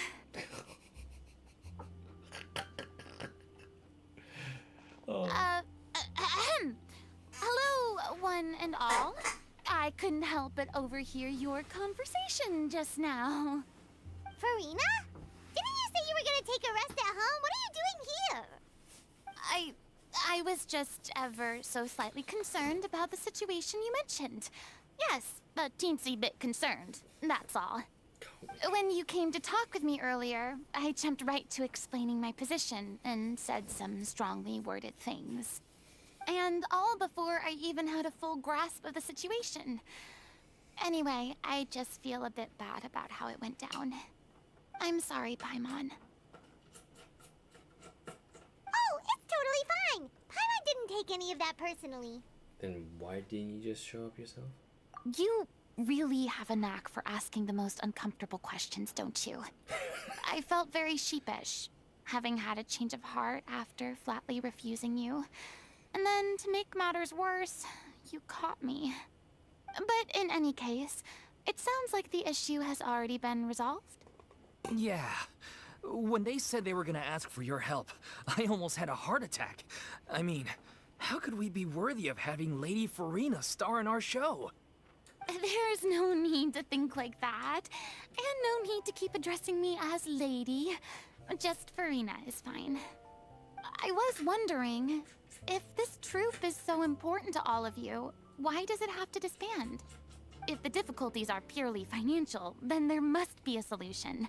You could put the shows on pause while you look for a sponsor, for instance. Everyone seems so devoted to the troupe. I'm sure if you keep chipping away, you'll find a way through. We all want to believe that, but Some things are just beyond our control. Everything's been going downhill ever since we lost our director. She was the heart and soul of our troupe. She kept us going.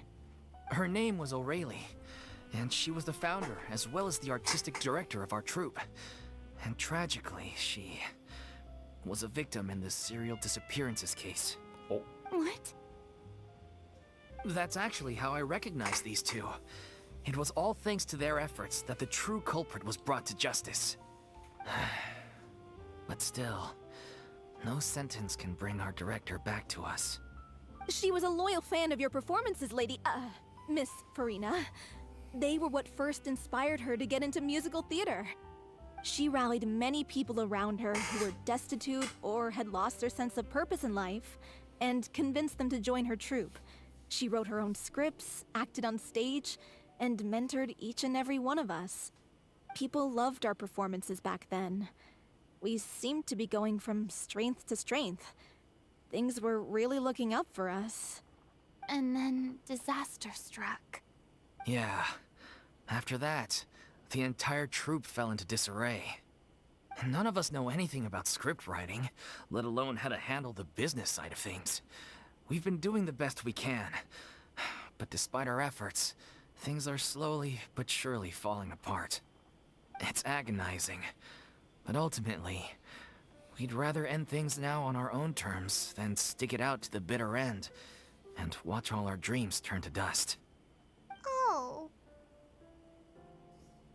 It's so sad. What a terrible waste. A gifted artist from humble beginnings who achieved so much and no doubt had much more to give. And then her life was so cruelly taken. I suppose it's fair to say then that this final show, besides being your farewell to the stage, is also your final gift for her? Yes, exactly. We all miss her terribly. Well, good thing I followed the Traveler here. After hearing this tragic tale, I can no longer stand by and do nothing. Furina. Director? I know what you're thinking, but I by no means plan to cross the boundary I've set for myself. Besides, they're no longer looking for a replacement anyway. I can, however, provide some artistic guidance from the vantage point of a highly experienced audience member. But only if you feel this is something that would help, of course. Oh, most definitely. We'll take any guidance that you can give. We unfortunately don't have any budget for a consultant, though. Will that be a problem? I don't need any compensation. All I'd ask in return, if you're willing, is that you tell me some more about the life and work of your late director. Something I've begun to realize since my departure from the Opera Epiclese is that there's a lot you don't see when you observe everything from on high. The law only judges criminal behavior and does not weigh human emotion. The court's verdict can settle the question of criminal liability, but what about all the unresolved emotions of the parties involved? What happens to them? They come pouring out and flow away into infinity. An interesting answer. But if you ask me, I think all emotion shall ultimately return home to the heart and slowly settle with the passage of time. Take, par exemple, how this troupe pines for their late director. Things such as this I have never witnessed before, and so I should like to observe, perchance to understand. Huh. Still a fan of your old dramatic monologues then, huh?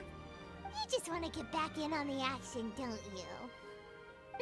No. This is a completely different situation. Pearls before swine.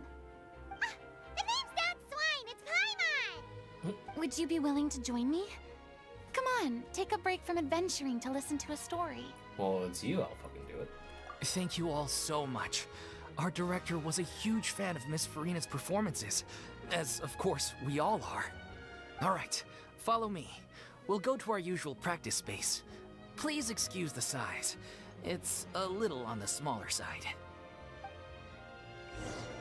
Oh, little. It's only that big. Okay.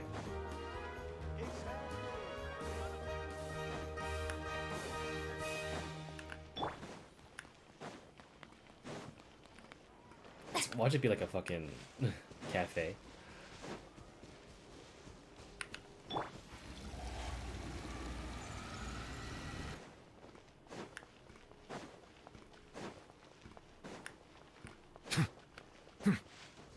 Oh. Wait, what? Oh. That's interesting. We can actually go into the buildings. Alright. Oh, that's pretty cute. Huh? Lady Furina? What's Lady Furina doing here? Hello, all. Allow me to explain. As of today, Miss Furina will be supporting our production of The Little Oceanid in the role of artistic consultant. These two over here are the ones that made it possible. They kindly reached out to Miss Furina on our behalf. I'm sure they need no introduction. Dude, this music is... You bet! That was the trial of the century! Dude. This music is so ballin'. Listen to that.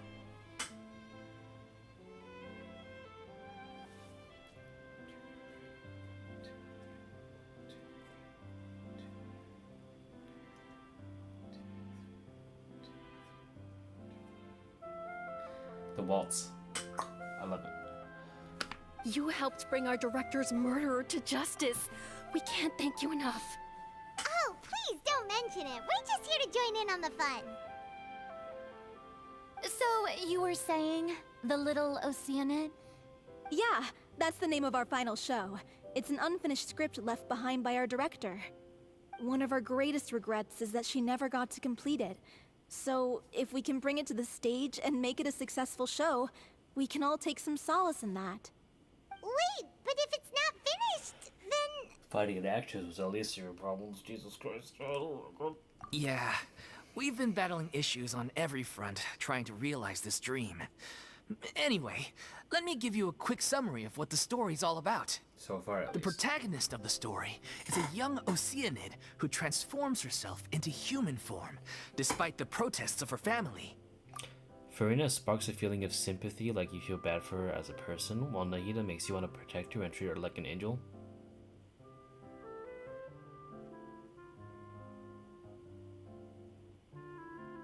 Is that how you feel about her? I don't feel the same way. She longed to live just like any other human. And sure enough, she found friendship and even love. Everything seemed perfect. But one day, her true identity was exposed, and her world came crashing down around her. So far, so good. A classic tale. What happened after that? I don't feel exactly the same way, but I am very against treating people like absolute angels. So with Nahida, I feel I will do whatever I can to help her out because of the fact that she had not only gone through 500 years of gone through 500 years of that, but I feel like the last thing that Nahida would want is someone to porcelain princess her. Rather, like, I feel like she would appreciate it more if you just had fun with her and just kind of take her on adventures. After all, that's one of her idol lines, right? One of her idol lines is kind of like how she wants to see the world with you. Come on, adventure. Or not come on, there's some other places for us to explore. So I would rather treat her just like a person to the party, man. I treat Nahida in the way in which that I feel like she doesn't need to be babied at all.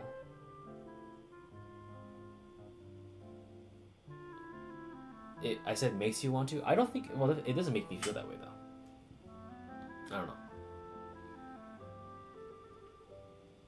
But I guess in like if that's what they're trying to aim for the character, then yes. In a way. She is baby, I will baby her. I'll show just enough respect because here's the thing, she's still fucking 500 years old. So, I'll make sure she has the best birthday parties and get together and make sure that, you know, things are friendly. But I'm not going to be like, I don't know. Again, I'm not going to porcelain princess her. If anything, Furina both spark sympathy and a small, like, treat her as an angel kind of way. But she doesn't need that, of course, but I feel like arguably she might have more, because then you realize that, like the logic that I made during the quest, like, nothing you're saying is wrong, but when you look at the toddler who suffered 500 years of pain and just genuinely pure innocent, it just feels like kind of a person. She was a person that wanted to be a person, but couldn't for 500 years.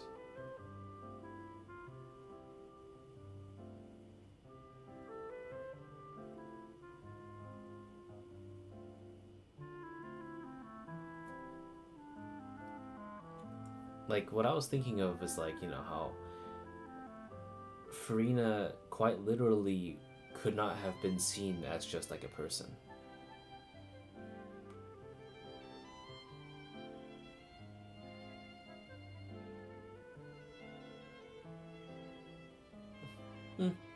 That's a good enough point. Yeah, I wasn't arguing with you or anything. I was just kind of stating my own thing. Like, I think in the overall atmosphere and I think the overall mood towards them, you and I can share the same as if most other people. I think just like the way that we see the characters in a way might be a little bit different. But I'm not going to say that, like...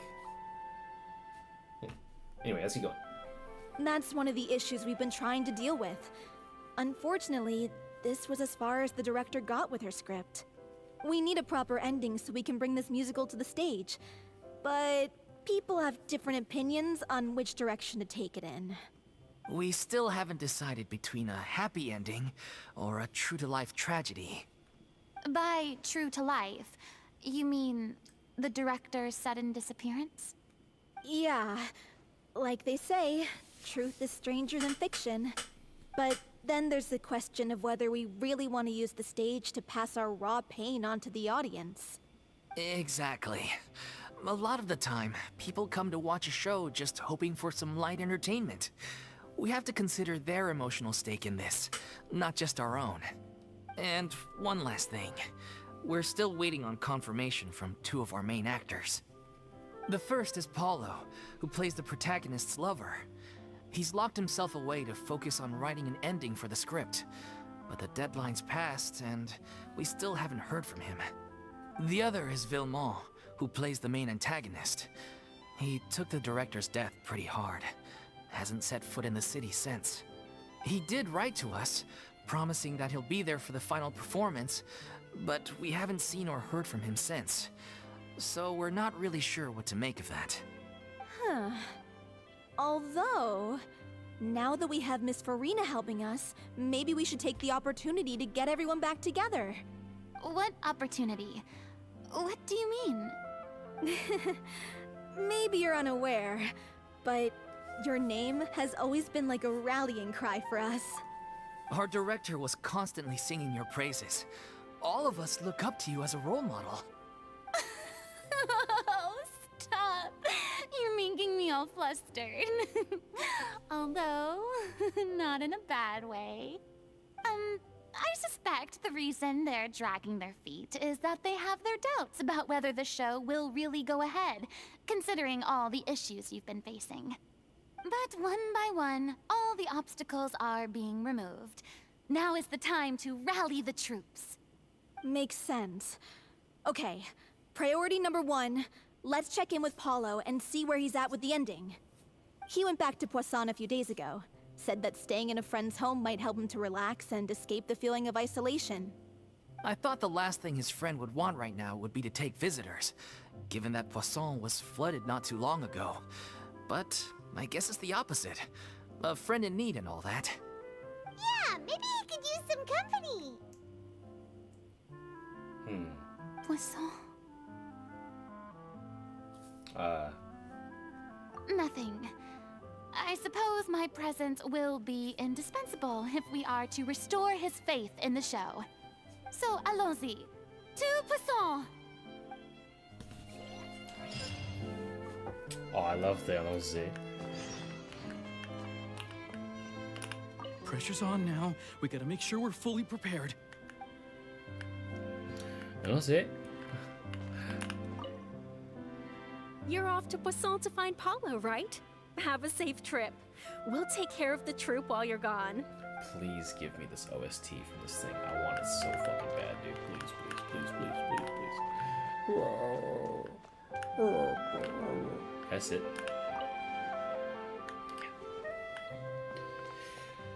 Okay.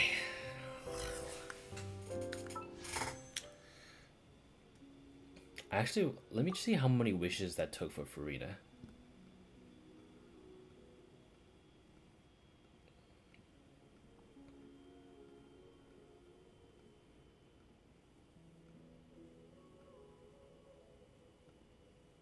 That was an 80.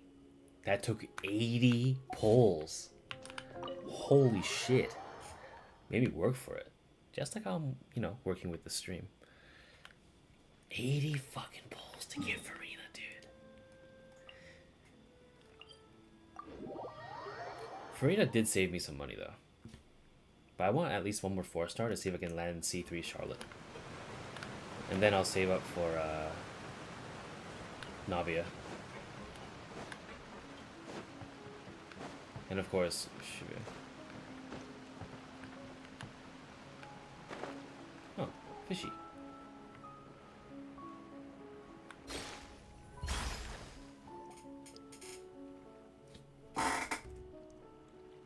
If I remember correctly, this is where he's staying.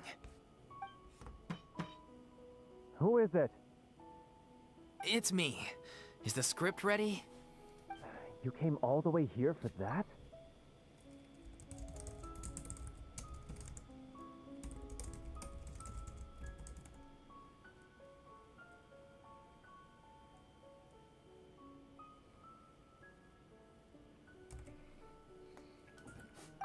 All right. Forget that for now. Just come on out. We've got some great news. Nice try. Look, just give me some time, okay? I'm just wrapping up this last part of the script. I'll be out once I'm done. Okay, then. Looking forward to your masterpiece. So, as expected, he's missed the deadline. The ending is one of the most important parts of the show. Even once he's done, it isn't final until we've all had the chance to read through and make sure we agree on it. Someone told me they'd just seen you in Poisson. I assumed it was a case of mistaken identity, but sure enough, here you are. And Furina, too. I was wondering if we might run into her. So, you're here for Paolo? Looks like he could be a while, so feel free to take a stroll around town in the meantime. I've made all the arrangements already. Oh, it's okay. We can just wait here. Thank you for being so considerate, Miss Navia. That sounds wonderful. We'll take that stroll. Get over here, you! How oblivious are you? How are things in Poisson now? Any better? Things are on the mend, but it's a slow process. Some people may never recover from the trauma they experienced. I'm sorry to hear that. I wish there was something I could do. Please, must our conversations take such a depressing turn every time we meet? We all have painful memories, but we don't have to let them cloud everything we do. And if you're trying to make a new start, perhaps it's best if you don't bring up the past all the time. Thank you for your words of comfort. You make a very good point.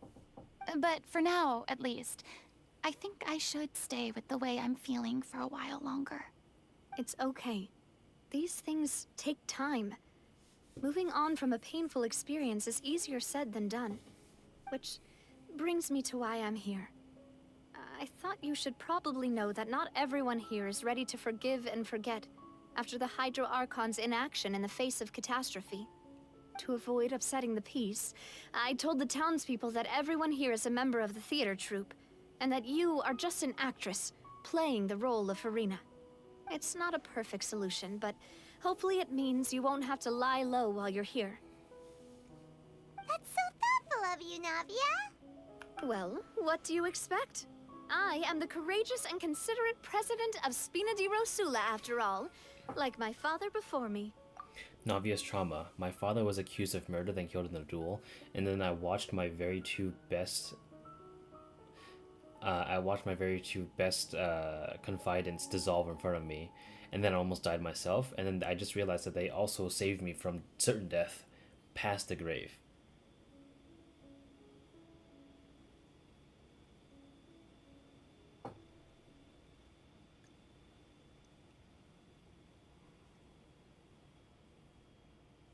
Anyway, that was all.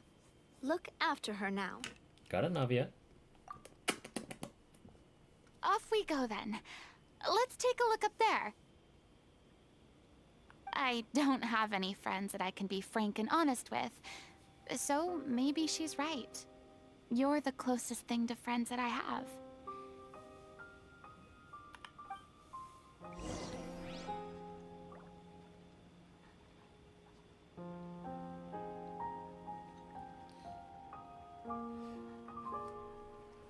Yeah, she blamed herself. But at the end of the day, from her doing the things that she did,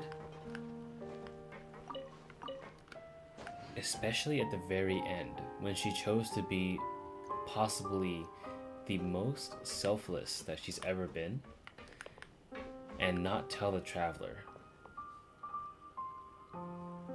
that was fucking insane. I'll never live that down. That was so, like, touching to me.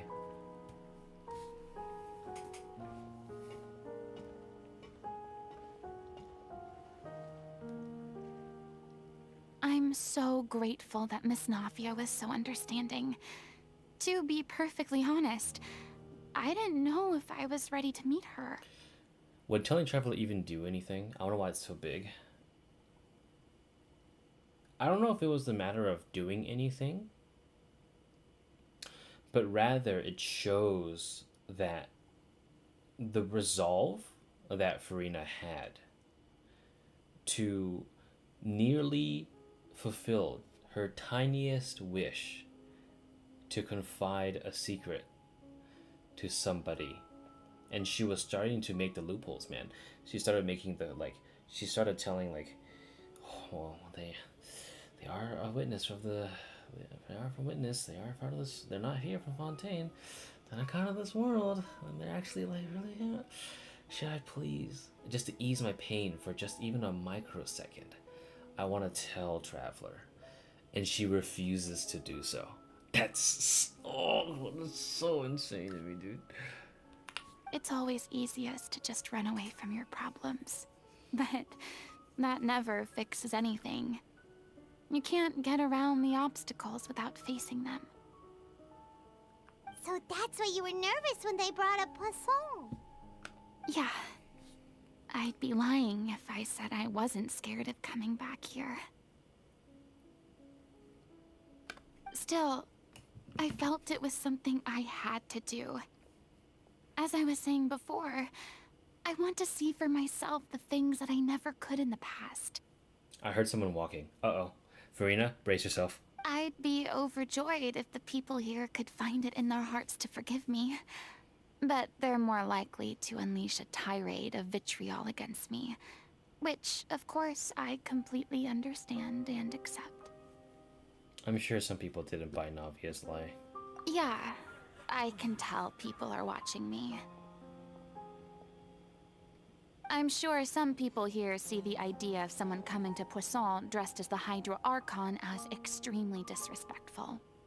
I used to be terrified of the gaze of other people, especially when they had suspicion or resentment in their eyes. I guess I wasn't quite ready for this after all. I'm not surprised you're making yourself go through all of this. Me too, it's not like you. Maybe you've taken on a bit too much in one go? I can't let myself see only the things I want to see. How would that make me any different from before? Look! There seems to be a crowd gathering over there. They're not staying quiet either. Probably time we made a move. Yeah. How about we check out Spina di Rasula's ship? We should have a view of the whole of Poisson from there.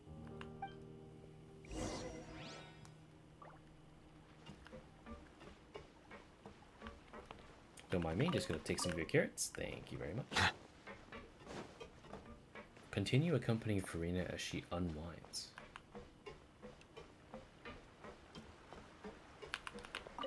Hello, do you need help? You are... Oh, Miss Spina di Rasula.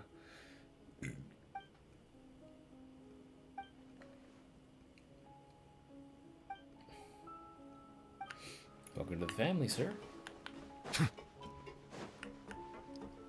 Reggie. Hello, do you need any help? Are you alright? Guess I must look pretty bad, huh? Too many things in this town. I'm a little beat. I'm just taking a rest. Forget it. Okay, cool.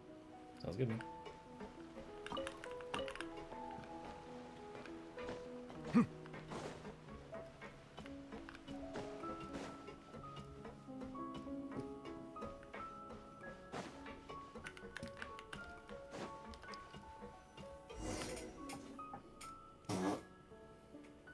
I'm sorry.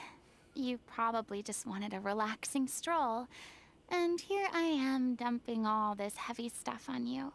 I am a witness, after all. We don't mind. It's actually refreshing to see a different side of you. Great. Well, I appreciate your company, so please don't disappear just yet.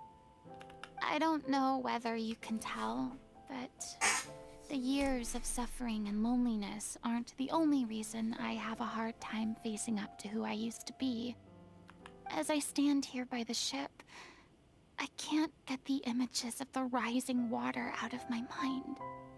One after another, people were taken by the water. All those treasured lives and memories washed out of existence in an instant. They thought their god would protect them. They had absolute faith that when disaster struck, a divine power would save them from harm. And all the while, I played my part to perfection to convince them that was true. But then the floodwaters finally came, and the Hydro Archon did nothing. You shouldn't look at it like that. You were only doing your duty. I've had to go through so many moments like that for the sake of protecting the truth. As time went on, it got harder and harder to bear, and I became more lonely and isolated. Eventually, I realized I had nothing left except the truth. I became terrified of completely failing in my task, and was haunted by the thought of being left all alone, weeping on my throne. Fortunately, we were able to avoid the worst-case scenario thanks to the help of heroic individuals such as yourselves. Everyone rose to their responsibilities, and I finally regained my freedom. But on some level, freedom also means no longer being needed. I have no further use to people. I would have never imagined you'd see it that way. Think of freedom as your reward. I don't know if I would word it that way, guy. A reward? Because now you can finally speak your heart. You don't have to be so anguished and alone anymore. I guess so. And back then, I didn't even dare to dream about having someone to confide in. I was scared of someone recognizing me for who I truly was, and exposing the secret I swore to protect. Believe in the Furina you see on stage. She is the one you can trust. I had to keep all my feelings, all my curiosity about life to myself. No one could be allowed to know. That's what I really meant when I said I'm no good at maintaining relationships. So that's where you were coming from. Paimon totally thought you were just a bit of a diva at heart. Could you please get off my case? I don't know what's gotten into you today. I'm making an effort here. You could at least try to do the same. What Paimon meant to say was she didn't like to see you so down. I do. I once had nothing but the truth, and now I'm finally free to live my own life again. And even though I have no idea where I'm going right now, at least the choice is in my hands. All right, it's about time to head back. Paulo should have finished the ending by now. Sure. Okay, let's head back and check it out. Furina called Paimon? Yeah. She did that 3 times. I think twice you missed it because you went away.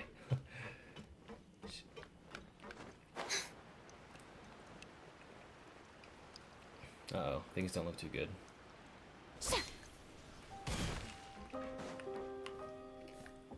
Didn't you say you needed to watch what you eat? You're supposed to be cutting down on fried foods, not wolfing down copious quantities of fish and chips, you know? Sorry. Come on. It's not every day we get to dine at Spina di Rosula's expense. Can you believe how generous she is? I'm not about to pass on free food. Anyway, my character doesn't need to be slim and good-looking. That's your job. Bro, what the fuck? Are you kidding me right now? It's not your character's health I'm worried about, it's yours. I've spent my whole life battling the effects of ill health, and it kills me to watch you willingly ruin yours by filling yourself up with junk all the time. Oh no, looks like they're arguing again. Alright, bitches. We're back! Could you maybe put your differences aside for a moment? Ah, you're back. We've been enjoying Spina di Rosula's VIP treatment in your stead. Paulo's nearly done. We shouldn't have to wait too much longer. Great! So you were discussing your characters, right? We heard she's playing the Oceanid who turns into a human girl. What about you? Me? I'm an Oceanid too. The fuck? He was originally supposed to take the form of a crane, but he outgrew that role. Well, the costume at least. So now he's playing the boar instead. Sorry. The boar's not a bad character, actually. He's the one who raises the little Oceanid, yes? That's right. He has some pretty memorable lines too, like when he imparts some solemn words of wisdom to the little Oceanid. If you become human, you can reveal your secret to no one. You will face suffering and loneliness. Is this truly what you want? Wait, that sounds kind of familiar. It's the most important line in the whole script. I think it's a symbolic statement about our director's life and legacy. She kept quiet about all the trials and tribulations she faced in running our troupe, allowing us to devote ourselves fully to performing. It was only after she was gone that we realized how tough her job really was.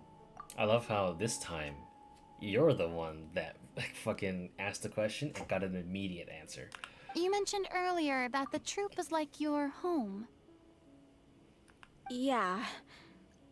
I was born with an incurable illness, and once my family found out it couldn't be treated, they decided they didn't want me anymore.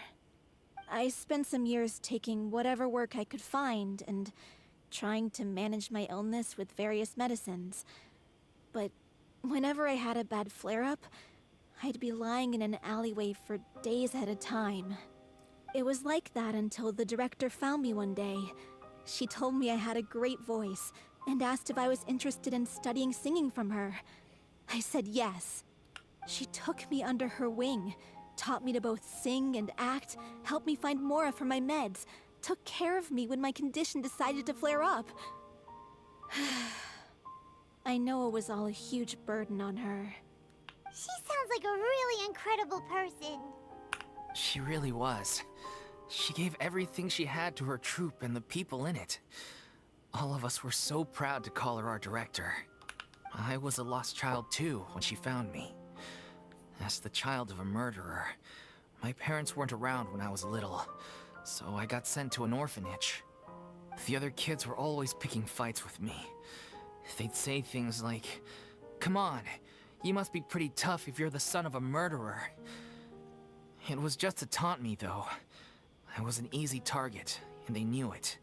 One day, I got beaten up so bad that I just couldn't take it anymore, so I ran away. I lost all faith in humanity by that point. Thought the whole world was out to get me. Let me guess. Fortunately, the next person you ran into was the director. Yeah. For the first time in my life, I was somewhere I felt safe. And I promised myself I'd stay here until the day the group parted ways. The day you hoped would never come. How times change. Oh, you're finally done? Get your butt over here. There's someone I need to introduce you to. This is our new artistic consultant, Miss Furina. Furina? The Furina? Oh my god, how did you manage to wrangle that? Please, the honor is all mine. I was profoundly moved to hear about your troupe and your wonderful director. I just wanted to do something to help. Is that the first time we ever heard someone say, "Oh my god"? In Genshin? I know someone say gods, but someone just say, "Oh my fucking god." Same here. Even so, this is just... Oh, wow. I'm sorry. I'll try to calm down. Now, where was I?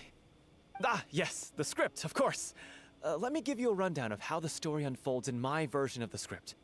I'm sure you're already familiar with the beginning of the story. A little Oceanid decides she wants to become a human, against the wishes of her family.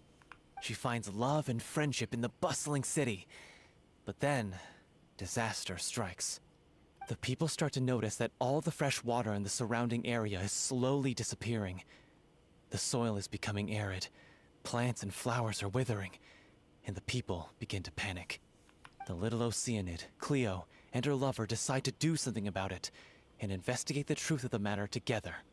In the end, they discover that all the waste and pollution created by humans over the years has caused the fresh water to flee the land, as if driven by a consciousness of its own. Consciousness? You mean the water is sentient? Water as a conscious entity. There's actually quite a few stories that explore this theme. Since the little Oceanid is a water spirit, she immediately understands how the water is feeling. She then tells her lover about her true identity, as well as the truth behind the crisis. Her lover accepts her for who she is, and works with her to find a way to bring the water back. However, unbeknownst to them, there were some people eavesdropping when she revealed her secret. The little Oceanid is accused of being directly responsible for driving the water away, and faces the greatest dilemma of her life. And then? In the end, she makes the brave decision to sacrifice herself to save her lover, and the rest of humanity. Huh? But didn't they all treat Cleo like a villain? Why would she want to save them after that? Well, she mainly wanted to save her lover, plus everyone who'd stood... What?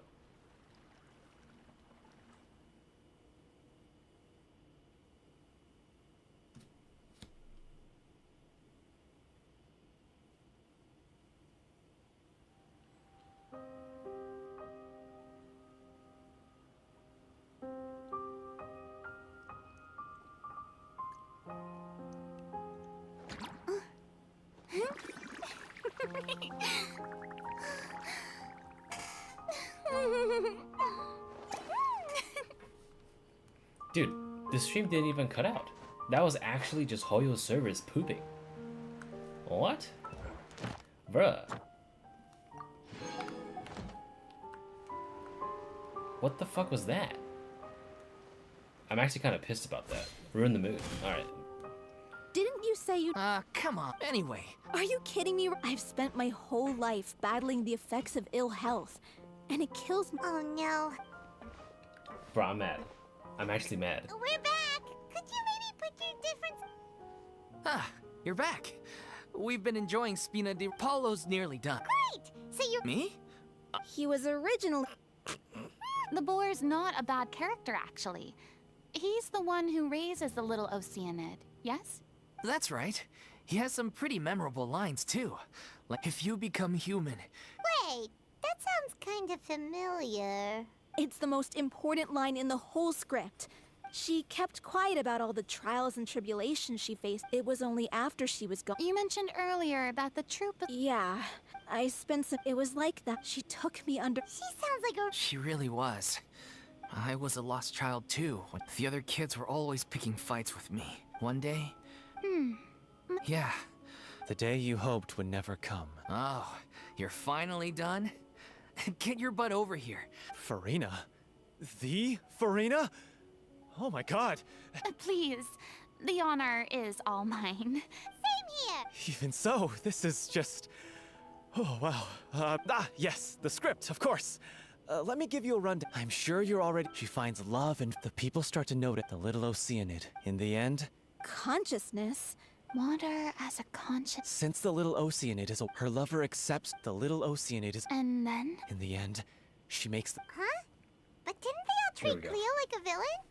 Why would she want to save them after that? Well, she mainly wanted to save her lover, plus everyone who'd stood up for her.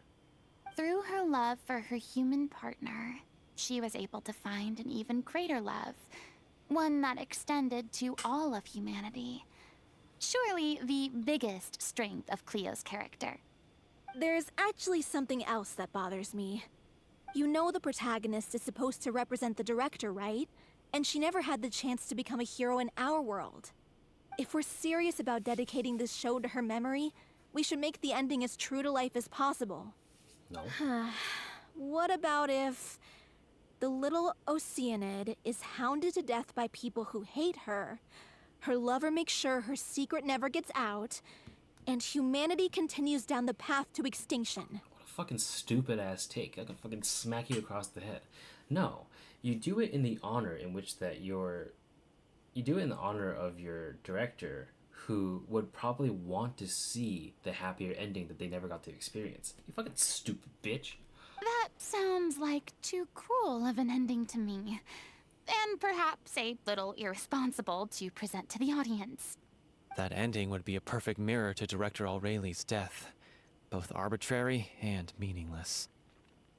On the day when she went missing, Director Aureli had instructed us all, somewhat out of the blue, to leave the court of Fontaine and wait for her outside the city. We waited and waited at the rendezvous point, but she never came. By the time we returned to the city, she disappeared without a trace. We looked for her. The Gardamex looked for her, but she was nowhere to be found. Increasingly, all the signs seemed to point to her being the latest victim in the serial disappearances case. The director was the kindest soul in the world, yet she was senselessly sacrificed for the sake of a so-called experiment by someone who had nothing to do with her at all. But doesn't the way she suddenly told you to leave the city suggest that maybe she had some sense of what was about to happen? It almost seems as if she was moving you to safety. I've been trying to follow up on that ever since, but all my efforts so far have turned up nothing. Villemont might know something, but he won't open up to me. Villemont? The one who's playing the role of the villain? Yeah. He's been overwhelmed by grief. I think the director's death hit him hardest of all. What's up, Saber? Grief? Guilt, more like. Also, I have a hard time imagining that anyone took it harder than me. Because, well, speaking of the play being true to life, I was deeply, madly in love with Aureli. What? You kept that one quiet. It's time to be upfront with you all. No more keeping secrets from each other. We'll never be able to agree on the ending if we can't be honest about how we feel. I did tell her how I felt once, but she turned me down pretty much straight away. She said that we were all like brothers and sisters to her, and she'd never considered us as potential romantic partners. Not that it came as a shock or anything. It was what I was expecting to hear. So I told her I'd always be there for the troop, and I'd always be there for her. I said, maybe one day in the future, when everyone's settled into their own lives and on the up and up, and managing the troop no longer required her constant attention, well, maybe then she could reconsider what she really wanted in her life. And now, that day will never come. Oh, Paulo. So if I'm the one writing this ending, then I'm gonna make sure it does right by O'Reilly. I won't let anyone get in the way of that. In that case, you have to straighten things out with Vilmont once and for all, face to face. We've all had our differences of opinion over the ending, but those two have never seen eye to eye on anything. One of them has to compromise if we're ever going to reach a final decision. Well, if that's where we're at, looks like it's time to go visit Vilmont. Are you ready to face the truth? Honestly, I'm slightly terrified. But for the sake of our final performance, I'll do whatever it takes. Funny you should ask, though. You really do get what I'm going through right now. I certainly do. Come on, everyone. Allons-y!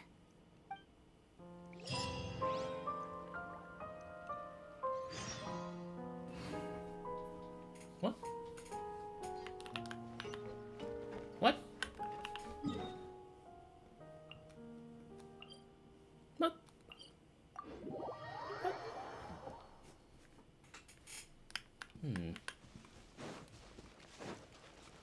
Came at the very end? Lude?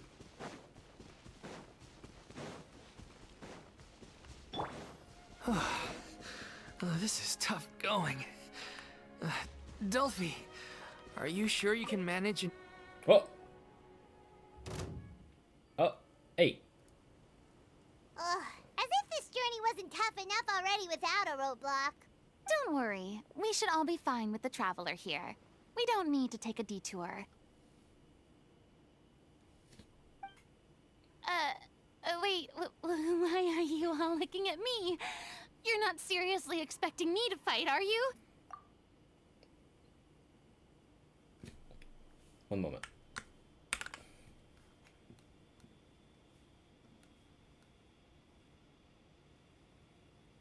I hate that so much, dude. You're just casually fucking strolling up on a place and they just cut the fucking dialogue. Bro.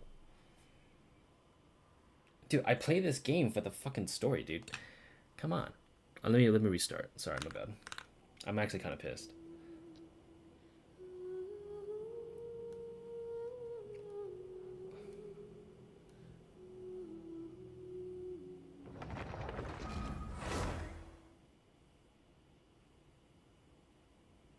Please don't spawn me right.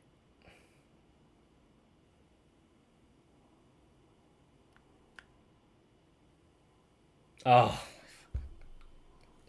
God damn it. Alright, I guess we're gonna just miss out on This that. journey wasn't tough enough already without a roadblock. God. Don't worry. We should all be fine with the traveler here. We don't need to take a detour. I'm pretty sure what might have been said, I guess. Maybe, I guess. Is that, the fat dude probably was like, you fucking, I'm out of shape. And then the girl is probably like, yeah, you stupid fucking fat bitch. I'm over here with a chronic illness, and you're over here like losing your. I told you not to eat that fucking fish and chips, you fat bastard. Stupid bitch. Stupid little bitch. Fat ass little fat bitch. Wait, why are you all looking at me? You're not seriously expecting me to fight, are you? We're just curious, that's all. I don't think anyone's ever seen Furina in a fight before. Dude, it's a cryo and hydro slime. How fucking stupid are you gonna be? Yeah, but don't you remember why? The Hydro Archon willingly gave up all her power so it could be converted into indemnitium. Miss Furina said so herself. Precisely. And I'm not even the Hydro Archon anymore, so all my power is gone anyway. As much as it pains me, unfortunately, I should just stay put. I'm more like a damsel in distress more than anything. That sounded so smug. Ugh, secondhand embarrassment is unbearable. Well, c'est la vie. This doesn't require god-level powers. Don't you know any self-defense? I'll teach you some. Hey, lay off, all right? My bluff is hanging from a thread here. I'm sorry. I got carried away. Please help us out, would you? Aw, too bad. I was so pumped to feast my eyes on fight mode Furina. Sorry to leave all the heavy lifting to you. Don't worry, piece of cake. I love the way that they said that. Here, let me just crystallize. We good? Drop. Wait. Smile. Silence! Ha. Duh. Ha. Drop. Settle down! There we go. Jesus. Starball. Oh, Jesus. More? Oh, God. Strike a pose. Okay, goodness. Shake. Drop. Silence! Let the mighty be humbled! Oh, God.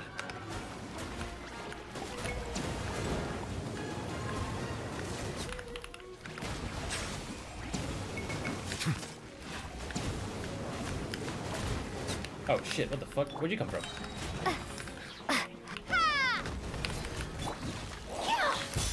Hold that pose. Settle down! Bravo! Good show! You certainly live up to your reputation. Yeah, thank you. Anyway, the path is cleared now, so onwards and upwards. That was actually really good thinking on my part, I guess. Listen, man. When you mono geo enough through the game, you know everything. I was like, how the fuck am I gonna do this? I'm kidding. I'm actually really bad at this game. Don't worry. Oh, that's convenient.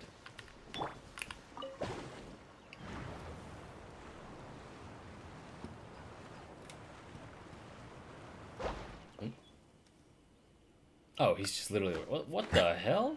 Hey! Hey, is this a little hut-ass bitch right here?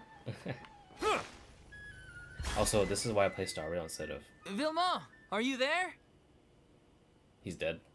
Huh? Oh, it's you guys. Wait, what's Lady Furina doing here? I can explain. We've been rounding up the whole troop. We now have everyone except you.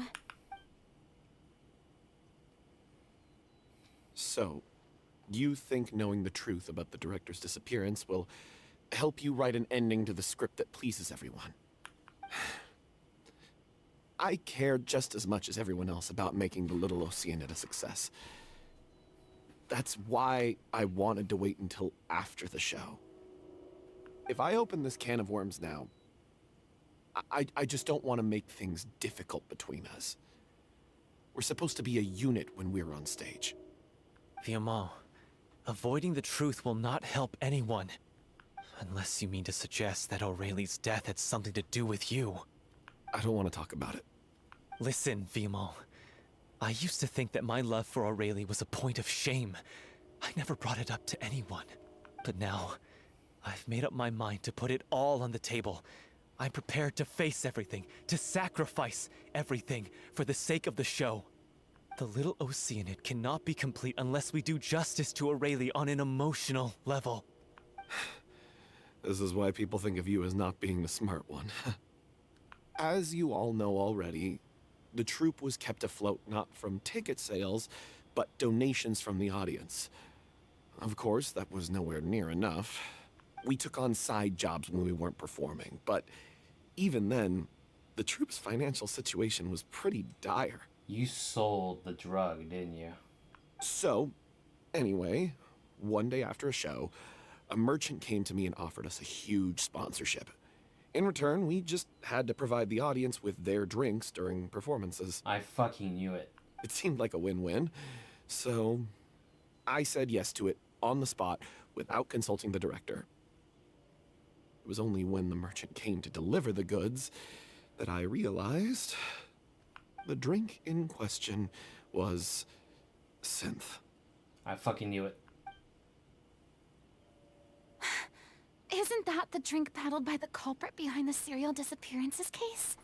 It induces a state of euphoria, but also causes significant harm to the body. I freaked out when I saw the boxes. And I told the director everything right away. She was completely shocked as well. But she didn't reprimand me for making the decision without consulting her. Instead, she contacted the merchant and stated that the troupe could not agree to this collaboration.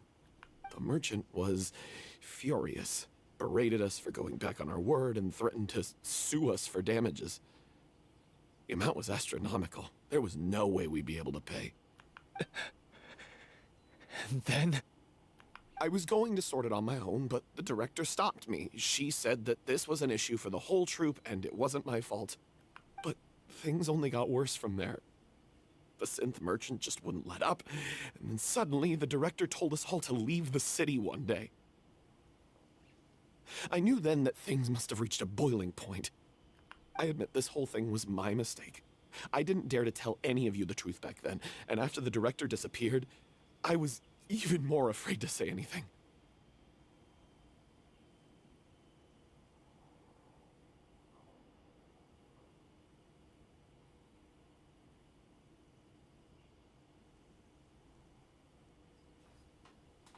No need to say the obvious, traveler.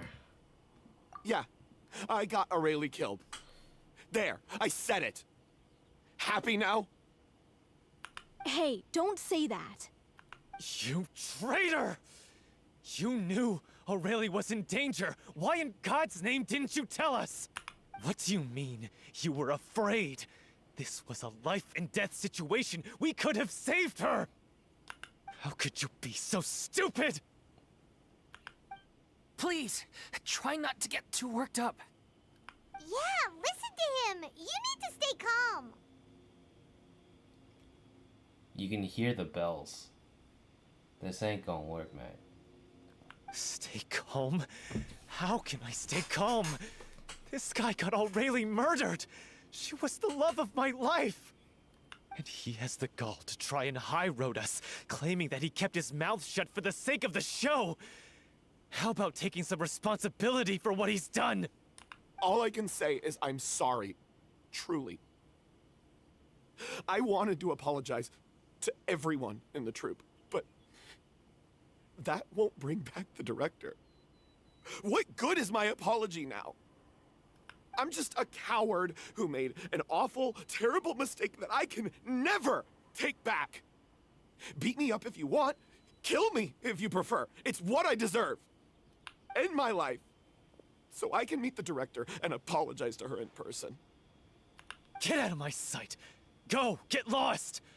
I don't ever want to see your face again. That's enough! You've screamed and shouted at each other for long enough. Now pipe down, both of you! Can you stop conflating the show on stage with your real-life relationships in the troupe? You keep saying that you want to use this final performance to pay tribute to your director and celebrate her life. How can you do that if you're just using it as an excuse to vent your own emotions? You're right. I'm sorry. On stage, the lead role is the focal point of the audience's attention. And you're all used to seeing the director as the heart of the troupe. But in her own life, her greatest desire wasn't to be the center of attention. I can tell how much she loved you all, and how much she loved the troupe. What she wanted was to build a warm home for all of her brothers and sisters. To shield you all from the storms that rage in the world outside. That's how you should remember her. And that's what you should be celebrating. I understand why you're trying to make her the hero of the story, but isn't she your hero already? after everything she did for you? Yeah. So think hard about what that means. And then think again about what you hope to achieve by arguing with each other. If you really hate each other and can't reconcile your differences, then you could just call it quits now. Why bother with the final performance if the group is already fractured? But you can't bring yourself to do that, can you? You care too much about Director O'Reilly and the home she built you all to let go. What are you laughing at? I don't see what's so funny. Sorry, I didn't mean it that way. It's just that, for a moment there, it felt like our director was back with us again. If she'd seen Paulo and Vilmont at each other's throats like that, she would have scolded them exactly like you did, in that same stern voice. Really? But she sounded like such a gentle person. Of course she was. Even her harshest lectures came from a place of kindness, and it showed. She really was a truly outstanding person. What you said, it really puts everything into perspective. I'm truly sorry. I really meant for this to be a genuine apology, but I ended up making it all about me and my self-pity. It's all right. Let's save all this for after the performance. So, the ending. What are we gonna do about it? Clearly, everyone needs to take a step back for now and reflect on what really matters. When emotions are running high, things get lost in the fray. The end of the story needs to focus back on O'Reilly herself. She's the true star of the show. Well, it might actually be possible to find out more about her fate. What do you mean? The Traveler is right. You once investigated that underwater synth base and recovered items belonging to the victims. If you could find anything that O'Reilly left behind, perhaps we can get a better sense of what she went through in her final days. You really think that's possible? I trust that nobody would object to the ending of the story being based on O'Reilly's true feelings. No. Well, we'll leave this in your capable hands. Come, let's pay a visit to the Palais Mermonia. The rest of you, head back to the rehearsal location for now, and wait for our good news.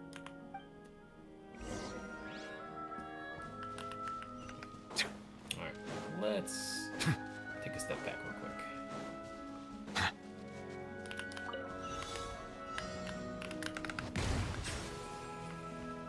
Oh god.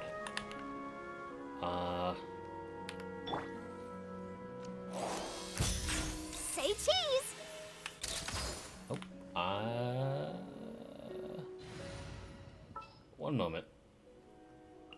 At the ready.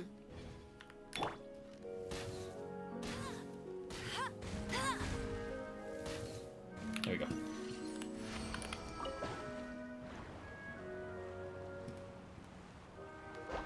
Bet you can't keep up with me. Wow, these will come in handy.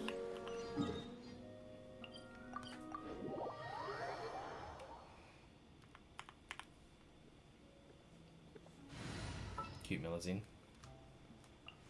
The pleasure is all mine.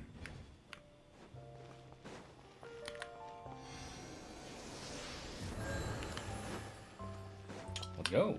Back to Palais Mermonia. I hope all of you are still with me. I know it's getting kind of late, but fuck, man. I'm enjoying myself to the fullest, even though I have a doctor's appointment in about 5 hours. Very nice. You want to review some recovered items connected to victims of the serial disappearances case?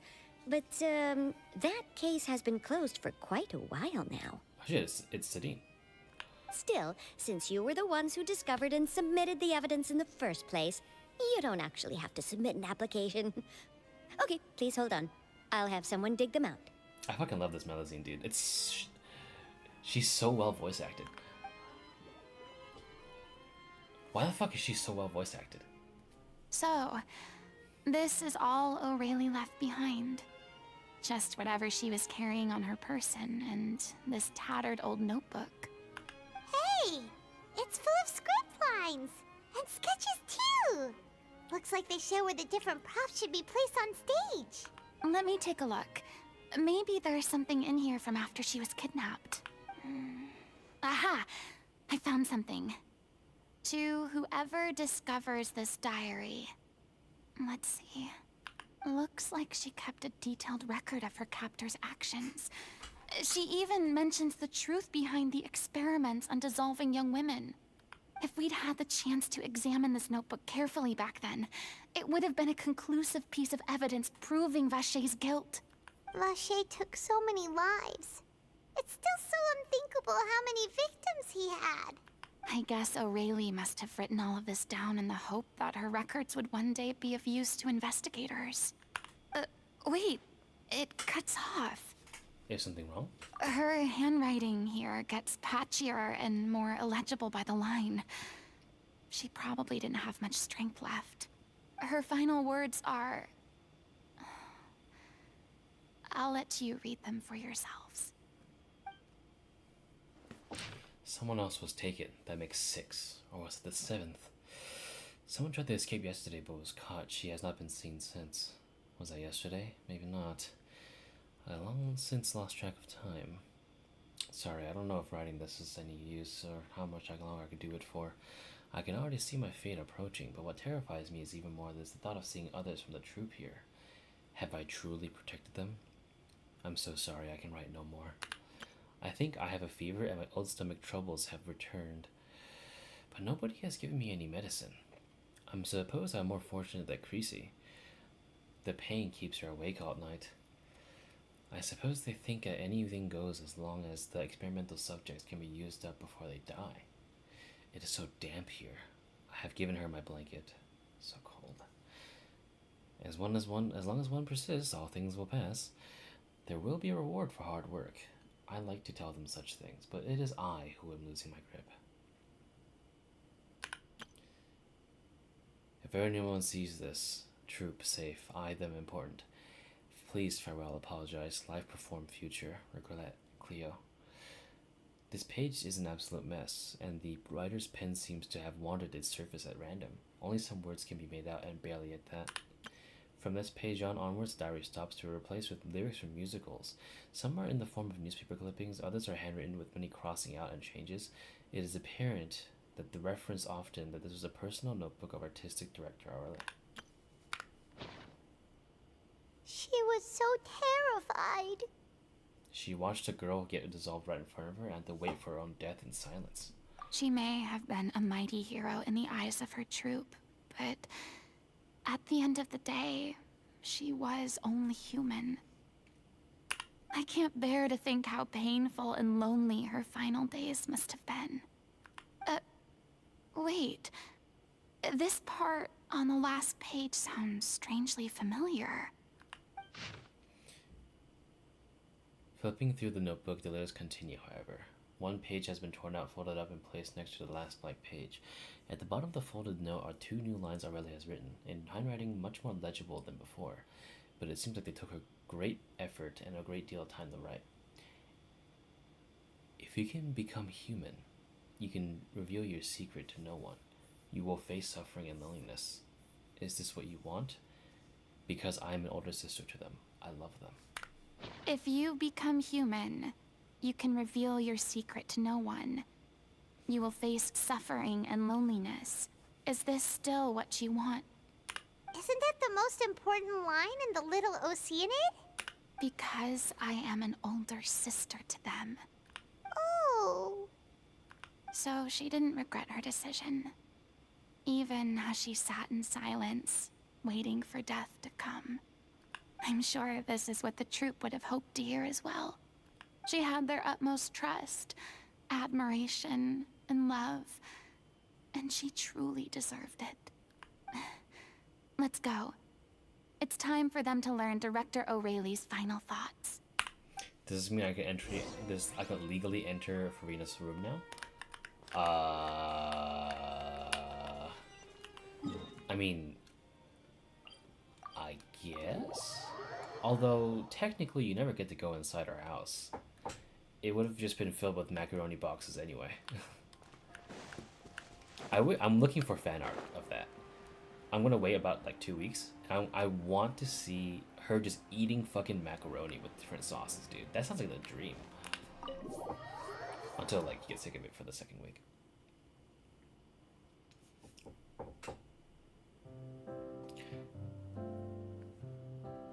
After reading through the notebook, some are lost for words, some weep bitterly, and some grind their teeth with howl with rage. A long time passes before the group is able to calmly come together and finally make a decision. She deserves a hero's farewell. If that's the only way to convey to the audience the courage and selflessness that she showed in the face of death, then it's a meaningful way to end the story. Even in the last moments of her life, she was still leaving a trail for others to follow. She did her best to protect as many people as possible, even if it meant sacrificing herself. We know what choice our little Oceanid would have made now. I don't think any more discussion is necessary. Well, Vilmont, if we put the past aside for now, do you think you can bring yourself to go ahead with the show? I will channel all my regret and put it into my performance, to make this a show worthy of our director. I won't ask for your forgiveness, and you don't need to worry about my feelings. This final farewell show should be about Director Aurelie and her alone. Then it seems like we've reached a consensus. I have a feeling that this will turn out to be the most mesmerizing performance of your lives. Really? How can you be so sure when you've never even seen them perform before? Don't underestimate my experience. After watching a countless number of musicals, I've learned one important thing. If you want to move the audience with your music, you must fully commit and immerse yourself in your role, pouring all your emotion into your performance. And aren't human emotions, love, hate, regret, and hope, just the most mesmerizing things in this world? I don't believe anybody could be more committed to bringing this story to life on the stage than they are now. Thank you for the vote of confidence, Miss Furina. And thank you for supporting us through all this. Then, let's not delay things any longer. We need to discuss the details of the ending and get it nailed down once and for all. Actually, before that, I'd like to make a proposal. During the curtain call, please allow me to use the director's name instead of my own. Huh? But then... After all, this role was originally meant to be played by the director. I'm just filling in for her. Besides, a role commemorating her life should be associated with her name. Well, if you're sure you're okay with that, I have no objection to it. Now we're talking like a serious acting troupe. All right, I'll leave you to fine-tune your musical while I go and procure a stage. Procure a stage? Opera class, baby. Oh, it's okay. Our usual place doesn't need a reservation. That place? Oh, don't be silly. For an extraordinary show, we need an extraordinary stage. By which I, of course, mean the Opera Epiclese. Whoa, wait, what? No. That's never going to work. It's far too fancy for the likes of us. What are you afraid of? Surely you don't think that Aurelie's story is unworthy of the grandest stage in Fontaine. Oh, and a little hump. Oh, she's feeling herself now. No, though that's not what I meant. It is supposed to be your grand finale, right? Go big or go home. I have no problem with it then. How about the rest of you? Yeah, let's get it.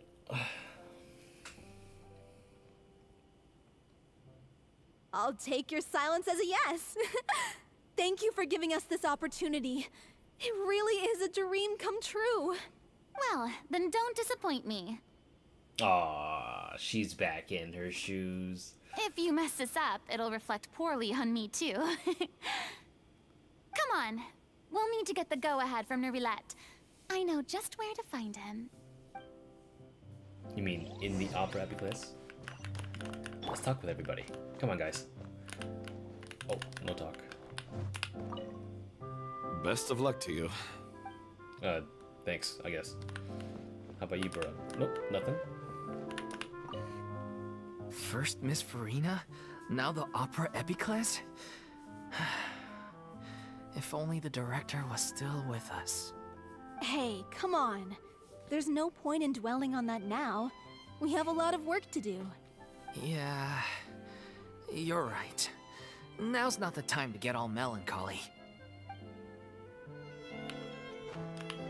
During the final scene, maybe we should stop the music just before Cleo takes the stage? Alright, where do we find Yugalite? Oh. Of course. Where else? But, of course. Yo, my guy. How you doing, Mike? Hey, look at that! Looks like I guessed right. You were just guessing?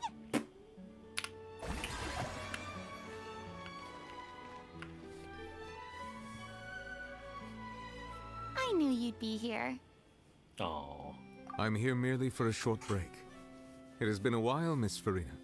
And you too, Traveler in Paimon. What might I assist you with today? I would like to book the Opera Epiclese for an event. You see... I understand. The process for booking the Opera Epiclese is complex and can be somewhat cumbersome. But given that the request is coming from the three of you, I see no reason to make things unduly difficult. The story of the little Oceanid is most fascinating. I'm looking forward to seeing it performed on stage.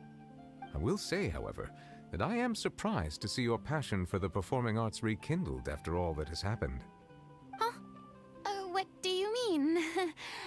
Do I look excited?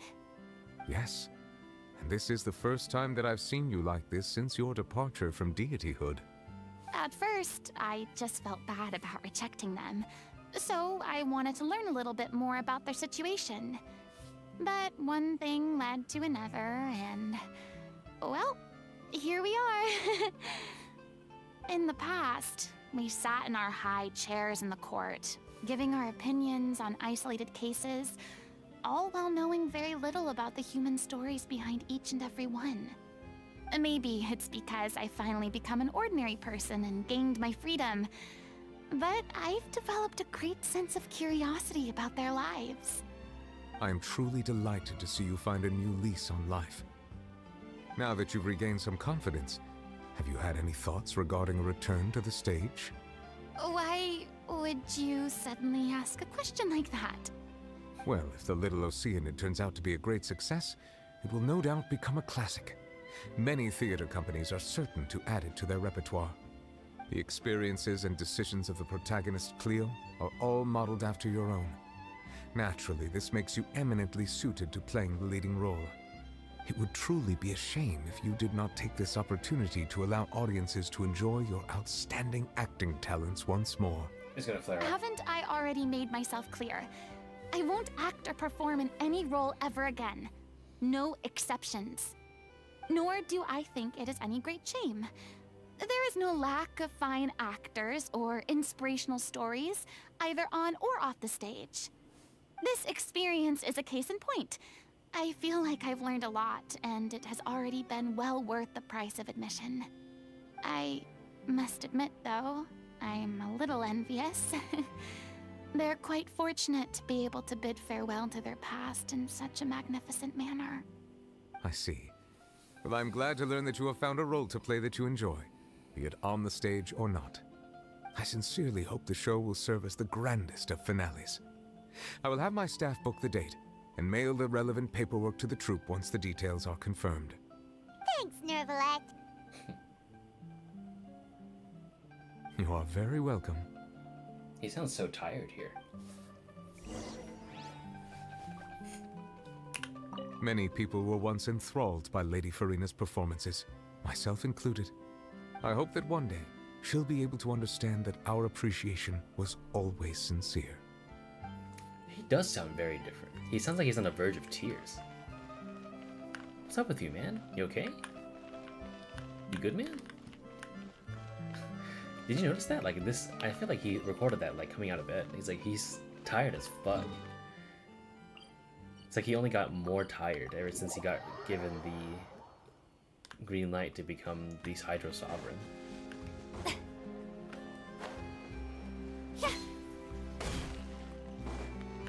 Yeah, well. Anyway. Alright, guys. And now the show will commence. Let's send this off. I'm so hyped right now. Good news, everyone. It's done. The opera epiclese is booked.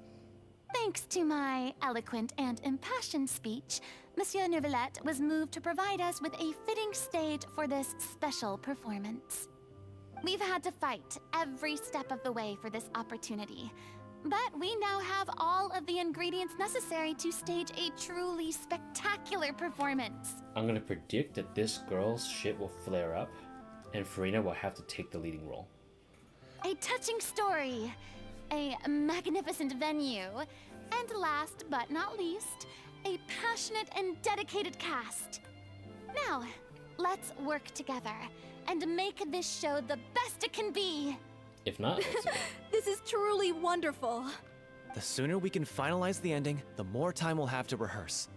Fiamma and I just went over some parts of the script and tweaked a few things. I think it's really going to resonate with the audience now. Wow, you two had a constructive conversation? That's great! Communication is vital to any good performance. Look at us. We've come so far. I never could have pictured this scene a few days ago. It's amazing! Even though Furina's still being a bit of a drama queen about it all, she's really fired everyone up! I'm really looking forward to the final production. Please feel free to give us any comments or suggestions you have. We really value your input. Hey, Loic, get over here. Time to practice the opening number.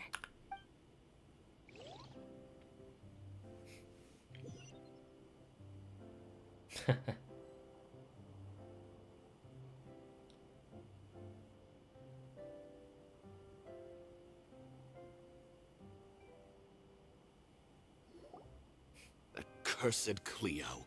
She stole the waters of life from us. She's a fraud, and she must pay for her crimes. This has nothing to do with her. The ignorance and hatred of our people is to blame. How can we hope to win back the water's favor if we don't change our ways? This guy could be useful. Take him hostage. If Cleo wants him back, she'll have to show herself. Leave this place, oh little Oceanid, and never, ever look back!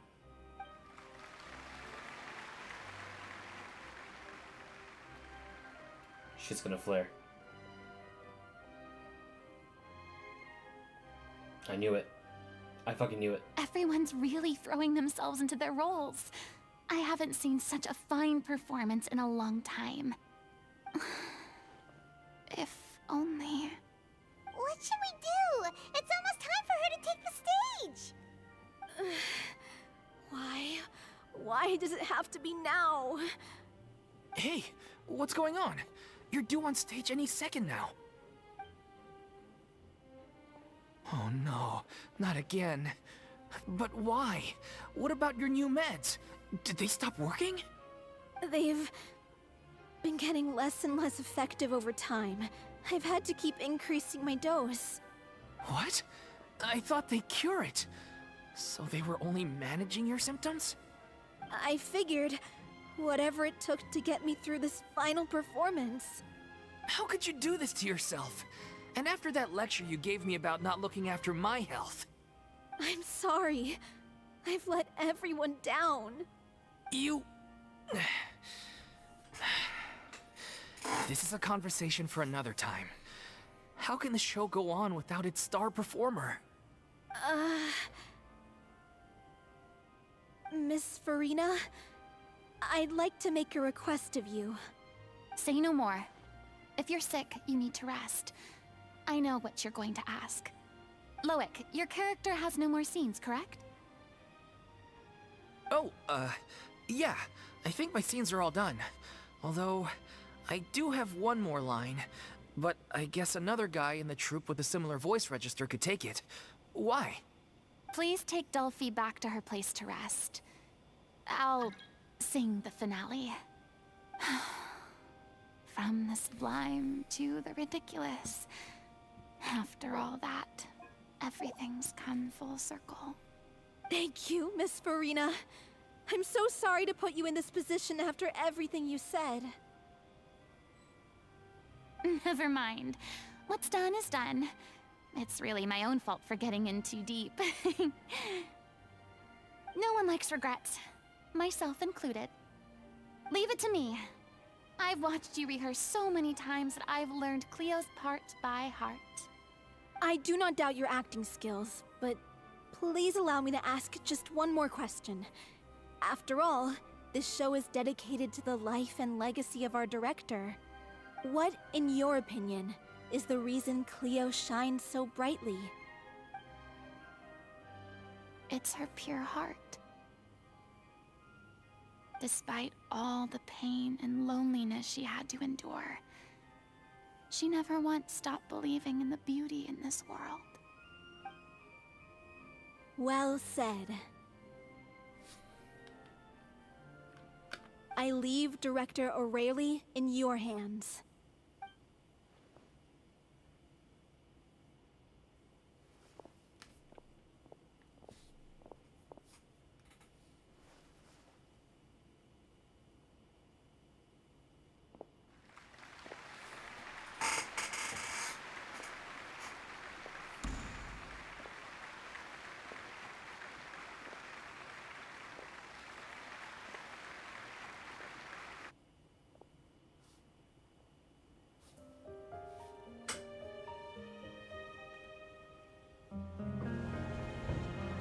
Is she here yet? Let's get here! She's not coming! You're wrong. She's here.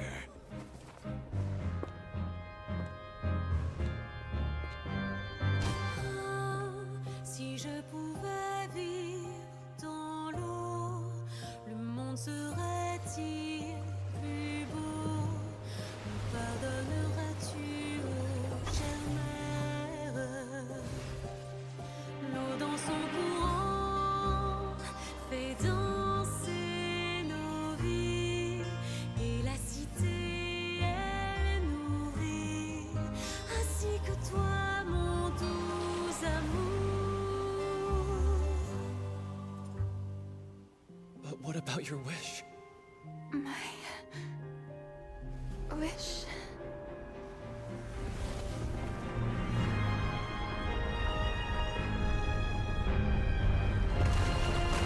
If you become human, you can reveal your secret to no one.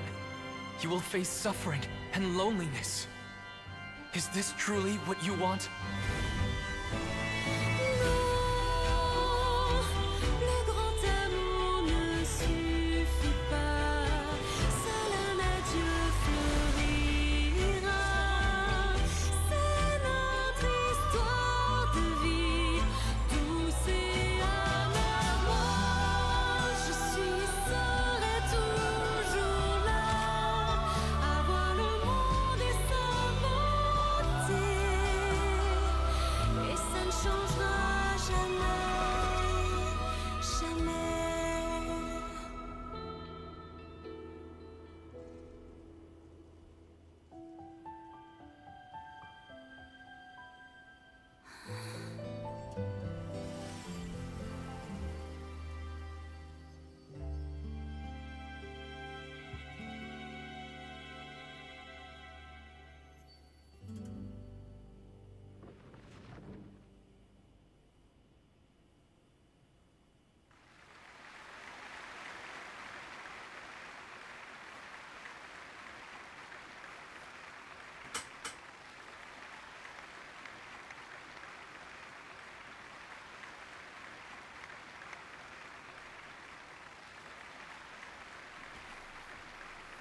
Is it just me?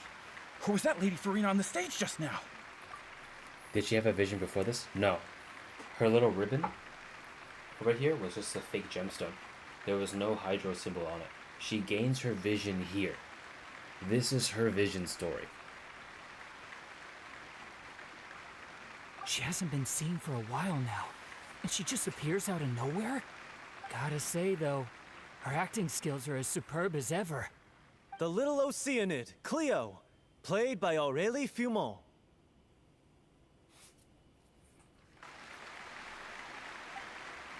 Wait, that's not her name. What's going on? I don't know. Maybe it's just a doppelganger. I've spent a lot of time out of the spotlight, and they didn't use my name during the curtain call either. Hopefully, not too many people recognized me. It's too bad that I had to break the one clear rule I'd managed to make for myself, even if I had no choice. Still, I have to admit that, despite everything, it felt good to be back on the stage again. Finally, we would like to give a special thanks to our artistic consultant and event coordinator, Miss Furina. Oh, well, there you go. She's gonna... Hey, that's not what we agreed on. Oh, so it was Furina after all. She's back. Honestly, what is he doing? He should have run that by me first.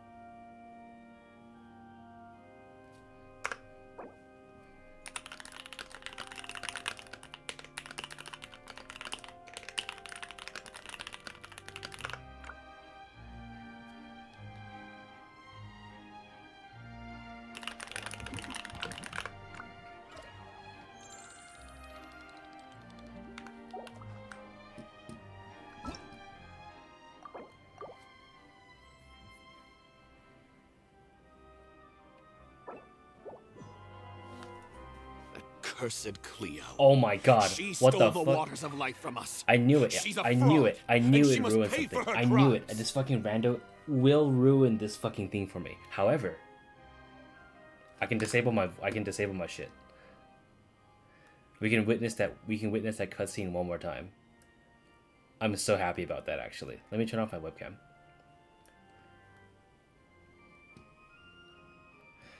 Brad. Alright. We're gonna witness this one more time. This is gonna be amazing. This has nothing to do with her. This guy could be useful. Leave this place, oh little Oceanid. Alright, ready?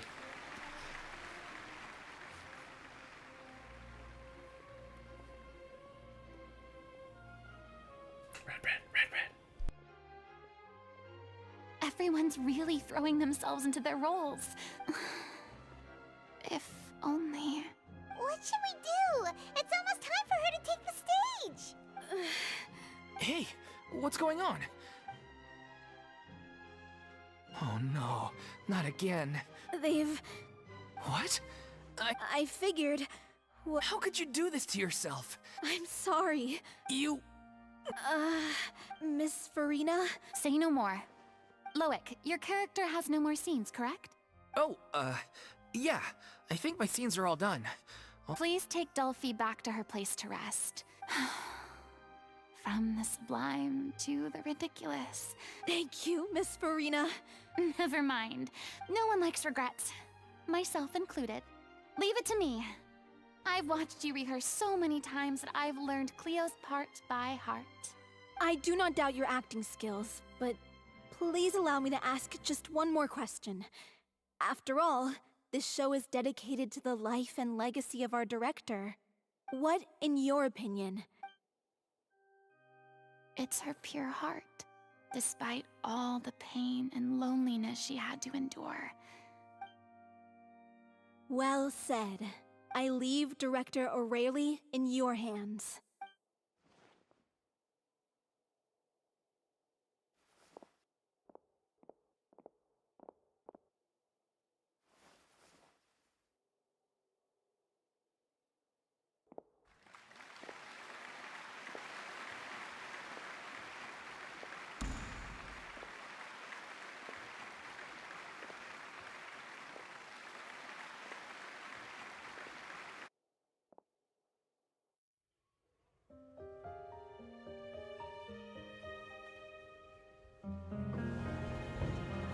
Is she here yet? Let's get here! She's not coming! You're wrong. She's here.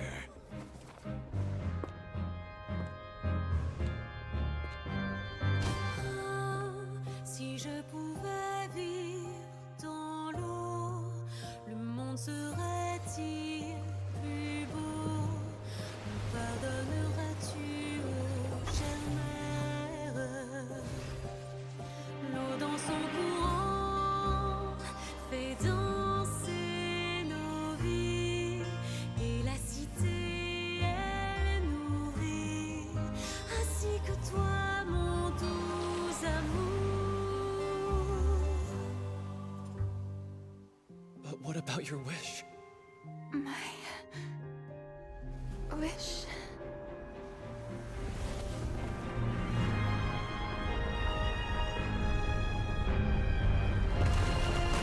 If you become human, you can reveal your secret to no one. You will face suffering and loneliness. Is this truly what you want? Le grand amour ne suffit pas, seul un adieu fleurira. C'est notre histoire de vie, douce et amère. Moi, je suis, serai toujours là, à voir le monde et sa beauté. Et ça ne changera jamais, jamais.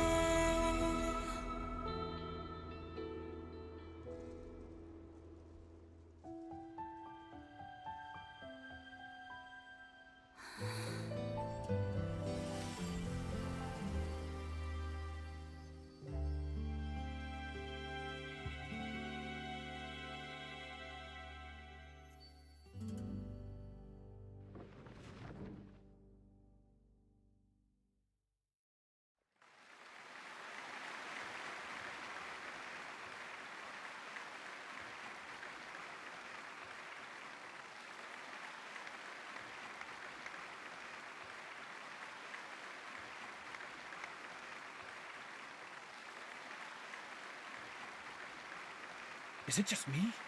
Or was that Lady Furina on the stage just now?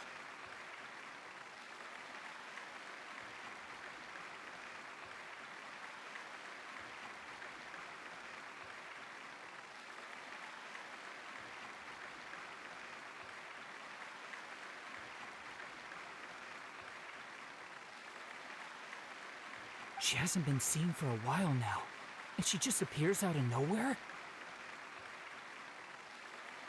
Sorry, muted. I just noticed something.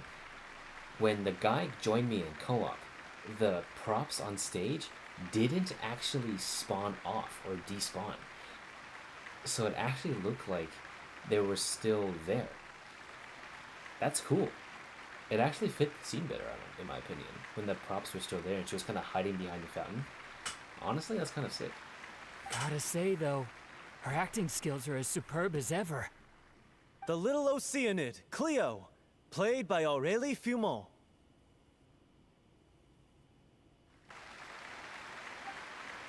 Wait, that's not her name. What's going on? I don't know. Maybe it's just a doppelganger.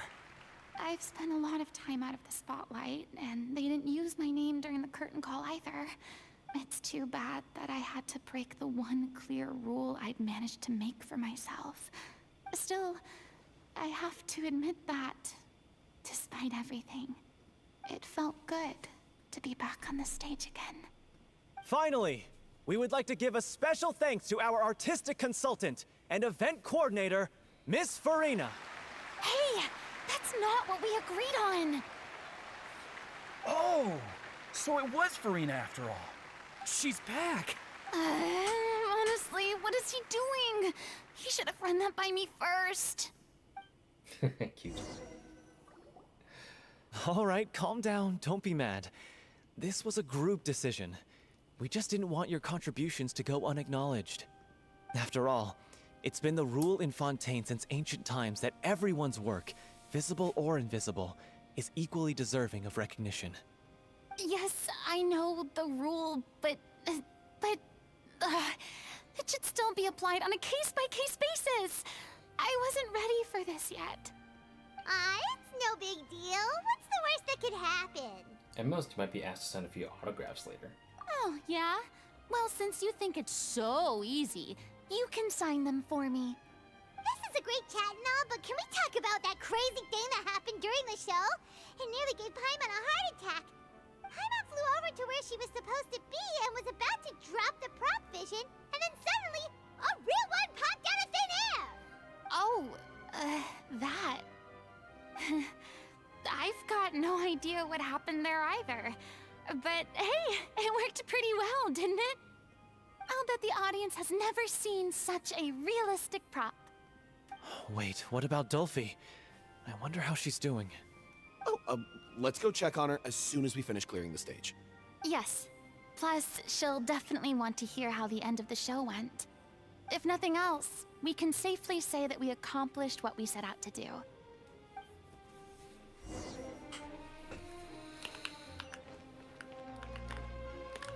Light mode, activate.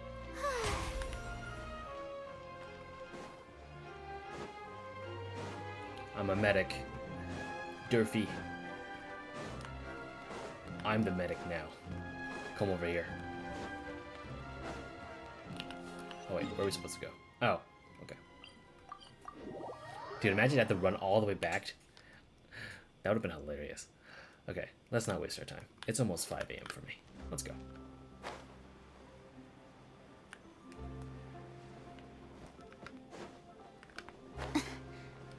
Fremene's house. Let's go.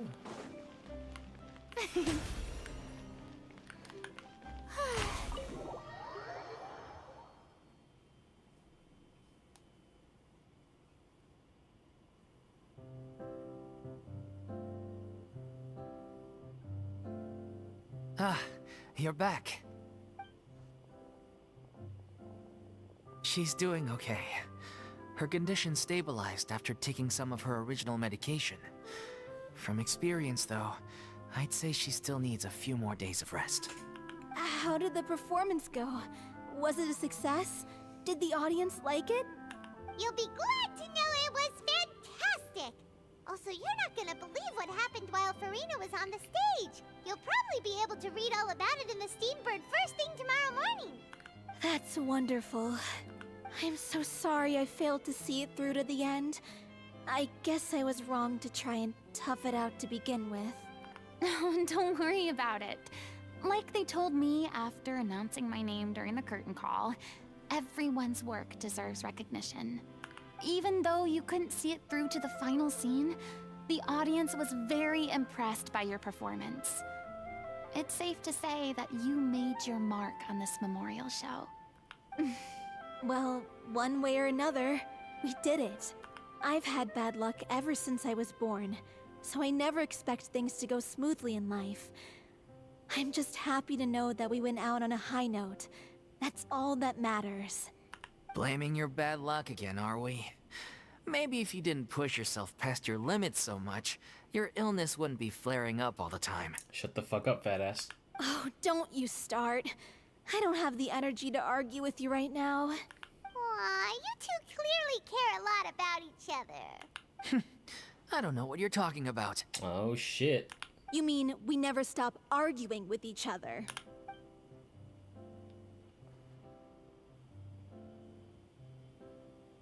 So, any plans for the next step? After the brilliant performance you put on, the reputation of your troupe is sure to spread through Fontaine like wildfire. You won't have to disband if you don't want to.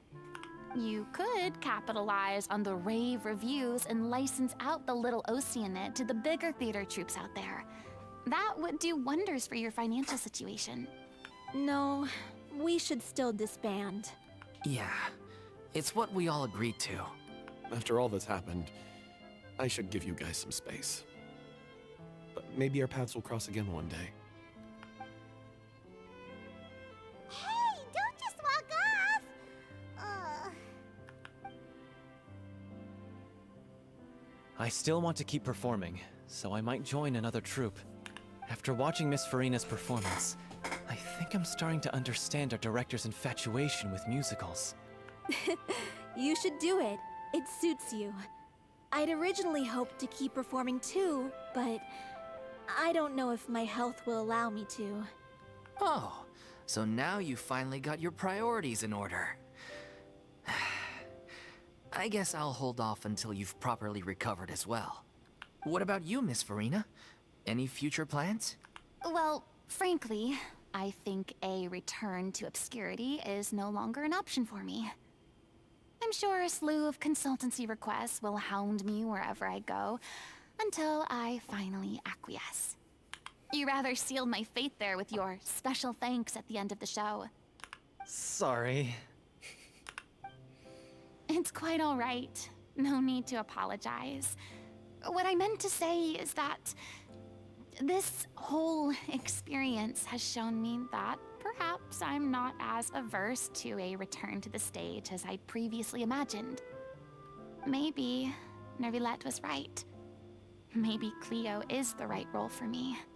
I still don't wish to pretend to be someone else, but I do have a desire to express myself. So, maybe the show will go on for me after all. Just do whatever feels right to you. Yeah. There was once a time when I was an actress in a masquerade, seeking only to hide the truth. But from now on, I want to spend my time learning real stories about real people and how they touch the lives of others around them. I want to watch them blossom and wither, see them refined on the page, retold on the stage, and remembered long into the future. I'm sure this is what captivated director O'Reilly as well. Sounds like you're ready to stop running from your true calling. The more you get out into the world, the more you'll discover what a fascinating place it is. Next time, I'll invite you to join me. Then it's a deal. If a vision is a gift from the gods, then I should do my best to honor it.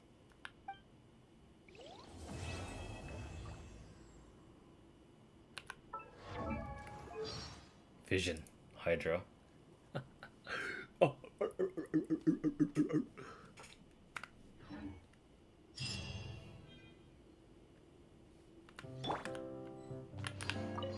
It's ironic to think that in my whole time as a god, I could only ever dream of receiving this kind of power.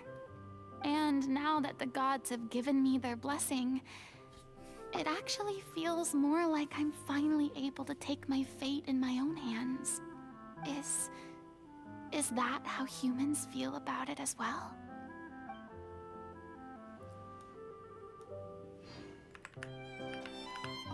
I'm just finishing packing up. As soon as I'm done, I've got an interview with the Steambird to get to.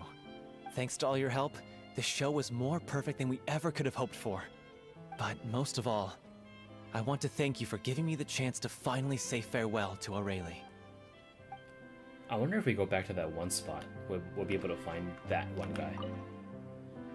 Now that the buzz is worn off, I feel ready to pass out.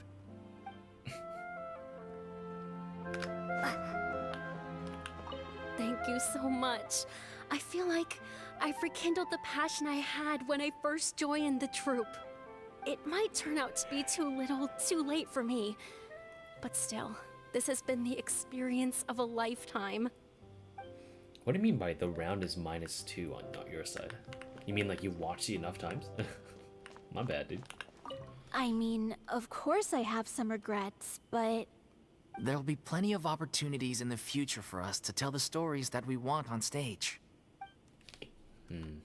What I was thinking what would have happened is that Furina would have stepped outside and everybody would have been like, hey, can I get an autograph? Can I get an autograph? Can I please get your autograph? Please, can I get your autograph? Please? Oh, I love you, Miss Furina. Let's go, Lady Furina, let's go. But offering her a nice, peaceful retreat is also nice. Here, let me wish in front of you.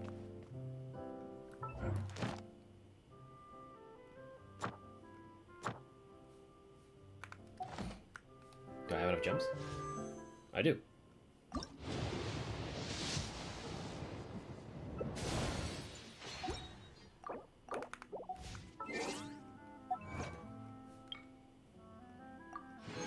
People rebuild their home.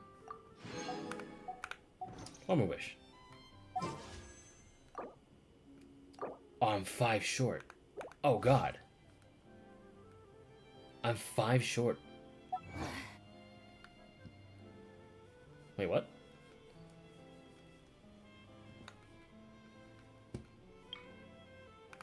Is there something I can do?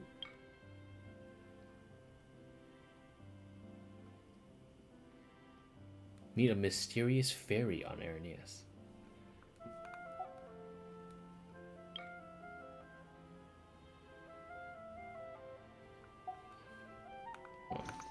Boring.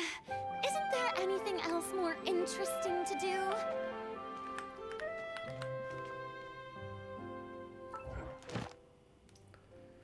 Oh, wait, I know the perfect solution.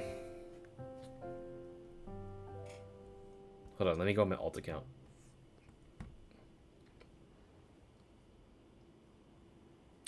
I get my alt account, and then I use my commissions team. And we get Furina in here. Witness my magnificence! Alright. I'm gonna use my alt account to log in, get my gems, and do one more wish. Oh god. Oh no, I didn't update. Can someone join me?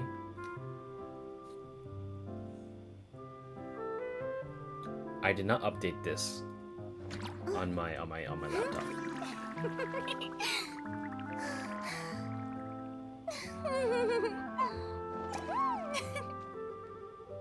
Actually,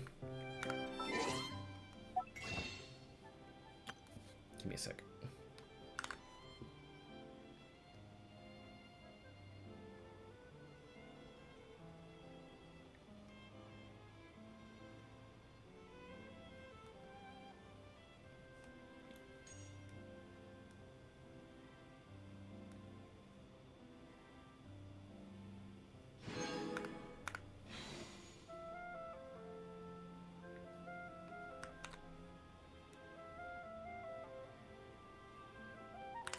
There we go.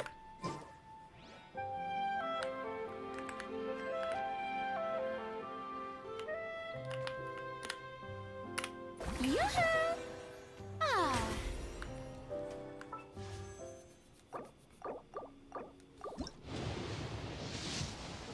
Wait, what's my video?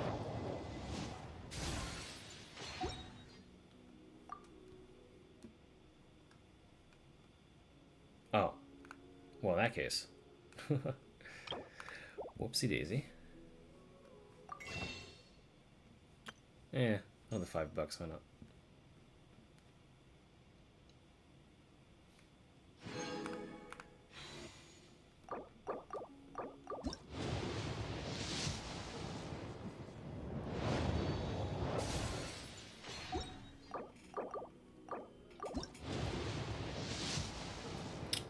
You? Ah, Favonius bow. How nice of you. Okay. Nothing on the banner I particularly want.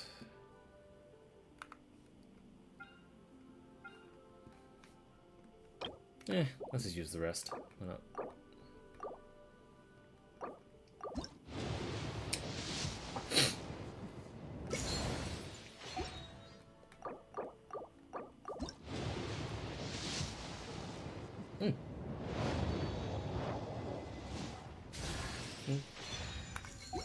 All good.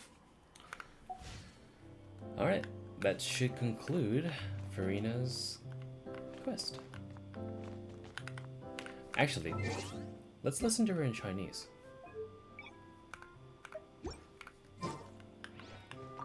或许我也曾向往过这种力量，但那更像是一种讽刺。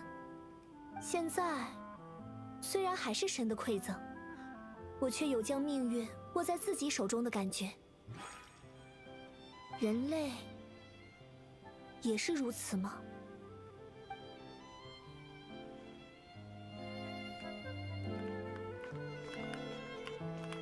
要说不遗憾，是不可能的。接下来还有很多机会，能演属于我们自己的故事呢。我收拾一下就要离开，等下还有蒸汽鸟报的采访。感谢你们的帮助，没有你们，就不会有这么完美的演出。非常谢谢你们。能让我终于有机会和奥蕾丽告别。Change that 2 to a 9. Round 9. Let's go, baby. 放松下来之后，感觉快要晕过去了。I kind of want to hear him. I want to hear the two scream a little bit. One sec. 谢谢你们的帮助，我好像也找回了刚加入剧团时的那种动力。也许已经太迟了吧，但至少这次经历终身难忘。I want to listen to the two of them scream at each other. Because if it's one thing that the Chinese can do, they can fucking yell at each other. I would know. Trust me. Catalog.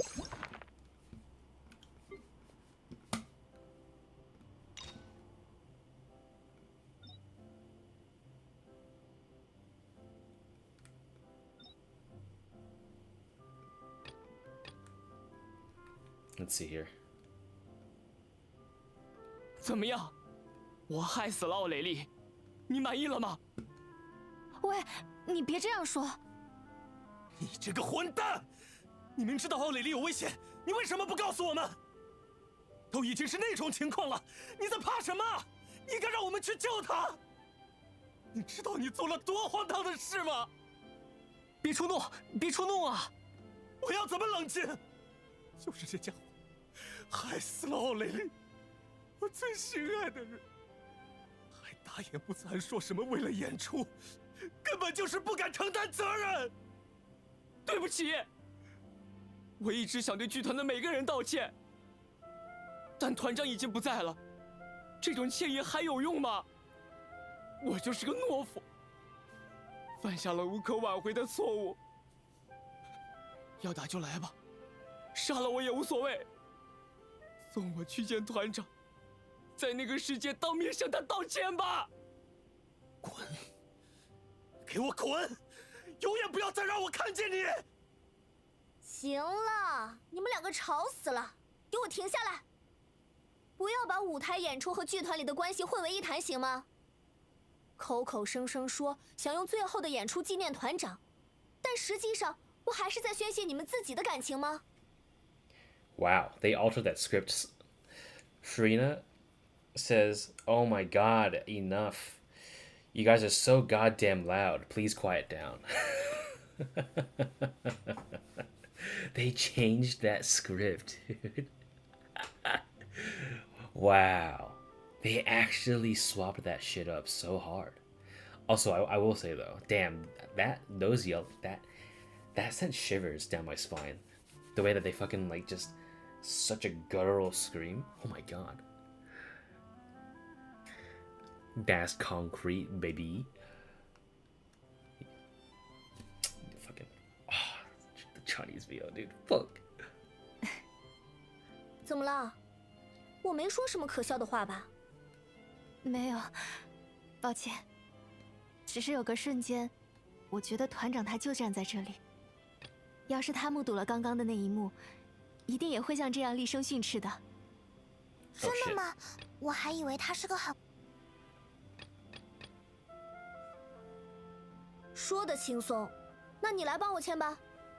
嘿嘿，我觉得影响也不大嘛。说的轻松，那你来帮我签吧。The above quote is a voice line from character in Arknights that's lying in English dub and it's fucking great. Man, sometimes the liberties are great, and sometimes the liberties are just fucking awful.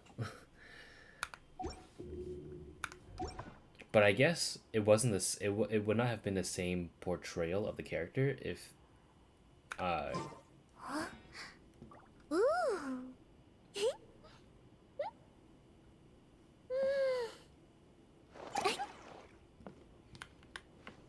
Okay. All right. Away we go. Later, guys. All right. What do we do now? It's almost 5, but I feel great. Although my left eyelid's starting to jiggle a little bit, so I'm starting to feel that like fatigue. That was great though. Fuck me, man.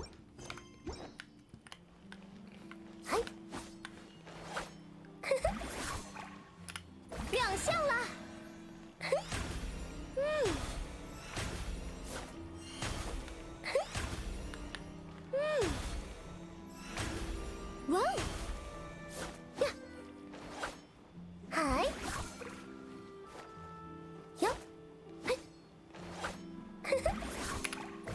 歌颂。呀，哇哦！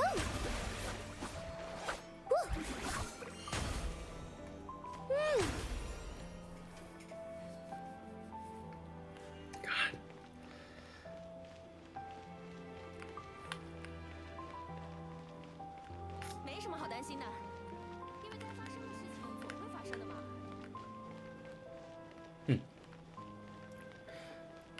I'm gonna scream, why is this a thing? What do you mean?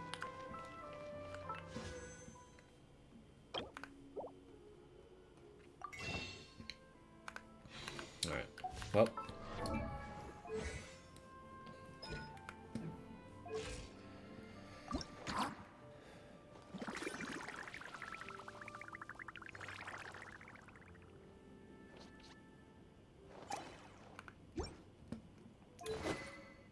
He is stuck in a New Villette quest trying to finish the Archon quest. Can't you just, like, reallocate the resources somewhere? What happened to that? That's what happens when you don't do your fucking quest, bruh.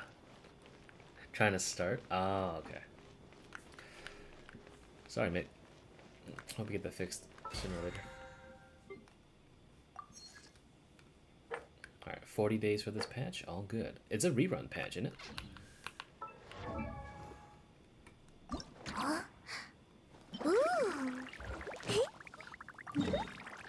Oh, it's all the way over here. What the fuck? Excuse me?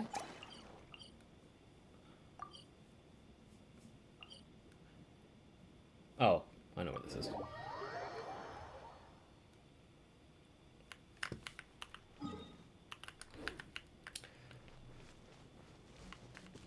He has done it. Fontaine is the best Genshin's done so far. This shit is sick. Dude, I know.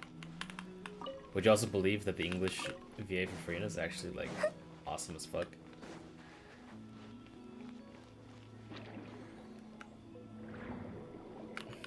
Watch the first 50 seconds of my guide to get there? Okay, no.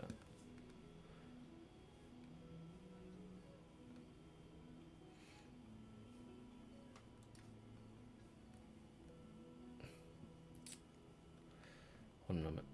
Yeah, I'm not gonna do any of the guides today, mate. I'm so out of it right now. The boss can be found in an underwater cave west of Chemin de l'Espoir, near this waypoint. Okay.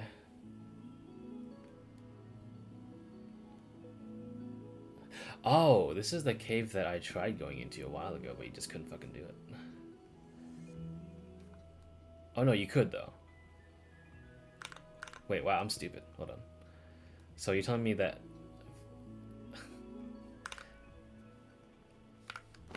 Alright, let's go over here. You sit over here, and you go... Actually, I'm on the right track, aren't I? One sec. Should be around...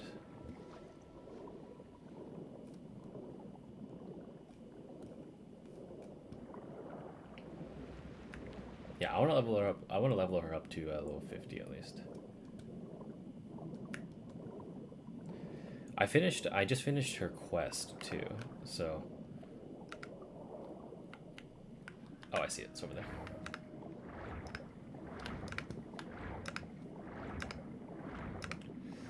Yeah, so I thought you could have also, yeah, the acting in this was really nice all around. I firmly file Fontaine's story under good. Me and Volpez were talking about how they should do, if they would, it's never gonna fucking happen, but they should redo Inazuma, like a remaster, I guess, but like make it make sense.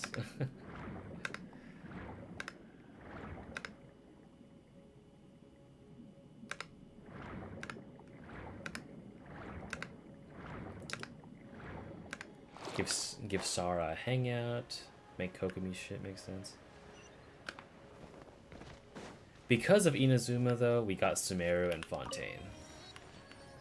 So, I mean... Okay, let's do some guide making. Free-to-play guides. That is not free-to-play, I'm sorry. Traveler, Amber, Kale. Let's go Noelle on here. Where's Noelle? Fontaine was fucking good though. 准备就绪。 Dude, it's not over though. I feel. There might be like a second weekly boss somewhere mixed in this. Alright, let's take a look at 还有人 this. 需要帮忙。 Hey brother, what the fuck is that? 岩石的重量令人安心。 Oh good, okay. 来比赛吧。 One shot bitch.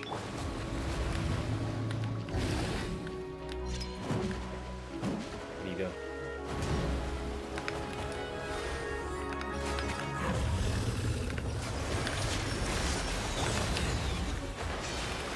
Okay. 一定要干净利落。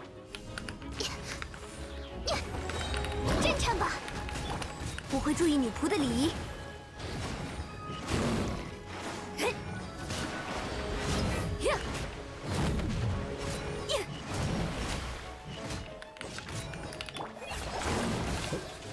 One minion. There we go. 来跳舞吧。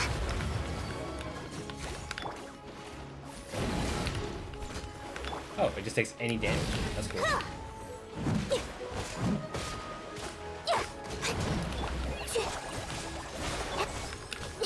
Okay, good virgin. Yeah, mate. Ow. Stupid. 火星，岩石的重量令人飞吧。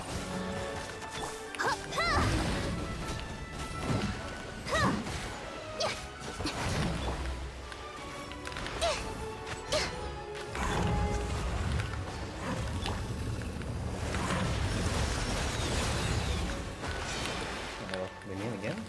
Alright. Okay, this boss is pretty rudimentary. 一定要干净利落。 Not bad. No. Stupid.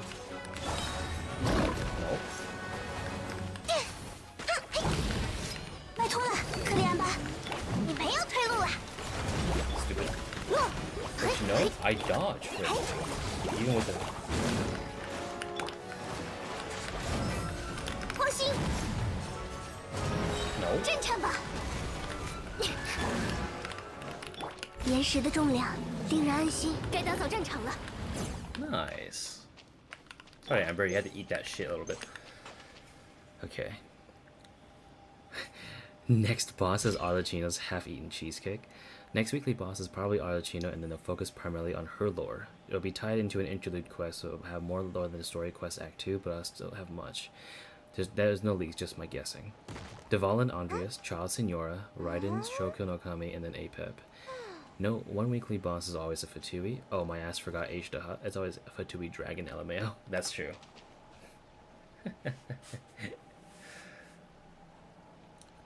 Okay, hold on. Let me go into my commissions team. Just redeem that real quick. This time's a will. Whatever. Okay. And I need flowers. Ooh.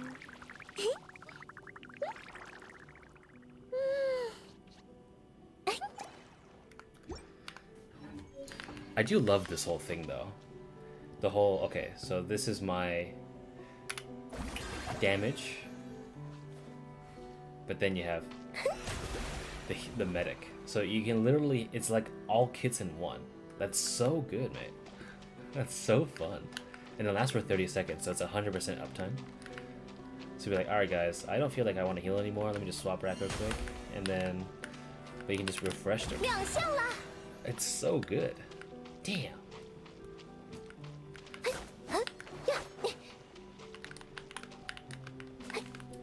And I feel like if you don't have Golden Troop, you can use, what do you call it?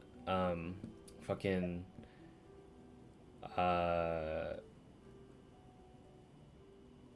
not this one, sorry. Tenacity.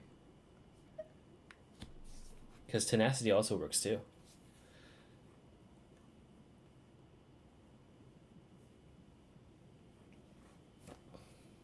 No, she's a fucking good healer though. I don't think you need another healer.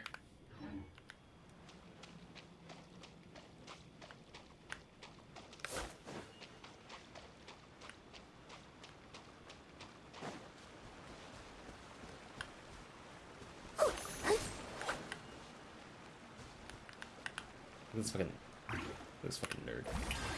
Hello?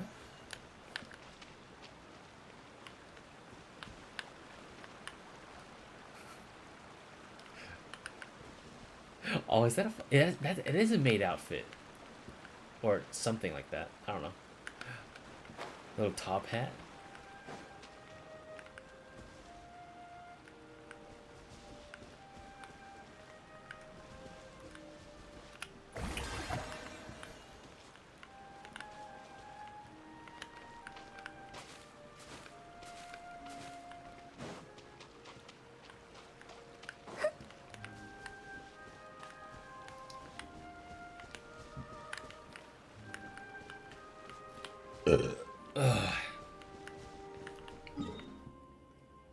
Alright.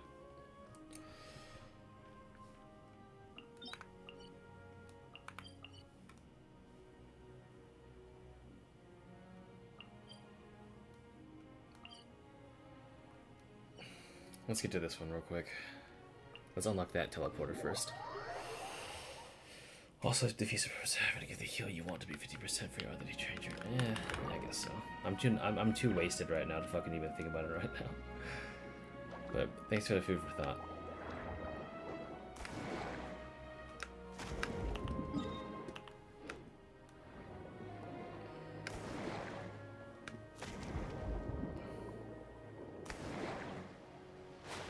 Oh, Zenbeth.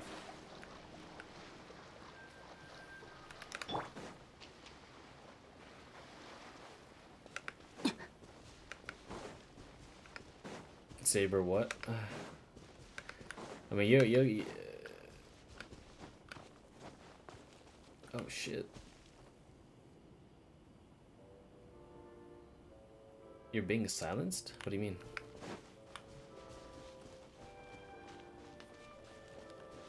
I don't think you need to be looking out for it.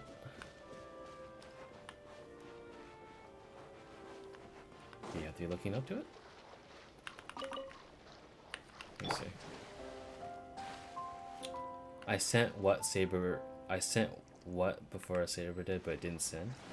Why not? The fuck? Well, what? Well... You guys have differing thoughts. Oh. Let me hear them so I can get a more informed opinion. Also, I don't think you need to be looking up. Like, I'm tilting upward, and I'm able to do it.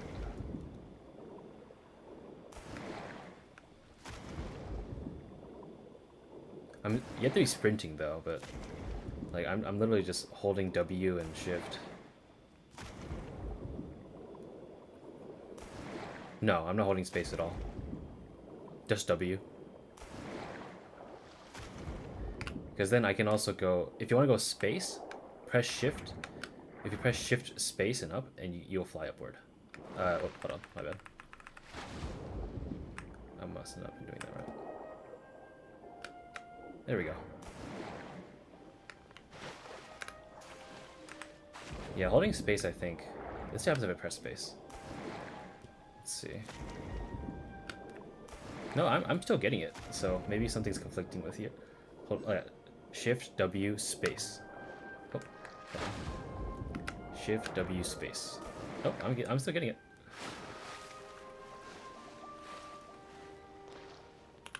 Maybe it's your actually no, that don't make sense. It's not your laptop keyboard because you don't even use a laptop keyboard.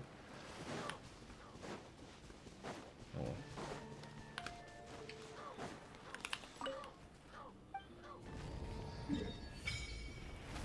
Ooh, there's even more.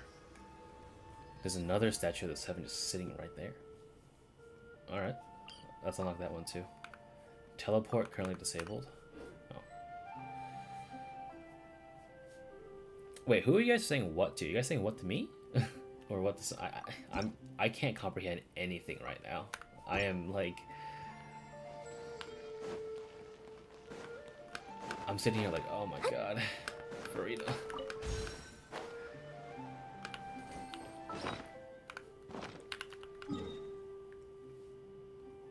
Confused what Sunway meant? Oh. Well, it's okay. I have no idea what the fuck any of you said, so I don't know. Just fucking. I'll look back on the VOD and see if I can understand what any of you guys are saying.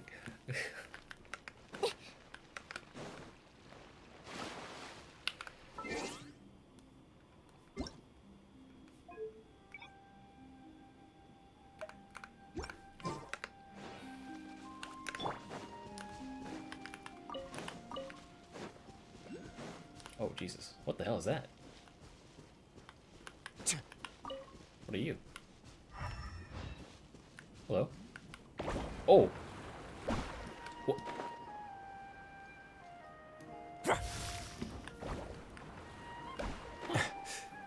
I see what this means. Oh, okay, that's cool.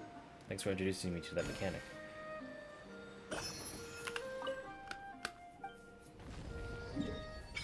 There you go. Lumideus Harbor. Fort Shabbos Ruins. Okay. Jesus.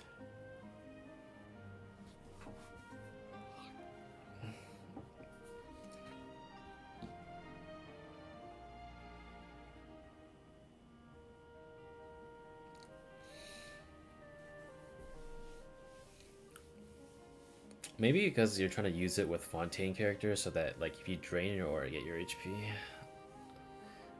She forces a healer. Oh. That's true, actually, because... fuck, I'm too tired to even think right now. Ignore what I'm saying. I'm just gonna... Ignore what I'm saying. I'm probably gonna ask some stupid fucking questions, and then, like...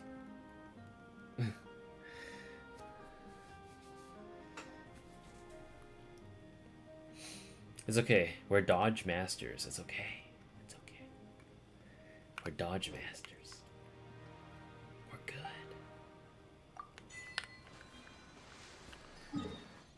Don't need no healer. Damage on me.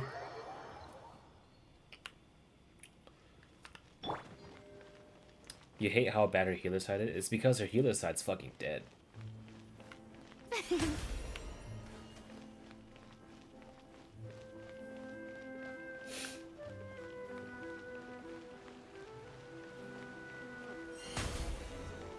It's alright though. The cuter part is these. Shower me with praise! You move them around too. That's funny. They're like little entities. Look. Push them around.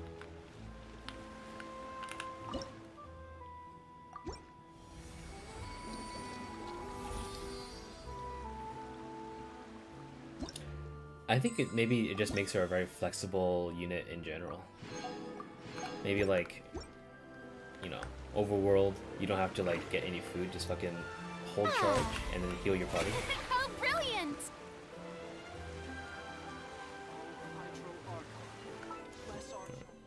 Let me toss these randoms.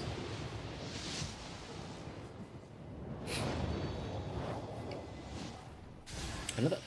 How many Favonius bows have I gotten tonight, dude? That's another R5. I have 3 R5 Favonius bows, man. Oh shit, I'm still recording.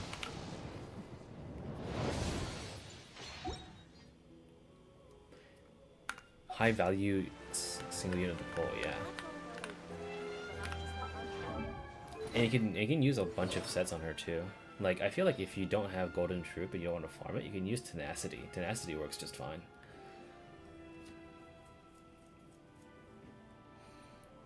Out of respect, I'll probably continue. Out of respect, I'm probably going to use her more, dude. I didn't expect to like Furina this much, but I do like her quite a lot.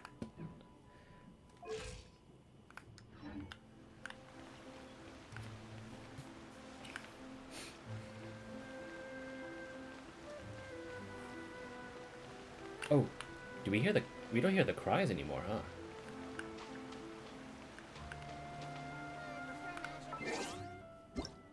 I wonder if the audio is different. Hold on.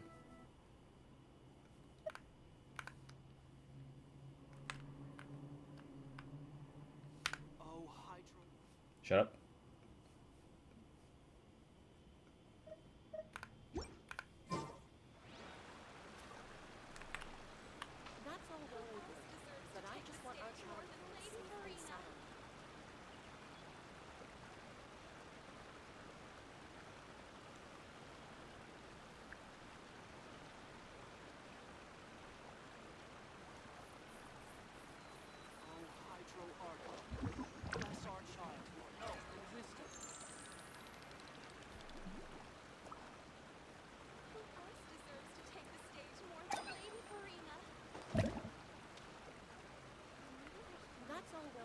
Yeah, the audio clip's gone. That's cool.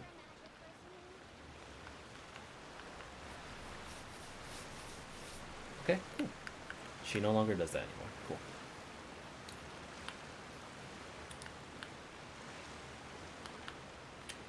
It's only crutch to the people who have black tassel.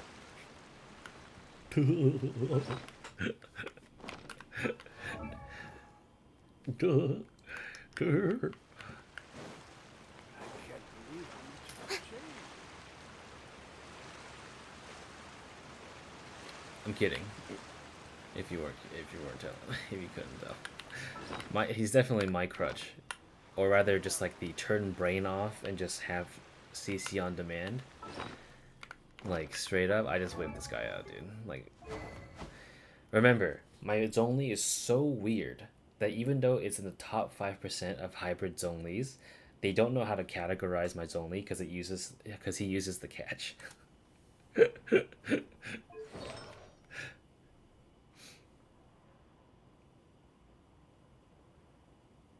Man, the amount of people in my comments that told me I have no idea how to beat this boss, I just Zhongli and Unga Bunga everything. Dude, I want to fucking murder those people.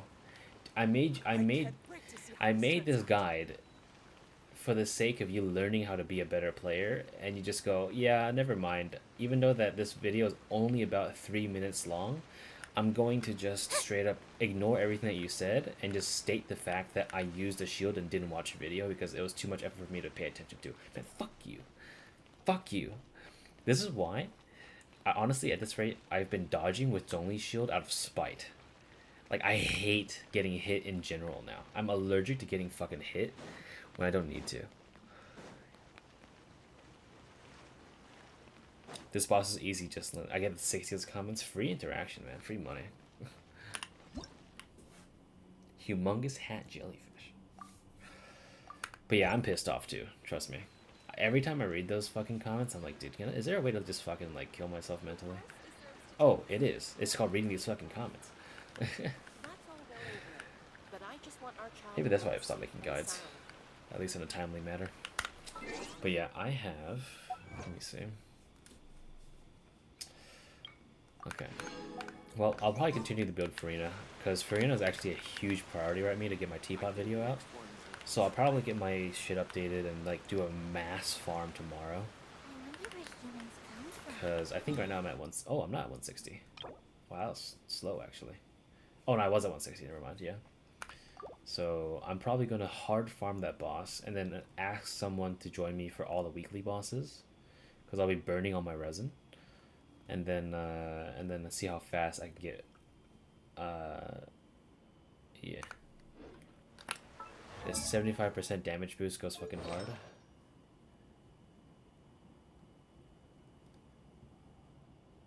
Is it 75 or 70%? What was that about Furina being Nervalet's best support? I heard that right?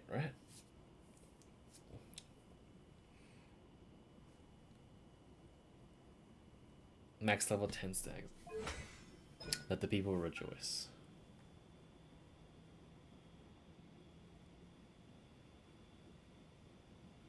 Two-man team.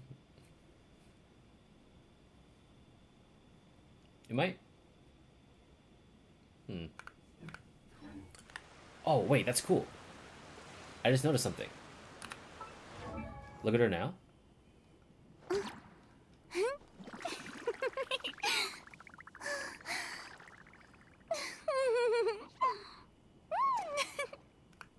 And then she swaps outfits in your thing depending on who you have. That's cool.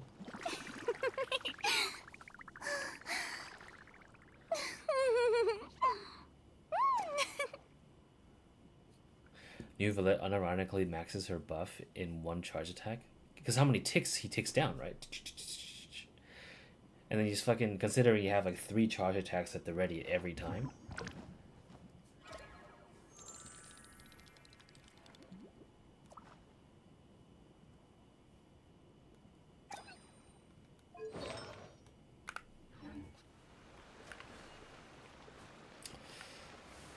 Well, you know what must be done.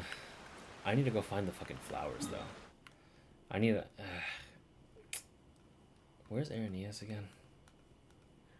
There's Elinus here. I'm assuming Irenaeus is here, right? Let me see. Yeah, there we go. Irenaeus Forest. Where are the flowers at?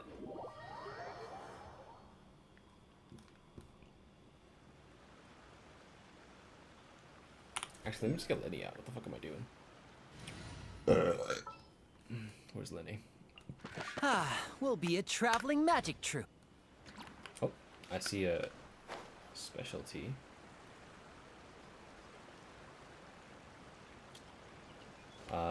Where's the flower? Oh. Oh, wait, did that fucking random steal my fucking flowers when I accidentally let him in?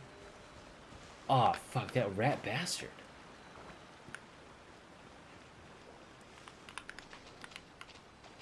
Oh. What the hell?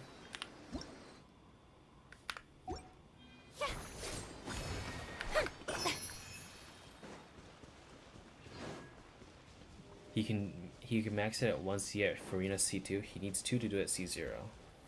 Still though, that's still pretty fucking good. Is that the flower that I need, by the way? I don't think so, right? The absolute focus of the stage of judgment until the final applause sounds.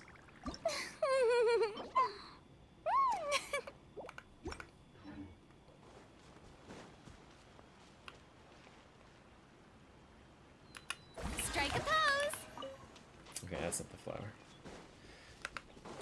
Yeah, she has 100% uptime on ulti, and she also has 100% time on skill too. Okay, seriously, what the fuck are these flowers at?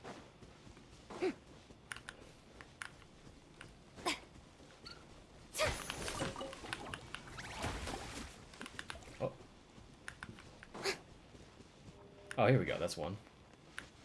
I wonder if the guy really did take the flowers. Lake Light Lilies. I just need 10. Just give me 10, please. Okay, 3. Oh my god. What is that?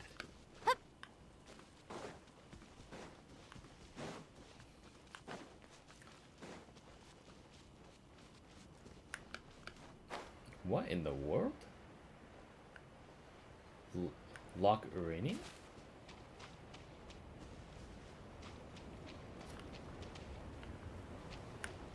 Oh. Oh shit, I should log on and grab all the lilies as well. Yeah, just in case some rando fucking joins you and fucking like be like, oh, all your flowers are mine. I feel like that's what the rando did to me. What a bitch. Fuck you. Shower me with praise. The sun feels almost as hot as those studio lights I'm in front of all the time. Good thing there can only be one sun.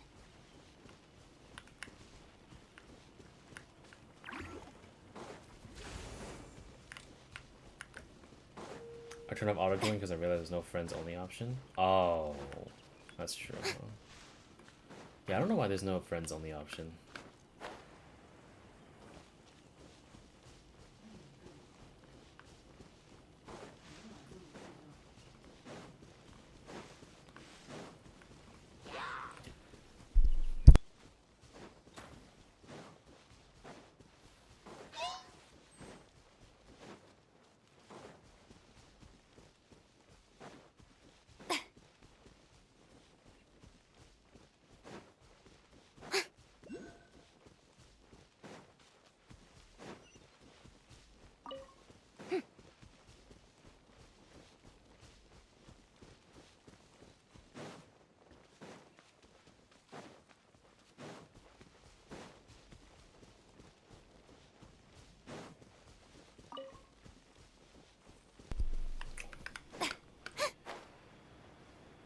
Damn.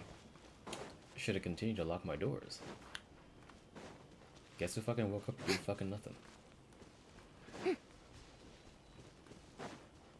boom, boom. You know what? I'll switch up a fucking path. Where the fuck did he get it? What are they called again? They're called Lake Light Lily.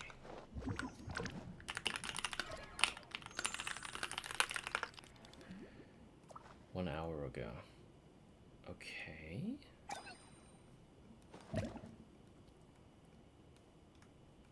Okay, so there's a lot down at the bottom there. Oh, in that case, is it right? Oh, it is over here. Okay, let me grab it real quick. There's a lot in the foggy path. Okay. Down there. Okay, good. The sun feels almost as hot as those studio lights I'm in front of all the time. Good thing there can only be one sun. Well, at least she has her attitude back.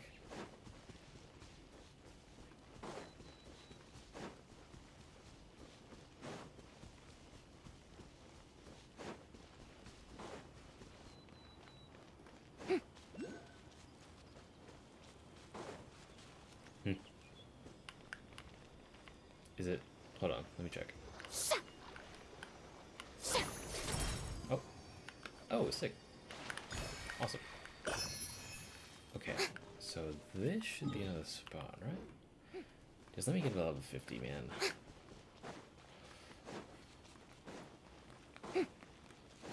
Okay. The foggy areas first. This might be the fairy thing, huh? The foggy forest path. There we go. Uh-oh.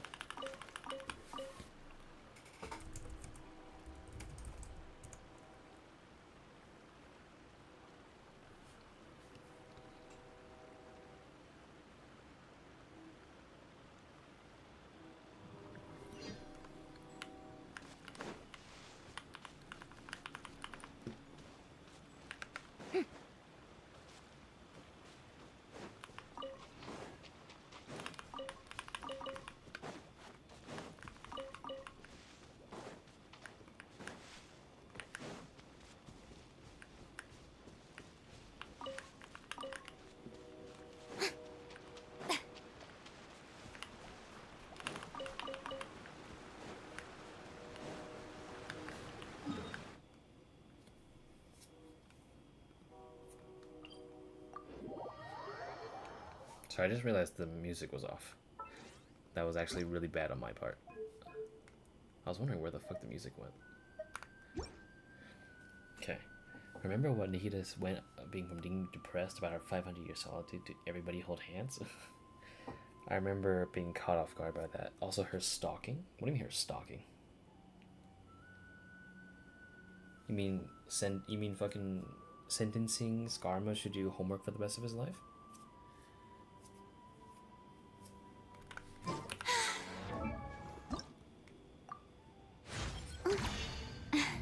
The strength gained through my own hard work is truly fulfilling. Thanks for your support. God, she's such a gentle fucking soul. You know what? I'm probably gonna... Hold on. Let me turn off... Popular can be such a hassle. Who knew the people would adore me so much? She stalks Traveler?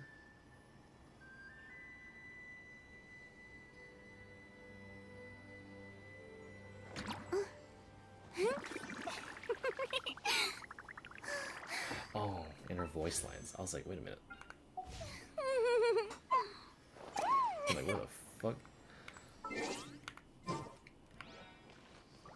Also, where's the fucking... Oh, it's down there, okay.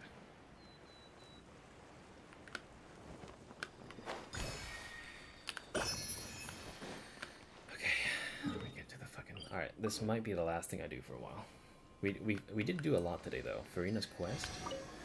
Furina's entire arc, essentially. What a fantastic send-off. And a start to this patch.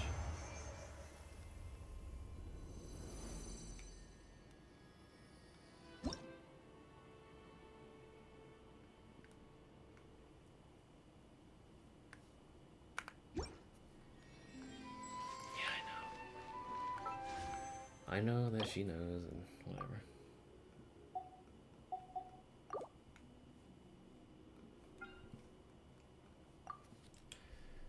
Man, you got fucking Furina super fast though. I had to take. Let me check how many pulls again. So, 1, 2, 3, 4, 9, 14, 19, 24, 29, 34, 39, 44, 49, 54, 59, 64, 69, nice, 74, 79, 80, 81, or 80, 80 or 81. The only other time these numbers were hit were with Yai Miko and with Yelan. I think everyone else got like in the 70s. Well, New Roulette, let me check.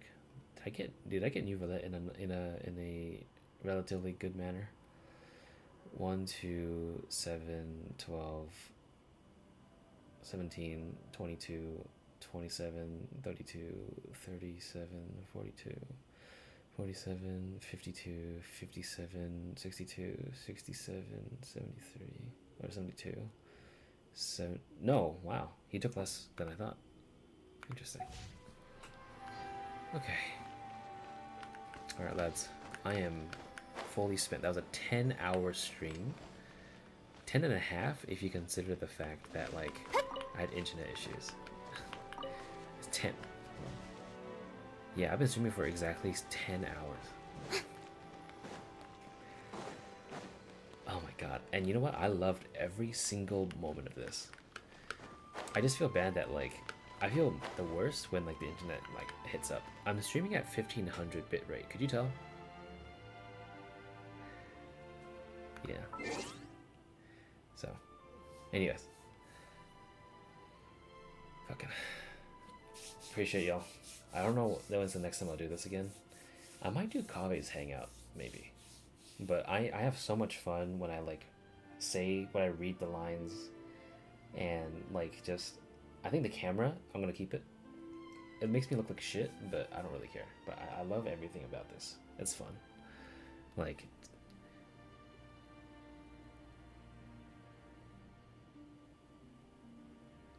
I just don't really have a reason to free stream, really. But I don't know. I enjoy having a broadcast open to the internet. Even if... Yeah. Anyway, before I get too sappy, I'm gonna fucking call it here. Thank you for everything, boys. And not lads, I don't know. I was wearing a scarf and my glasses earlier. My thing, but I took that off when, like, I was like, oh, everything off. So, I think you also really, I think you'll enjoy Furina's quest. The 30 by 30 is funny. It is. And then if I really need to, I'll just be like,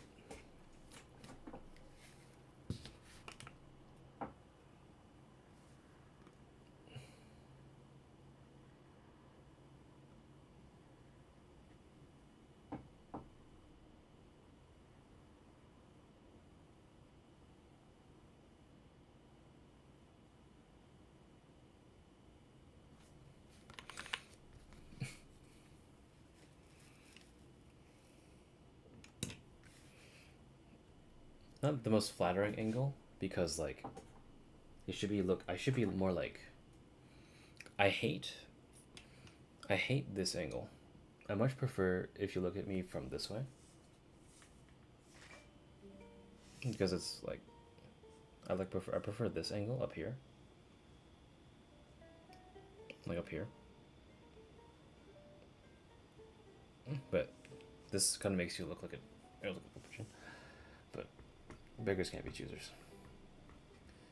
I should have saw my camera like around. You want to see my mom getting mad at me? Oh well. If it adds a lot to the stream, then I'll continue to do it if I can, because usually I have, like, my mouse instead, when, like, I do Counter-Strike or whatever. But I think that's enough Genshin for today. I need to wake up in about...